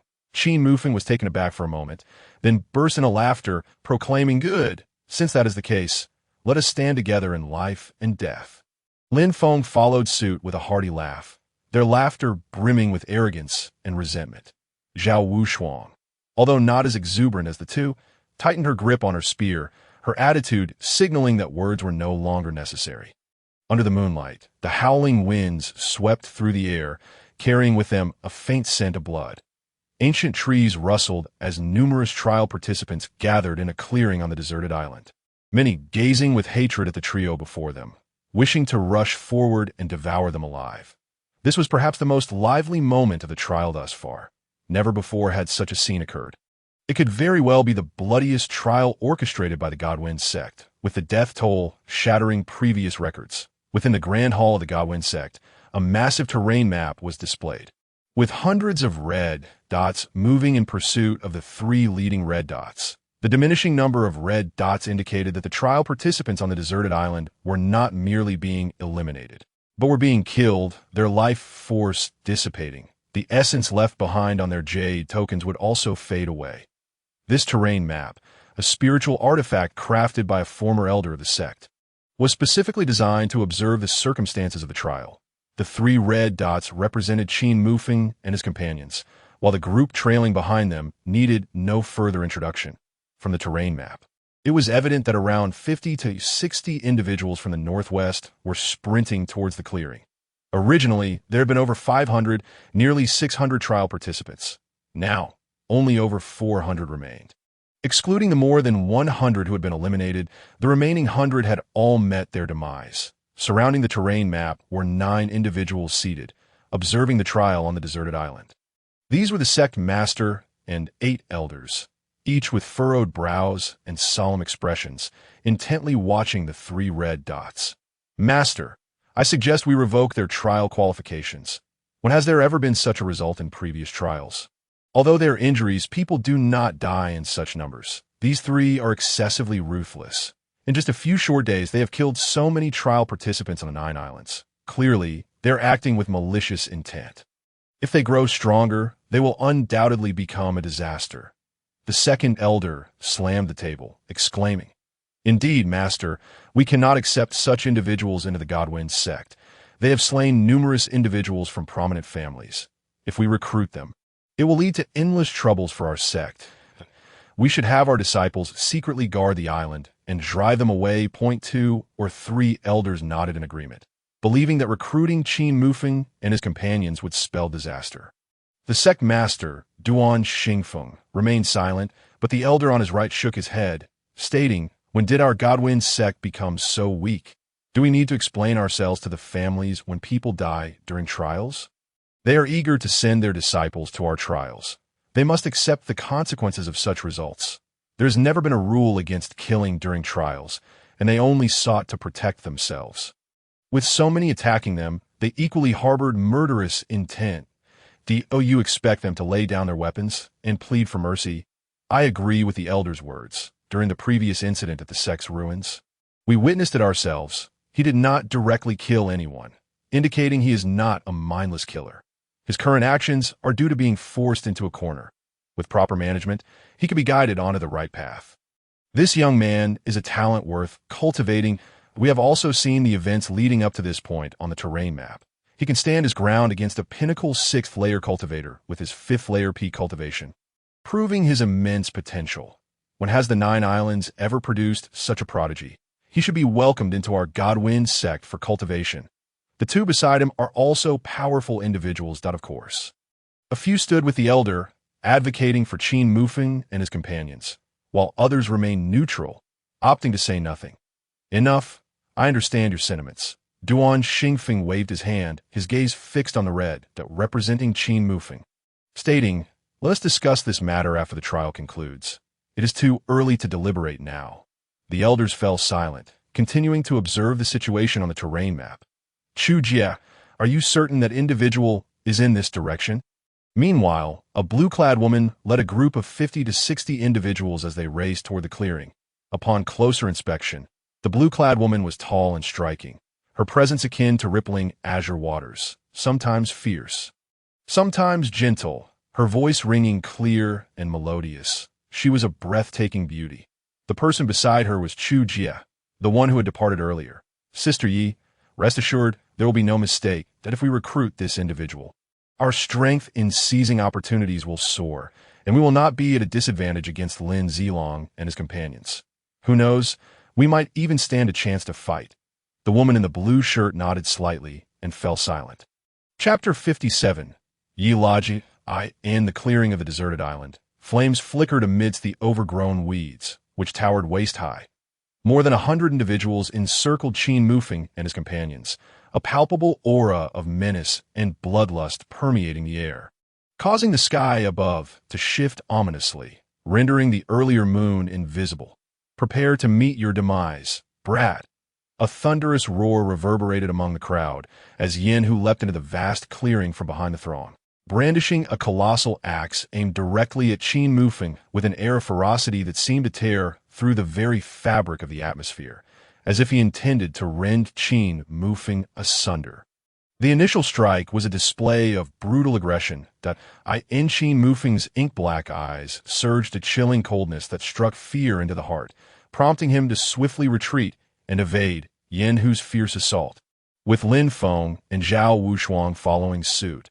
Upon witnessing his failed attack, Yin Hu lifted his gaze, and upon catching sight of the faint, nonchalant smile curling at the corner of Qin Mufeng's mouth, he felt a surge of bitter irony. His expression turned vicious, rage igniting within him as his copper-like eyes filled with bloodshot fury. Letting out a furious roar that pierced the heavens, he grounded his feet firmly into the earth. With a thunderous sound, the air rippled, and he surged forward like a released arrow, reappearing before Qin Mufeng in the blink of an eye, his axe sweeping horizontally towards Qin Mufeng's throat, and no longer hesitating. Qin Mufeng summoned his spiritual energy, his body moving with the utmost speed, leaving behind a series of afterimages as his broken spiritual sword advanced menacingly towards Yin Hu's vital points.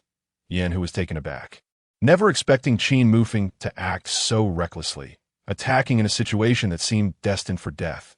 Yet, in this moment, Yin Hu was fully capable of killing Qin Mufeng, but the latter could equally end Yin Hu's life in a single blow.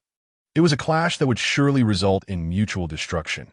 Amidst the shifting expressions, Yin Hu clenched his teeth, resolutely retracting his immense axe. Clang, clang, as their energies collided violently. Both men staggered back, though Yin Hu was sent flying, twisting mid-air before landing sturdily on the ground, a sweet taste rising in his throat as blood trickled from the corner of his mouth. Having forcibly interrupted his own technique, he suffered a backlash. And now his internal spiritual energy was spiraling out of control, with many meridians severed. It seemed that even the 6th level of Qi training had its limitations. Was this all the strength he possessed? Qin Mufeng casually retrieved a spiritual herb and consumed it, his previously pale countenance regaining some color. After enduring relentless pursuit, the trio had exhausted their spiritual energy, having consumed all the Qi condensation pills they had previously gathered, leaving only the treasures they had hoarded in their spatial storage. Yin Hu gritted his teeth, glaring at Qin Zheng. Yet words failed him. "Brat, have you forgotten about us too?" From a distance, Guqing and Lin Zilong shouted in unison, suddenly charging towards Qin Mufeng from either side. Qin Mufeng's expression changed dramatically as he prepared to draw his long knife, but the voices of Lin Feng and Zhao Wushuang interrupted him. "Qin, brother, we are here to assist you." The two advanced with a gun and a sword, intent on intercepting the assault. Guqing furrowed his brow and snorted coldly. "You overestimate yourselves. I will kill you first. Then take revenge for my brother." The mad blade lunged directly at Lin Feng, who hastily raised his sword in defense. With a clang, Lin Feng was sent reeling backward, crashing to the ground, blood spewing from his mouth, his expression a mask of rage. Zhao Wushuang fared little better, being relentlessly pressured by Lin Zilong. Had it not been for the long spear gifted by Qin Mufeng, she might have already succumbed to defeat. Just as Qin Mufeng was about to intervene, he was blocked by Yin Hu, who snarled, "Our business is not yet concluded." "Very well, since you are so eager to meet your end, I shall escort you there." Qin Mufeng's gaze turned frigid, his aura shifting dramatically as he raised his spiritual sword, slowly exhaling a breath of foul air. And before all closed his eyes, the crowd was momentarily stunned.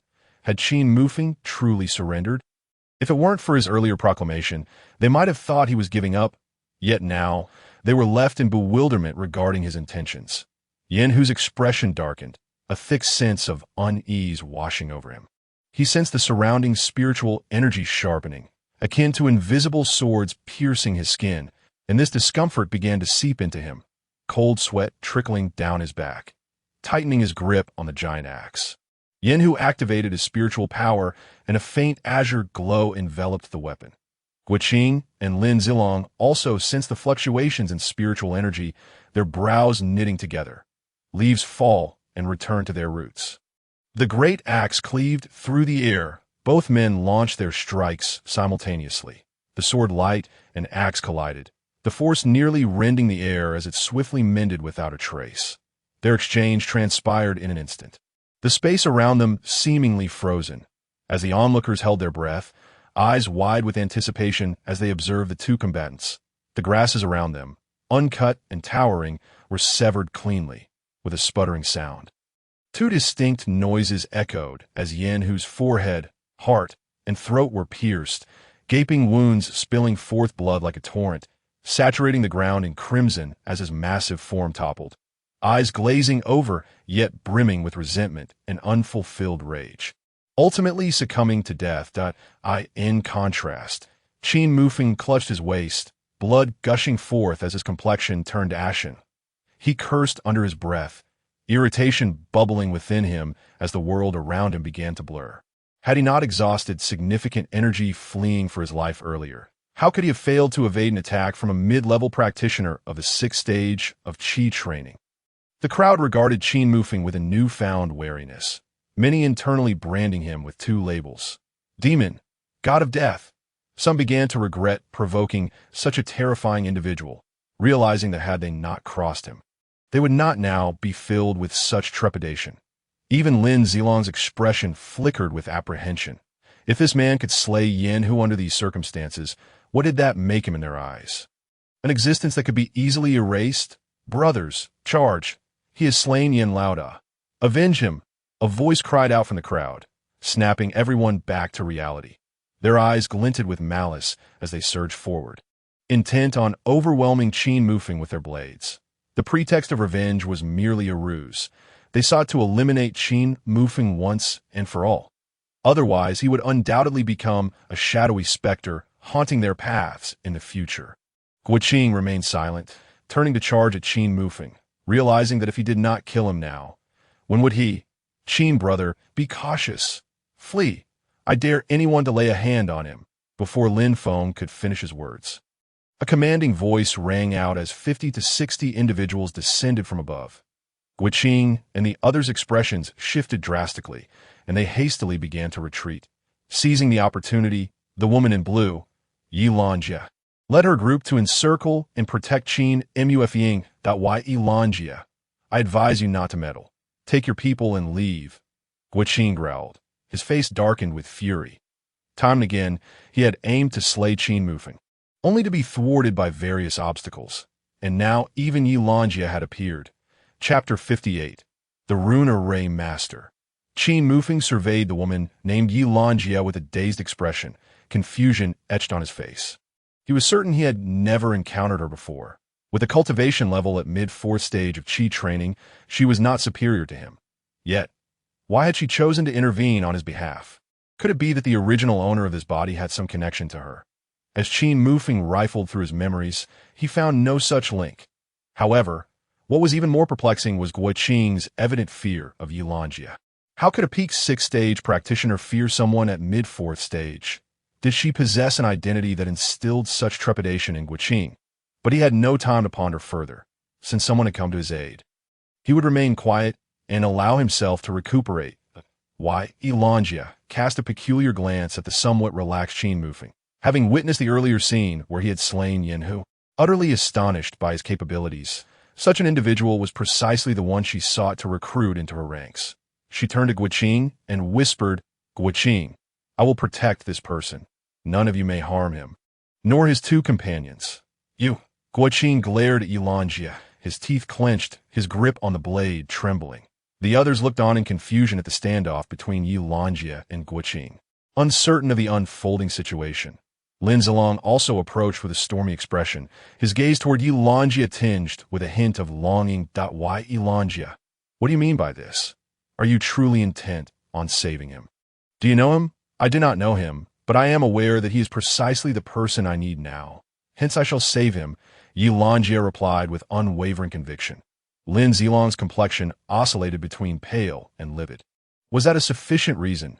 Did these 2 share some undisclosed secret? With that thought, a surge of jealousy ignited within Lin Zilong's chest. Lin Laoda, who exactly is this woman? Why must we fear her? If she dares to save him, we can simply kill them all together. Why waste breath on her? Let us avenge Yin Laoda.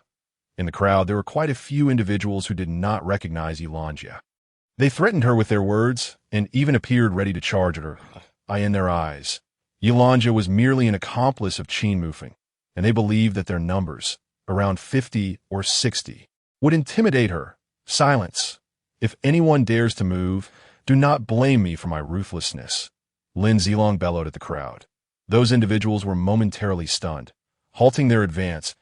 As they glanced around, they noticed many eyes fixed upon them with peculiar expressions, making them feel uncomfortable. Could it be that Yilanjia was indeed someone they should not provoke? Guoqing's face darkened, and he coldly remarked, Yilanjia, do you truly believe I wouldn't dare to act against you? You may wish to test that, Yilanjia replied, as she produced an object approximately an inch long, entirely a deep azure hue, with a pointed end resembling the hair of some creature or beast.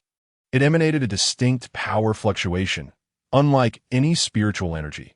Among the remaining 50 or 60 individuals, 2 others similarly revealed like objects at a brush.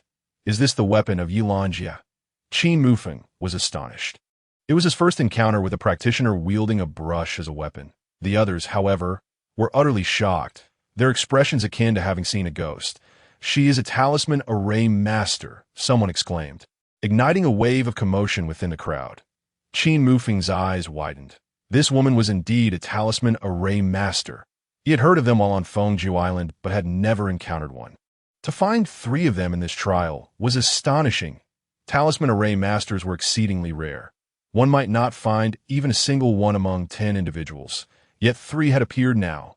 The brushes they held were likely talisman soul brushes, used to inscribe runes, with the soul as ink and the talisman soul brush as the guide. They connected with the spiritual energies of heaven and earth to inscribe talismans for arrays. As Yilanjia began to sketch the runes with her talisman soul brush, Guoqing and Lin Zilong's pupils constricted, their gazes fixed on her, their teeth gritted in frustration. Why Yilanjia, noticing their inaction, remained silent and continued her work, her strokes flowing like water, swiftly conjuring 5 runes before her.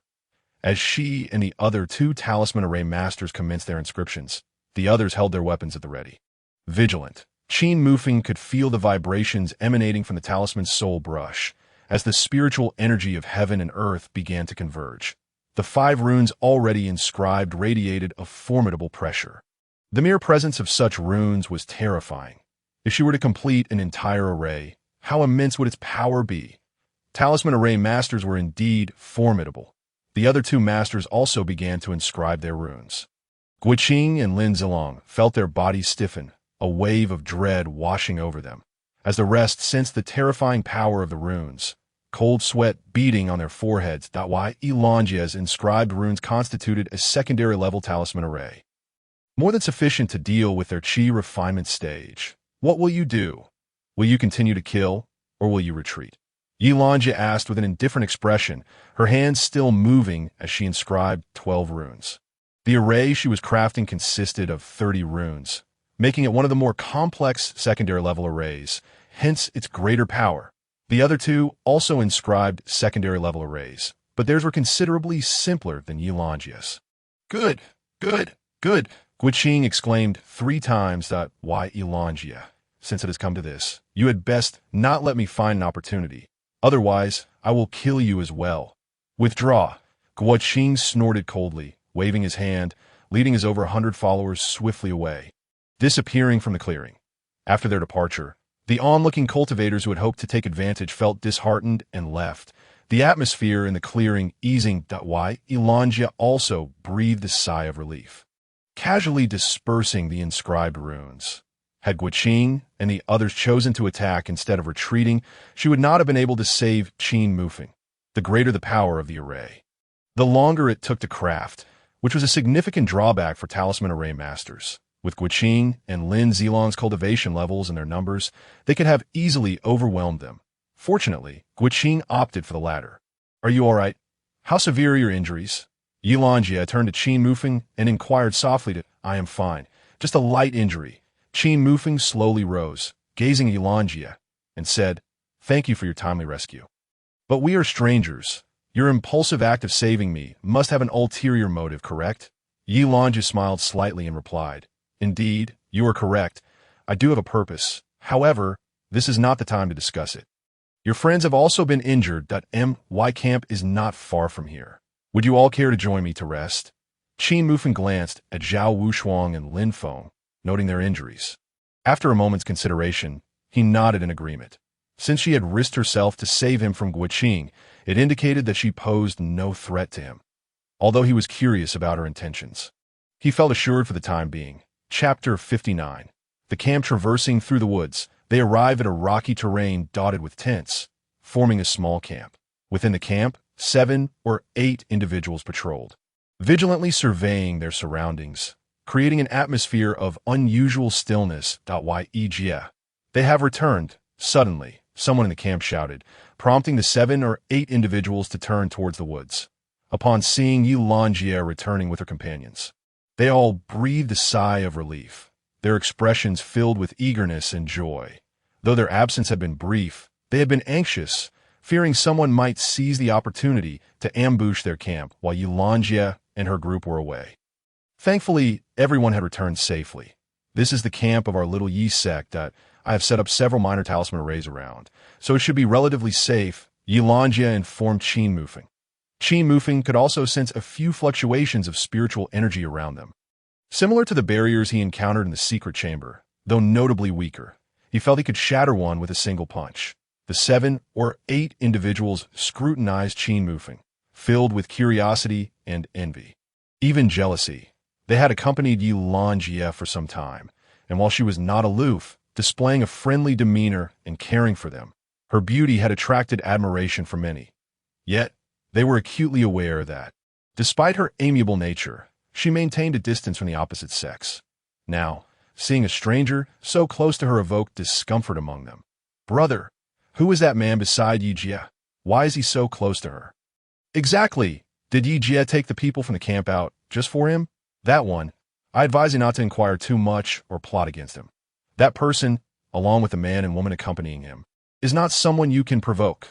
One of those returning with Yi Lanjie warned the curious individuals before shaking their head and departing, leaving them bewildered, uncertain of what had transpired. Upon reaching the center of the camp, several bonfires were lit around them. Yi Lanjie instructed 2 female cultivators to prepare some food while the others dispersed, some resting while others went on patrol. You 3 can rest assured. Here, even with Wuqing and Lin Zilong's numerous subordinates, they wouldn't dare to storm our camp.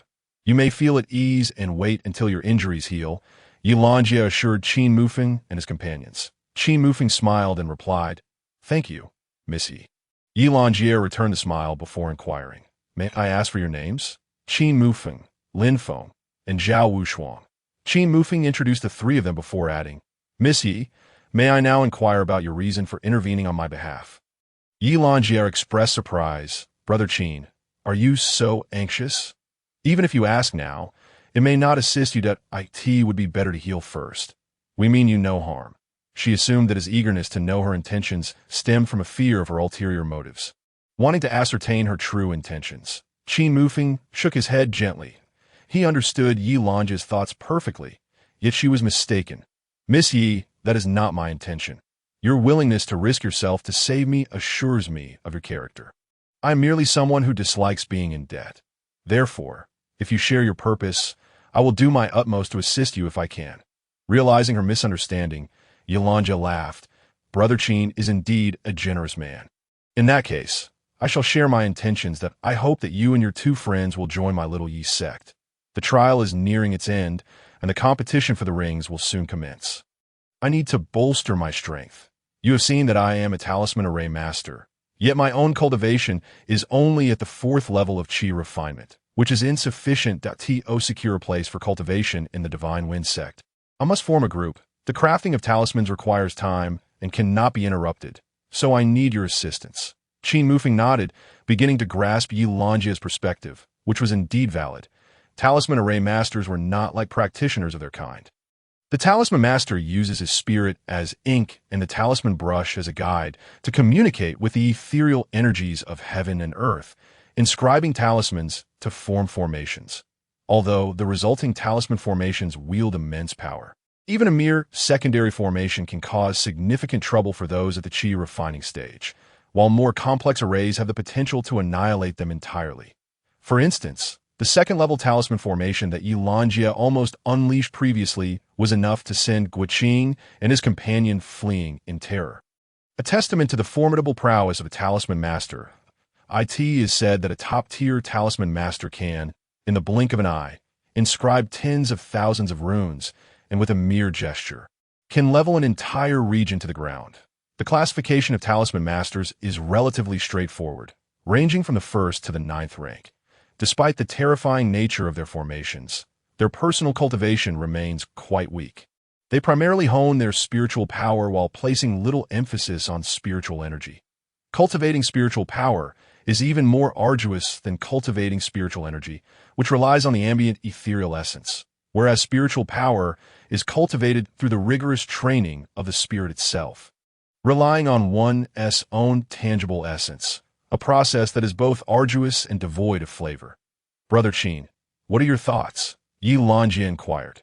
Qin Mufeng remained silent, instead directing his gaze towards Lin Feng and Zhao Wushuang. Lin Feng chuckled and said, "We will heed your advice.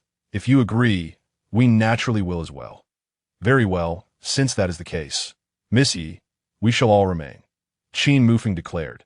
"Then, Brother Qin, let us wish for a pleasant collaboration." A hint of joy illuminated Yi Lanjie's face as she extended her delicate hand. Qin Mufeng took her hand, which felt as if it were devoid of bones, tender and cool to the touch. Yet, he promptly withdrew his hand, leaving no trace of lingering attachment. After settling the matters at hand, Yi Lanjie arranged for 2 tents to be made available for the 3 of them. Qin Mufeng and his companions casually consumed some food before retreating to their tent to rest. Qin Mufeng called Lin Feng and Zhao Wushuang over, and the 3 convened for a brief discussion.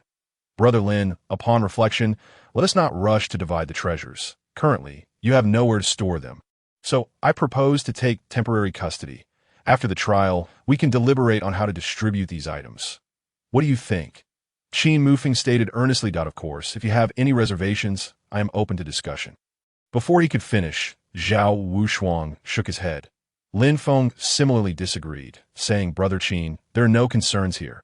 You have contributed the most to acquiring these treasures, and even if you were to take them all, Lin Feng, would harbor no grievances." Qin Mufeng chose not to pursue the matter further, offering a faint smile to both men. "Very well, since you have no objections, let us store them with me for now." Subsequently, the trio engaged in further discussions, during which Qin Mufeng presented Lin Feng with a light sword of precious quality, alongside healing elixirs and various rare materials, including several martial arts techniques acquired earlier, enabling them to recuperate and enhance their strength during this period. After Lin Feng and Zhao Wushuang departed, Qin Mufeng was not idle. He summoned the system's interface within his mind. Chapter 60. The 9 Swords of Ling Xiao. After Lin Feng and Zhao Wushuang left, Qin Mufeng also remained busy, calling forth the system's panel in his mind. Host, Qin Mufeng, mortal, bloodline, Tao Dai bloodline, weak, realm, pinnacle of the 5th layer of Qi refinement cultivation technique, supreme beast mastery, 1st layer. Ancient supreme technique, minor achievement, martial skills, fierce wind palm, basic yellow rank martial skill proficient, falling blossom sword technique, advanced Xian rank martial skill, proficient, swift wind steps, advanced yellow rank movement technique. Major achievement, whirlwind leg, advanced yellow rank leg technique, beginner, thunderstorm fist, advanced yellow rank fist technique, proficient.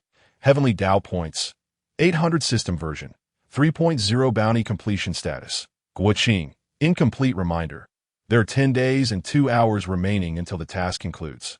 Exchange privileges, activated storage space. Activated. Qin Mufeng glanced over the information before closing the panel with a sigh. He then retrieved several martial arts manuals he had previously discovered in the secret chamber, along with the 2 inner cores from the swallowing rock beasts and a fragment of a spiritual artifact, laying them all out before him. He was in no rush concerning the bounty task. His sigh stemmed from the realization that after experiencing several life-and-death situations, he found his arsenal of techniques woefully inadequate. Beyond the few he had incessantly practiced, there was nothing else. His current combat strength was already capable of contending with Guoqing, who stood at the pinnacle of the 6th layer, yet without suitable techniques to match his prowess, he remained merely a shell. Moreover, aside from the falling blossom sword technique, the rest were subpar techniques. Thus, what he truly lacked was not cultivation, but techniques. His body had accumulated an immense reserve of hidden spiritual energy due to the recent consumption of numerous elixirs and rare materials, with no outlet for release. The two inner cores from the swallowing rock beasts, when combined with the supreme beast mastery, were perfect for absorbing this excess energy rather than letting it dissipate.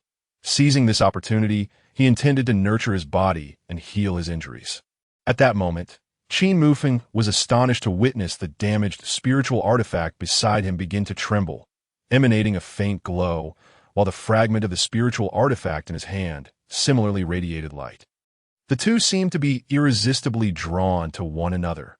In a moment of astonishment, he watched as the fragment floated up and, with a swift motion, landed upon the spiritual sword, merging seamlessly. Suddenly, a circular sword aura erupted, scattering in all directions, drawing the attention of numerous onlookers outside the camp, who wondered what commotion the newcomer brought upon their return. Upon closer inspection, he noted that the previously damaged spiritual artifact had repaired itself in part.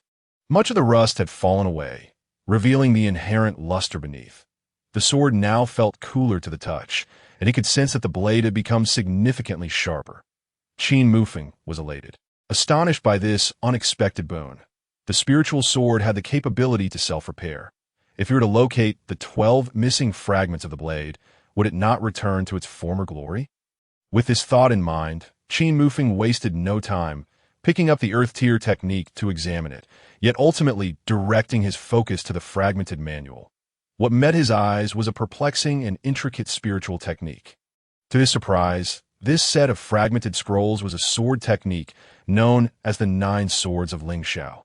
The sword technique was divided into 9 forms, and although the scroll contained only the first 3, they were sufficient to leave Qin Mufeng exhilarated, as their mere appearance was enough to astound him.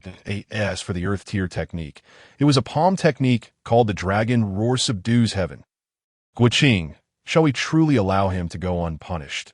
Meanwhile, in Guoqing's camp, Lin Zilong sat below, inquiring in a low voice that Wei Longe's act of rescuing Qin Mufeng had transformed Guoqing's previous terror into burning rage.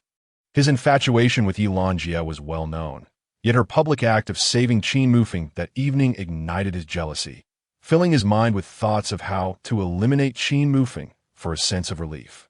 You wish to kill him? How do you propose to accomplish that? He is currently under Yi Longjie's protection.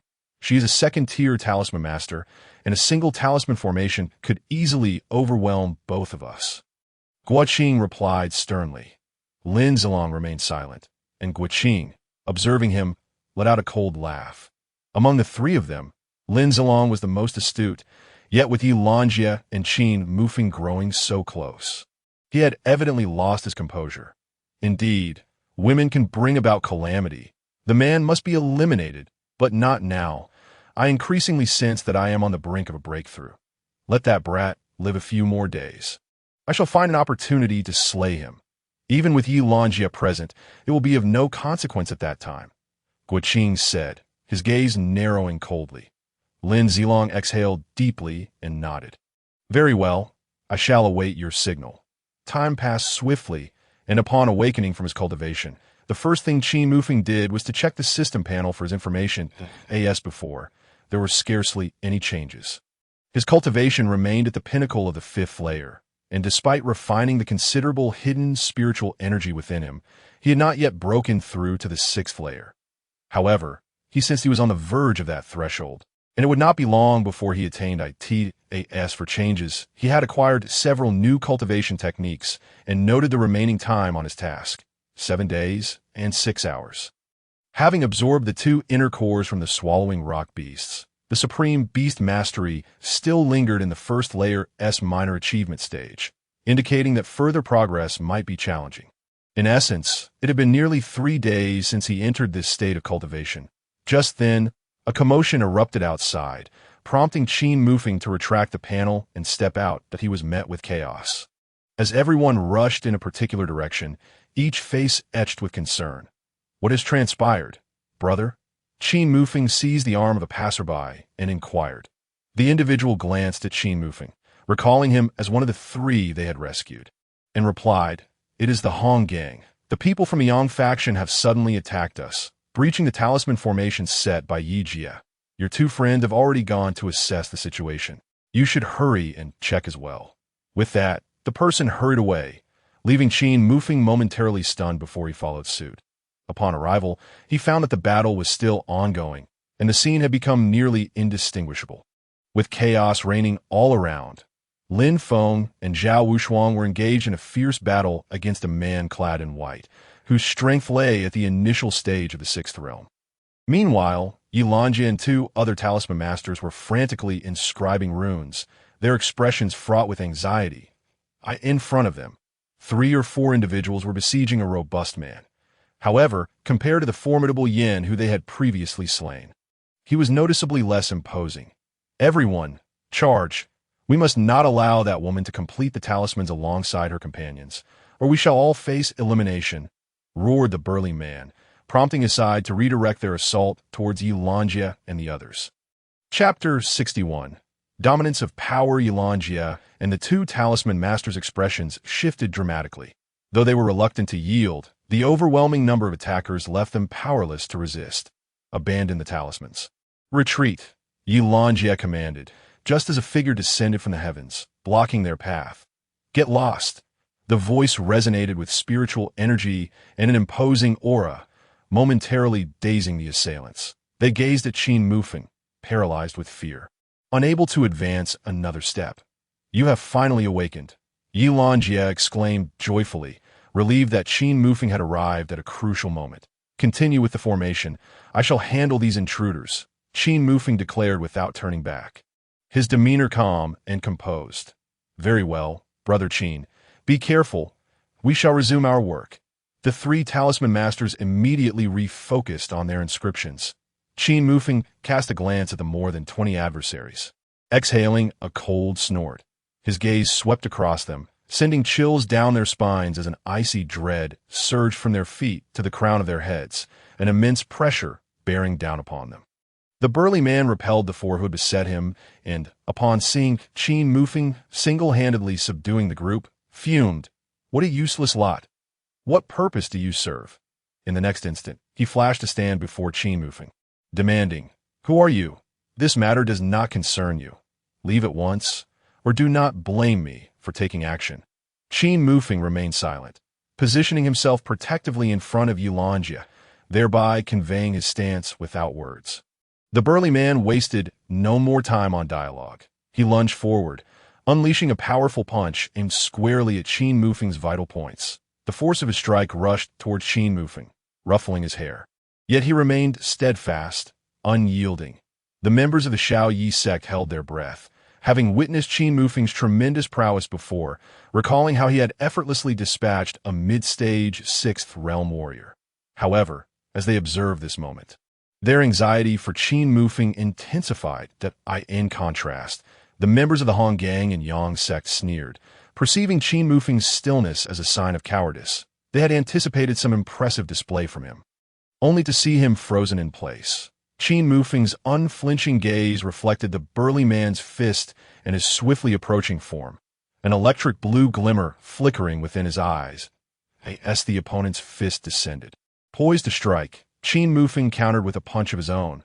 The 2 fists collided, and the burly man was sent crashing backward, twisting mid-air before landing firmly on the ground, clutching his chest. A trickle of blood escaping his lips, disbelief etched on his face as he regarded the unmoving Qin Mufeng. Panic surged within him. How is this possible? He is merely at the pinnacle of the 5th realm. Yet my initial stage of the 6th realm could not gain the upper hand. That I've been struck back, my blood surging uncontrollably. Nearby, the man in white, having noticed the unfolding situation, swiftly repelled Zhao Wushuang and Lin Feng before hastening towards the burly man. Hong Hai, what is happening? You cannot even defeat a 5th realm practitioner. His voice dripped with disdain. Yang Hanxiu, spare me your mockery. This youth cultivation is peculiar. He is certainly not merely a 5th realm practitioner. Hong Hai replied, rising with a serious tone. Let us join forces. Despite Yang Hanxiu's lingering skepticism, he followed Hong Hai in attacking Qin Mufeng. Zhao Wushuang and Lin Feng intended to assist, but halted upon hearing Qin Mufeng's voice. You two merely observe. I wish to test my newly acquired technique on them. Upon hearing this, they refrained from intervening, choosing instead to remain at a distance and watch. Yang Hanxiu and Hong Hai upon hearing Qin Mufeng's words, felt fury rise within them. You are audacious, boy. Using us to test your skills? We shall see if you possess the capability. Qin Mufeng regarded the two with a calm smile, his hands slowly extending, gathering a torrent of spiritual energy as he softly uttered, "Dragon roar, subdue the heavens." The wind of his palms howled, and all present seemed to hear the resounding roar of a celestial dragon. Feeling the terrifying fluctuations emanating from Qin Mufeng's hands, in a daze, they envisioned a golden dragon erupting from his grasp. Yang Hanxiu and Hong Hai's scalps tightened, cold sweat cascading down their backs.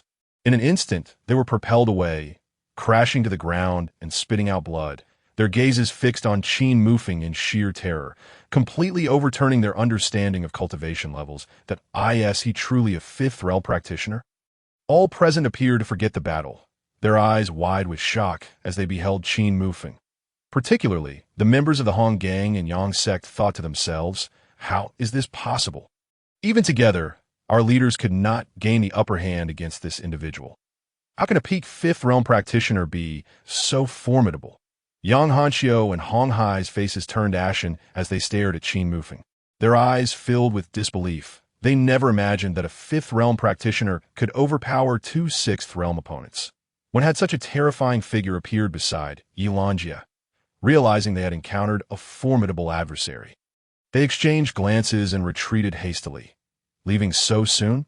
Qin Mufeng's voice echoed ominously around them as he activated the Gale Step, leaving behind a fleeting shadow before Yang Hanxiu and Hong Hai could react. Qin Mufeng materialized before them, his eyes shimmering with cold light, that if you dare to move again, you shall pay with your lives. The two halted abruptly, their bodies frozen in place as they finally sensed the murderous intent. He would indeed strike if provoked, causing them to break into a cold sweat and shiver uncontrollably. Who exactly are you? Yang Hanxiu croaked, swallowing hard.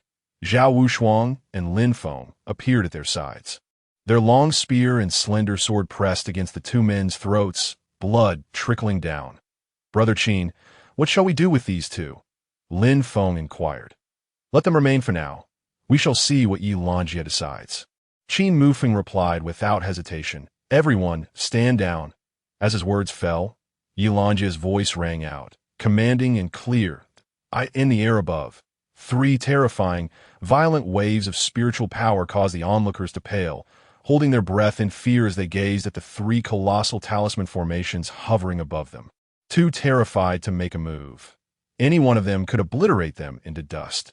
Qin Mufeng looked up, awed by the grand spectacle of the three formations, their immense spiritual energy surging forth, even causing him a moment of trepidation. Talisman masters are indeed formidable. Yilanjia cast a grateful glance at Qin Mufeng, declaring, Xiao Yi's sect, bind all members of the Hong Gang and Yang sect, and bring them back to the camp. The trial participants of Xiao Yi's sect swiftly sprang into action, gathering ropes to restrain the 70 or so captives, transporting them back to the camp and placing them in the central clearing. Qin Mufeng and his companions then brought Yang Hanxiu and Hong Hai before Yilanjia, awaiting her judgment. That why Yilanjia praised the two men, chuckling lightly. Let us take them back for now. Chapter 62. The blood butchery trio of the camp of Xiao Yi sect was unusually lively that day. In the center, the captured members of the Hong Gang and Yang sect dared not move, encircled by several floating runes that formed a first-level absolute spirit formation. The trial participants of Xiao Yi sect mocked them, though many glanced towards the main tent with deep admiration. What do you intend to do?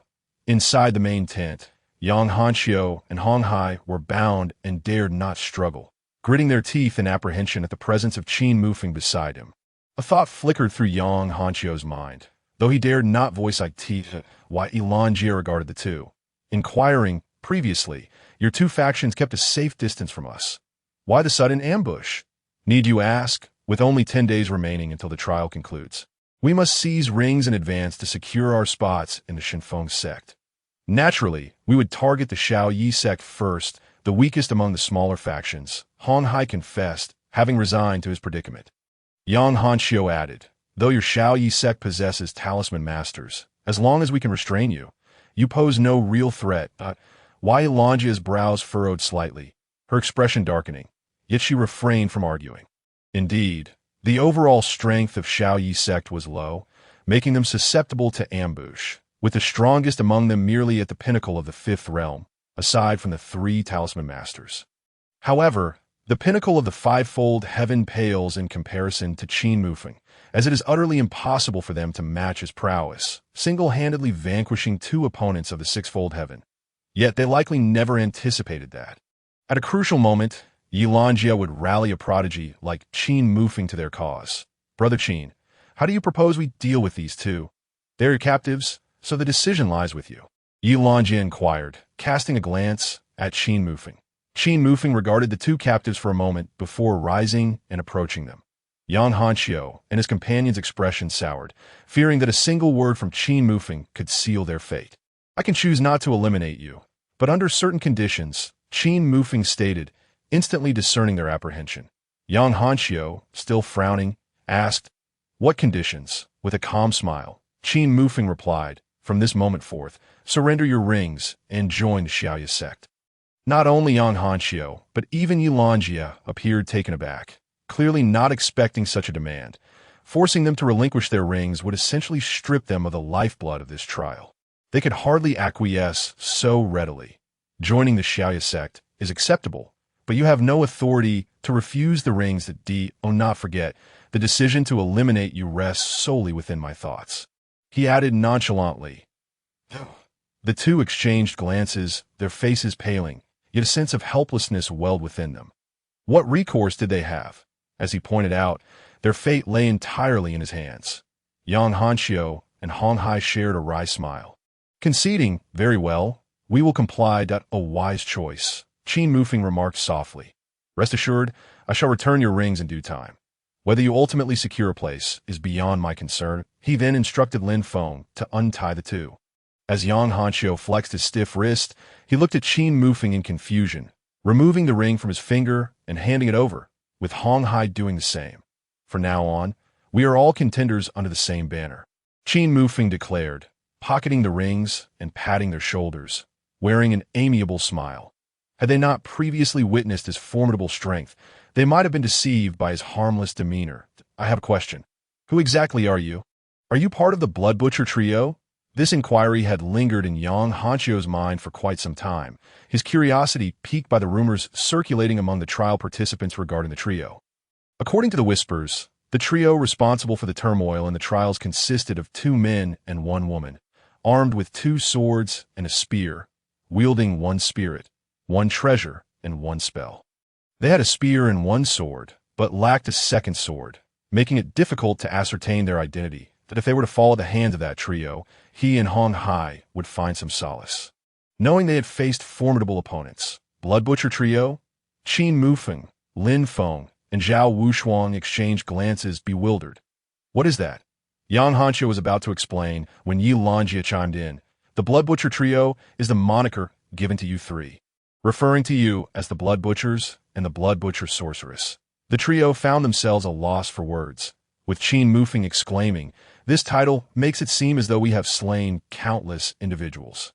I find it rather fitting, Yilanjia chuckled, covering her mouth. Throughout their journey, they had indeed taken many lives, at least 100, if not 200, though all had been coerced. Yet, the fact remained. Yang Hanxiu and Hong Hai felt a sense of relief. Knowing they stood before the Blood Butcher trio, they were fortunate to be alive, considering that this trio had even slain mid-stage sixfold heaven warriors, and here they were, merely early-stage sixfold heaven practitioners. Qin Mufeng chose not to linger on the topic, turning to Lin Feng. Brother Lin, go out and inquire who among them is willing to join us. That, if no one is interested, take their rings. Shatter their jade tokens and eliminate them. If there are volunteers, collect their rings. Understood? I will go at once. Lin Feng nodded before departing. Yilanjia arranged for Yang Hanxiu and his companion to be given a tent for rest. Then, after a moment of contemplation, remarked, "You do not intend to rally them all just to use them for your own purposes?" "I have my own arrangements," Qin Mufeng replied without elaborating. "If you are unwilling, I can simply take these individuals and leave, returning later to assist you." He added. Yilanjia rolled her eyes and sighed. "I suspected you would act in this manner from the day I recruited you. You may utilize Xiaoyi sect as you wish, and I can assist, but you must first do me a favor." "What is it?" "Yesterday, I discovered a valley 30 miles from here where a third-grade celestial soul ghost grass grows. However, it is guarded by a third-grade demonic beast. If we join forces to procure the celestial soul ghost grass, I assure you, that beast has only recently advanced, and its strength is equivalent to that of a beginner in the innate realm." Qin Mufeng pondered briefly before nodding. Agreed. Chapter 63. Into the mountains of the Xiaoya sect's camp, a lively atmosphere prevailed as everyone celebrated their resounding victory. They had even ventured into the woods to hunt demonic beasts for a feast. Amidst the bustle, numerous eyes fell upon the tall figure of Qin Mufeng beside Yilanja. The previous biases had vanished, replaced by admiration. In their minds, only someone as powerful as Qin Mufeng deserved to stand beside their esteemed Yijie. Of course, where there was joy, there was also discontent. Those aligned with Yang's faction and Hong's gang viewed the celebration with disdain, as it was the Xiaoya sect that had triumphed over them. Yet, they felt a sense of relief, having learned that Qin Mufeng was indeed the blood butcher, and the previous male and female companions were another blood butcher and a blood butcher sorceress. Their survival was a stroke of luck amid misfortune. Nearby the campfire, Zhao Wushuang sat alone, gripping a long spear, and none dared approach. Her gaze remained fixed on Qin Mufeng and Yilanja. "Are you not going to check on them?" Lin Feng asked, sitting beside Zhao Wushuang. He was no fool. He sensed the underlying tension throughout their journey, though he had refrained from mentioning it. Zhao Wushuang withdrew her gaze and shook her head. "He is not like us. I am content merely to observe." Lin Feng was taken aback, surprised that the usually spirited Zhao Wushuang possessed such a side to her. He chose not to press further, as her words had already expressed her thoughts. With a sigh, he turned his attention back to Qin Mufeng. Together, Qin Mufeng and Yilanja discussed the matter of the celestial soul ghost grass. Determining their departure for the following morning at dawn to the valley, Yilanja had mentioned, "How do you plan to deal with that third-grade demonic beast?" Yilanja teased. Qin Mufeng chuckled softly, shaking his head. "Even if I were formidable, I would not dare to confront a beast of the innate realm directly. I have my own methods at that time. I will lead a group to lure the beast out, while you and the other two formation masters set up the formation. Are you suggesting we use the formation to slay it?" Yilanja mused, her brow furrowed in thought. "That is indeed a good strategy. But considering it is a third-grade beast, employing a double-layered formation to kill it will be quite challenging." Though her second-tier formation had proven powerful this morning, the third-grade beast possessed a tough hide and formidable defenses, making this approach somewhat impractical. How can we know unless we try? Demonic beasts of lesser grades do not possess intelligence until they reach a certain level, and they cannot think like humans. "With a little ingenuity, we can surely find a solution," Qin Mufeng replied with a calm smile. Upon hearing this, Yilanja observed Qin Mufeng's confident demeanor in silence before rising and addressing the crowd. "Everyone, let us celebrate the joining of Hong's gang and Yang's faction into our Xiaoya sect. We shall all be companions in this trial, so let us enjoy a delightful feast tonight." It must be said that Yilanja possesses a remarkable talent for enlivening the atmosphere, completely transforming the intent of the gathering. Those from the Hong gang and Yang faction, who were previously discontented, have now begun to engage actively. The soiree continued for the duration of an hour, after which the attendees dispersed, retreating to their respective tents to rest. The following morning, as dawn broke, the Xiaoyi sect was already bustling with activity. The initial assembly of 50 to 60 individuals had now swelled to over 100. As the leader, Yilanja stood at the forefront, with Qin Mufeng invited to stand by her side. Behind them were Yang Hanxiu, Hong Hai, Zhao Wushuang, Lin Feng, and two talisman masters from the Xiaoyi sect. These 8 individuals now represented the upper echelon of the Xiaoyi sect, commanding universal respect. "Everyone is prepared. Let us set forth," Yilanja announced as she looked towards Qin Mufeng. Consequently, this grand procession of over 100 began their journey towards the valley indicated by Yilanja. As they traversed the forest, their substantial presence attracted considerable attention, with many speculating whether this assembly was also intent on besieging the infamous Blood Butcher Trio. After all, the Blood Butcher Trio had become a source of dread, with numerous trial participants fearing for their lives during nighttime cultivation, of course. Some had also noticed Zhao Wushuang, and Lin Feng at the forefront at D.O. Those two not resemble the Blood Butcher and the Blood Butcheress? One wielding a spear, the other a sword. Indeed, there's a certain resemblance, but surely it cannot be them. How could they gather such a multitude in a mere few days? Have you forgotten? They were rescued by a certain faction that day. It is rumored that there are talisman masters among them. Perhaps they have joined forces. If that is the case, they might emerge as the greatest victors of this trial. We should merely observe to avoid losing our lives unnecessarily. The journey was not without challenges. While the trial participants dared not strike, they encountered a few low-grade demonic beasts, which they dispatched with ease, allowing their passage to remain relatively smooth. After traversing 30 li, approximately 15 kilometers, this grand entourage took an hour and a half to gradually approach one side of the valley. The mountains rose in majestic peaks, undulating like waves, with certain summits thrusting skyward like colossal pillars, shrouded in mist. The roars of demonic beasts, the calls of birds, and the howling wind reverberated through the mountains. Looking up, one could see dozens of various avian demonic beasts soaring above, seemingly fixated on them. "This is the place," Yilanjie remarked, gazing at the mountains with a sense of nostalgia, surprised to find herself back here merely a day later. "Where is the Tianhun Yuchao located?" Qin Mufeng inquired, nodding slightly while surveying the area, his expression turning grave. The mountains enveloped him with a weighty aura, as if he had ventured into the most perilous depths of an uncharted island. "Proceed north to the third peak. The Tianhun Yuchao lies in the valley behind it," Yilanjie instructed. After a moment of contemplation, Qin Mufeng suggested, "Let us select a few individuals to enter the mountains. Such a large group attracts too much attention. We have not ventured here before and are unaware of what lies ahead." Yilanjie had unwittingly stumbled into this place previously, and while she had not encountered formidable demonic beasts, she sensed that this area was distinctly different from their trial grounds. Turning, she selected over 30 individuals to accompany them into the mountains, while the others remained outside to stand guard. Once within a mountain range, the 30-plus individuals began to move stealthily, occasionally encountering demonic beasts.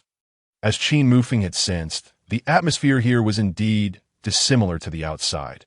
The majority of the beasts they encountered were second tier, brimming with demonic energy equivalent to the strength of humans at the 7th, 8th, or 9th levels of Qi refinement. Chapter 64. The fiery scorpion-tailed tiger, Yilanjie broke into a cold sweat, realizing that she had inadvertently trespassed into such a perilous realm just days prior. Each of these demonic beasts could easily spell her demise.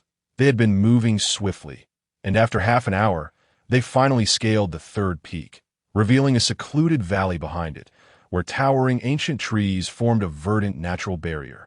Sensing the air, they detected a malevolent aura.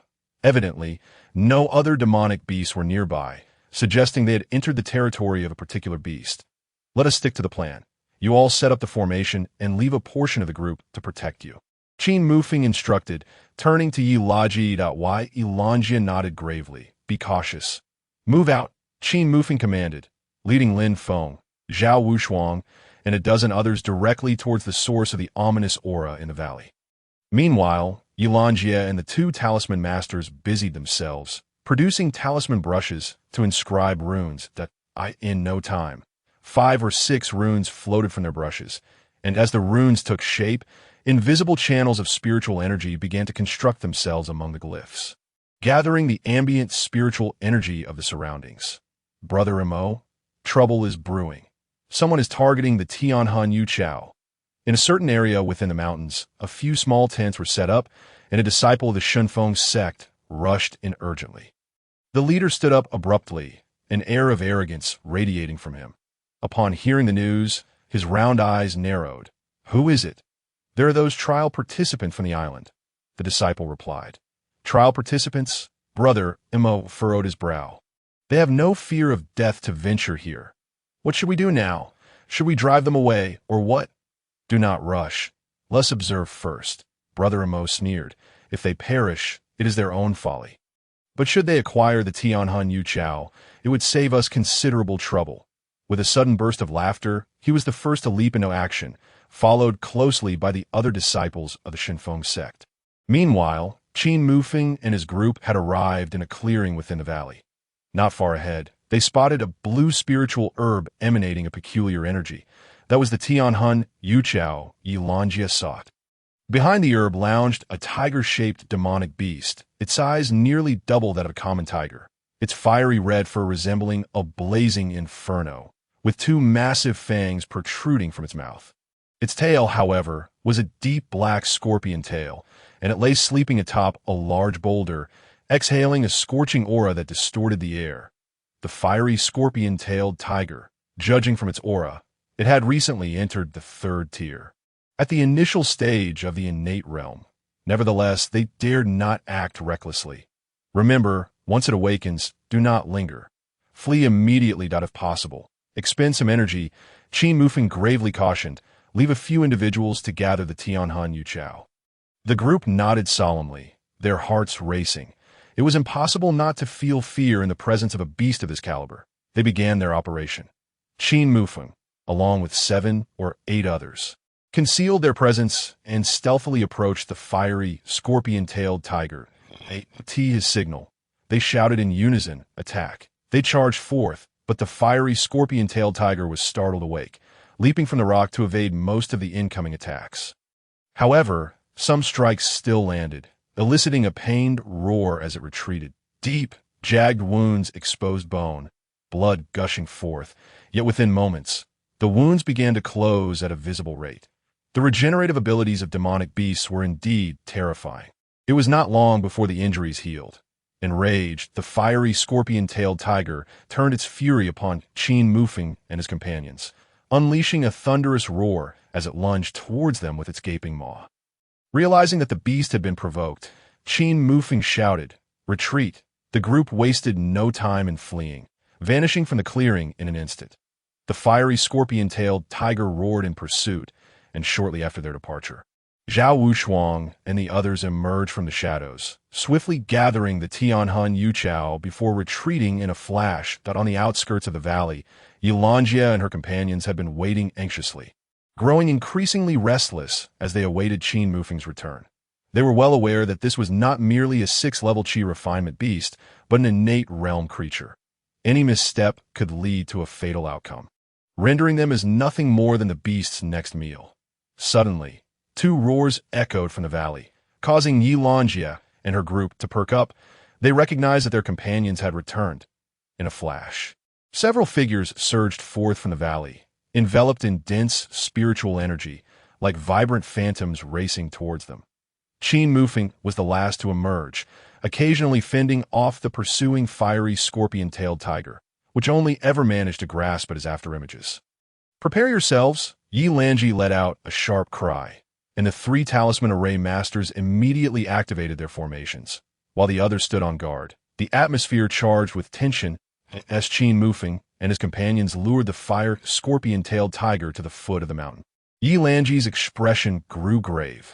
The talisman formations in the sky unleashed a violent surge of spiritual energy, emitting a hissing sound. The ocean dragon array, the blue talisman formation, suddenly burst forth with radiant light, and a massive water-blue dragon roared out from within, its imposing presence distorting the surrounding air. The other 2 talisman masters wasted no time, each issuing a cold shout. The sky-splitting golden wheel array, the thunderlight divine spear array. From the other 2 formations, golden wheels and thunder spears emerged, the combined might of the 3 talisman arrays causing the heavens and earth to tremble and fierce winds to rage. The overwhelming force sent the fire scorpion-tailed tiger's first standing on end, abruptly halting its pursuit, its beastly eyes flashing with terror as it turned to flee. Upon witnessing this, Yilanji and the others were invigorated, directing the 3 talisman attacks straight at the fire scorpion-tailed tiger, which instantaneously crushed the small valley. The beast did not even have time to scream before being completely engulfed by the 3 assaults. The tremendous explosion shook the mountain, sending ripples through the air as if it were a violent wind, nearly throwing everyone off their feet. As the dust settled, the onlookers beheld the sight of the talisman bombardment, now a wasteland devoid of any vegetation. Yang Hanxiu and Hong Hai's lips twitched in disbelief. How could they have ever contemplated confronting a group of such formidable talisman masters over a mere small sect? Chapter 65. Disciples of the Divine Wind sect. The excitement among the crowd was palpable as they cheered, for with their cultivation at the Qi refinement stage, they had slain a third-tier innate beast. Yilanji and the other two talisman masters also exhaled in relief, their eyes brimming with exhilaration. The credit for this feat primarily belonged to Qin Mufeng, had it not been for his strategy to exhaust the fire scorpion-tailed tiger. They would never have achieved this victory. Before long, Zhao Wushuang and his team darted out from the valley, landing beside Qin Mufeng and presenting him with a blue spiritual herb, the Heavenly Soul Ghost Herb. Yilanji and the other two talisman masters gazed at the herb, sensing the aura it exuded, their souls feeling a slight enhancement, their gazes fervent. Although they yearned for the Heavenly Soul Ghost Herb, they refrained from pressing forward, as it was currently in Qin Mufeng's possession. As Qin Mufeng glanced at the three, preparing to hand the Heavenly Soul Ghost Herb to Yilanji, his expression suddenly shifted. His black pupils constricted slightly, a sharp glint in his eyes as he gazed toward the other side of the valley. Qin, what's wrong? Yilanji noticed the change in Qin Mufeng's demeanor and glanced in the same direction. Alert them! Someone is coming, Qin Mufeng declared, causing everyone to pause in surprise. Someone is coming? Who else could be here besides us? In an instant, several powerful auras surged toward them, and the group quickly believed Qin Mufeng's warning. Grasping their weapons and taking a defensive stance, soon, on the branches of a towering ancient tree not far away, 8 figures appeared, each emanating a formidable aura, looking down upon Qin Mufeng and the others with an air of arrogance. Upon noticing their attire, the expressions of the group shifted dramatically. They're disciples of the Divine Wind sect. They had not anticipated encountering disciples from the Divine Wind sect here on the island. Yet these individuals were not the 9 they had seen over half a month ago, but rather others.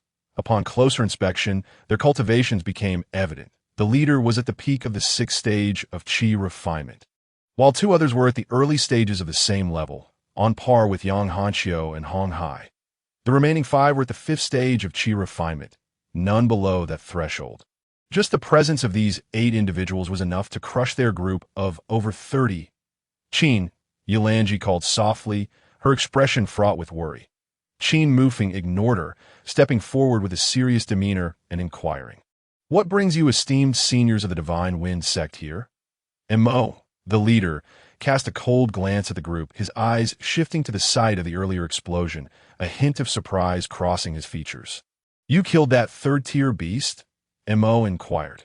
Qin Mufeng scrutinized them, his brow slightly furrowing.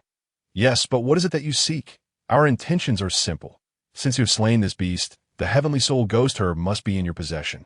Yes, such treasures are not meant for you to keep as your future seniors. We are here to impart the rules. When meeting seniors, one is obliged to surrender treasures. Mo's expression was one of feigned benevolence. Having long coveted the Heavenly Soul Ghost Herb, they had been waiting to act due to the presence of the fire scorpion-tailed tiger, but they had not expected a group of trial takers to seize the opportunity. They had initially thought themselves incapable of defeating the beast, yet the outcome had surprised them. Not only had it been slain, but its remains were nowhere to be found at Yilanji, and the others' expressions darkened. Indeed, these individuals were after the Heavenly Soul Ghost Herb. Their gazes were fixed on Qin Mufeng, who now possessed the herb, and as the strongest among them, his choice would determine whether they left empty-handed or with treasures in hand. Qin Mufeng discerned their intentions. They sought to take advantage of their status to claim what did not belong to them. Had they been ordinary trial takers, they might have surrendered the Heavenly Soul Ghost Herb at the first hint from these disciples. But they were mistaken if they thought they could intimidate him. Why should he relinquish what he had painstakingly obtained? Is this how disciples of the Divine Wind sect conduct themselves? Too cowardly to confront a beast. They instead seek to rob trial takers? Qin Mufeng retorted casually. You little brat, what did you say? Seeking death. The 7 men beside Mo glared furiously, one of them pointing an accusatory finger at Qin Mufeng. Just as they were about to strike, Mo raised his hand to halt them, narrowing his eyes. Are you truly refusing to hand it over? Qin Mufeng weighed the Heavenly Soul Ghost Herb in his hand and smiled. You are welcome to try and take it. If you succeed, Then it is yours. And yes, soon as the words left his mouth, the disciples of the Divine Wind sect erupted into derisive laughter, their mirth laced with scorn for Qin Mufeng. The expressions of those behind him varied. Some deemed Qin Mufeng's defiance reckless, considering that these were disciples of the Divine Wind sect. Should he ever join them, he would surely encounter trouble. Though they felt discontent, they understood the need to yield. Yang Hanxiu and Hong Hai had begun to retreat, already aware of Qin Mufeng's reputation as a bloodthirsty maniac. Yet now, it seemed he was even more unhinged, daring to provoke disciples of the Divine Wind sect. Wei Lanji, Lin Feng, and Zhao Wuxuan, however, stood ready, prepared to act a moment's notice. Very well, I shall see what qualifications you possess as a peak 5th stage Qi refinement practitioner to act so arrogantly here. Mo sneered, not appearing to intend to make a move. Yang Mo, one of the 8, leapt down, landing before Qin Mufeng.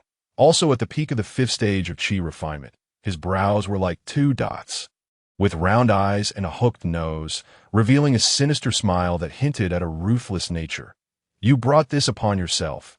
Yang Mo shrieked, his right hand morphing into a claw as he lunged toward Qin Mufeng's chest with astonishing speed.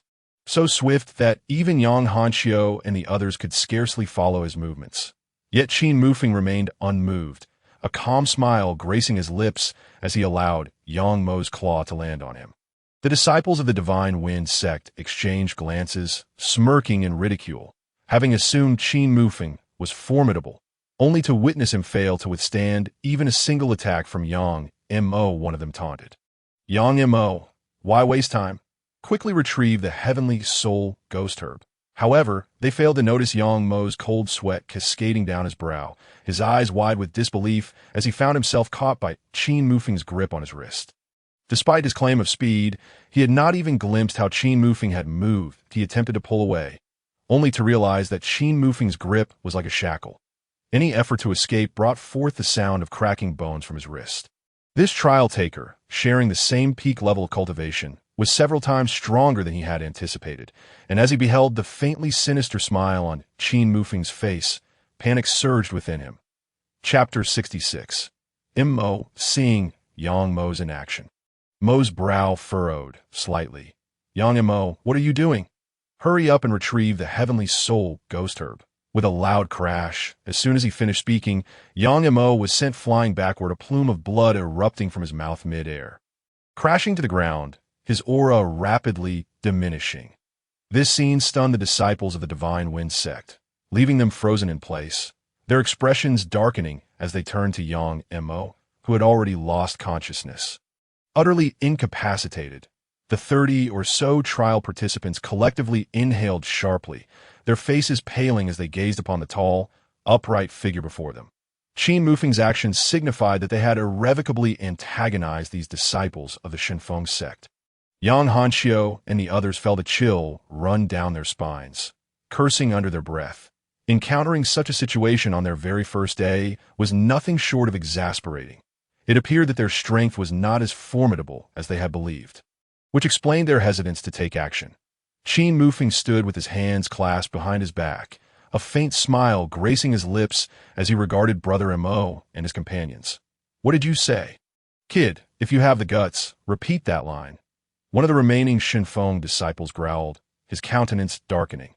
Brother Mo, however, raised a hand, compelling his comrades to halt and glare at Su Chen. I underestimated you. Brother Mo's gaze was sharp and cold, but he quickly suppressed it, sneering, very well. Yang Mo's cultivation is hardly remarkable among the 7 of us. If we are to seize it, let's do so without all this chatter. Impatient, Qin Mufeng turned directly to Brother Mo, a sudden smile lighting up his face. Why don't you come and take it yourself? You might just succeed. If they take action, they will end up like the one before. The Shenfeng disciples exchanged derisive glances, mocking Qin Mufeng for his audacity. Are you out of your mind? You, at the 5th layer of Qi, dare to challenge someone at the 6th layer?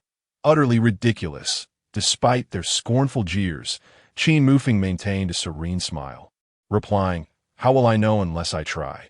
His words elicited even more raucous laughter, their expressions akin to that of spectators watching a fool. Not only that, but even Yulanja widened her eyes in shock. beads of cold sweat forming as she watched Qin Mufeng. She had witnessed him slay a mid-stage 6th layer trial participant, but this opponent was at the pinnacle of the 6th layer, infinitely stronger than the previous one. And moreover, he was a disciple of the Qin Mufeng sect. Brother O narrowed his eyes, a murderous aura seeping through the slits, and without uttering a word, he leaped down from the tree, striding towards them with his hands clasped behind his back. The Qin Mufeng disciples exchanged glances filled with mockery, while Yilanjia held her breath, her eyes brimming with concern as she tightly gripped her talismanic pin.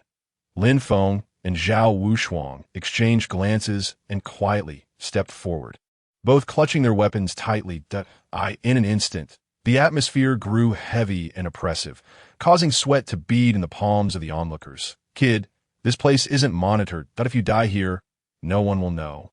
Brother Mo chuckled, his smile concealing an icy menace. Qin Mufeng understood the implication behind his words. The outcome of their confrontation was uncertain until they engaged, and who was to say he couldn't be the first to fall? Haha, you speak boldly. Let's see what qualifications you have to act so arrogantly. With that, Brother Mo snorted coldly and lunged at Qin Mufeng, his massive sleeve billowing ominously as he aimed a lethal strike, intent on ending his life without mercy. Qin Mufeng's previous actions had provoked his ire, and he wasted no time in attacking. As he saw this, Qin Mufeng's expression turned frigid, his own spiritual energy surging forth as he unfalteringly retaliated with a thunderous punch. The sound reverberating as their attacks collided. Bang! The clash of fist and claw sent them both staggering back, though Qin Mufeng only retreated half a step, his demeanor unruffled, while Brother Mo's astonishment was palpable as he felt a tingling sensation in his arm. Disbelief etched across his features that he had just exchanged blows with a 5th layer pinnacle and held his ground. How could this be possible? Kid, Brother Mo was about to speak, but Qin Mufeng charged forward like a ferocious tiger.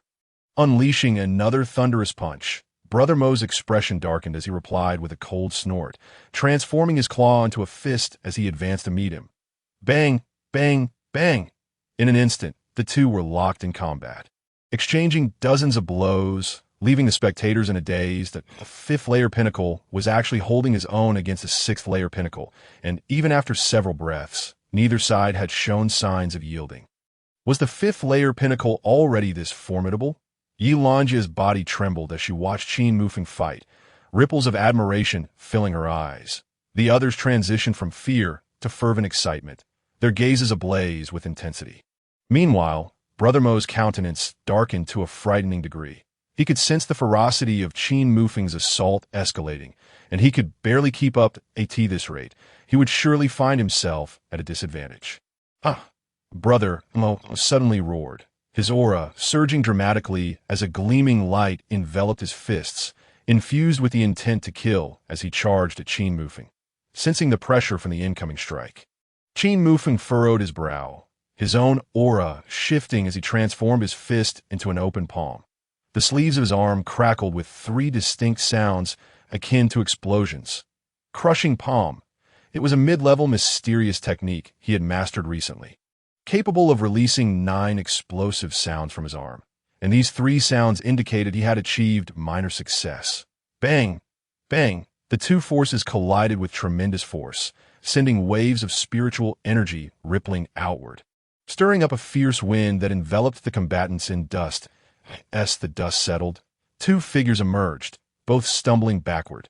Qin Mufeng landed beside Yilanjia, his sleeve torn and several wounds marring his arm.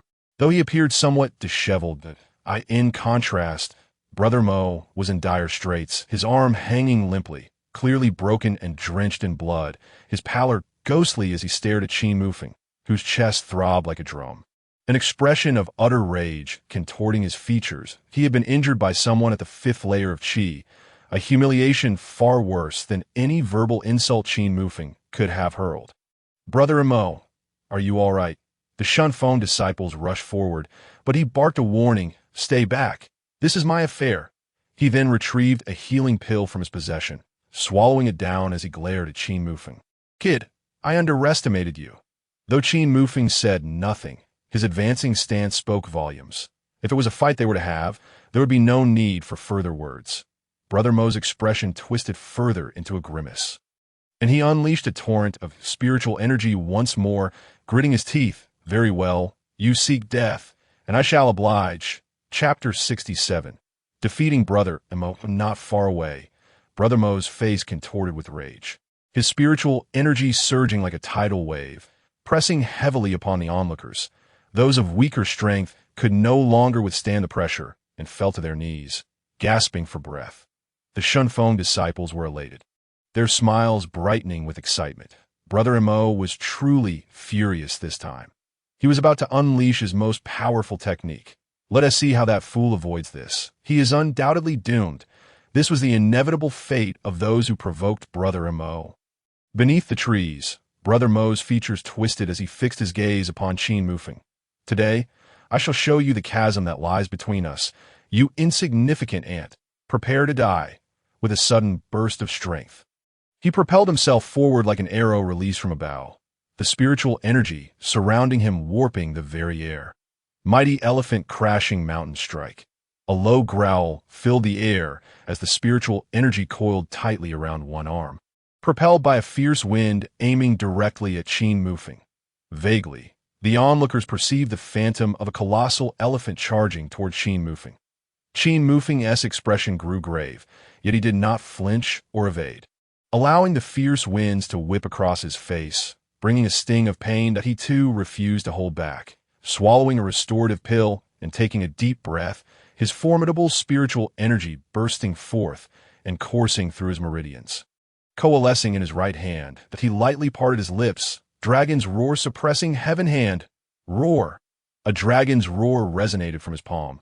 In the blink of an eye, it shot forth with blinding speed.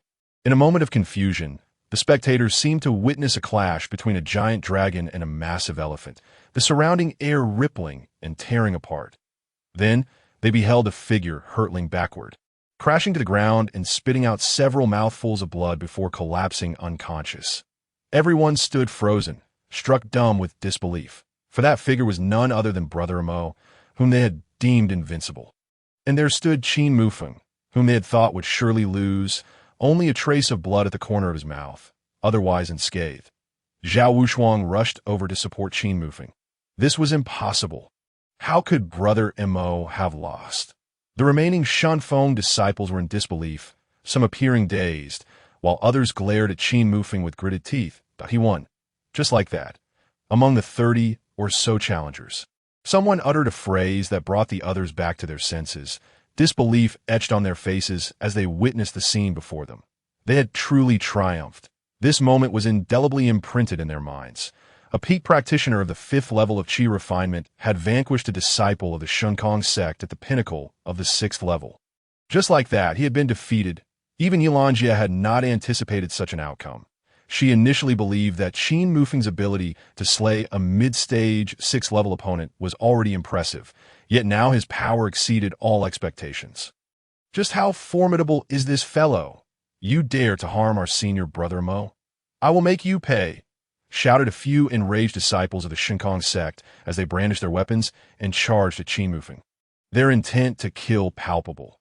Lin Feng and Zhao Wushuang swiftly positioned themselves in front of Qin Mufeng. But before they could speak, a commanding voice rang out from behind them. I dare anyone to move.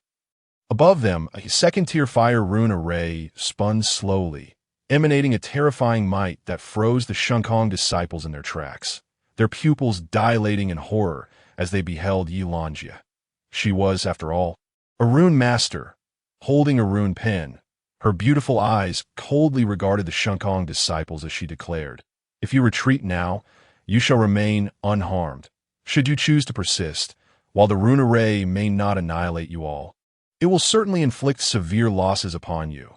The Shunfeng disciples trembled, their faces paling as they glared at Qin Mufeng and his companions, nodding in a threatening manner.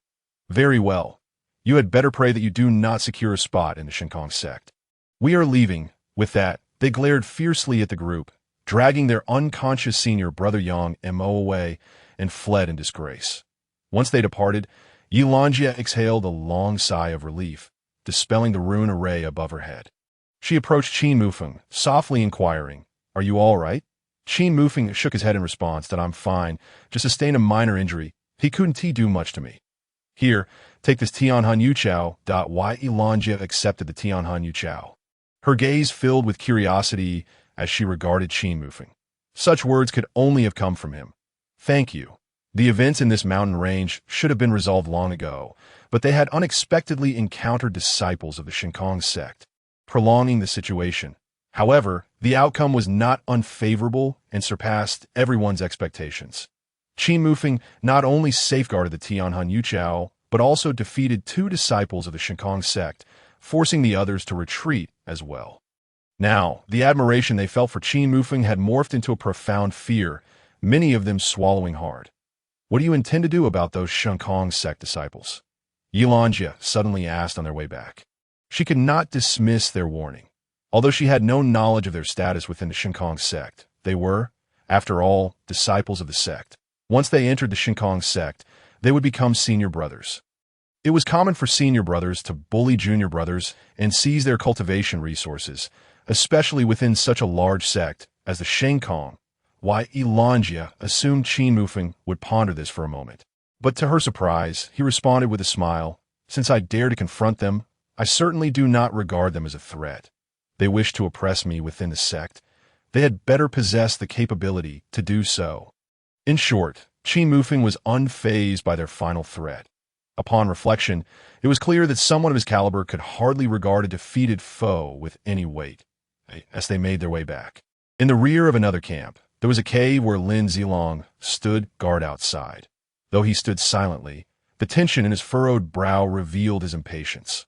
Within the cave, waves of spiritual energy fluctuated, sometimes strong and at other times weak. It was Guoqing breaking through to the 7th level. Today marked the 5th day of his seclusion, and just last night, Guoqing had begun preparing for his breakthrough. A situation that had persisted until now. It should be nearly time, Lin Zilong murmured to himself. And no sooner had he spoken than the fluctuations of spiritual energy suddenly began to contract, gradually disappearing.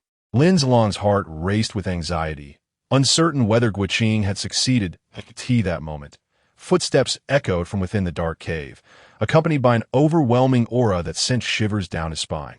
Lin Zilong's face broke into a smile as he exclaimed, "Congratulations, Brother Gua, on breaking through to the 7th level of Qi refinement." The disciples under him immediately cupped their fists and echoed, "Congratulations, Brother Gua, on your cultivation breakthrough."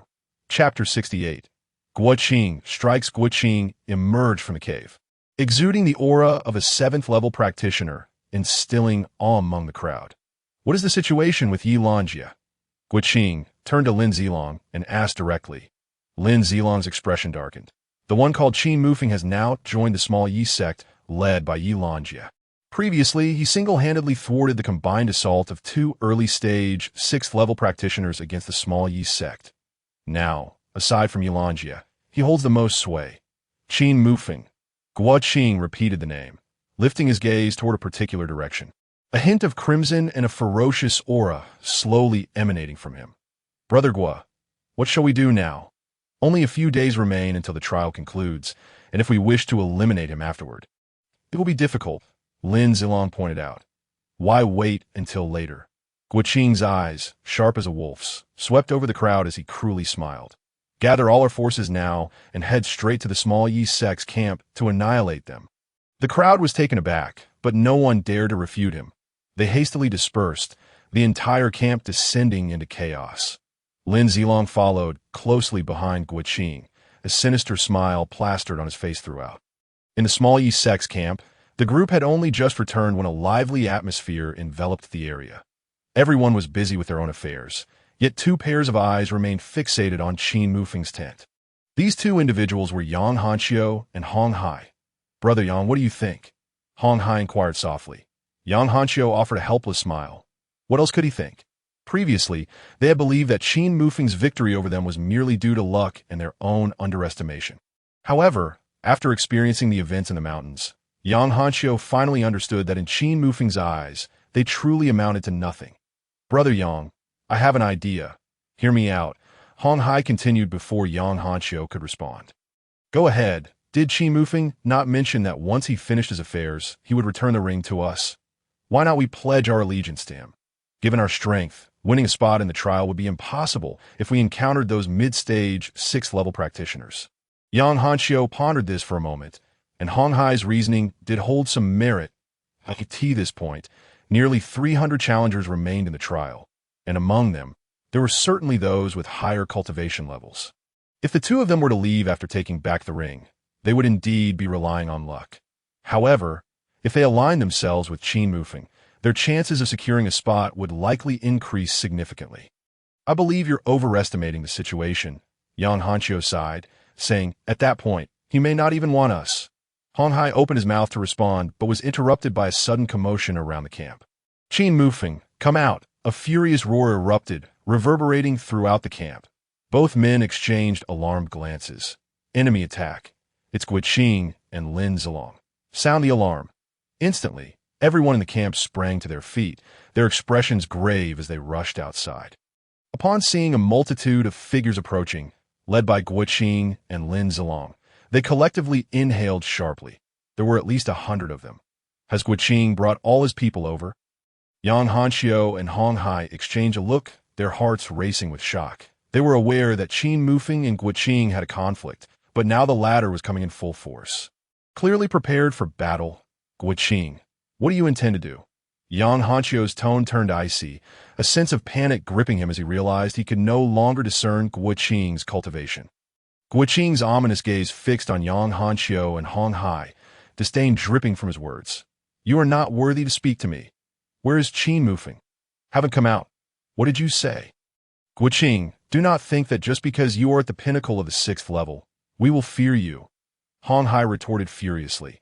Pinnacle of the 6th level? You underestimate my brother Gua. Lin Zilong interjected with a chilling smile. Hong Hai was momentarily taken aback, while Yang Hanxiu's eyes widened in disbelief. What do you mean by that? He is not at the pinnacle of the 6th level. Lin Zilong's face was filled with contempt, while Guiqing ignored their confusion, turning his attention to the 4 figures approaching leisurely, his expression growing increasingly twisted with rage. Qin Mufeng, I thought you would hide inside and not come out. Guiqing coldly stated, I was just about to lead my men to find you, but it seems you have come looking for me first. Qin Mufeng carefully sensed the atmosphere, his expression growing serious. You have broken through to the 7th level.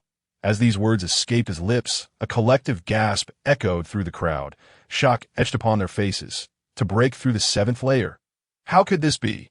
Guiqing's visage twisted in madness, his wild blade aimed directly at Qin Mufeng. Tauntingly, he proclaimed, Qin Mufeng, what strength do you still possess to act so arrogantly? You have slain my brother and my kin. Today, you shall meet your demise. At this moment, he had already attained the initial stage of the 7th layer, a stark contrast to the pinnacle of the 6th layer. Meanwhile, Qin Mufeng remained stagnant at the peak of the 5th layer. Appearing utterly vulnerable in Guiqing's eyes, Yilanjia furrowed her brow. Taking a step forward, she declared, Guiqing, do you truly believe you can threaten my disciples of the Little Leaf sect in my presence? Do you think I am inconsequential? The atmosphere thickened with tension as both factions gripped their weapons tightly, ready for an imminent clash. Many regarded Yilanjia with trepidation. After all, the lethality of a talisman master is nothing short of astonishing.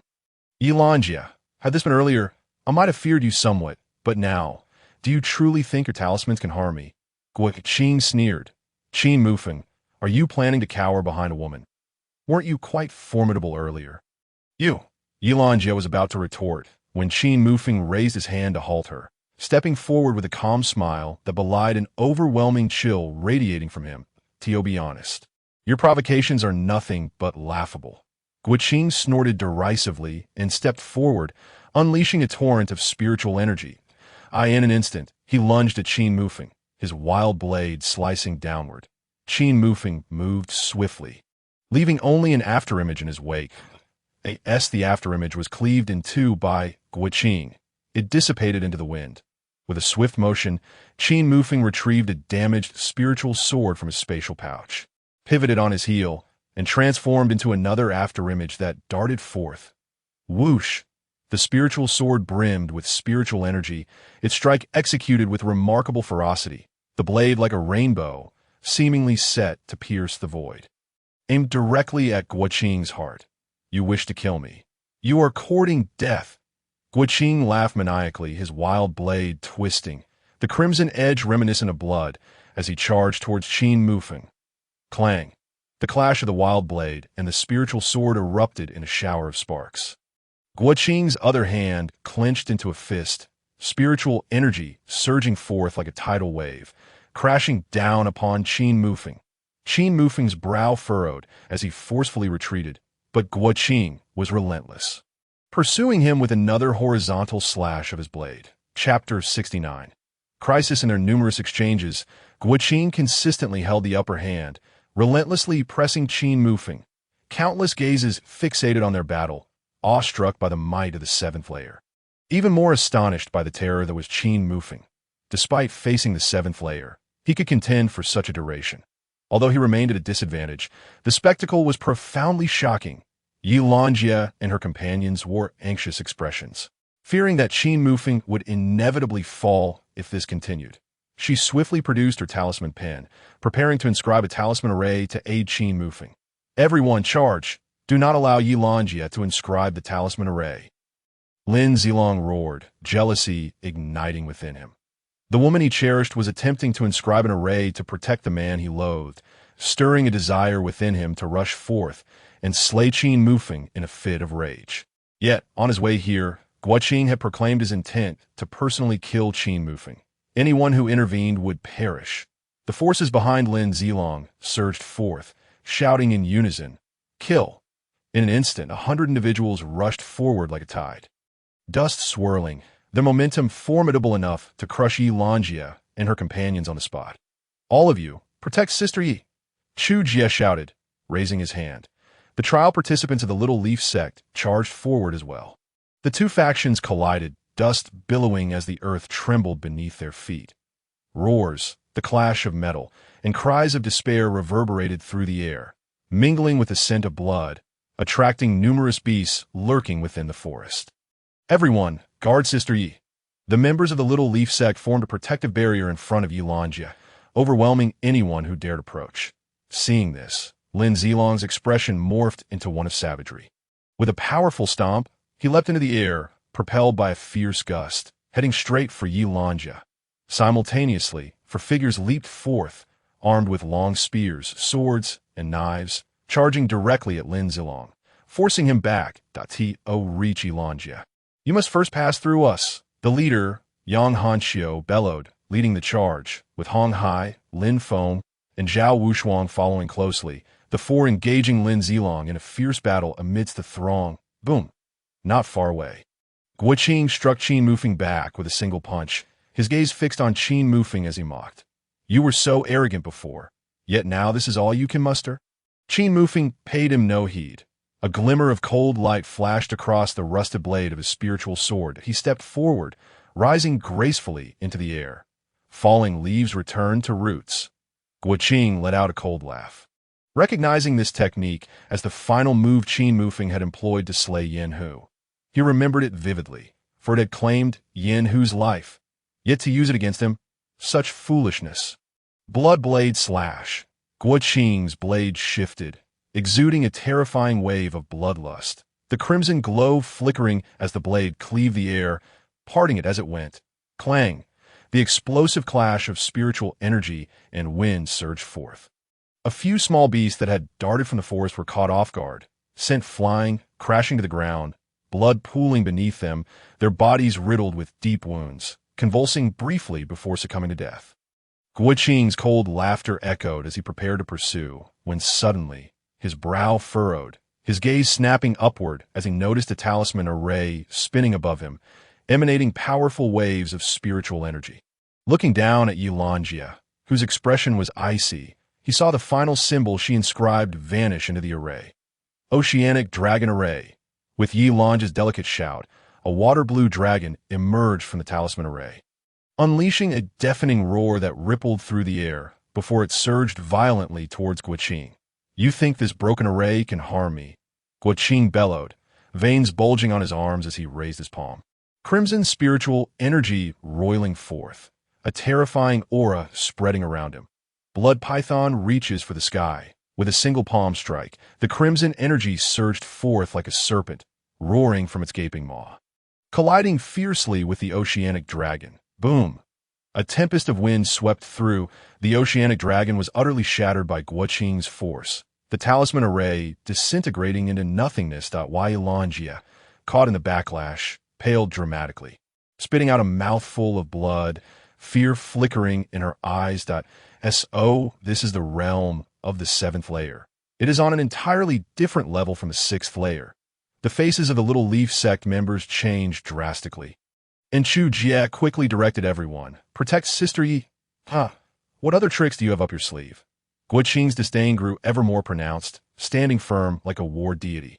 The earlier scene where he shattered the talisman array had instilled a sense of fear in many trial participants of the Little Leaf sect, causing their morale to wane, allowing Lin Zilong and his group to begin overwhelming them. Lin Zilong's smile twisting into a grimace. You think too highly of yourself. Just as Guoqing looked down on the crowd, a cold voice reached his ears, turning to see Qin Mufeng hurtling towards him, his palm gathering spiritual energy. Guoqing faintly heard the echo of a dragon's roar, a fierce momentum crashing upon him, instilling a sense of crisis within him. Guoqing's expression tightened slightly, and with a cold snort, he summoned the blood-red spiritual energy once more, activating the blood python reaches for the sky again. Boom! Boom! The two figures collided and separated, each retreating several dozen steps. Qin Mufeng's face paled as he violently coughed up blood, while Guoqing stared at his trembling hand, a sweetness rising in his throat. And soon a trickle of blood appeared at the corner of his mouth, his expression turning grave. Earth tier technique. Guoqing gritted his teeth, his gaze darkening as he fixed his eyes on Qin Mufeng. A lethal intent and greed surging within him. Should he slay Qin Mufeng, he would seize the Earth tier technique from him. Qin Mufeng, with an expression of indifference, produced a pill and placed it in his mouth. Watching it dissolve, the essence coursing through his meridians, rejuvenating his body. Kid, you have exceeded my expectations. I never imagined you possessed an Earth tier technique, found within a sect's ruins, I presume. Hand over the technique, and I shall spare your life. Guoqing said greedily. Qin Mufeng glanced at him with indifference, replying, You can kill me first before you make such demands. Humph, you are overestimating yourself, still defiant when death is imminent. Guoqing retorted coldly, gripping his wild blade tightly, a fierce glint flashing as he pointed it at Qin Mufeng. Since you are so eager for death, I shall grant you your wish. The crimson spiritual energy within surged into the frenzied blade, causing waves of blade aura to emanate from the sword's edge, instilling a sense of dread in all who beheld it. Qin Mufeng, witnessing this spectacle, took a deep breath, channeling all the spiritual energy he had yet to absorb. With his eyes firmly shut, he cleared his mind of distractions, descending into a profound darkness, leaving only himself and the damaged spiritual sword in his grasp. Chapter 70. The stunning swan. Two fierce auras permeated the atmosphere, sending shivers through the hundreds engaged in combat, who turned their fearful gazes towards the two figures of the center. The invisible blade, aura, and sword energy spread outward, intensifying the tension, causing everyone to break into a cold sweat. Guoqing's face twisted in a savage expression, filled with madness as he bellowed.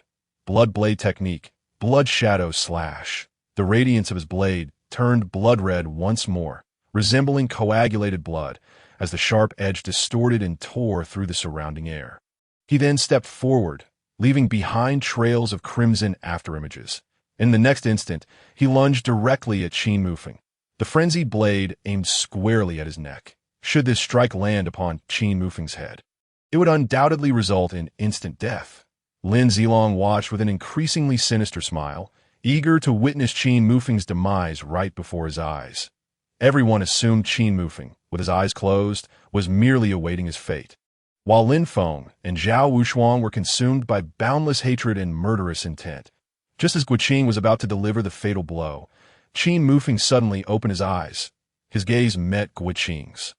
And in that instant, Qin felt as if he were being scrutinized by a lurking predator that had just awakened, as though he might be devoured in the next heartbeat.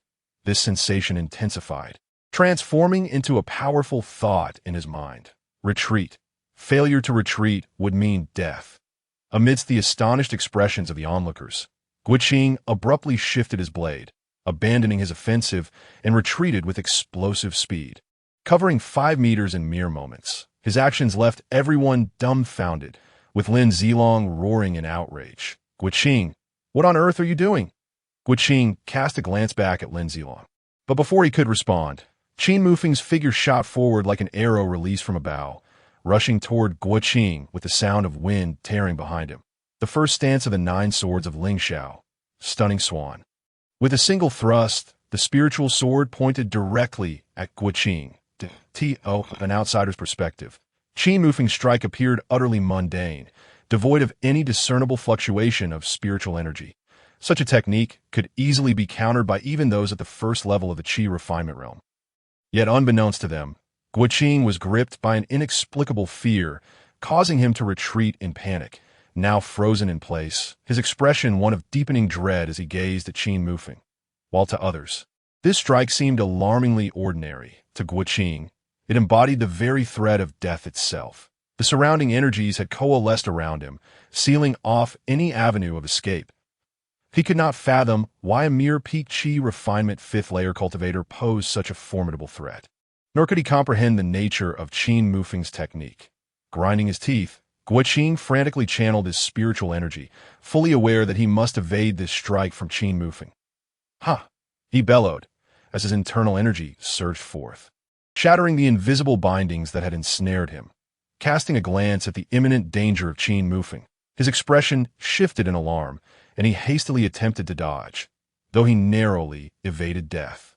Qin Mufeng's sword still found its mark upon his shoulder, the ferocious blade energy flooding into his body like a tidal wave. With a sickening sound, Qin was sent hurtling backward, crashing to the ground.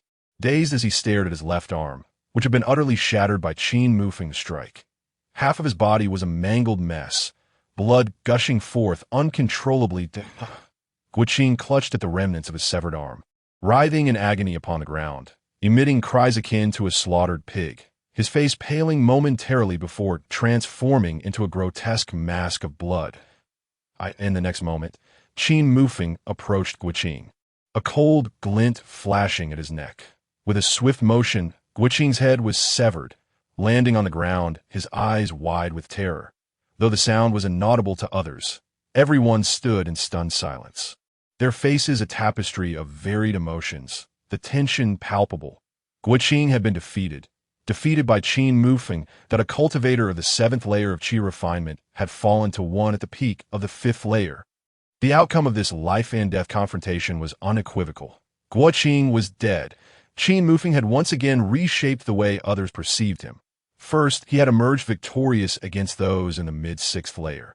Then the peak of the 6th layer, and now he had triumphed over a 7th layer cultivator. Just how formidable was this individual? It was unfathomable. Qin was a 7th layer cultivator. How could he have possibly lost? Lin Zilong roared in fury, his expression frenzied as he glared at Qin Mufeng, shaking his head in disbelief. In an instant, a thought struck him, and he pointed at Qin Mufeng, exclaiming, "I see it now. You can't move anymore, can you? Your spiritual energy has been depleted." Ding! Congratulations to the host for completing the assassination of a wanted individual. You will receive 500 Heavenly Dao points. The system is about to enter an upgrade state, which is expected to last 5 days. During this upgrade, all functions will be disabled. Please await patiently. As Qin Mufeng killed Qin, the system's mechanical and cold voice echoed in his mind. Just as before, the upgrade no longer required Qin Mufeng's consent. Qin Mufeng let out a sigh of relief, his complexion slightly pale, before raising his gaze to Lin Zilong, saying, "Feel free to test whether I still possess spiritual energy." You! Lin Zilong gritted his teeth, his eyes flickering through various emotions, ultimately settling on determination. "If that's the case, let us see. Even if you're not completely drained, I refuse to believe you have much energy left." With that, he charged toward Qin Mufeng, but suddenly, 2 figures blocked his path, both sneering as they said, Lin Zilong, have you forgotten about us? You think we're just going to stand by? Stepping forward were Yang Hanqiu and Hong Hai. Behind Lin Zilong, Lin Feng and Zhao Wushuang slowly approached, encircling him completely. You think you can stop me with just the four of you? You're courting death. Lin Zilong roared, his eyes bloodshot as he lunged at Yang Hanqiu and Hong Hai. Haha, come on. The two laughed heartily, their internal energies surging forth as they charged forward, while Lin Feng and Zhao Wushuang would not be left behind. Everyone follow me. Let us kill them, seize their rings, and shatter their jade tokens. Eliminate them all. Chu Jie raised his weapon and shouted. All the trial participants from the Xiaoya sect erupted in excitement, following Chu Jie into battle. Observing this, Qin Mufeng chose to disregard them and instead approached Guoqing's corpse. Rummaging through his belongings to his surprise, he discovered 50 to 60 rings, likely belonging to the trial participants under Guoqing's command. In line with his previous actions, he took all the rings to prevent any potential betrayal. Aside from these, he also found a technique book, the very bloodblade technique Guoqing had just employed, Chapter 71. The slaughter of Lin Zilong gazed towards Qin Mufeng, his expression dark and foreboding. The morale of his and Guoqing's forces had plummeted after witnessing Guoqing's death. Many had lost their jade tokens and faced immediate elimination. Their spirits shattered that it was all due to this Qin Mufeng that they found themselves in such a predicament. How dare he split his focus while engaging four of us in battle? Yang Hanqiu remarked with a smile directed at Lin Zilong. Lin Zilong turned to face Yang Hanqiu and the others, his fury igniting as he suddenly twisted his face into a maniacal grin. Since I have no path left to escape, I might as well take you down with me.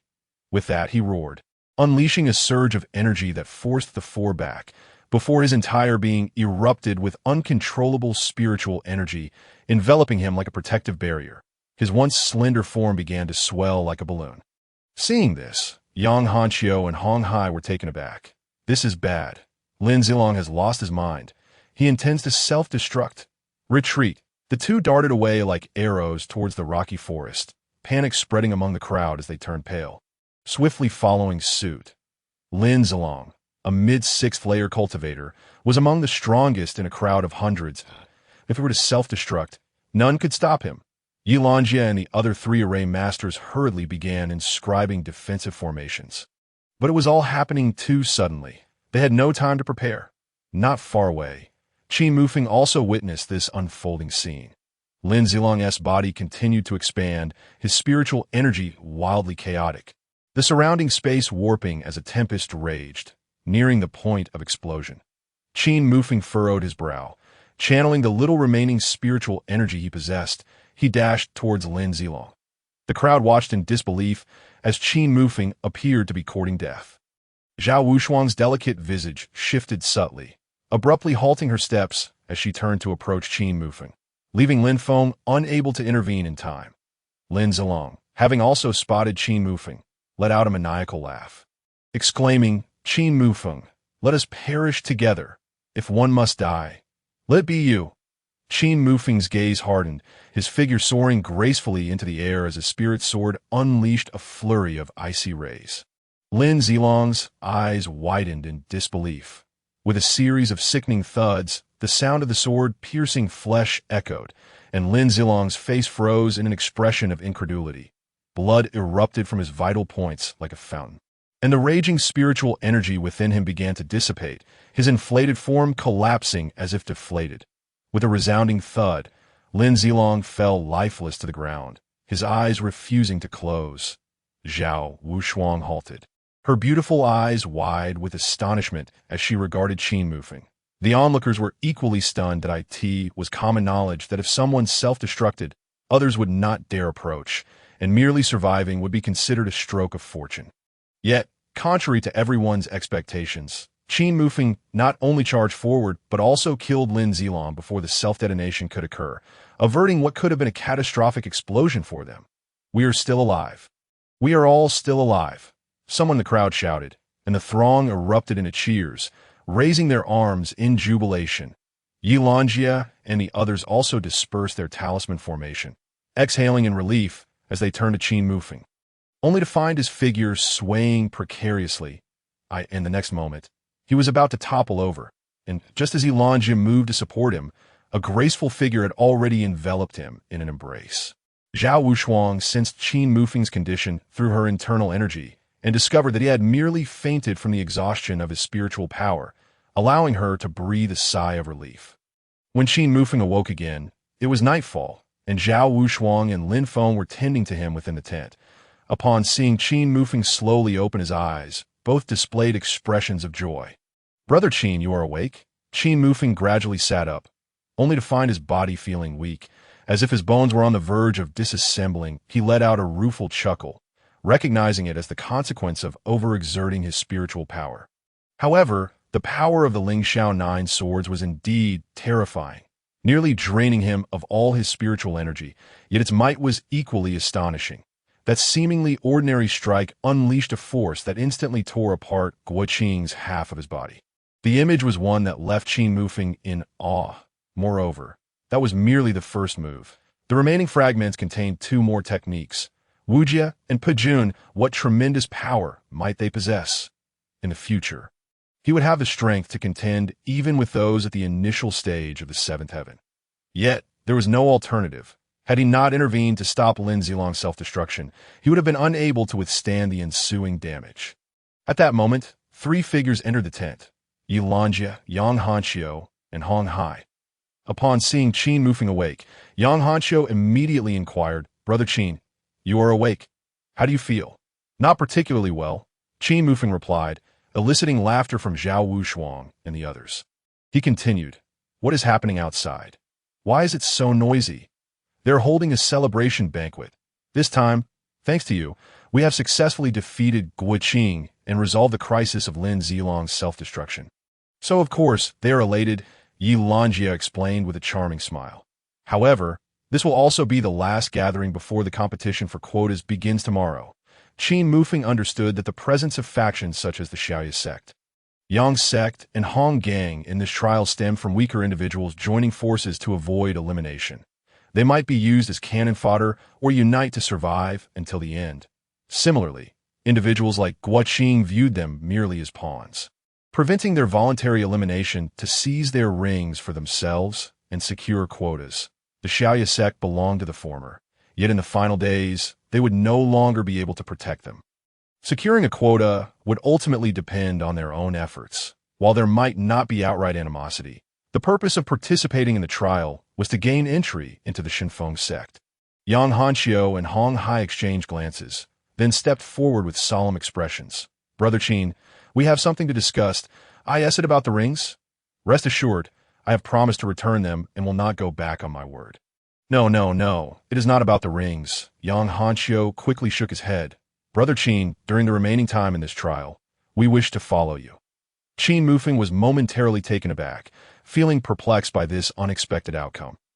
Hong Hai chuckled and shook his head, saying, "Brother Qin, to be frank, when we first joined the Xiaoya sect, we were somewhat discontented, merely intending to claim the rings and depart. Given our abilities, acquiring a quota was not particularly challenging. However, after accompanying you for some time, we realized our cultivation was insufficient, and there were indeed those stronger than us. For the sake of prudence, it is wiser to align ourselves with you." This revelation enlightened Qin Mufeng. They were simply seeking a more secure means to attain their quotas, and he was their best option. Chapter 72. Dissolution of a Xiaoya sect. Noticing Qin Mufeng's silence, Yang Hanxiu quickly added, "Of course, we do not wish to force you into agreeing. It is merely a request." Qin Mufeng held no deep-seated animosity towards the two, yet he did not know them well. After contemplating, he replied, "Brother Yang, Brother Hong, let us forego this matter, that I will return your rings." They had anticipated this outcome, so Yang Hanxiu and his companion were not angered, though a sense of regret lingered. "And oh worries, Brother Qin, we shall rely on our own abilities to secure our quotas in the coming days." They slightly cupped their fists, adding, "If there is nothing else, we shall not disturb your rest, and will take our leave." With that, the two exited, their figures tinged with disappointment. Although they did not see eye to eye with Qin Mufeng, they harbored no ill feelings, understanding that cultivating a favorable relationship with him was the wisest choice. "Are you truly not going to agree to them?" Yilanjia remarked, feeling somewhat disappointed. After all, the two were at the initial stage of the sixth heaven, and having them stay could forge beneficial ties. Qin Mufeng shook his head gently, stating, "No, they merely wish to leverage my strength to secure their quotas. Besides, do you fear that I cannot protect you alone?" Yilanja chuckled lightly at his words, yet soon her expression turned serious. "That is not what I meant. I have heard that becoming a disciple of the Qin sect is not an easy feat. Some senior brothers and sisters might seize resources from new disciples like us. Moreover, we have offended a few disciples of the Qin sect in the mountains. That if we had more people, it would provide additional security. Wouldn't it?" Qin Mufeng was well aware of this, yet he still declined. "There is no need. We will address these matters once we enter the Qin sect." Seeing his unwavering stance, Yilanja ceased her persuasion and departed after a brief exchange. "You all should head outside tomorrow as well. I can practice alone now," Qin Mufeng instructed Lin Feng and the others. Lin Feng nodded. "All right, if anything arises, just call for us." Soon after, Lin Feng and Zhao Wushuang took their leave. As Qin Mufeng observed Zhao Wushuang's retreating figure, memories of her rushing towards him during his confrontation with Lin Zilong resurfaced in his mind. The expression on her face was not one of mere concern, but rather a profound fear of him perishing in the explosion. Reflecting on it now stirred something within Qin Mufeng. This was the first time someone cared for him so deeply since his arrival in this foreign realm. Perhaps Zhao Wushuang, despite her seemingly fearless demeanor, harbored a different essence within. Shaking his head, he cast aside these tumultuous thoughts. Initially intending to summon the system panel before meditating, he suddenly recalled that the system was in an upgrade state and would take 5 days, rendering his spatial ring unusable. Fortunately, he had kept the ring on him, relieved that no adverse effects had arisen from slaying Guiqing. Feeling unable to accomplish anything else, he chose to delve directly into his cultivation. The following morning, upon awakening from his meditation, Qin Mufeng found that his spiritual energy had largely replenished. Exiting the tent, he discovered all the members of the Xiaoye sect gathered in the center. Their expressions a mix of gratitude, fear, and admiration. Approaching Yilanja, they exchanged smiles, and she addressed the crowd. "Everyone, the Xiaoye sect has been present in this trial for quite some time, and I have done all that I can. It is now time for you to compete for your quotas. I hereby announce the dissolution of the Xiaoye sect. May you all thrive, and I wish to see you in the Qin sect in the future. And may sister ye secure a quota." The crowd echoed in unison. The previous 50 members of the Xiaoye sect departed, leaving behind the more than 60 individuals who were previously associated with Yang Hanqiu and Hong Hai. The two stepped forward, producing over 30 rings from their belongings. Yang Hanqiu was the first to speak. "Those from the Yang sect, please come forward to collect your rings and depart. And the same goes for the Hong gang members. Come take your rings," Hong Hai shouted loudly, and over 60 people swiftly gathered around, each taking their own rings before promptly turning to leave. In less than half an hour, only a handful remained at the Xiao Yi men camp. Yang Hanqiu and Hong Hai approached, cupping their hands in a gesture of respect as they smiled at Qin Mufeng, saying, "Brother Qin, we shall take our leave now that we hope to encounter a few of you on the ship to Qin sect in 5 days. "Very well, Brother Yang, Brother Hong, I wish you a safe journey," Qin Mufeng replied. With that, Yang Hanqiu and Hong Hai departed, swiftly disappearing into the trees behind them. Lin Feng and Zhao Wushuang then stepped forward, reiterating Yang Hanqiu's words. Just as they were about to leave, Qin Mufeng pondered for a moment and called out, "Miss Wushuang." Zhao Wushuang halted, turning to look at Qin Mufeng with her usual indifferent expression, as though he had been nothing more than an illusion the day before. Qin Mufeng smiled gently. "These upcoming days will undoubtedly be perilous. Exercise caution." "Thank you, young Master Qin," Zhao Wushuang responded, clasping her fists together, before turning to depart. Lin Feng regarded Qin Mufeng with surprise, then chuckled ambiguously as he hurried after her. Yilanja covered her mouth and giggled, inquiring with keen interest, "You don't mean to say you have feelings for Miss Zhao, do you? If so, confess it and keep her with you. There is no need to hide your affection. It can be quite exhausting." Qin Mufeng shot her a glance and retorted, "Are you leaving or not? If not, I shall take my leave." With that, Qin Mufeng sped away, and Yilanja followed right after, her laughter echoing as she perceived Qin Mufeng's shyness as an amusing spectacle. It was indeed a rare sight to see such a powerful individual blush. "Wait for me. You move too swiftly. How can a mere girl like me keep up?"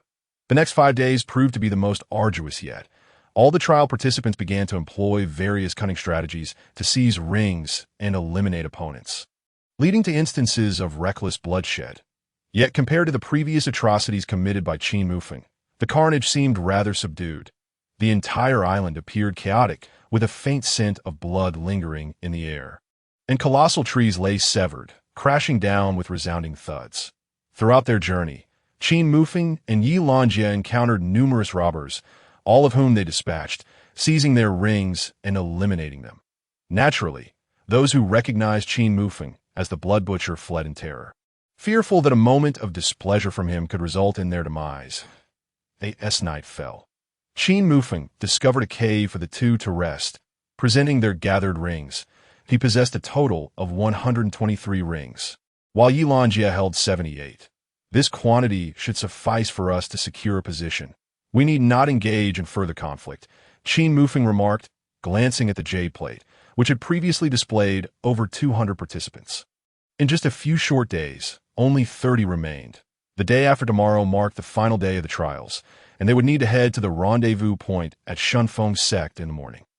However, greater dangers awaited them there. Chapter 73. The final day, the following morning, as dawn broke, Qin Mufeng and Yi Lanjie set out towards the gathering point. The location was situated on the opposite side of the deserted island, not far from the cave where they had rested the previous night.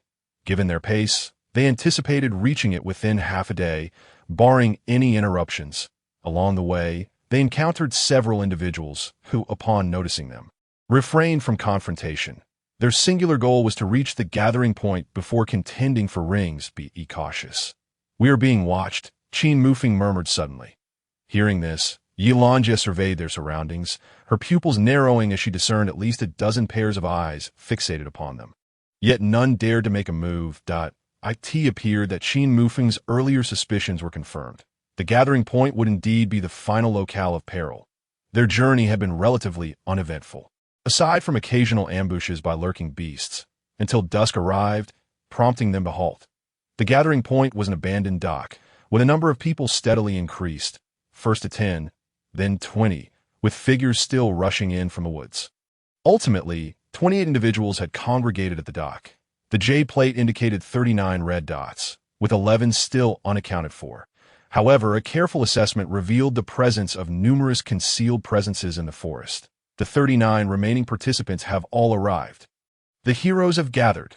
These were all talents hailing from the 9 major islands, and those who managed to congregate here were the Siarmi de la Siarmi. Each of them bore over 10 rings. Simply contending with one could significantly enhance their standing. The atmosphere at the dock was palpably tense, with everyone on high alert, uncertain of where or when the final skirmish would ignite. Waves of spiritual energy surged into the sky. Who would have thought there would be so many participants as we near the final day? Yi Lanjie mused, recalling the many pairs of eyes that had scrutinized them on their journey. Remaining vigilant. "Let us approach," Qin Mufeng declared, gesturing with his hand before striding into the throng, with Yi Lanjie following closely behind. Many gazes fell upon them, and numerous faces paled upon recognizing Qin Mufeng. "I know that man. He is the Blood Butcher." "The Blood Butcher? Are you referring to the trio of Blood Butchers? Weren't there 3 of them? Why is only one present? And who is that woman beside him?" Whispers circulated among the crowd, and as Qin Mufeng approached, a wave of panic swept over the onlookers, who instinctively parted to grant him passage, fearful that a moment of displeasure from him could spell their doom. Having come this far, the notion of perishing at this juncture was unbearable at the tea times. Qin Mufeng found his identity as the Blood Butcher quite advantageous.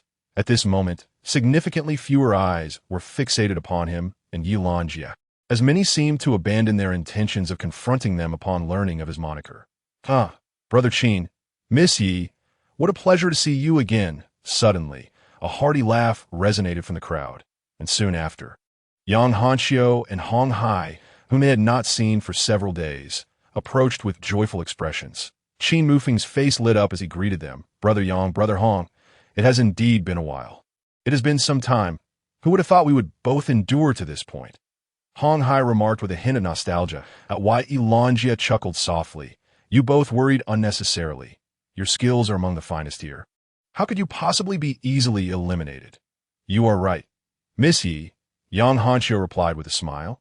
And us too. Just as he finished speaking, a voice emerged from the woods, followed by two figures soaring gracefully down.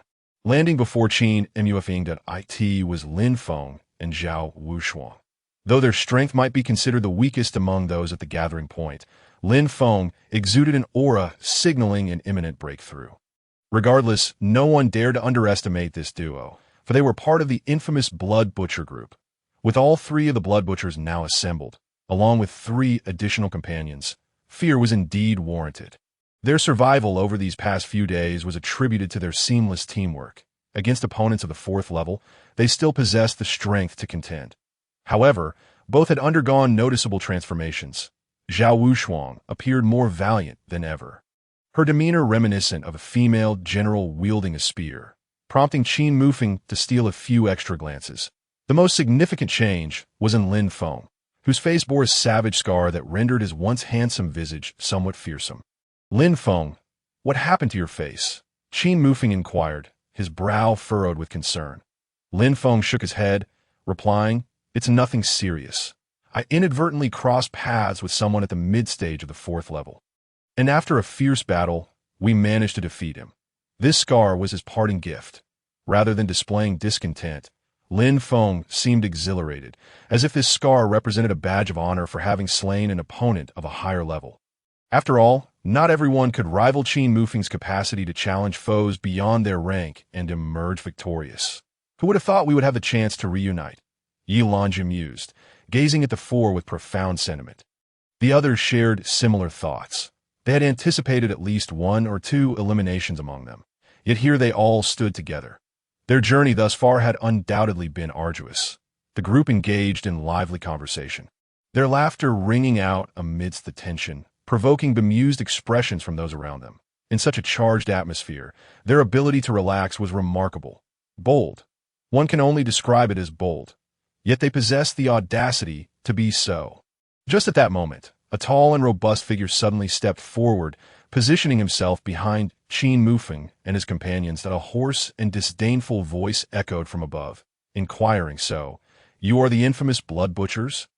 The onlookers were taken aback, turning their gazes towards the imposing man who obstructed Qin Mufeng's path.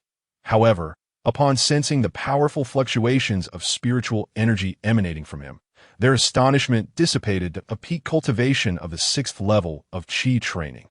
Qin Mufeng and his companions ceased their jesting, their eyes fixated on the towering figure, whose skin glistened like bronze, exuding a formidable aura.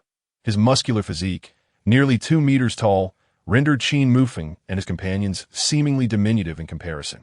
Elangia, upon seeing this man, experienced a subtle change in expression, her eyes darting nervously, yet she remained silent.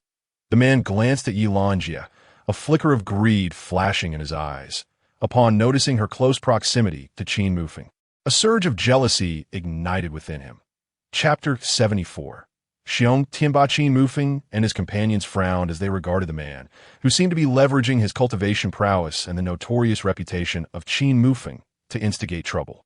However, Qin Mufeng appeared uninterested in engaging with him, leading the group to remain silent. Yet, Yang Hanshio recognized the man, casting a glance at the flustered Elangia before whispering to Qin Mufeng, This man is Xiong Tianba, the heir of the Xiong family, the foremost among the 4 great families of Wind 6 Island. He possesses the peak strength of the 6th level of Qi training.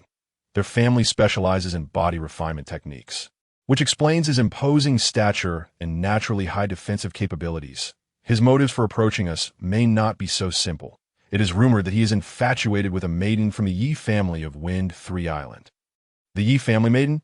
Qin Mufeng looked towards Yi Lanjie, quickly discerning her unusual demeanor. It was the first time he learned of her identity. Evidently, she was indeed the daughter of the Yi family.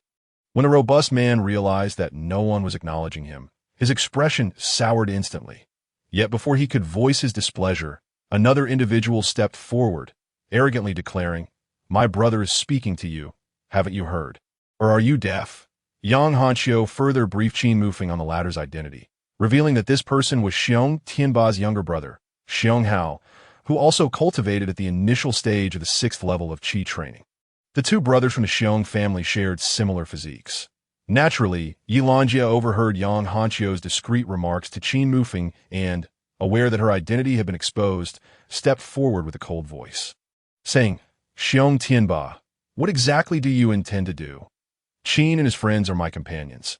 You shall not lay a hand on them." Xiong Tianba, upon hearing her words, shot a furious glance at Yilanjia. His anger intensifying, he paid no mind to her and approached Qin Mufeng, looking down from his height before disdainfully stating, "I expected the legendary blood butchers to possess formidable strength, yet you are merely at the peak of the 5th level of Qi training. It appears you are nothing extraordinary." The repeated provocation ignited a spark of fury within Qin Mufeng, his expression turning icy as he retorted, "If you have business, speak it. If not, be gone."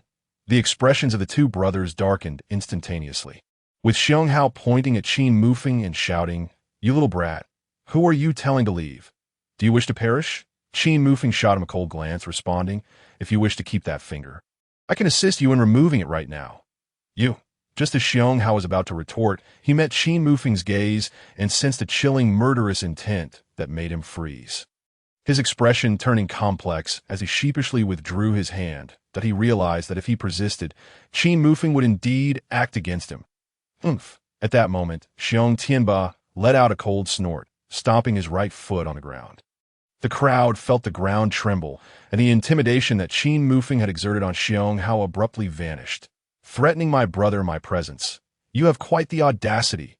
Xiong Tianba's booming voice resonated like thunder, filled with rage, as his earthy-hued spiritual energy surged forth, enveloping him and imparting a sense of overwhelming weightiness akin to the earth itself. "Listen well. I shall only say this once. I care not if you are the blood butcher or a mere butcher. Keep your distance from Yilanjia. She is the woman I, Xiong Tianba, have set my sights on." With a thunderous shout, it seemed that his words made the very air tremble. The onlookers quickly dispersed to create a safe distance, forming a central space to observe.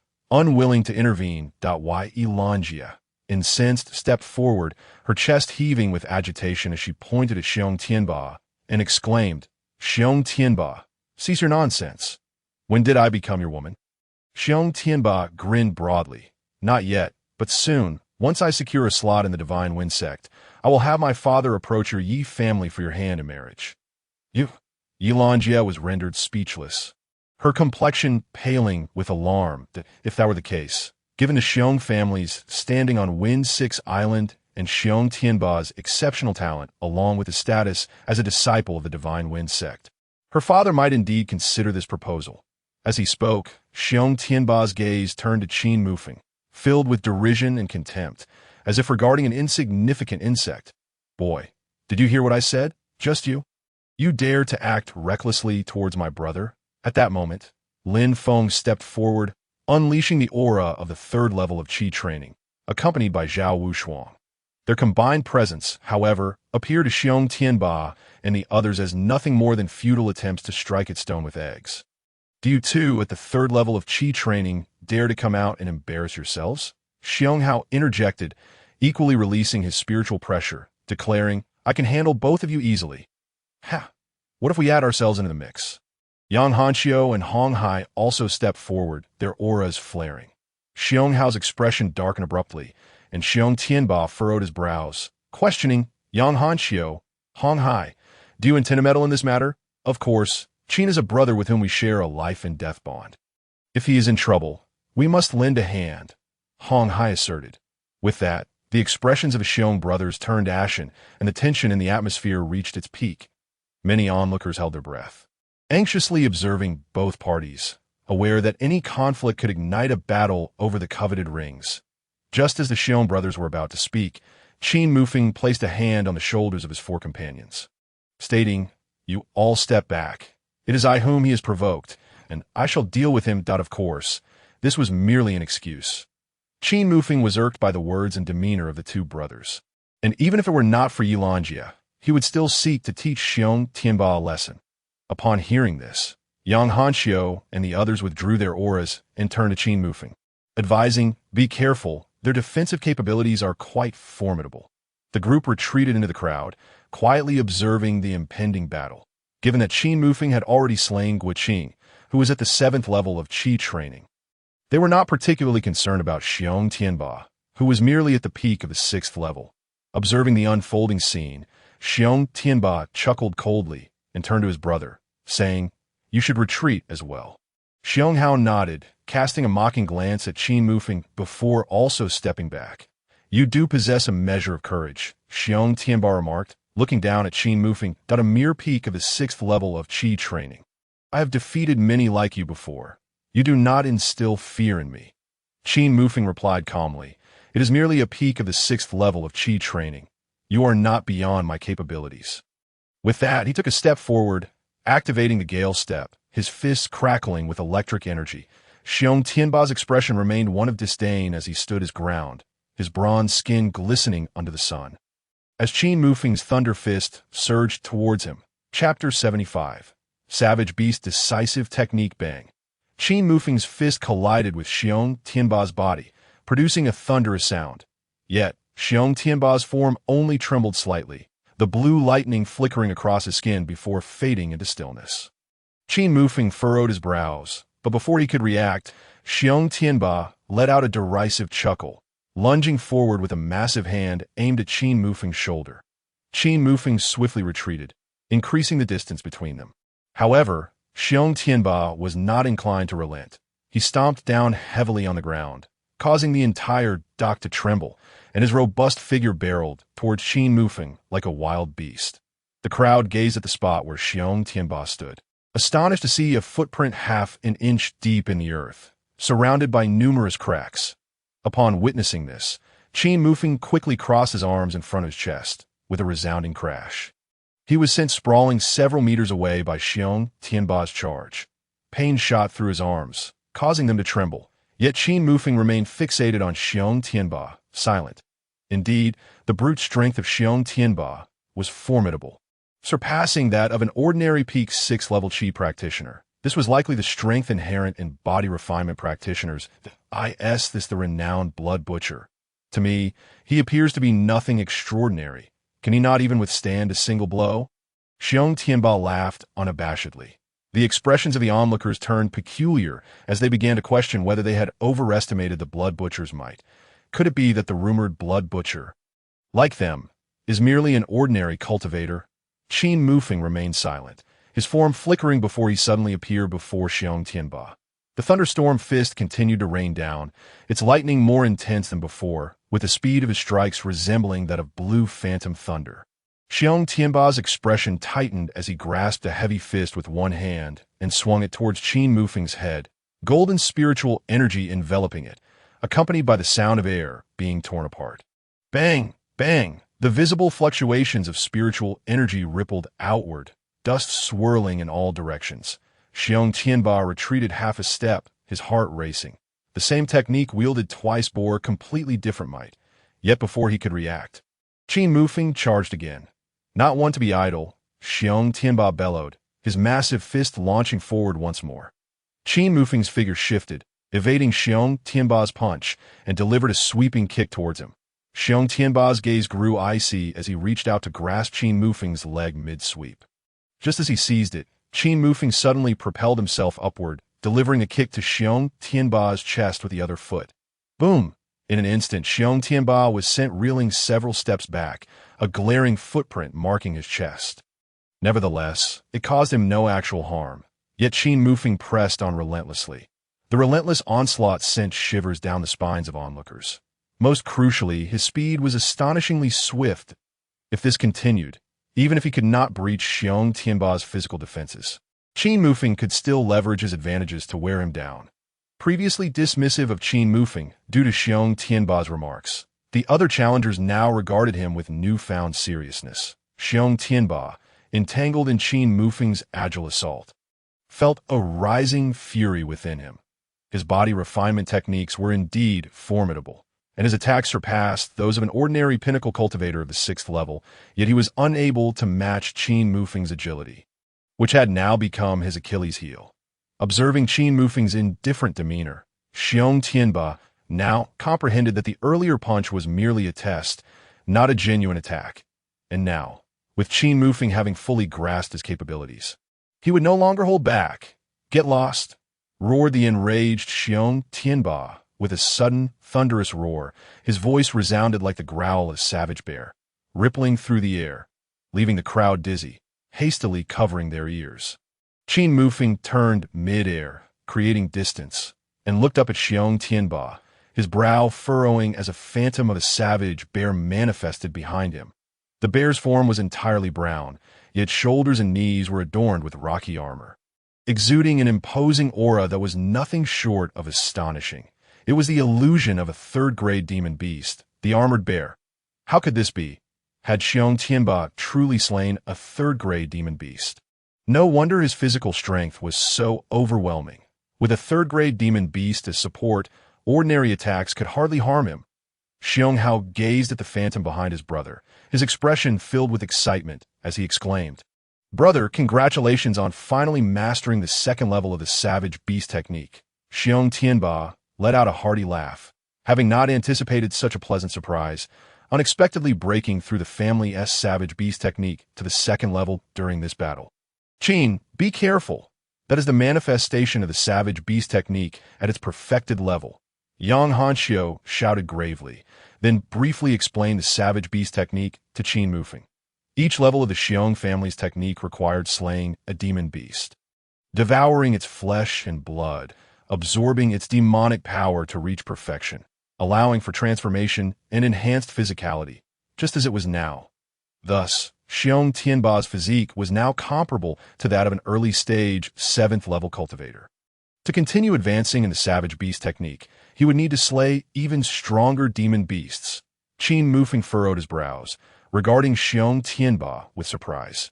Had he indeed slain a third-grade demon beast? Yet upon reflection, it seemed implausible. If he had, he should be stronger than himself. How could he be on the defensive? "Kid, let me show you the might of our family's savage beast technique." Savage beast seal. Xiong Tianba's expression shifted as he growled, clenching his fist and unleashing a punch, the wind howling as spiritual energy converged into a beast seal. The armored bear behind him let out a skyward roar, then extended its paw towards Qin Mufeng in a powerful swipe. The fist and paw collided, and the force surged violently. The spectators held their breath, eyes wide, eager to witness whether Xiong Tianba would shatter Qin Mufeng, or how the blood butcher would counter this predicament. A fierce gust of wind forced Qin Mufeng to squint, yet he did not evade.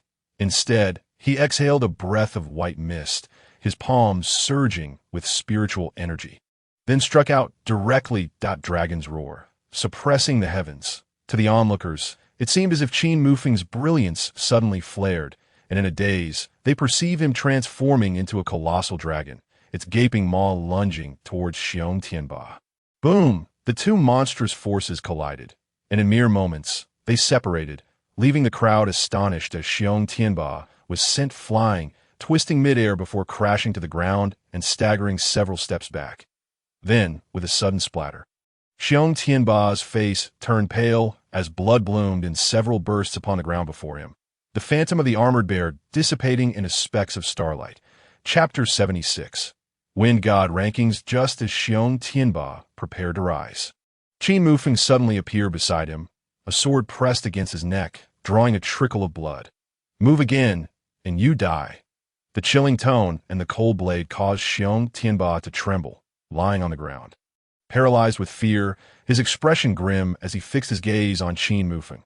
Xiong Hao, about to rush in for a rescue, was halted by Yang Hanxiu and Hong Hai, who appeared with smiles and said, "You'd best not move." Xiong Hao had no choice but to stop, gritting his teeth as he glowered at Qin Mufeng. Qin Mufeng glanced back at Xiong Hao, whose murderous gaze sent shivers down his spine. "I concede. I will no longer approach Yi Lanjie." Xiong Tianba was not one to hold grudges, acknowledging that, even with reluctance, defeat was defeat. Yet he never anticipated that Qin Mufeng would respond indifferently. Who told you that? Xiong Tianba frowned. Aren't you acting to make me keep my distance from Yi Lanjie? Qin Mufeng continued. Hand over all the rings on you and crush the jade, token yourself. Make the tea those words. Xiong Tianba's eyes widened. You intend to eliminate me? Qin Mufeng smiled faintly, offering no further words. The sword grazed Xiong Tianba's throat, leaving a faint blood mark. Xiong Tianba was suddenly drenched in cold sweat. His face ashen, hand over or not. At that moment, Qin Mufeng's voice sounded like a devil's whisper. Qin Mufeng truly dared to strike with lethal intent. The title of Blood Butcher was not given lightly. Without further hesitation, he produced all 50 rings he had collected, which he handed over to Qin Mufeng. Glancing at the jade token at Xiong Tianba's waist, he sliced it in two with his sword. Turning to leave, Xiong Tianba's face turned ashen. He realized he had been eliminated. Shortly after, several figures rushed out from the woods, identifiable as disciples of the Divine Wind sect, who swiftly took Xiong Tianba away, vanishing from sight. This outcome left everyone in shock.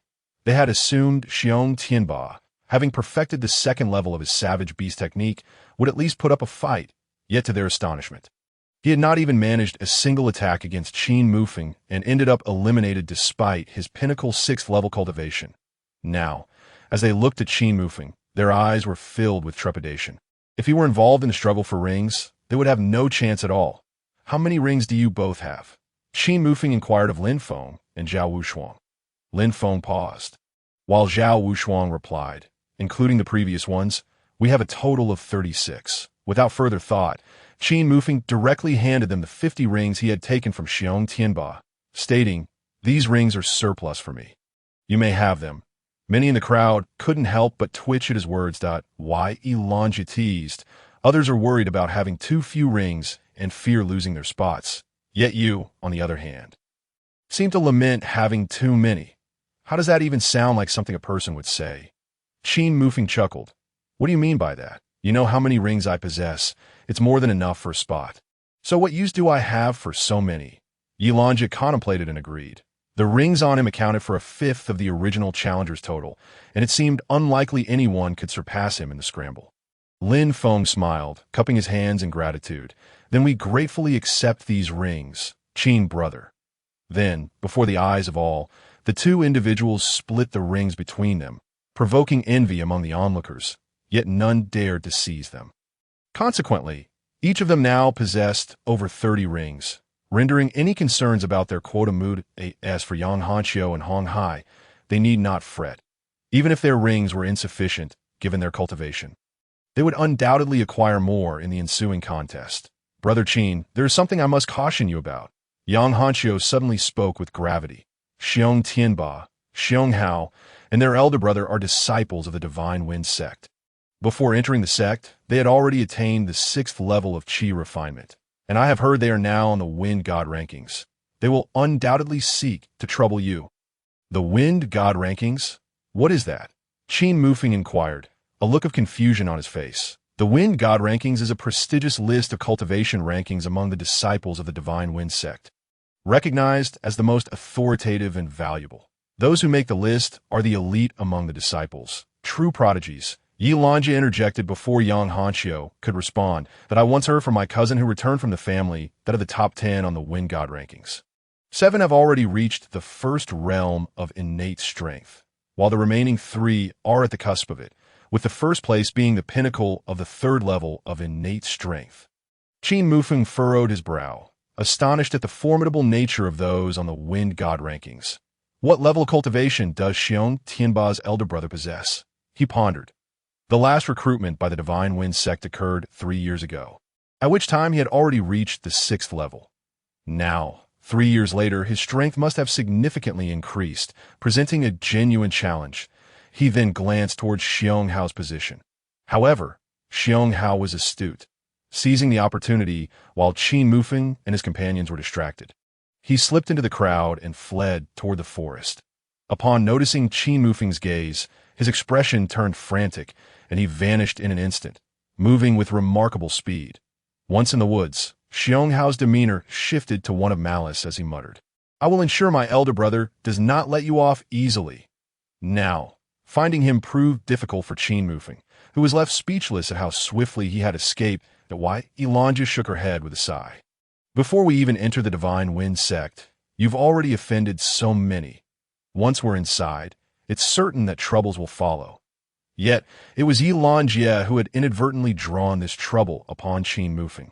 And with a look of remorse, she addressed him. Brother Qin, this incident is my fault. I did not anticipate it would lead to such complications for you. It's all right. My actions contributed to this as well.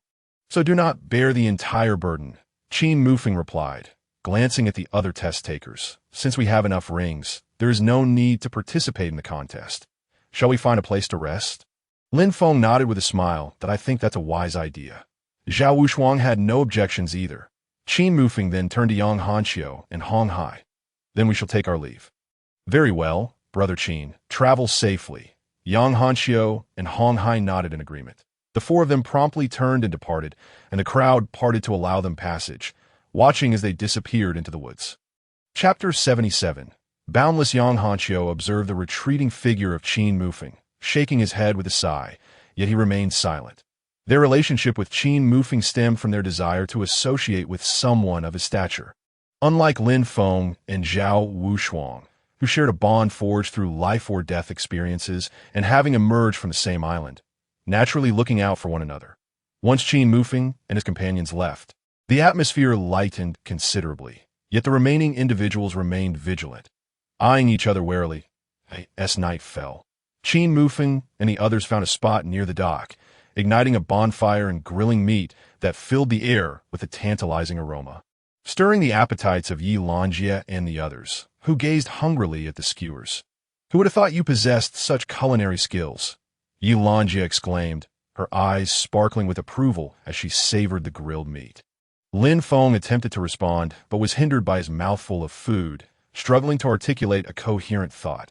Qin Mufeng chuckled. Of course. It has been quite some time since I engaged in this endeavor.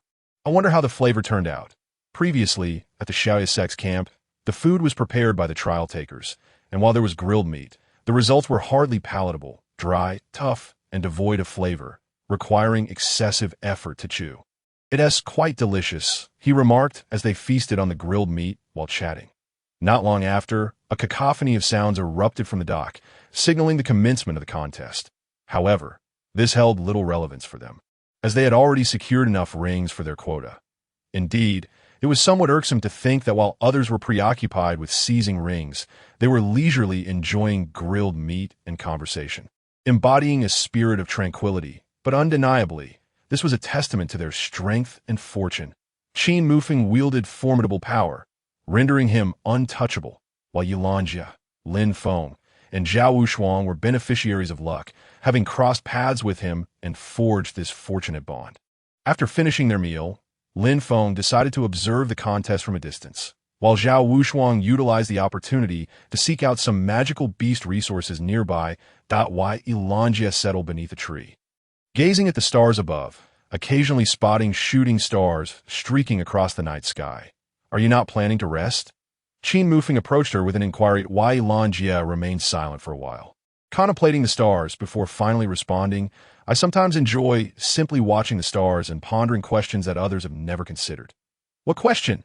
Do share, Qin Mufeng expressed his curiosity. How vast is the universe, truly? Qin Mufeng paused momentarily. Taken aback by her question, he smiled and replied, the universe is immense, boundless. If we cannot transcend this realm, we cannot fathom its true expanse. If I were an ordinary denizen of the Windflow Islands like you, I would likely ponder similarly. However, I have traversed worlds. Wai Lanjie turned to him, astonished. You comprehend such matters? Not so much as to be an expert, but I certainly know more than you do, Qin Mufeng asserted confidently. Would you like to learn? Yi Lanjie nodded, and after contemplating for a moment, Qin Mufeng decided to engage her in conversation. Given their current idleness, the universe is vast, and humanity is but a mere speck within it. In the primordial times of existence, there was only chaos.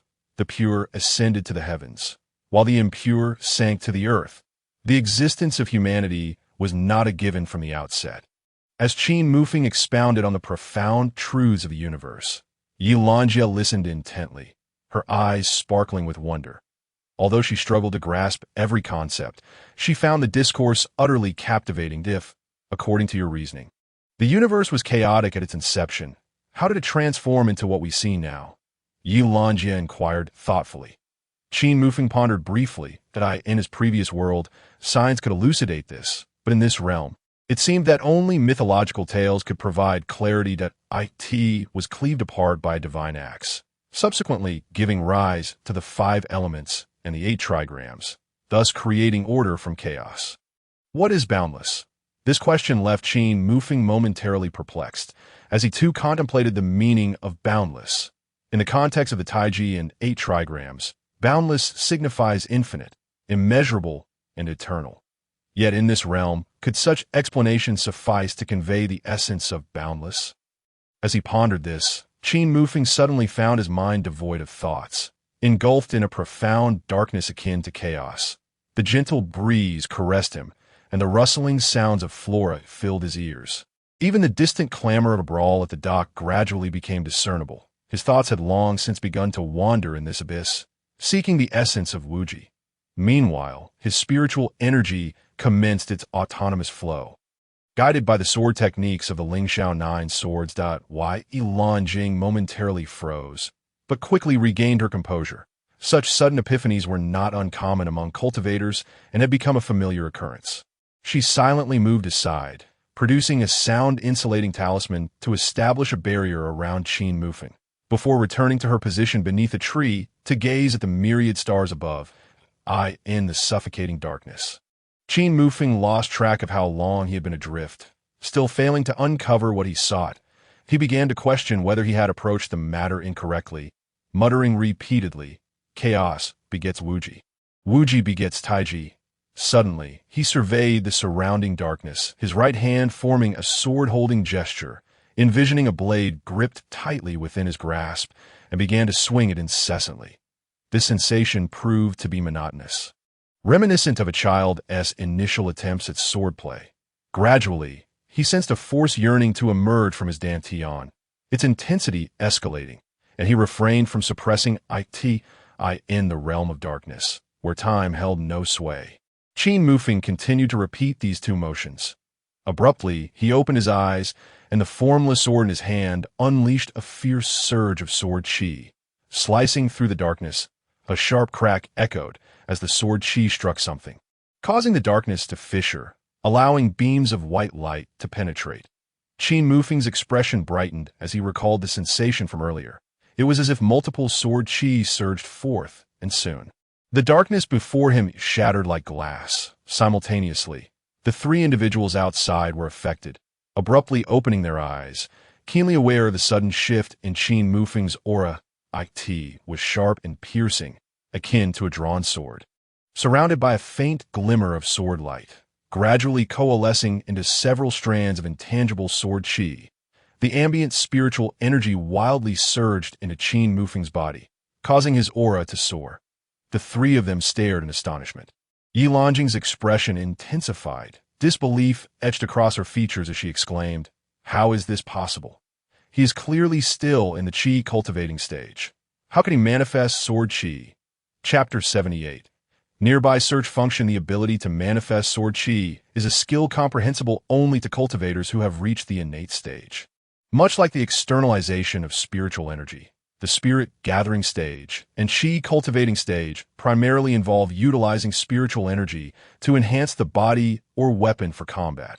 Only upon entering the innate stage can one achieve the capacity to externalize spiritual energy or sword Qi.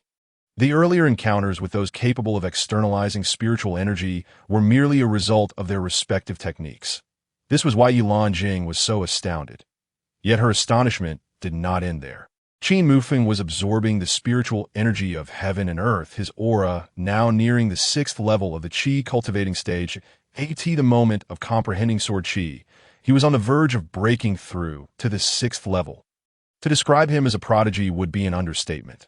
His cultivation aptitude was not notably superior to that of ordinary cultivators, yet he had advanced to such heights. As the white light flooded in, Qin Mufeng smiled, brimming with excitement. Even without fully mastering the first form of the Lingxiao 9 swords, he had managed to grasp the second form, Wuji, just as he reveled in his triumph. A mechanical voice suddenly echoed from all directions. Ding! The Heavenly Dao Map System upgrade has been successfully completed. The current version is 4.0, with a newly added feature. Nearby search. Daily maintenance for system operations requires 150 Heavenly Dao points. And the free search limit is 3 times per day, with a current search radius of 10,000 meters. Welcome, host, to utilize this feature. Congratulations on your promotion to the 6th level of Qi cultivation. You have been awarded 10 Heavenly Dao points. Qin Mufeng was taken aback for a moment, but his thoughts quickly activated and the system interface appeared before him. Host, Qin Mufeng, mortal, bloodline, Taotai bloodline, weak, realm, early 6th level of Qi cultivation technique, supreme beast technique, ancient supreme technique, minor achievement, martial skills, Lingxiao 9 swords, unknown sword technique, introductory, dragon roar subduing heaven hand, earth tier, low-level technique, introductory, falling petal sword technique, mysterious tier, high-level martial skill, major achievement, swift wind steps, yellow tier. High-level body technique, complete, thunderstorm fist, yellow tier, high-level fist technique, complete, Heavenly Dao points, 550 system version, 4.0 bounty completion rate. A new bounty is being generated. Please wait patiently. Exchange privileges, activated system upgrade. Old version data has been reset, recalculating. Storage space, activated system upgrade. Space increased to 15 square meters. Indeed, his cultivation had transitioned from the pinnacle of the 5th level to the early 6th level, unexpectedly breaking through while comprehending Wuji. Yet the system had only granted him a meager 10 Heavenly Dao points. Qin Mufeng noticed an additional triangular icon beside the backpack on the system interface. This must be the newly added feature, nearby search. What purpose does this nearby search serve? He mused, feeling that the function seemed rather trivial. Nearby search allows for precise queries, purpose-driven searches, navigation, optimal route planning, and the ability to manage multiple targets simultaneously. The system elucidated that in simpler terms, it functions like the search feature in mapping software. But if that is the case, it does hold some utility, as the system's geographic reconnaissance capabilities have been expanding. This nearby search feature could indeed prove beneficial. Subsequently, Qin Mufeng shifted his focus to the storage space icon, and with a thought, the interface appeared before him. System storage space.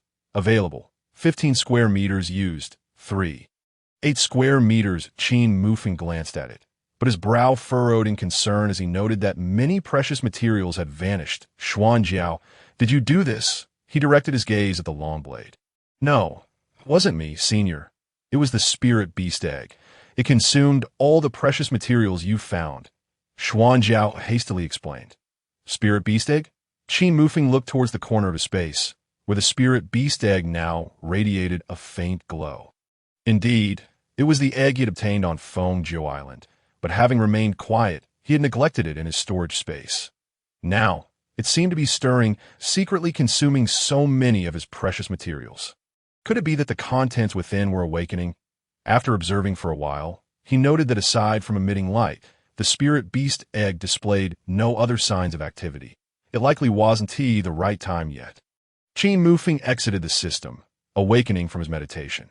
The scenery before him brightened suddenly, and he exhaled a long breath of white mist. Then, noticing the peculiar expressions of the 3 individuals, he inquired, "What are you all staring at me for?" Lin Feng chuckled wryly in response. "Now, I finally understand what it means to be a prodigy." Yi Lanjing sighed and shook her head, sharing the same sentiment. She had heard Lin Feng mention that just a month prior. When Qin Mufeng first entered the deserted island, he was merely at the mid-level of the 5th Qi stage. In just a month's time, he had broken through to the early 6th level. Zhao Wushuang's eyes reflected a hint of melancholy. The gap between her and Qin Mufeng was widening, making it increasingly unlikely for her to catch up. Qin Mufeng shrugged and stood, feeling the surging spiritual energy within him, confirming that he had indeed reached the 6th level. Moreover, the energy coursing through his meridians seemed to carry an additional attribute. All right, it's getting late. Let us head to the dock. The people from the Xinfeng sect are likely already there. The three nodded in agreement, quickly tidied up, and made their way toward the dock. The dock. A large ship lay anchored, emblazoned with the grand emblem of the Qin sect. The deck was littered with remnants of battle and dry blood. From the original 30 or so individuals, only 6 remained, and with Qin Mufeng and his companions, the 10 required to enter the Qin sect were complete. However, to their dismay, neither Yang Hanxiu nor Hong Hai were among the 6. Instead, they spotted Xiong Hao, who had fled the previous night, glaring menacingly at Qin Mufeng and his group. Before them stood a middle-aged man with graying temples, the elder from the Qin sect whom they had encountered on Fengyi Island. Behind him stood 12 disciples of the Qin sect, including Brother Mo, who glared at Qin Mufeng with gritted teeth, though a hint of a sinister smile flickered across his face. Is this the final 10 for this trial? The elder inquired, his brow furrowed. In past trials, there had always been a few geniuses at the peak of the 6th level. Yet this year, the highest realm among the remaining 10 was merely mid-6th level. Have the disciples from the 9 islands families fallen short compared to previous years? He cast a glance at Qin Mufeng, but chose not to comment further. Very well, the 10 of you are present. Take your rings and follow me aboard in 3 days, we shall arrive at the Qin sect. Although Qin Mufeng was puzzled, he refrained from asking further questions and turned aboard the ship. As he passed by Senior Brother Mo, he heard him grit his teeth and say, "You truly dare to come. This time, I will not let you off the hook." Qin Mufeng paused, smiled at Senior Brother Mo, and replied, "I am always at your service." Chapter 79. Arrival at Qin sect. After drifting on the sea for 3 days, the massive ship of Qin sect anchored at an island. Throughout these 3 days, everything on board remained peaceful. The elder who had boarded the ship introduced himself as Bai and had cautioned them that regardless of any deep-seated grudges among them on the deserted island, private duels were strictly prohibited on the ship. Any violators would be immediately thrown overboard. This island was the dwelling of Qin sect, named Qin Island. Qin Island is the largest among the Lufeng archipelago, covering an expanse of tens of thousands of acres, and is several times larger than the largest of the 9 major islands, Fengyi Island. The island's undulating mountains resembled intertwining dragons, and at the back of Qin Island stood a towering peak that jutted prominently among the range. This peak was the main peak, Tianfeng Ridge, where Qin sect was situated. The mountain was quite steep and perilous, giving an impression of being easily defendable yet difficult to assault. As Qin Mufeng and the others disembarked, they gazed at the enormous mountain gate before them, with stone steps stretching endlessly upwards, the buildings above barely discernible. They were surprised to find that the dock directly connected to Qin sect.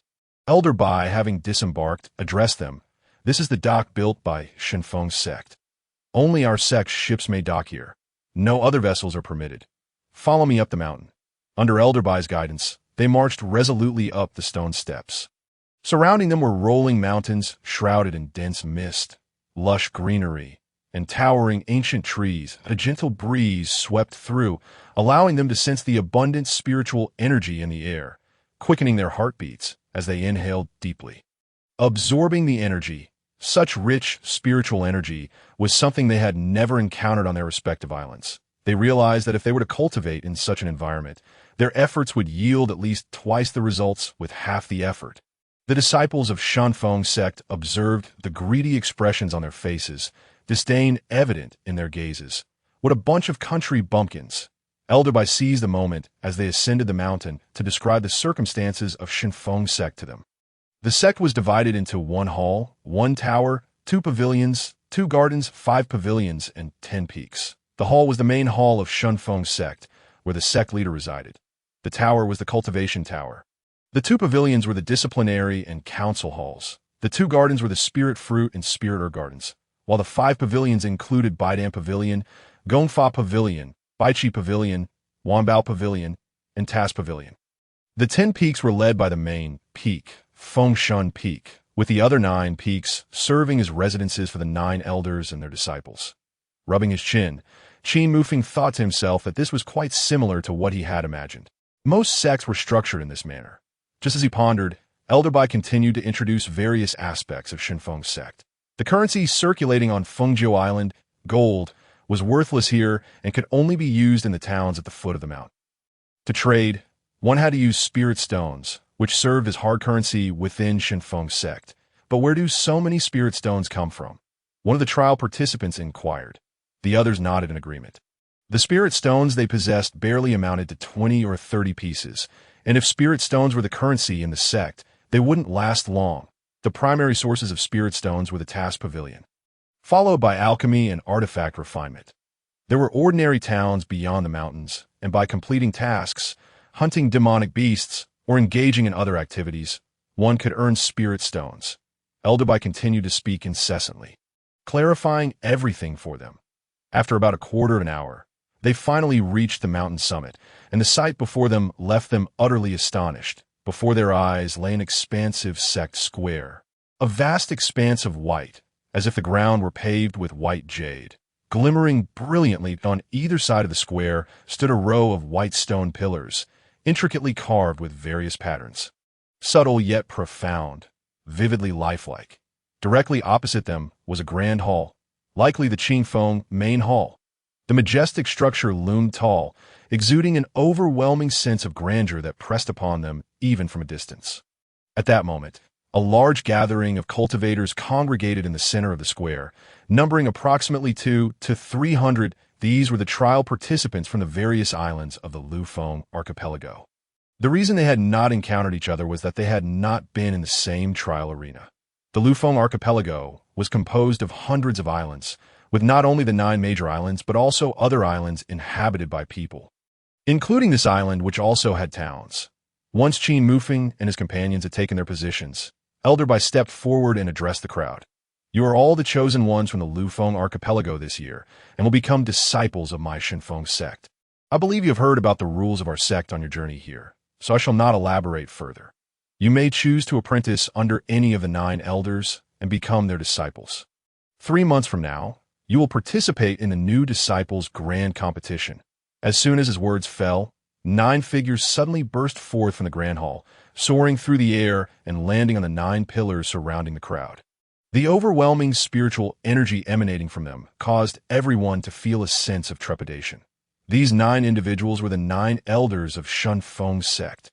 Without exception, each possessed a cultivation level above the innate realm. Were these the new disciples selected from the various islands this year? Out of more than 200, only 5 were at the pinnacle of the 6th layer of Qi refining. That was insufficient. If it's insufficient, then why not take them all for myself? What a beautiful thought. Before the selection could even begin, these elders had already begun to discuss how to allocate the new disciples among themselves. Only the silver-haired second elder remained furrowed in thought, eventually loosening his expression as he swept a detached gaze over the new disciples, stating, from the 9 major islands, those 2 bloodthirsty killers, the Blood Butcher and Blood Butcheress, stepped forward.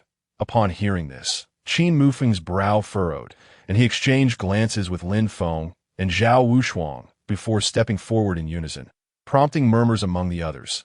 The remaining elders scrutinized the 3 of them as they emerged, their expressions a mix of surprise and grimness. Elders, may I inquire as to why you have summoned us? Qin Mufeng stepped forward, cupping his hands in respect. The second elder did not respond, but instead looked to the other elders, asking, brothers, who among you is willing to take these 3 in? Had it not been for the sect leader's insistence on keeping these 3, they might have already been expelled from Qin Mufeng's sect. For they had witnessed the chaos that ensued on the deserted island and the number of lives these 3 had taken. The third elder scoffed, declaring, I will not accept these 3. They have killed so many during the trials.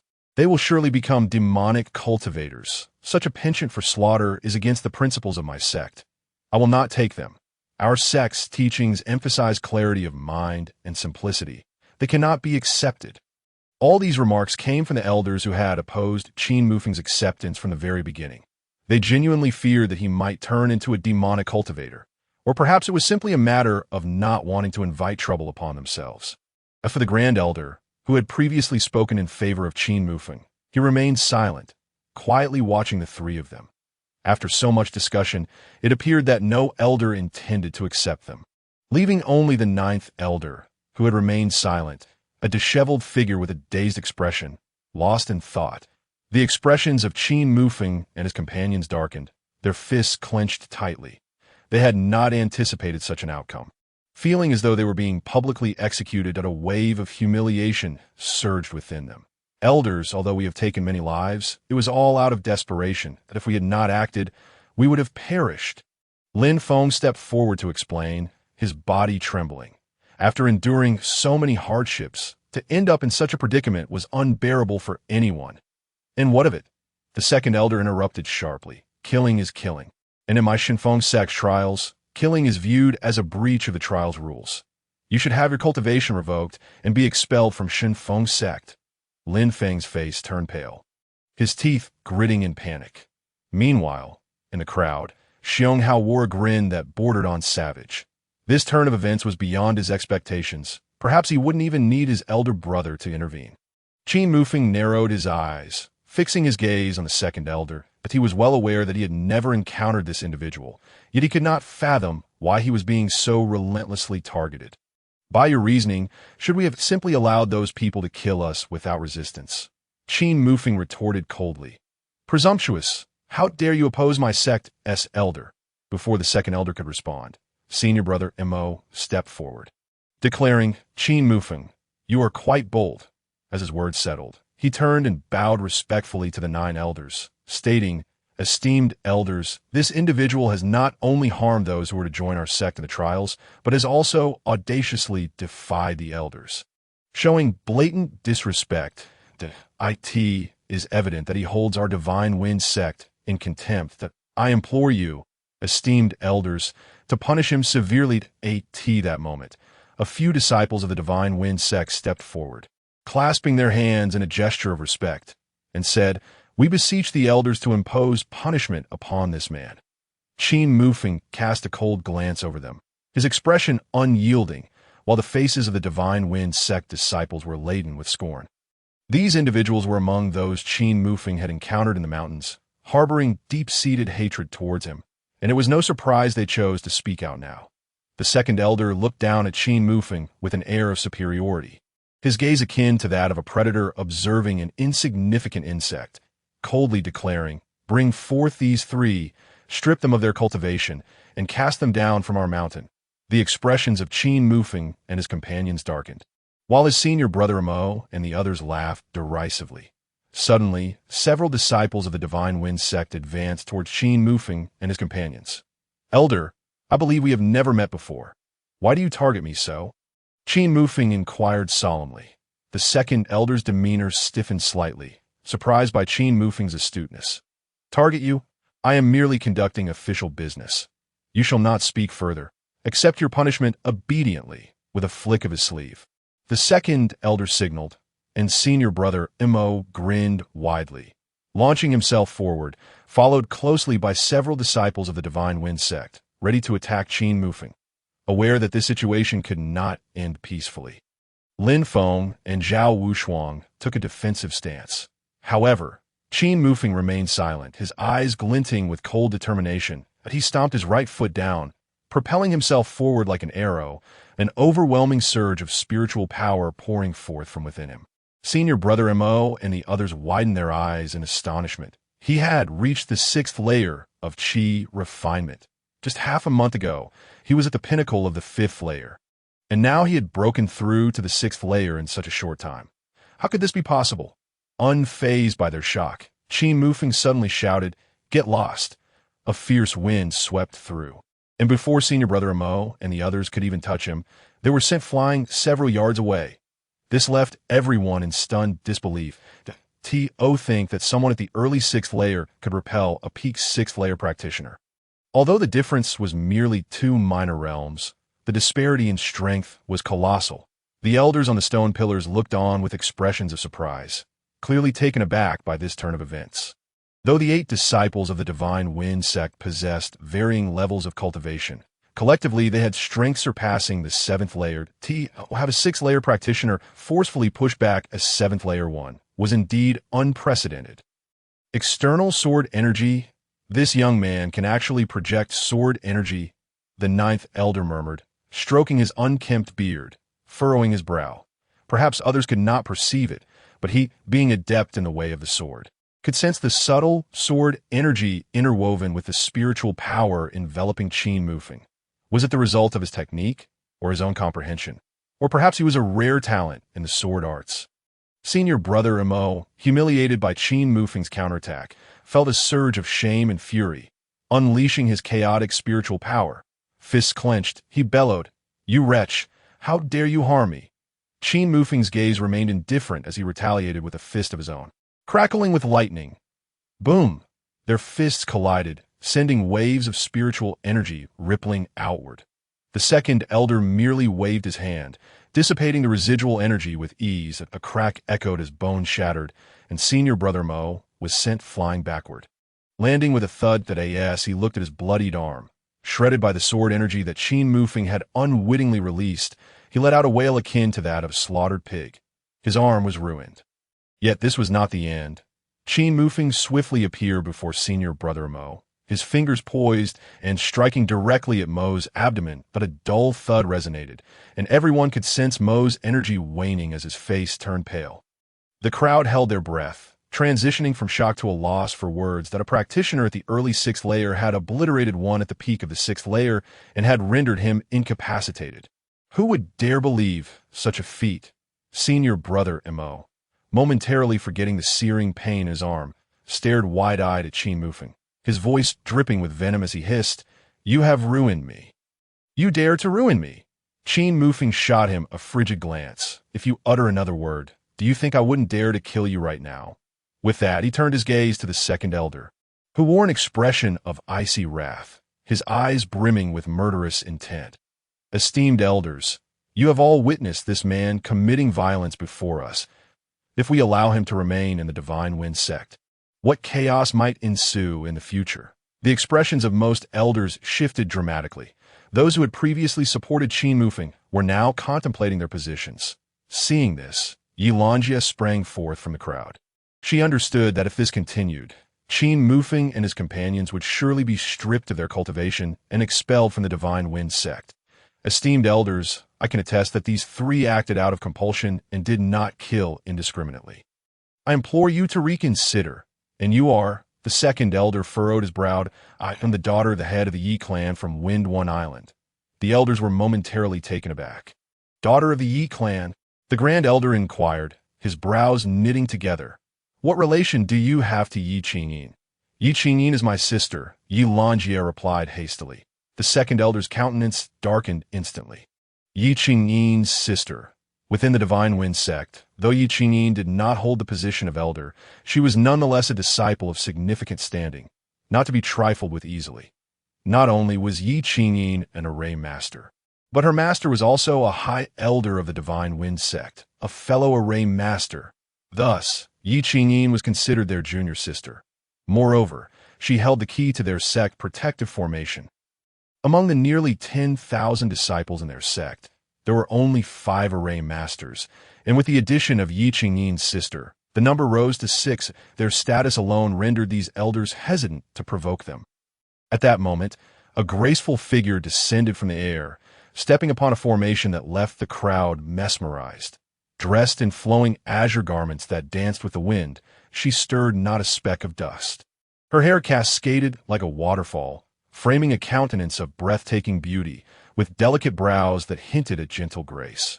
Even Qin Mufeng found himself momentarily entranced. "Sister Qingyin," Yilanjie exclaimed excitedly, waving her hand.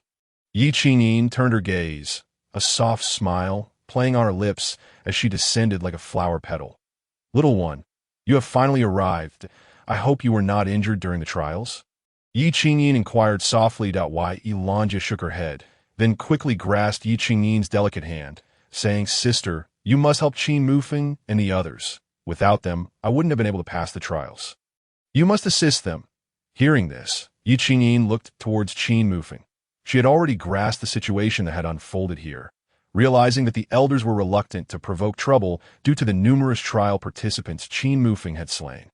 Initially, she had no intention of involving herself, but with Yilanjie's plea, she felt compelled to intervene. However, before she could speak, the second elder realized that if Yi Qingyin intervened, his plans would be thwarted. Having received instructions from close friends, he could not ignore them. Junior Sister Yi, you may take your sister away, but this man must remain. That I hope you will not meddle. Yi Qingyin regarded the second elder with a knowing look. Shaking her head slightly, Second elder, while I am unaware of your reasons for targeting this individual, he protected my sister during the trials and is her friend at D. Oh, you truly believe I could turn a blind eye? Furthermore, his actions were merely a means of self-preservation. What could be wrong with that? Upon hearing her insistence, the second elder's expression darkened, showing no signs of concession. The next moment, he sneered, "Very well, let us put this to a vote among the elders. Who among you is willing to take in these three? If anyone agrees, I will relent. If not, let them leave the Divine Wind sect." Yi Qingyin acquiesced, knowing she could do little more, leaving the remainder to Qin Mufeng's own fate. The 9 elders, each with their own disposition, remained silent, their attitudes unmistakably clear. The second elder scoffed repeatedly, while the disciples of the Divine Wind sect wore expressions of triumph. Having anticipated this outcome, Lin Feng sighed deeply. Disappointment etched across his face, and Zhao Wushuang's eyes reflected desolation. Just then, a figure suddenly leaped down from the pillar, causing the second elder's smug expression to freeze in place. He then queried, "Ninth elder, what do you intend to do?" The 9th elder remained silent, advancing toward Qin Mufeng and directly meeting his gaze. That, "Oh, you wish to join my ranks?" A commotion ensued all around, and even the elders were taken aback. Ever since that incident, Elder Jiao had not taken on apprentice for over a decade. Yet this time he personally inquired about the individual who had previously laid hands on the disciples of the Xinfeng sect. Even Yi Qingyin's eyes reflected astonishment. It was evident that Qin Mufeng possessed extraordinary qualities that prompted Elder Jiao to come personally for recruitment. Qin Mufeng, momentarily taken aback, suddenly chuckled, "I am but a blood butcher. The one whom your Xinfeng sect sought to incapacitate and expel. Forced by circumstances, I follow my true nature. When it comes to killing, I shall do so. As a sword cultivator," Elder Jiao remarked, "I just incapacitated your sect's disciples not long ago." In a world where the weak are devoured by the strong, it is no surprise you resorted to bullying and intimidation. The corners of others' mouths twitched repeatedly. The phrase "the weak are devoured by the strong" seemed somewhat out of place. "The strong devour the weak" would be more accurate. Elder Heir, suppressing a surge of anger, realized that the phrases of bullying and intimidation aptly described him. Qin Mufeng fell silent, glancing at Lin Feng and Zhao Wushuang. He said, "I have conditions, and I hope they can be met." Elder Jiao nodded and replied, "Speak." Qin Mufeng pointed at Lin Feng and Zhao Wushuang. "I hope you can accept these 2 friends of mine." Lin Feng and Zhao Wushuang looked at Qin Mufeng with gratitude. They had endured considerable hardships alongside him, and he naturally could not abandon them. Should Elder Jiao refuse, Qin Mufeng would leave the Xinfeng sect without hesitation. The 3 knelt together on the ground, respectfully bowing, "Master." Elder Jiao nodded in satisfaction and turned to say, "Follow me back to the peak." Qin Mufeng glanced back at Yi Lanjie and clasped his hands, saying, "Thank you, Miss Yi. I take my leave now." "Thank you. Farewell," Lin Feng and Zhao Wushuang echoed in unison. "Young Master Qin, I also thank you for your assistance on the deserted island. I shall seek you out in the future." Yi Lanjie hurriedly added, as the 3 followed Elder Jiao to depart. Elder Heir spoke in a low voice. "Elder Jiao, are you resolute in accepting these 3? There are so many disciples who pass the trials. Why not choose anew?" Elder Jiao cast a glance at him, his expression indifferent. "Is there a problem?" "You." Elder Heir gritted his teeth, fists clenched, his expression shifting continuously, yet he did not dare to step down. Then the 3 disregarded the other elders, and amidst the gazes of the onlookers, the 4 departed the scene directly. Yi Qingyin withdrew her gaze, took out her talisman brush, and sketched a few strokes in the air, conjuring 2 talisman arrays that fell beneath the feet of the 2. Turning to Yi Lanjie, she said, "We should leave as well. Master has long wished to meet you." With that, they activated the talisman arrays beneath their feet and soared into the air, heading toward the mountain behind the Grand Hall. With the farce concluded, Elder Heir took a deep breath, concealing the murderous intent in his eyes.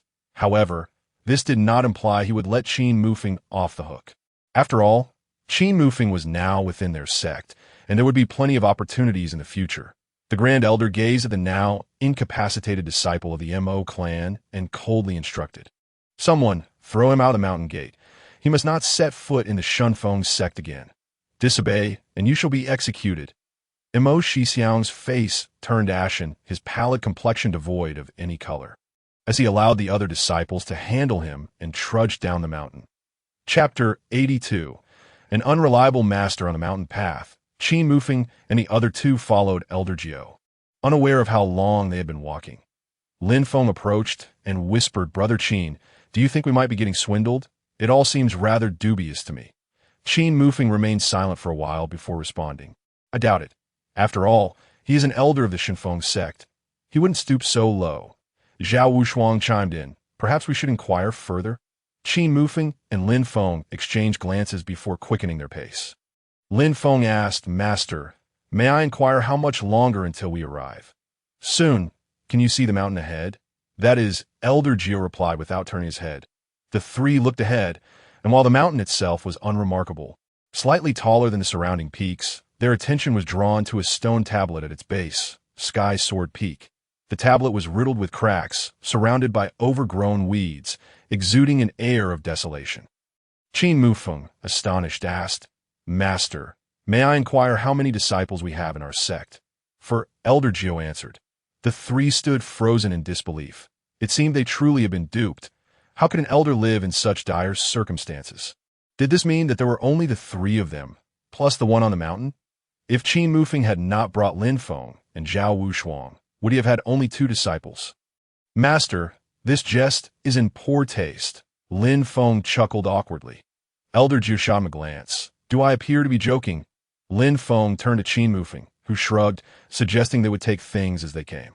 Before long, under Elder Jiao's guidance, the four reached the mountain summit. Upon witnessing the scene at the top, they were even more dumbfounded. There was no grand hall for the elders, nor any pavilions, just a few thatch huts surrounded by dilapidated fence, with weeds thriving all around. This was somewhat of a paradigm shift for the three regarding their understanding of sections, however. They did notice one room that appeared quite tidy, with no visible damage to its walls, and they could sense a notable fluctuation of spiritual energy nearby. Elder Jiao pointed to that room and said, Aside from that room, you may choose one of the others. Your first task today is to clean this place up. Pull out the weeds and make it presentable. Is this part of our cultivation? Qin Mufeng inquired, harboring a glimmer of hope. No, it is merely to allow you to clear the weeds and provide you with a pleasant environment. Elder Jiao replied nonchalantly. The three exchanged glances, pondering, is this what it means to be self-sufficient? If he genuinely wished to provide a good environment, at the very least he should have offered a pavilion or something akin to it. With only 3 rooms left to choose from, it felt as though this elder was not seeking disciples, but rather 3 errand boys. You may be busy. I am weary and shall rest for a while, Elder Jiao declared, stepping into the largest thatched hut and not emerging again. Brother Qin, what shall we do?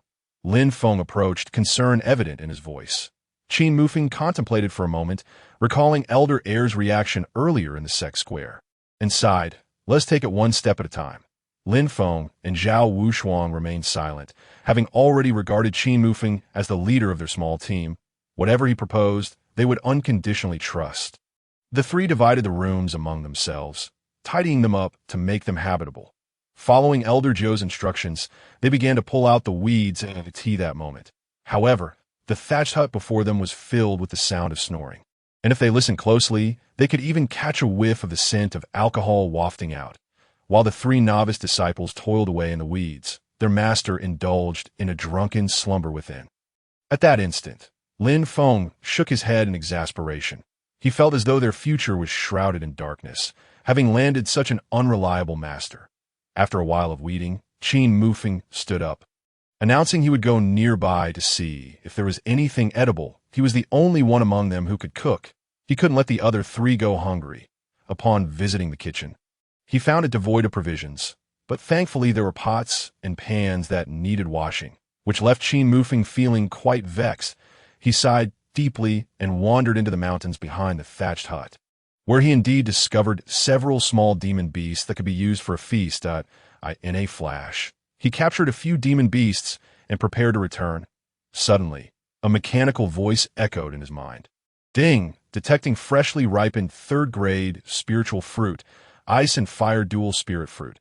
Located 523 meters away. Optimal route planned. Qin Mufeng paused in surprise, seeing a blue arrow pointing left appear before him, indicating the distance. System, I did not request a search of the vicinity, he said. After upgrading to version 4.0, this system will automatically search for nearby treasures and provide route guidance that if the host does not require this, it can be disabled. This system is becoming increasingly user-friendly, Qin Mufeng mused. Disable it? How could it possibly be? Such an incredibly useful object. How could it be turned off? Qin Mufeng immediately followed the direction indicated by the system, heading towards the location of the ice and fire dual spirit fruit.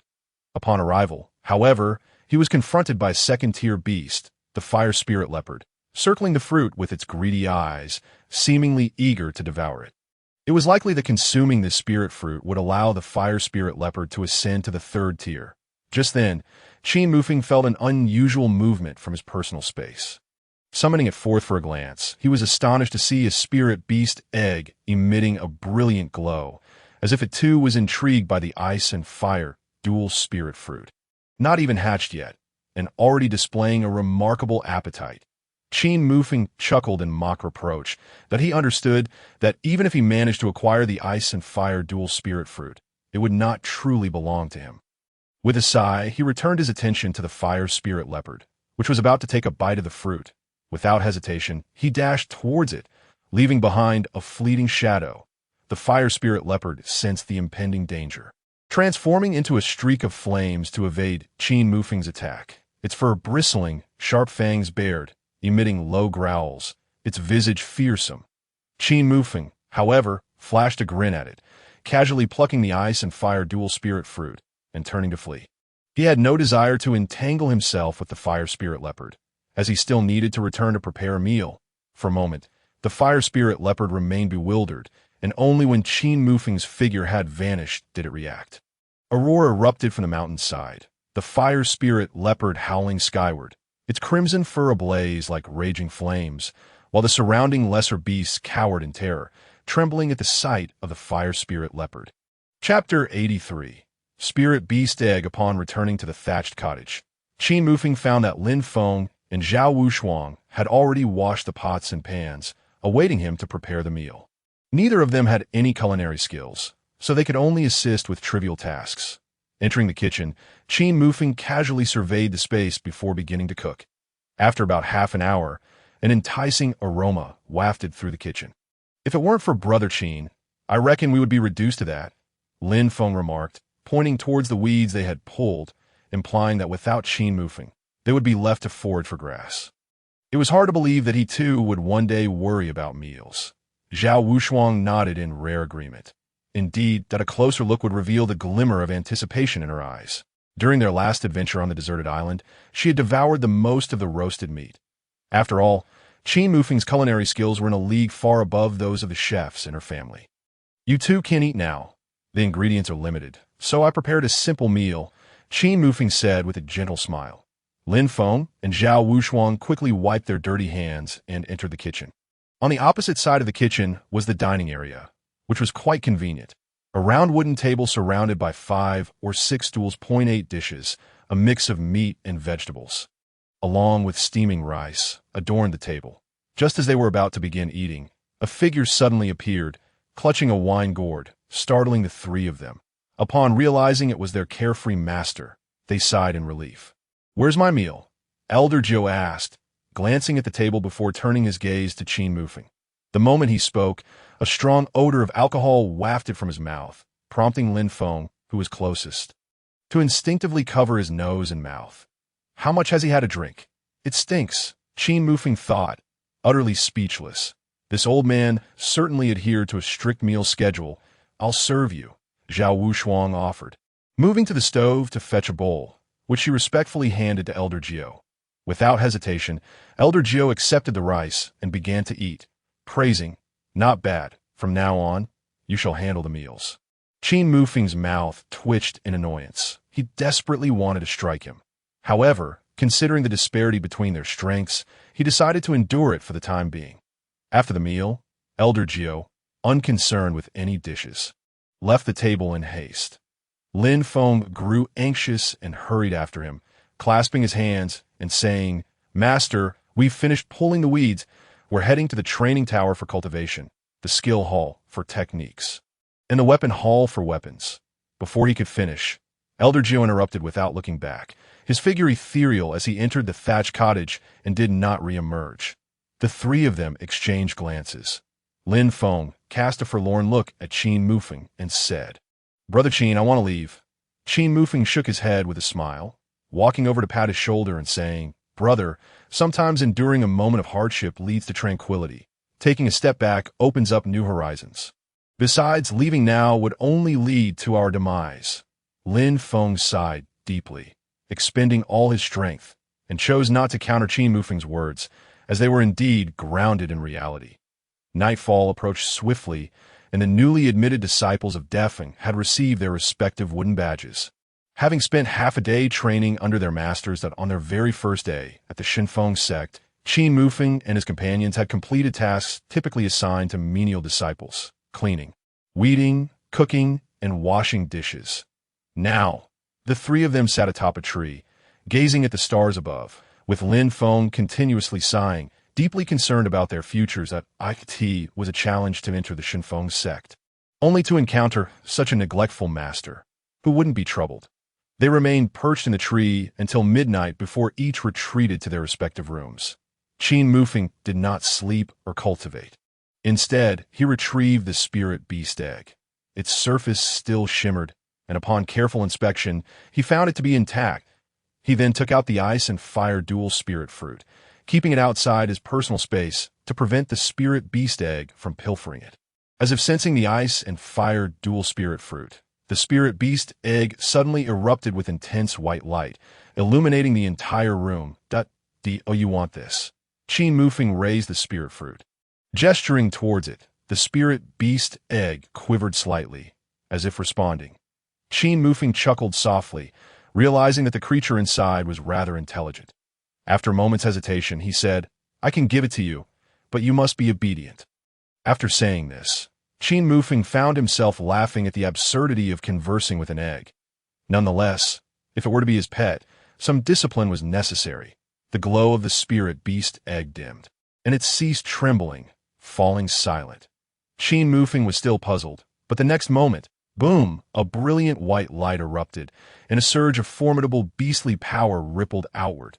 Before Qin Mufeng could comprehend the situation, he was knocked backward, crashing violently against the wall, pain searing through his back as if his bones were splintering. Inside the thatched cottage, Elder Gio, still holding the wine gourd, opened his eyes, peering at the wall with keen interest, his brow furrowing. "This kid possesses such a divine beast." In the room, Qin Mufeng struggled to withstand the overwhelming beastly power that continued to press upon him. Instilling a lingering fear, he hurriedly channeled his spiritual energy to resist. But to no avail. The mere presence of a spirit beast egg exuded such a terrifying aura. What kind of beast lay within? Just then, a cold snort echoed, followed by a surge of force that was many times more powerful than before, which swept through the door, shattering the beastly power and granting Qin Mufeng a moment to breathe. A figure materialized, placing a hand on the violently trembling spirit beast egg, gradually calming it, the white light dissipating. Qin Mufeng hastily rose, cupping his hands in gratitude. "Thank you, master." The newcomer was none other than Elder Gio, who tossed the spirit beast egg back to Qin Mufeng, saying, "This type of spirit beast is proud and unwilling to be a pet. Your earlier words angered it." "Yes, master," Qin Mufeng replied, his heart ablaze with frustration. Proud? After having pilfered so many precious resources from his personal space without consent, it had the audacity to be proud. Elder Gio discerned his thoughts and said, "You cannot kill this spirit beast. If you no longer desire it, simply toss it to the back mountain. If you wish to keep it, then drop your blood to acknowledge it as your own." With that, Elder Gio's figure slowly vanished. Lin Feng and Zhao Wushuang rushed in, asking, "Brother Qin, what just happened? We heard a commotion from your room, but it's nothing. I accidentally misaligned my energy during cultivation, but everything's fine now." Qin Mufeng replied casually, Zhao Wushuang scrutinized him, her delicate brows knitting together. Are you sure you're okay? Rest assured, Master just helped me adjust. I apologize for disturbing your rest. Upon hearing Qin Mufeng's words, the two felt a wave of relief wash over them, and subsequently took their leave. Qin Mufeng retrieved a spirit beast egg from behind him, his countenance icy and unyielding. As the individual who had suppressed it vanished, the egg's surface shimmered erratically, and with a cold chuckle, he casually tossed it to the ground, where it rolled several times before coming to a halt. The dual elemental fruits of ice and fire were swiftly collected into his spatial pouch, after which he collapsed onto his bed, succumbing to slumber. Unbeknownst to him, the spirit beast egg quivered briefly, and with a faint crack, a slender fissure appeared. Chapter 84. Tiandu City upon awakening in the morning. Qin Mufeng glanced at the spirit beast egg beneath his feet and gave it a kick, sending it rolling underneath the cabinet, where it remained unbothered. Exiting the room, he found Lin Feng and Zhao Wushuang already awake. They greeted Qin Mufeng, who nodded slightly and remarked, "There is a matter I wish to discuss with you both." The two looked up at him, uncertain of what he intended to convey. With a sigh, Qin Mufeng continued, "I plan to descend the mountain. Our supplies are woefully insufficient, practically non-existent, that I shall procure some essential from the market below. If there is anything you desire, please provide me with a list." Lin Feng suddenly chuckled, a laugh tinged with melancholy, his expression reflecting a sense of desolation. Logically, such necessities should have been readily available, provided by the sect, eliminating the need for their own procurement. Yet here, they were compelled to spend their own resources to purchase daily items of the marketplace. How lamentable! Qin Mufeng observed Lin Feng's almost maddened laughter and shook his head in pity. Zhao Wushuang then suggested, "Why don't we accompany you?" Qin Mufeng shook his head, replying, "There is no need. Your presence would not be of assistance that I can manage to bring back what is necessary on my own. Simply provide me with a list." Zhao Wushuang refrained from further comments and returned to the room. Upon re-emerging, she held a piece of paper, which she handed to Lin Feng. Amidst a mix of laughter and tears, he began to jot down the items he required. Half an hour later, the trio descended from Tianjian Peak and made their way to the sect. Lin Feng and Zhao Wushuang intended to visit the cultivation tower and also stop by the martial arts pavilion. Along the way, they encountered several disciples of the Shun Feng sect, when suddenly someone exclaimed, "Look, it's the blood butcher and the blood butcheress from this year's trials." In an instant, the eyes of the crowd turned toward them, astonished as they regarded Qin Mufeng and his companions. The surrounding chatter erupted. Unrestrained, is this the infamous blood butcher and blood butcheress, only possessing the strength of the third level of Qi training? Are they truly so pathetic? They had heard that during the distribution of new disciples the previous day, they had even dared to offend the second elder. How shameless must they be to continue residing in Shun Feng's sect after such an affront? If it were me, I would have long lost the face to remain here. Alas, it was due to the ninth elder's acceptance of them as disciples of Tianjian Peak. Qin Mufeng and his companions chose to ignore the murmurs, maintaining their impassive expressions as they continued forward. Such behavior was merely a common facet of human nature. During their time on Wind Nine Island, they had encountered similar remarks, though not directed at themselves. The cultivation tower loomed amidst the mountains, rising 12 stories into the clouds. Its structure was shrouded in darkness, adorned with intricate golden runes that radiated a heavy, stable, yet mysterious aura from the tower's pinnacle. Several robust iron chains descended, anchored to massive iron pillars embedded in the mountainside. When the wind rustled through, these heavy chains emitted a crisp sound. Taking a deep breath, even standing outside, they could feel the dense spiritual energy emanating from within. Lin Feng and Zhao Wushuang were compelled to quicken their pace. Without a disciple token, entry to the cultivation tower is prohibited, the guardian stated with indifference as he regarded the two. Lin Feng and Zhao Wushuang exchanged glances, inquiring, "Disciple token? What is that?" They were completely unaware of such a requirement. The guardian furrowed his brow and replied, "You do not even know what a disciple token is. Are you not even mere servant disciples? Slaves, even servant disciples possess their own disciple tokens. The only ones lacking such are those who are inferior to servant disciples, slaves. The two were taken aback. No, that's not it. The ninth elder is our master, Lin Feng hastily explained, only to sigh in resignation, realizing that without a disciple token, entry was impossible. They chose not to press the matter further, turning back toward the mountain, knowing that other areas would similarly require a disciple token for access. We're not going to be trapped by that old man, are we? Lin Feng lamented as he buried his head in his hands. After a day of labor, he had finally hoped to cultivate, only to find himself barred due to the lack of a disciple token, and to be regarded as a slave, even beneath servant disciples. Zhao Wushuang kept her pace steady, nodding, that is indeed a possibility. Oh, dear mother, Lin Feng exclaimed, on the verge of tears, feeling utterly despondent. Zhao Wushuang shot him a glance and added, instead of lamenting, you should contemplate how to obtain a disciple token as they traverse the narrow path back. Both suddenly furrowed their brows as a rustling sound emerged from the grass, and soon, several figures appeared, encircling them. Lin Feng and Zhao Wushuang's expressions darkened, their demeanor tense, apprehensive that the newcomers bore ill intent. The leader, a disciple of Shun Feng's sect, sneered as he regarded them, saying, so you are the blood butcher and blood butcheress? Lacking even the 5th level of qi training, it seems you are no better than the most worthless of refuse. Zhao Wushuang's eyes narrowed at his words, and she prepared to charge forth. But Lin Feng restrained her, and he understood that now was not the time for confrontation. They were outnumbered, and all present were above the 5th level of qi training. Engaging them would only lead to their own detriment. Brothers, we seem to be unfamiliar with one another. Why must you provoke us? Lin Feng inquired in a low voice. The group sneered in response. Some of us simply wish to see just how formidable the fabled blood butcher is, while others merely find you irksome. Night Wolf, why waste words on them? Just attack. Night Wolf raised his hand. And the others fell silent. He turned to Lin Feng and Zhao Wushuang, grinning maliciously. Very well, you two may select any one of us to challenge. If you win, you may proceed to the next. If you lose, you forfeit your cultivation. What say you? Lin Feng's face darkened, his teeth clenched as he glared at them. You go too far. Indeed, it is you who are pushing your luck, Night Wolf retorted. So, will you choose or not? Before Lin Feng could respond, Zhao Wushuang fearlessly charged forward, prompting Lin Feng to grit his teeth and follow suit, rushing after her. The disciples, led by Night Wolf, advanced toward them.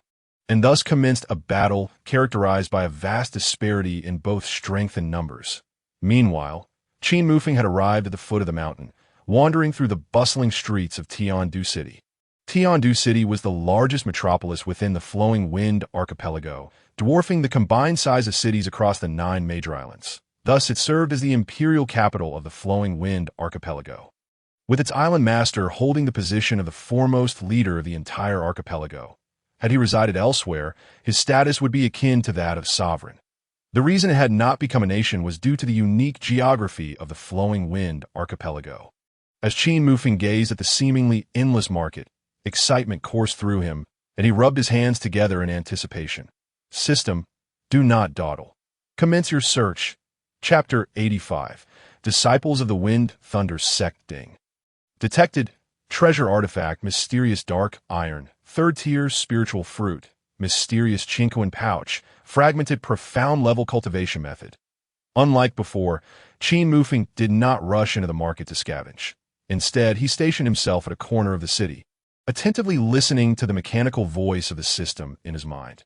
Now upgraded to version 4.0, the system's search radius extended to 10,000 meters, eliminating the need for constant movement. Standing still allowed him to cover a significant portion of the market. Stop! Sensing he had gathered sufficient information, Qin Mufeng commanded, use nearby queries to map out the locations of the mysterious dark iron, heavenly materials, and the mysterious Qinquan pouch. As his words fell, arrows appeared before him, and several stalls displayed inverted arrows indicating their distance. Without hesitation, Qin Mufeng began to navigate through the stalls according to the system's guidance. This nearby query function is quite useful, Qin Mufeng mused to himself. Not far away, several disciples from Shun Feng's sect were also meandering through the market, and everyone who passed by them hurriedly avoided them. Appearing quite anxious, one of them caught sight of Qin Mufeng. And his expression changed dramatically. Brother, that's Qin Mufeng. This individual was Xiong Hao, and the stout man beside him bore a striking resemblance, being none other than his elder brother, Xiong Yin. Following Xiong Hao's, Xiong Yin spotted Qin Mufeng haggling with the stall owner. Without a moment's hesitation, he led his fellow disciples directly over. Xiong Hao's face twisted into a malicious grin, reveling in the ease of the opportunity that had presented itself. His elder brother, Xiong Yin, had initially planned to take him down the mountain for a leisurely stroll, but unexpectedly encountered Qin Mufeng. The previous day, Qin Mufeng had incapacitated a disciple of the Shunfeng sect, and he believed Qin Mufeng was finished for good. However, contrary to his expectations, Qin Mufeng was not only not eliminated, but had also avoided being stripped of his cultivation by the elders of the Shunfeng sect, which filled him with a vexing resentment towards Qin Mufeng's extraordinary luck. Now, meeting Qin Mufeng again at the market, with his elder brother by his side, he was determined not to let this opportunity slip away. Qin Mufeng held the mysterious black iron in his hand. Having spent 10 gold coins on it, before he could rise, a voice suddenly echoed in his mind. Ding, detected 1 Dao spirit tree seed, optimal route planned, distance 30 meters. Qin Mufeng was momentarily stunned, his heart soaring with joy. A Dao spirit tree seed. It contained the principles of the great Dao. After a millennium of growth, it could become a Dao spirit tree, allowing one to comprehend the great Dao beneath its branches. Such a seed was exceedingly rare, a once-in-a-thousand-years encounter, and he could hardly believe he had stumbled upon one in such a place. Turning around, his gaze fell on a stall across the way, where a golden arrow bobbed up and down. Qin Mufeng suppressed his excitement and approached, picking up a black seed the size of a walnut from the stall. It felt light in his hand, without any discernible peculiarities. Boss, how much for this? Qin Mufeng inquired. The stall owner glanced up and replied, 15 gold coins. 15 gold coins was indeed a bit steep, but he didn't have many options, so he handed over the coins to the owner. Qin Mufeng felt a thrill of delight as he was about to turn and leave when a voice suddenly called out, Wait, I'll offer 30 gold coins for that. He looked over to see 4 or 5 individuals striding towards him. Their expressions arrogant, adorned with headbands and clad in light blue garments, with the characters Feng Lei emblazoned on their chests. People from the Feng Lei sect. Qin Mufeng had heard tales that there were multiple sects on the Lu Feng Isle. Not just the Shunfeng sect, and the Feng Lei sect was among them. The stall owner appeared taken aback, fear mingled with a sense of dilemma on his face. He could not afford to offend the Feng Lei sect, yet he had already sold the item to Qin Mufeng. Furrowing his brows, Qin Mufeng stated, Gentlemen, I've already purchased this item. And what of it? We can simply buy it from you, the leader of the group sneered. Tossing a pouch towards Qin Mufeng. This contains 30 gold coins. Hand over what you have. Qin Mufeng remained expressionless, fixating on the group. Did I ever say I would sell it? The expressions of the Feng Lei sect disciples froze, darkening as they demanded, What do you mean by that? Qin Mufeng scoffed, saying nothing further. He tossed the pouch back and turned to leave. Humph. The things I desire will not slip from my grasp. If you wish to leave, you must stay. A gust of wind followed as one of the Feng Lei disciples lunged at him. Without looking back, Qin Mufeng lifted his leg, swiftly turning to execute a sweeping kick, forming a whirlwind with his leg. The attacking disciple's expression changed drastically as he hastily attempted to defend himself.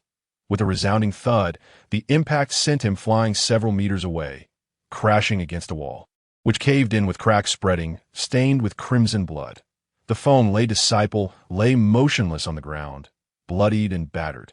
The remaining Feng Lei disciples were momentarily stunned, as were the nearby merchants. Fear flickering in their eyes. You dare to strike? Do you know who we are? The remaining disciples glared at Qin Mufeng. What of it? Whether you know or not changes nothing that if you intend to act. Spare me your idle chatter. I have other matters to attend to, Qin Mufeng replied flatly. Arrogant, truly arrogant. The group observed Qin Mufeng with increasingly sinister expressions. You bastard, seeking death. 2 more Feng Lei disciples charged forward. Qin Mufeng's brow furrowed slightly. In a flash, he appeared before them, launching 2 punches. The disciples barely registered the attack before they were struck in the chest, sent crashing to the ground, blood spewing forth. Unable to rise like their predecessor. After dispatching them, Qin Mufeng surveyed the remaining Feng Lei disciples. What about you two? They appeared flustered, hesitant to speak. Only then did they realize that Qin Mufeng was at the early stage of the 6th realm, while they were merely at the 5th realm. Unless they sought their own demise, they would not dare to engage him. The disciples of the Qinfeng sect are indeed arrogant. In broad daylight, they dare to resort to violence. At that moment, a disdainful voice broke through the tension, followed by the arrival of 5 more Feng lay disciples rushing in from a distance. Senior brother Tianzi. The 2 Feng lay disciples exclaimed with delight. The 2 Qinfeng disciples regained their composure, evidently bolstered by senior brother Tianzi's presence. Qin Mufeng narrowed his eyes, a glimmer of coldness flashing within. The leading Feng lay disciple was at the early stage of the 7th realm. Complicating matters, Tianzi surveyed the 3 Qinfeng disciples who had been knocked unconscious by Qin Mufeng, frowning as he coldly remarked, "What a bunch of useless trash." The 2 remaining disciples held their breath. Their expressions grim, but they dared not show anger. Tianzi stepped closer to Qin Mufeng, looking down at him with derision, "Oh, this is the trash from the Qinfeng sect. Early 6th realm, and you dare to be so arrogant. Your sect is merely a bunch of bullies who prey on the weak." Chapter 86. Xiong Yin. Qin Mufeng's expression darkened, just as he was about to retort when another voice emerged from behind him. "And what are you, if not another piece of trash?" The Feng lay disciples turned to see Xiong Yin and his companions approaching. Tianzi's face hardened. "It's you." Xiong Yin glanced at Qin Mufeng, then turned to Tianzi, mocking, "Why are you Feng lay disciples out of your den? Aren't you afraid of losing your lives?" The Feng lay disciples bristled, ready to retaliate, but were halted by Tianzi. He understood that Xiong Yin was at the mid-stage of the 7th realm. Stronger than anyone present, Xiong Yin, don't get too cocky if you dare to lay a hand on us. It will lead to war between our 2 sections. You'd best think it through. Xiong Yin chuckled coldly. "War? You think too highly of yourself. Even if I were to kill you, who would know, as long as neither of us speaks of it? You." Tianzi gritted his teeth, furious but restrained. The Feng lay disciples glared. Silent, Xiong Hao paid no heed to the Feng lay sect, pointing at Qin Mufeng and shouting, "Qin Mufeng, let us see how you escape this time." Xiong Yin turned his attention back to Qin Mufeng. "A murderous intent surfacing. You injured my younger brother. If you eliminate him, do you know what awaits you?" Qin Mufeng met Xiong Yan's gaze unwaveringly. "What awaits me, I do not know. I only know that if he seeks to harm me, this is the outcome. That it is simply the law of the jungle. Had he not fled, I would have eliminated him alongside the rest." The he referred to was Xiong Hao. Xiong Hao was momentarily taken aback, his expression turning vicious as he gritted his teeth. Xiong Yin burst into laughter, exclaiming, "What a delightful outcome! What a law of the jungle! The infamous blood butcher truly speaks with audacity to the you think I, Xiong Yin, am a soft target." With that, his spiritual energy surged like a tidal wave, crashing towards Qin Mufeng at the mid-stage of the 7th realm. Qin Mufeng's expression shifted slightly as he hastily gathered his energy in defense. Blood Butcher, Tianzi, and the others looked at Qin Mufeng in astonishment. They had heard whispers of the Blood Butcher in passing to their surprise. They had come face to face with him today. Nearby Feng lay disciples suddenly began to mock. "You Qinfeng sect dogs truly enjoy infighting. What did you say? Are you asking for death?" Disciples behind Xiong Yin roared. The others glared at Tianzi and his group, ready to fight at a moment's notice. The Feng lay disciples stood their ground, their aura fierce, as the atmosphere thickened with tension. Nearby vendors noticed the brewing conflict and scurried away in fear. As ordinary people, they were the first to suffer should the cultivators engage in battle. The surrounding loose cultivators, regardless of their strength, did not dare intervene and hurriedly left the scene. The entire scene descended into chaos, with screams, hurried footsteps, and the cries of children echoing in the air. Xiong Hao, however, noticed Qin Mufeng darting through the crowd, suddenly charging toward him, his eyes widening in alarm. "Humph! Seeking death!" Xiong Yin, witnessing this, threw a punch. But Qin Mufeng was quick to respond, twisting his body just before impact, suddenly retracting his strength. With a thud, Qin Mufeng was sent flying backward, twisting in midair to land gracefully on the ground, grinning at Xiong Yin before vanishing into the throng of people. Both the Xinfeng sect and Feng Lei sect members were left bewildered. What was happening? Weren't they supposed to fight? Why did he run? Xiong Yin seethed with rage, his chest heaving. He realized he had been outsmarted by Qin Mufeng, a mere early 6th realm cultivator. The individuals from the Wind and Thunder sect nearby wore smirks at the corners of their mouths, exuding an air of mockery. It was a flagrant humiliation. Everyone pursue them, roared Xiong Yin, his face etched with a chilling intent to kill. The disciples of the Divine Wind sect immediately scattered in pursuit. The two brothers, Xiong Yin and his sibling, also chased in a single direction. As for the few from the Wind and Thunder sect, they scoffed derisively and turned to leave the scene. After a prolonged chase, Xiong Yin and the others failed to even catch a glimpse of Qin Mufeng's shadow. With his perfected movement technique, if Qin Mufeng wished to flee, only those with sufficient strength could hope to pursue him. This was one of Qin Mufeng's trump cards, repeatedly employed against those of higher cultivation who could still engage him in battle. Xiong Yan's fury surged. He would not let Qin Mufeng escape. This was no longer merely a quest for vengeance for Xiong Tianba, but also for his own grievances. By the time the guards of Tiandu City arrived, the farce had already concluded. They could only randomly interrogate a few individuals before departing. After exiting Tiandu City, Qin Mufeng made his way directly back to his sect.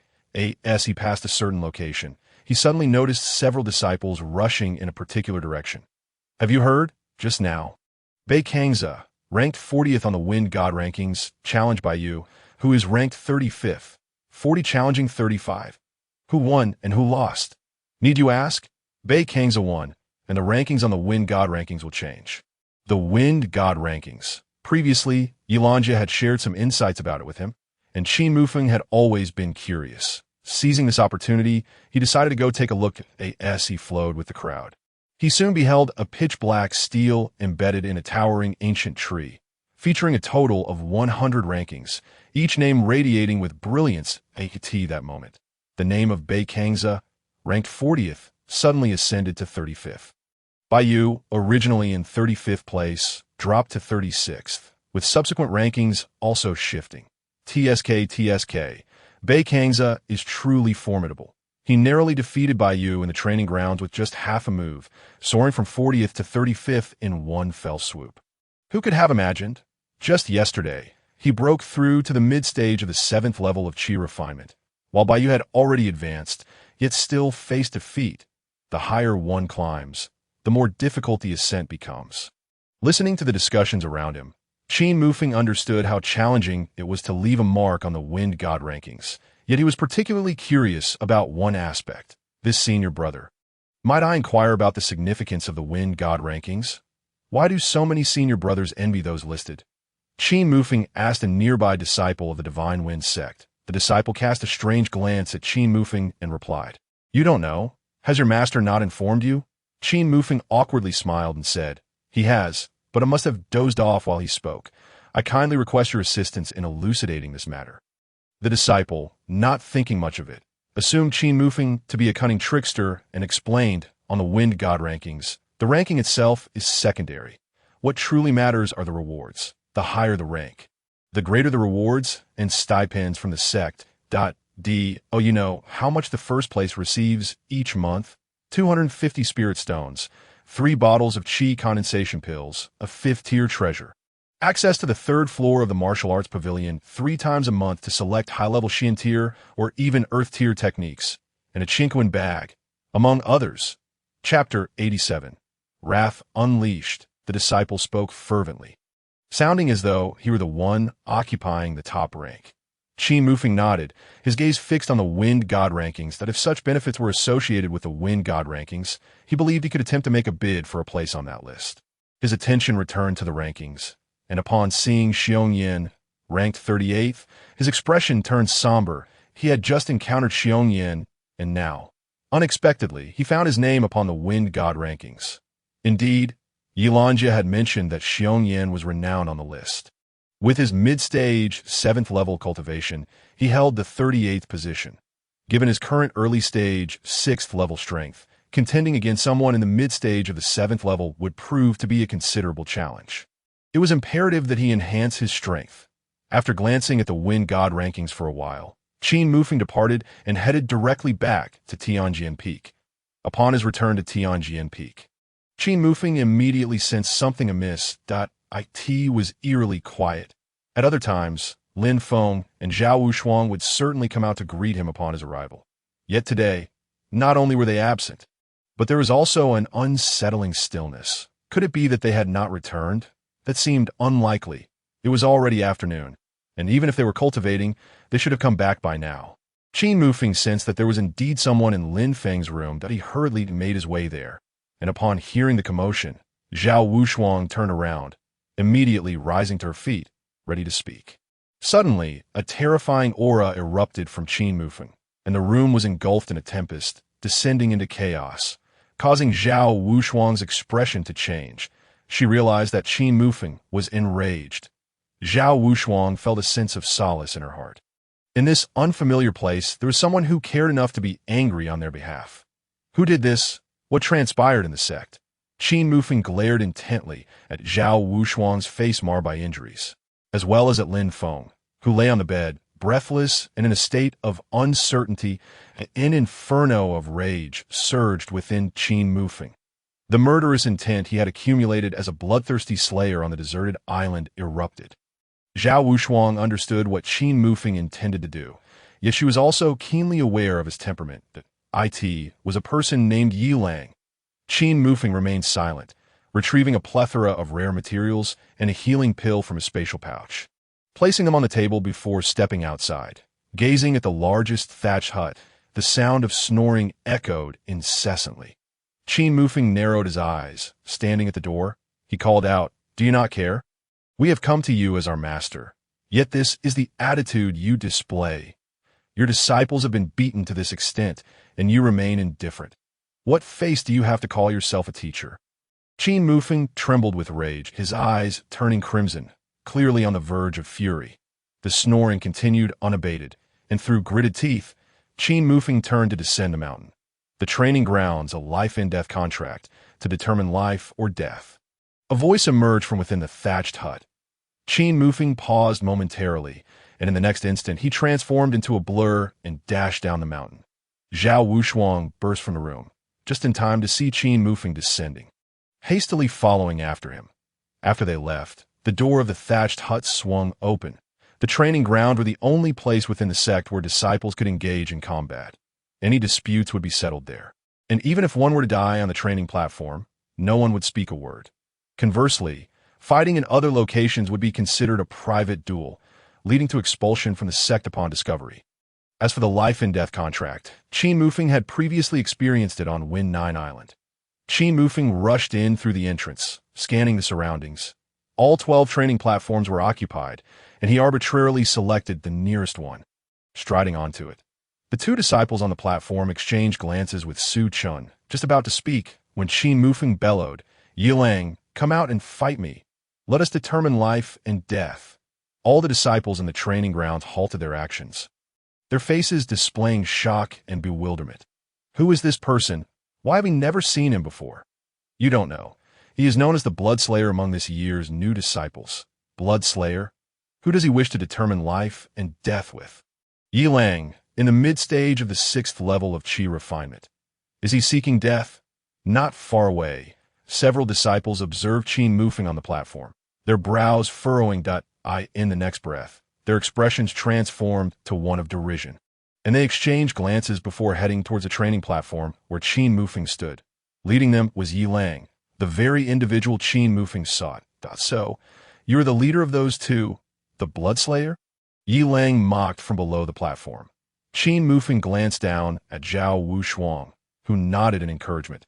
With a gaze filled with murderous intent, he declared, "Were my two brothers harmed by you alone?" Yi Lang's companions snickered coldly. "Of course not. It was all of us together. Aren't you all self-proclaimed as the Bloodslayer and Bloodslayer Witch? We were merely a bit rough in our handling." They laughed. "Originally, we intended to cripple their cultivation. Had Elder Nine intervened, they would have been discarded down a mountain."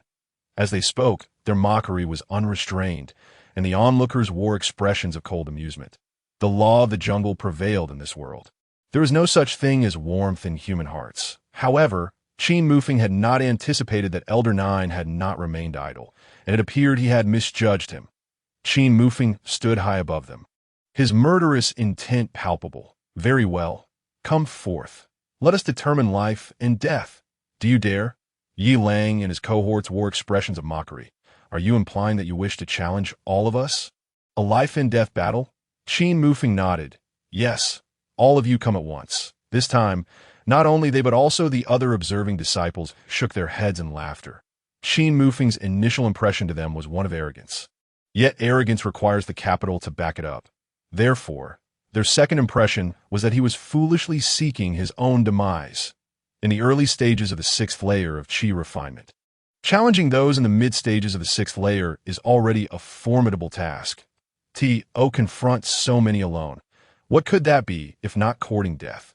Ignoring the derision of the crowd, Qin Mufeng fixed his gaze upon a few individuals and repeated two words, "Dare you?" Inquiring again and again, the likes of Yalong were gradually incensed, and suddenly they leapt onto the training platform, declaring, "Very well, since you seek death, we shall oblige." At that moment, an elder from the martial arena appeared on the stage, glancing at Qin Mufeng and then at Yalong and the others, and calmly inquired, "Have you made your decision?" "We have." Qin Mufeng nodded, and the others from Yalong indicated their agreement. The elder nodded, produced a life and death contract, and once Qin Mufeng and the others signed it, he proclaimed loudly, "From this moment forth, this battle is a life and death contest, mutually agreed upon, with no grievances in life or death. Begin." All eyes were riveted on this life and death duel, but a single fighter against many. Such a spectacle had never before graced the Sacred Wind sect. It was a historical first. Although they held little hope for Qin Mufeng's victory, the battle was undoubtedly worthy of attention, perhaps destined to become a tale recounted among the disciples. As the elder's words fell, he retreated to the side, and Zhao Wushuang stood behind Qin Mufeng, cautioning, "Be careful."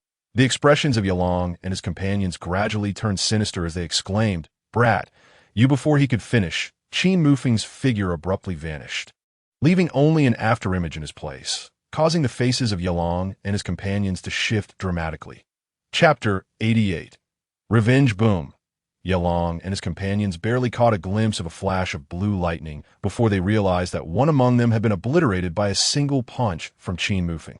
All present were rendered speechless, staring incredulously at the lifeless body below the martial platform, its eyes wide open in death.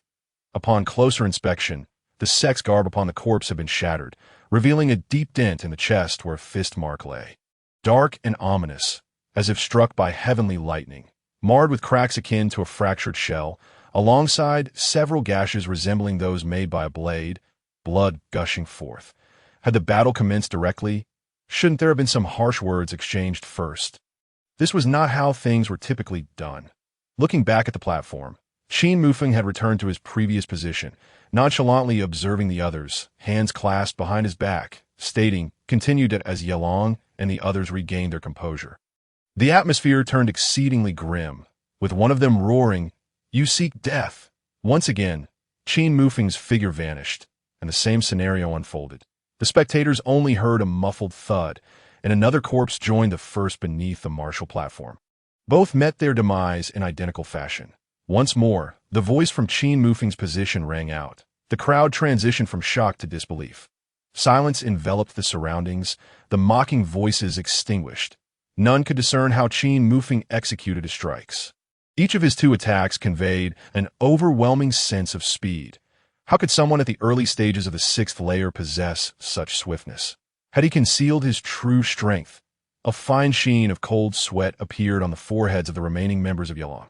Their expressions twisted in rage as they declared, "This brat is peculiar. We must attack together." With that, they summoned their respective magical instruments and unleashed a barrage towards Qin Mufeng. Observing this, Qin Mufeng merely narrowed his eyes, seemingly unconcerned. Then, with a flash, he appeared directly before one of them, unleashing a thunderous punch upon their chest.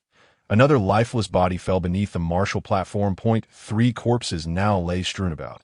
This time, the positions were reversed. Qin Mufeng continued to stand with his hands clasped behind his back, asking, "Is there more?" The remaining members of Yalong paled slightly, and among them, 2 or 3 displayed glimmers of fear in their eyes. They realized they were being toyed with. Indeed, it was nothing short of mockery. Everyone comprehended the gravity of the situation. Qin Mufeng, the blood butcher, possessed the strength of the early 6th layer of Qi refinement. Yet his combat prowess had long surpassed that tier. They had ultimately underestimated Qin Mufeng. The moniker Blood Butcher was not self-bestowed, but rather a title conferred upon him by others. Not far away, in the audience, sat a trio of striking figures, 2 young men, one an elegant scholar and the other a stoic youth, alongside a stunning woman whose beauty was truly captivating. The scholar, holding a jade fan and smiling, inquired, "What are your thoughts on this individual?" The stoic youth, clad in black, replied expressionlessly, "Within the realm of the 6th layer, none can rival him. He is formidable." After a moment of contemplation, he added, "However, his bloodlust is too intense. It may lead to trouble." If it were me, having a dear friend so severely beaten, I would react similarly, the scholar chuckled, his gaze shifting to the disfigured Zhao Wushuang. The blue-clad woman remained silent, her attention fixated on the martial platform. Noticing her intense focus, the scholar teased, "With that look, you wouldn't be developing an interest in him, would you?" Feeling a stir in your heart. The blue-clad woman turned to regard him, but said nothing. The stoic youth abruptly shifted slightly to the side before resuming his seat, fixated on the scene before him. The scholar felt a chill from her gaze, as if ice had settled upon him. Only when the cold dissipated did he chuckle. "I stand corrected." As the frost melted away, the blue-clad woman turned and gracefully departed. The stoic youth cast her a sidelong glance and murmured, "Why provoke her?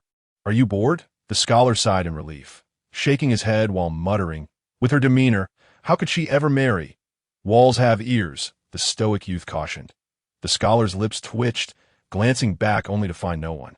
And he promptly relaxed. Both maintained their silence, eyes glued to the stage on the martial platform. Qin Mufeng remained unmoved, while beads of cold sweat dotted the foreheads of Yelong and his companions, their jaws clenched in trepidation, their hearts pounding. They all recognized they had kicked against an iron plate. One among them, unable to withstand the pressure, discarded his magical instrument and, in terror, looked to the elder acting as referee nearby. About to speak when Qin Mufeng suddenly appeared before him, his fist coming straight for him. Bang! Under the gaze of the crowd, he flew like an arrow, landing near Zhao Wushuang, trembling momentarily before blood poured from all 7 orifices. And he perished. He had intended to surrender in a life-and-death battle. One could escape calamity simply by admitting defeat or surrendering. Yet, how could Qin Mufeng possibly grant them such an opportunity? The hearts of Yelong and his companions sank like lead. It was clear that Qin Mufeng was intent on pursuing a relentless vendetta. Even in their fear, they now understood that there was no escape. That moment, a damaged spirit sword materialized on the stage. And Qin Mufeng's voice echoed, "If you can allow me to wield this sword, I will consider it your victory, and I shall take my own life. What say you, sword cultivator?" All present widened their eyes in disbelief. From the outset until now, Qin Mufeng had not drawn a weapon, and they had subconsciously assumed he relied solely on his fists, practicing martial arts as a physical cultivator. Yet now, he brandished a sword and uttered such words. They understood. They had all misjudged him. Qin Mufeng was not merely a physical cultivator, but a sword cultivator. This meant that until this moment, he had yet to reveal his true capabilities. The faces of Yelong and his compatriots contorted with fury. Qin Mufeng's actions were a flagrant insult, a blatant and raw humiliation. Despite their numbers, they had failed to compel Qin Mufeng to unveil his genuine prowess.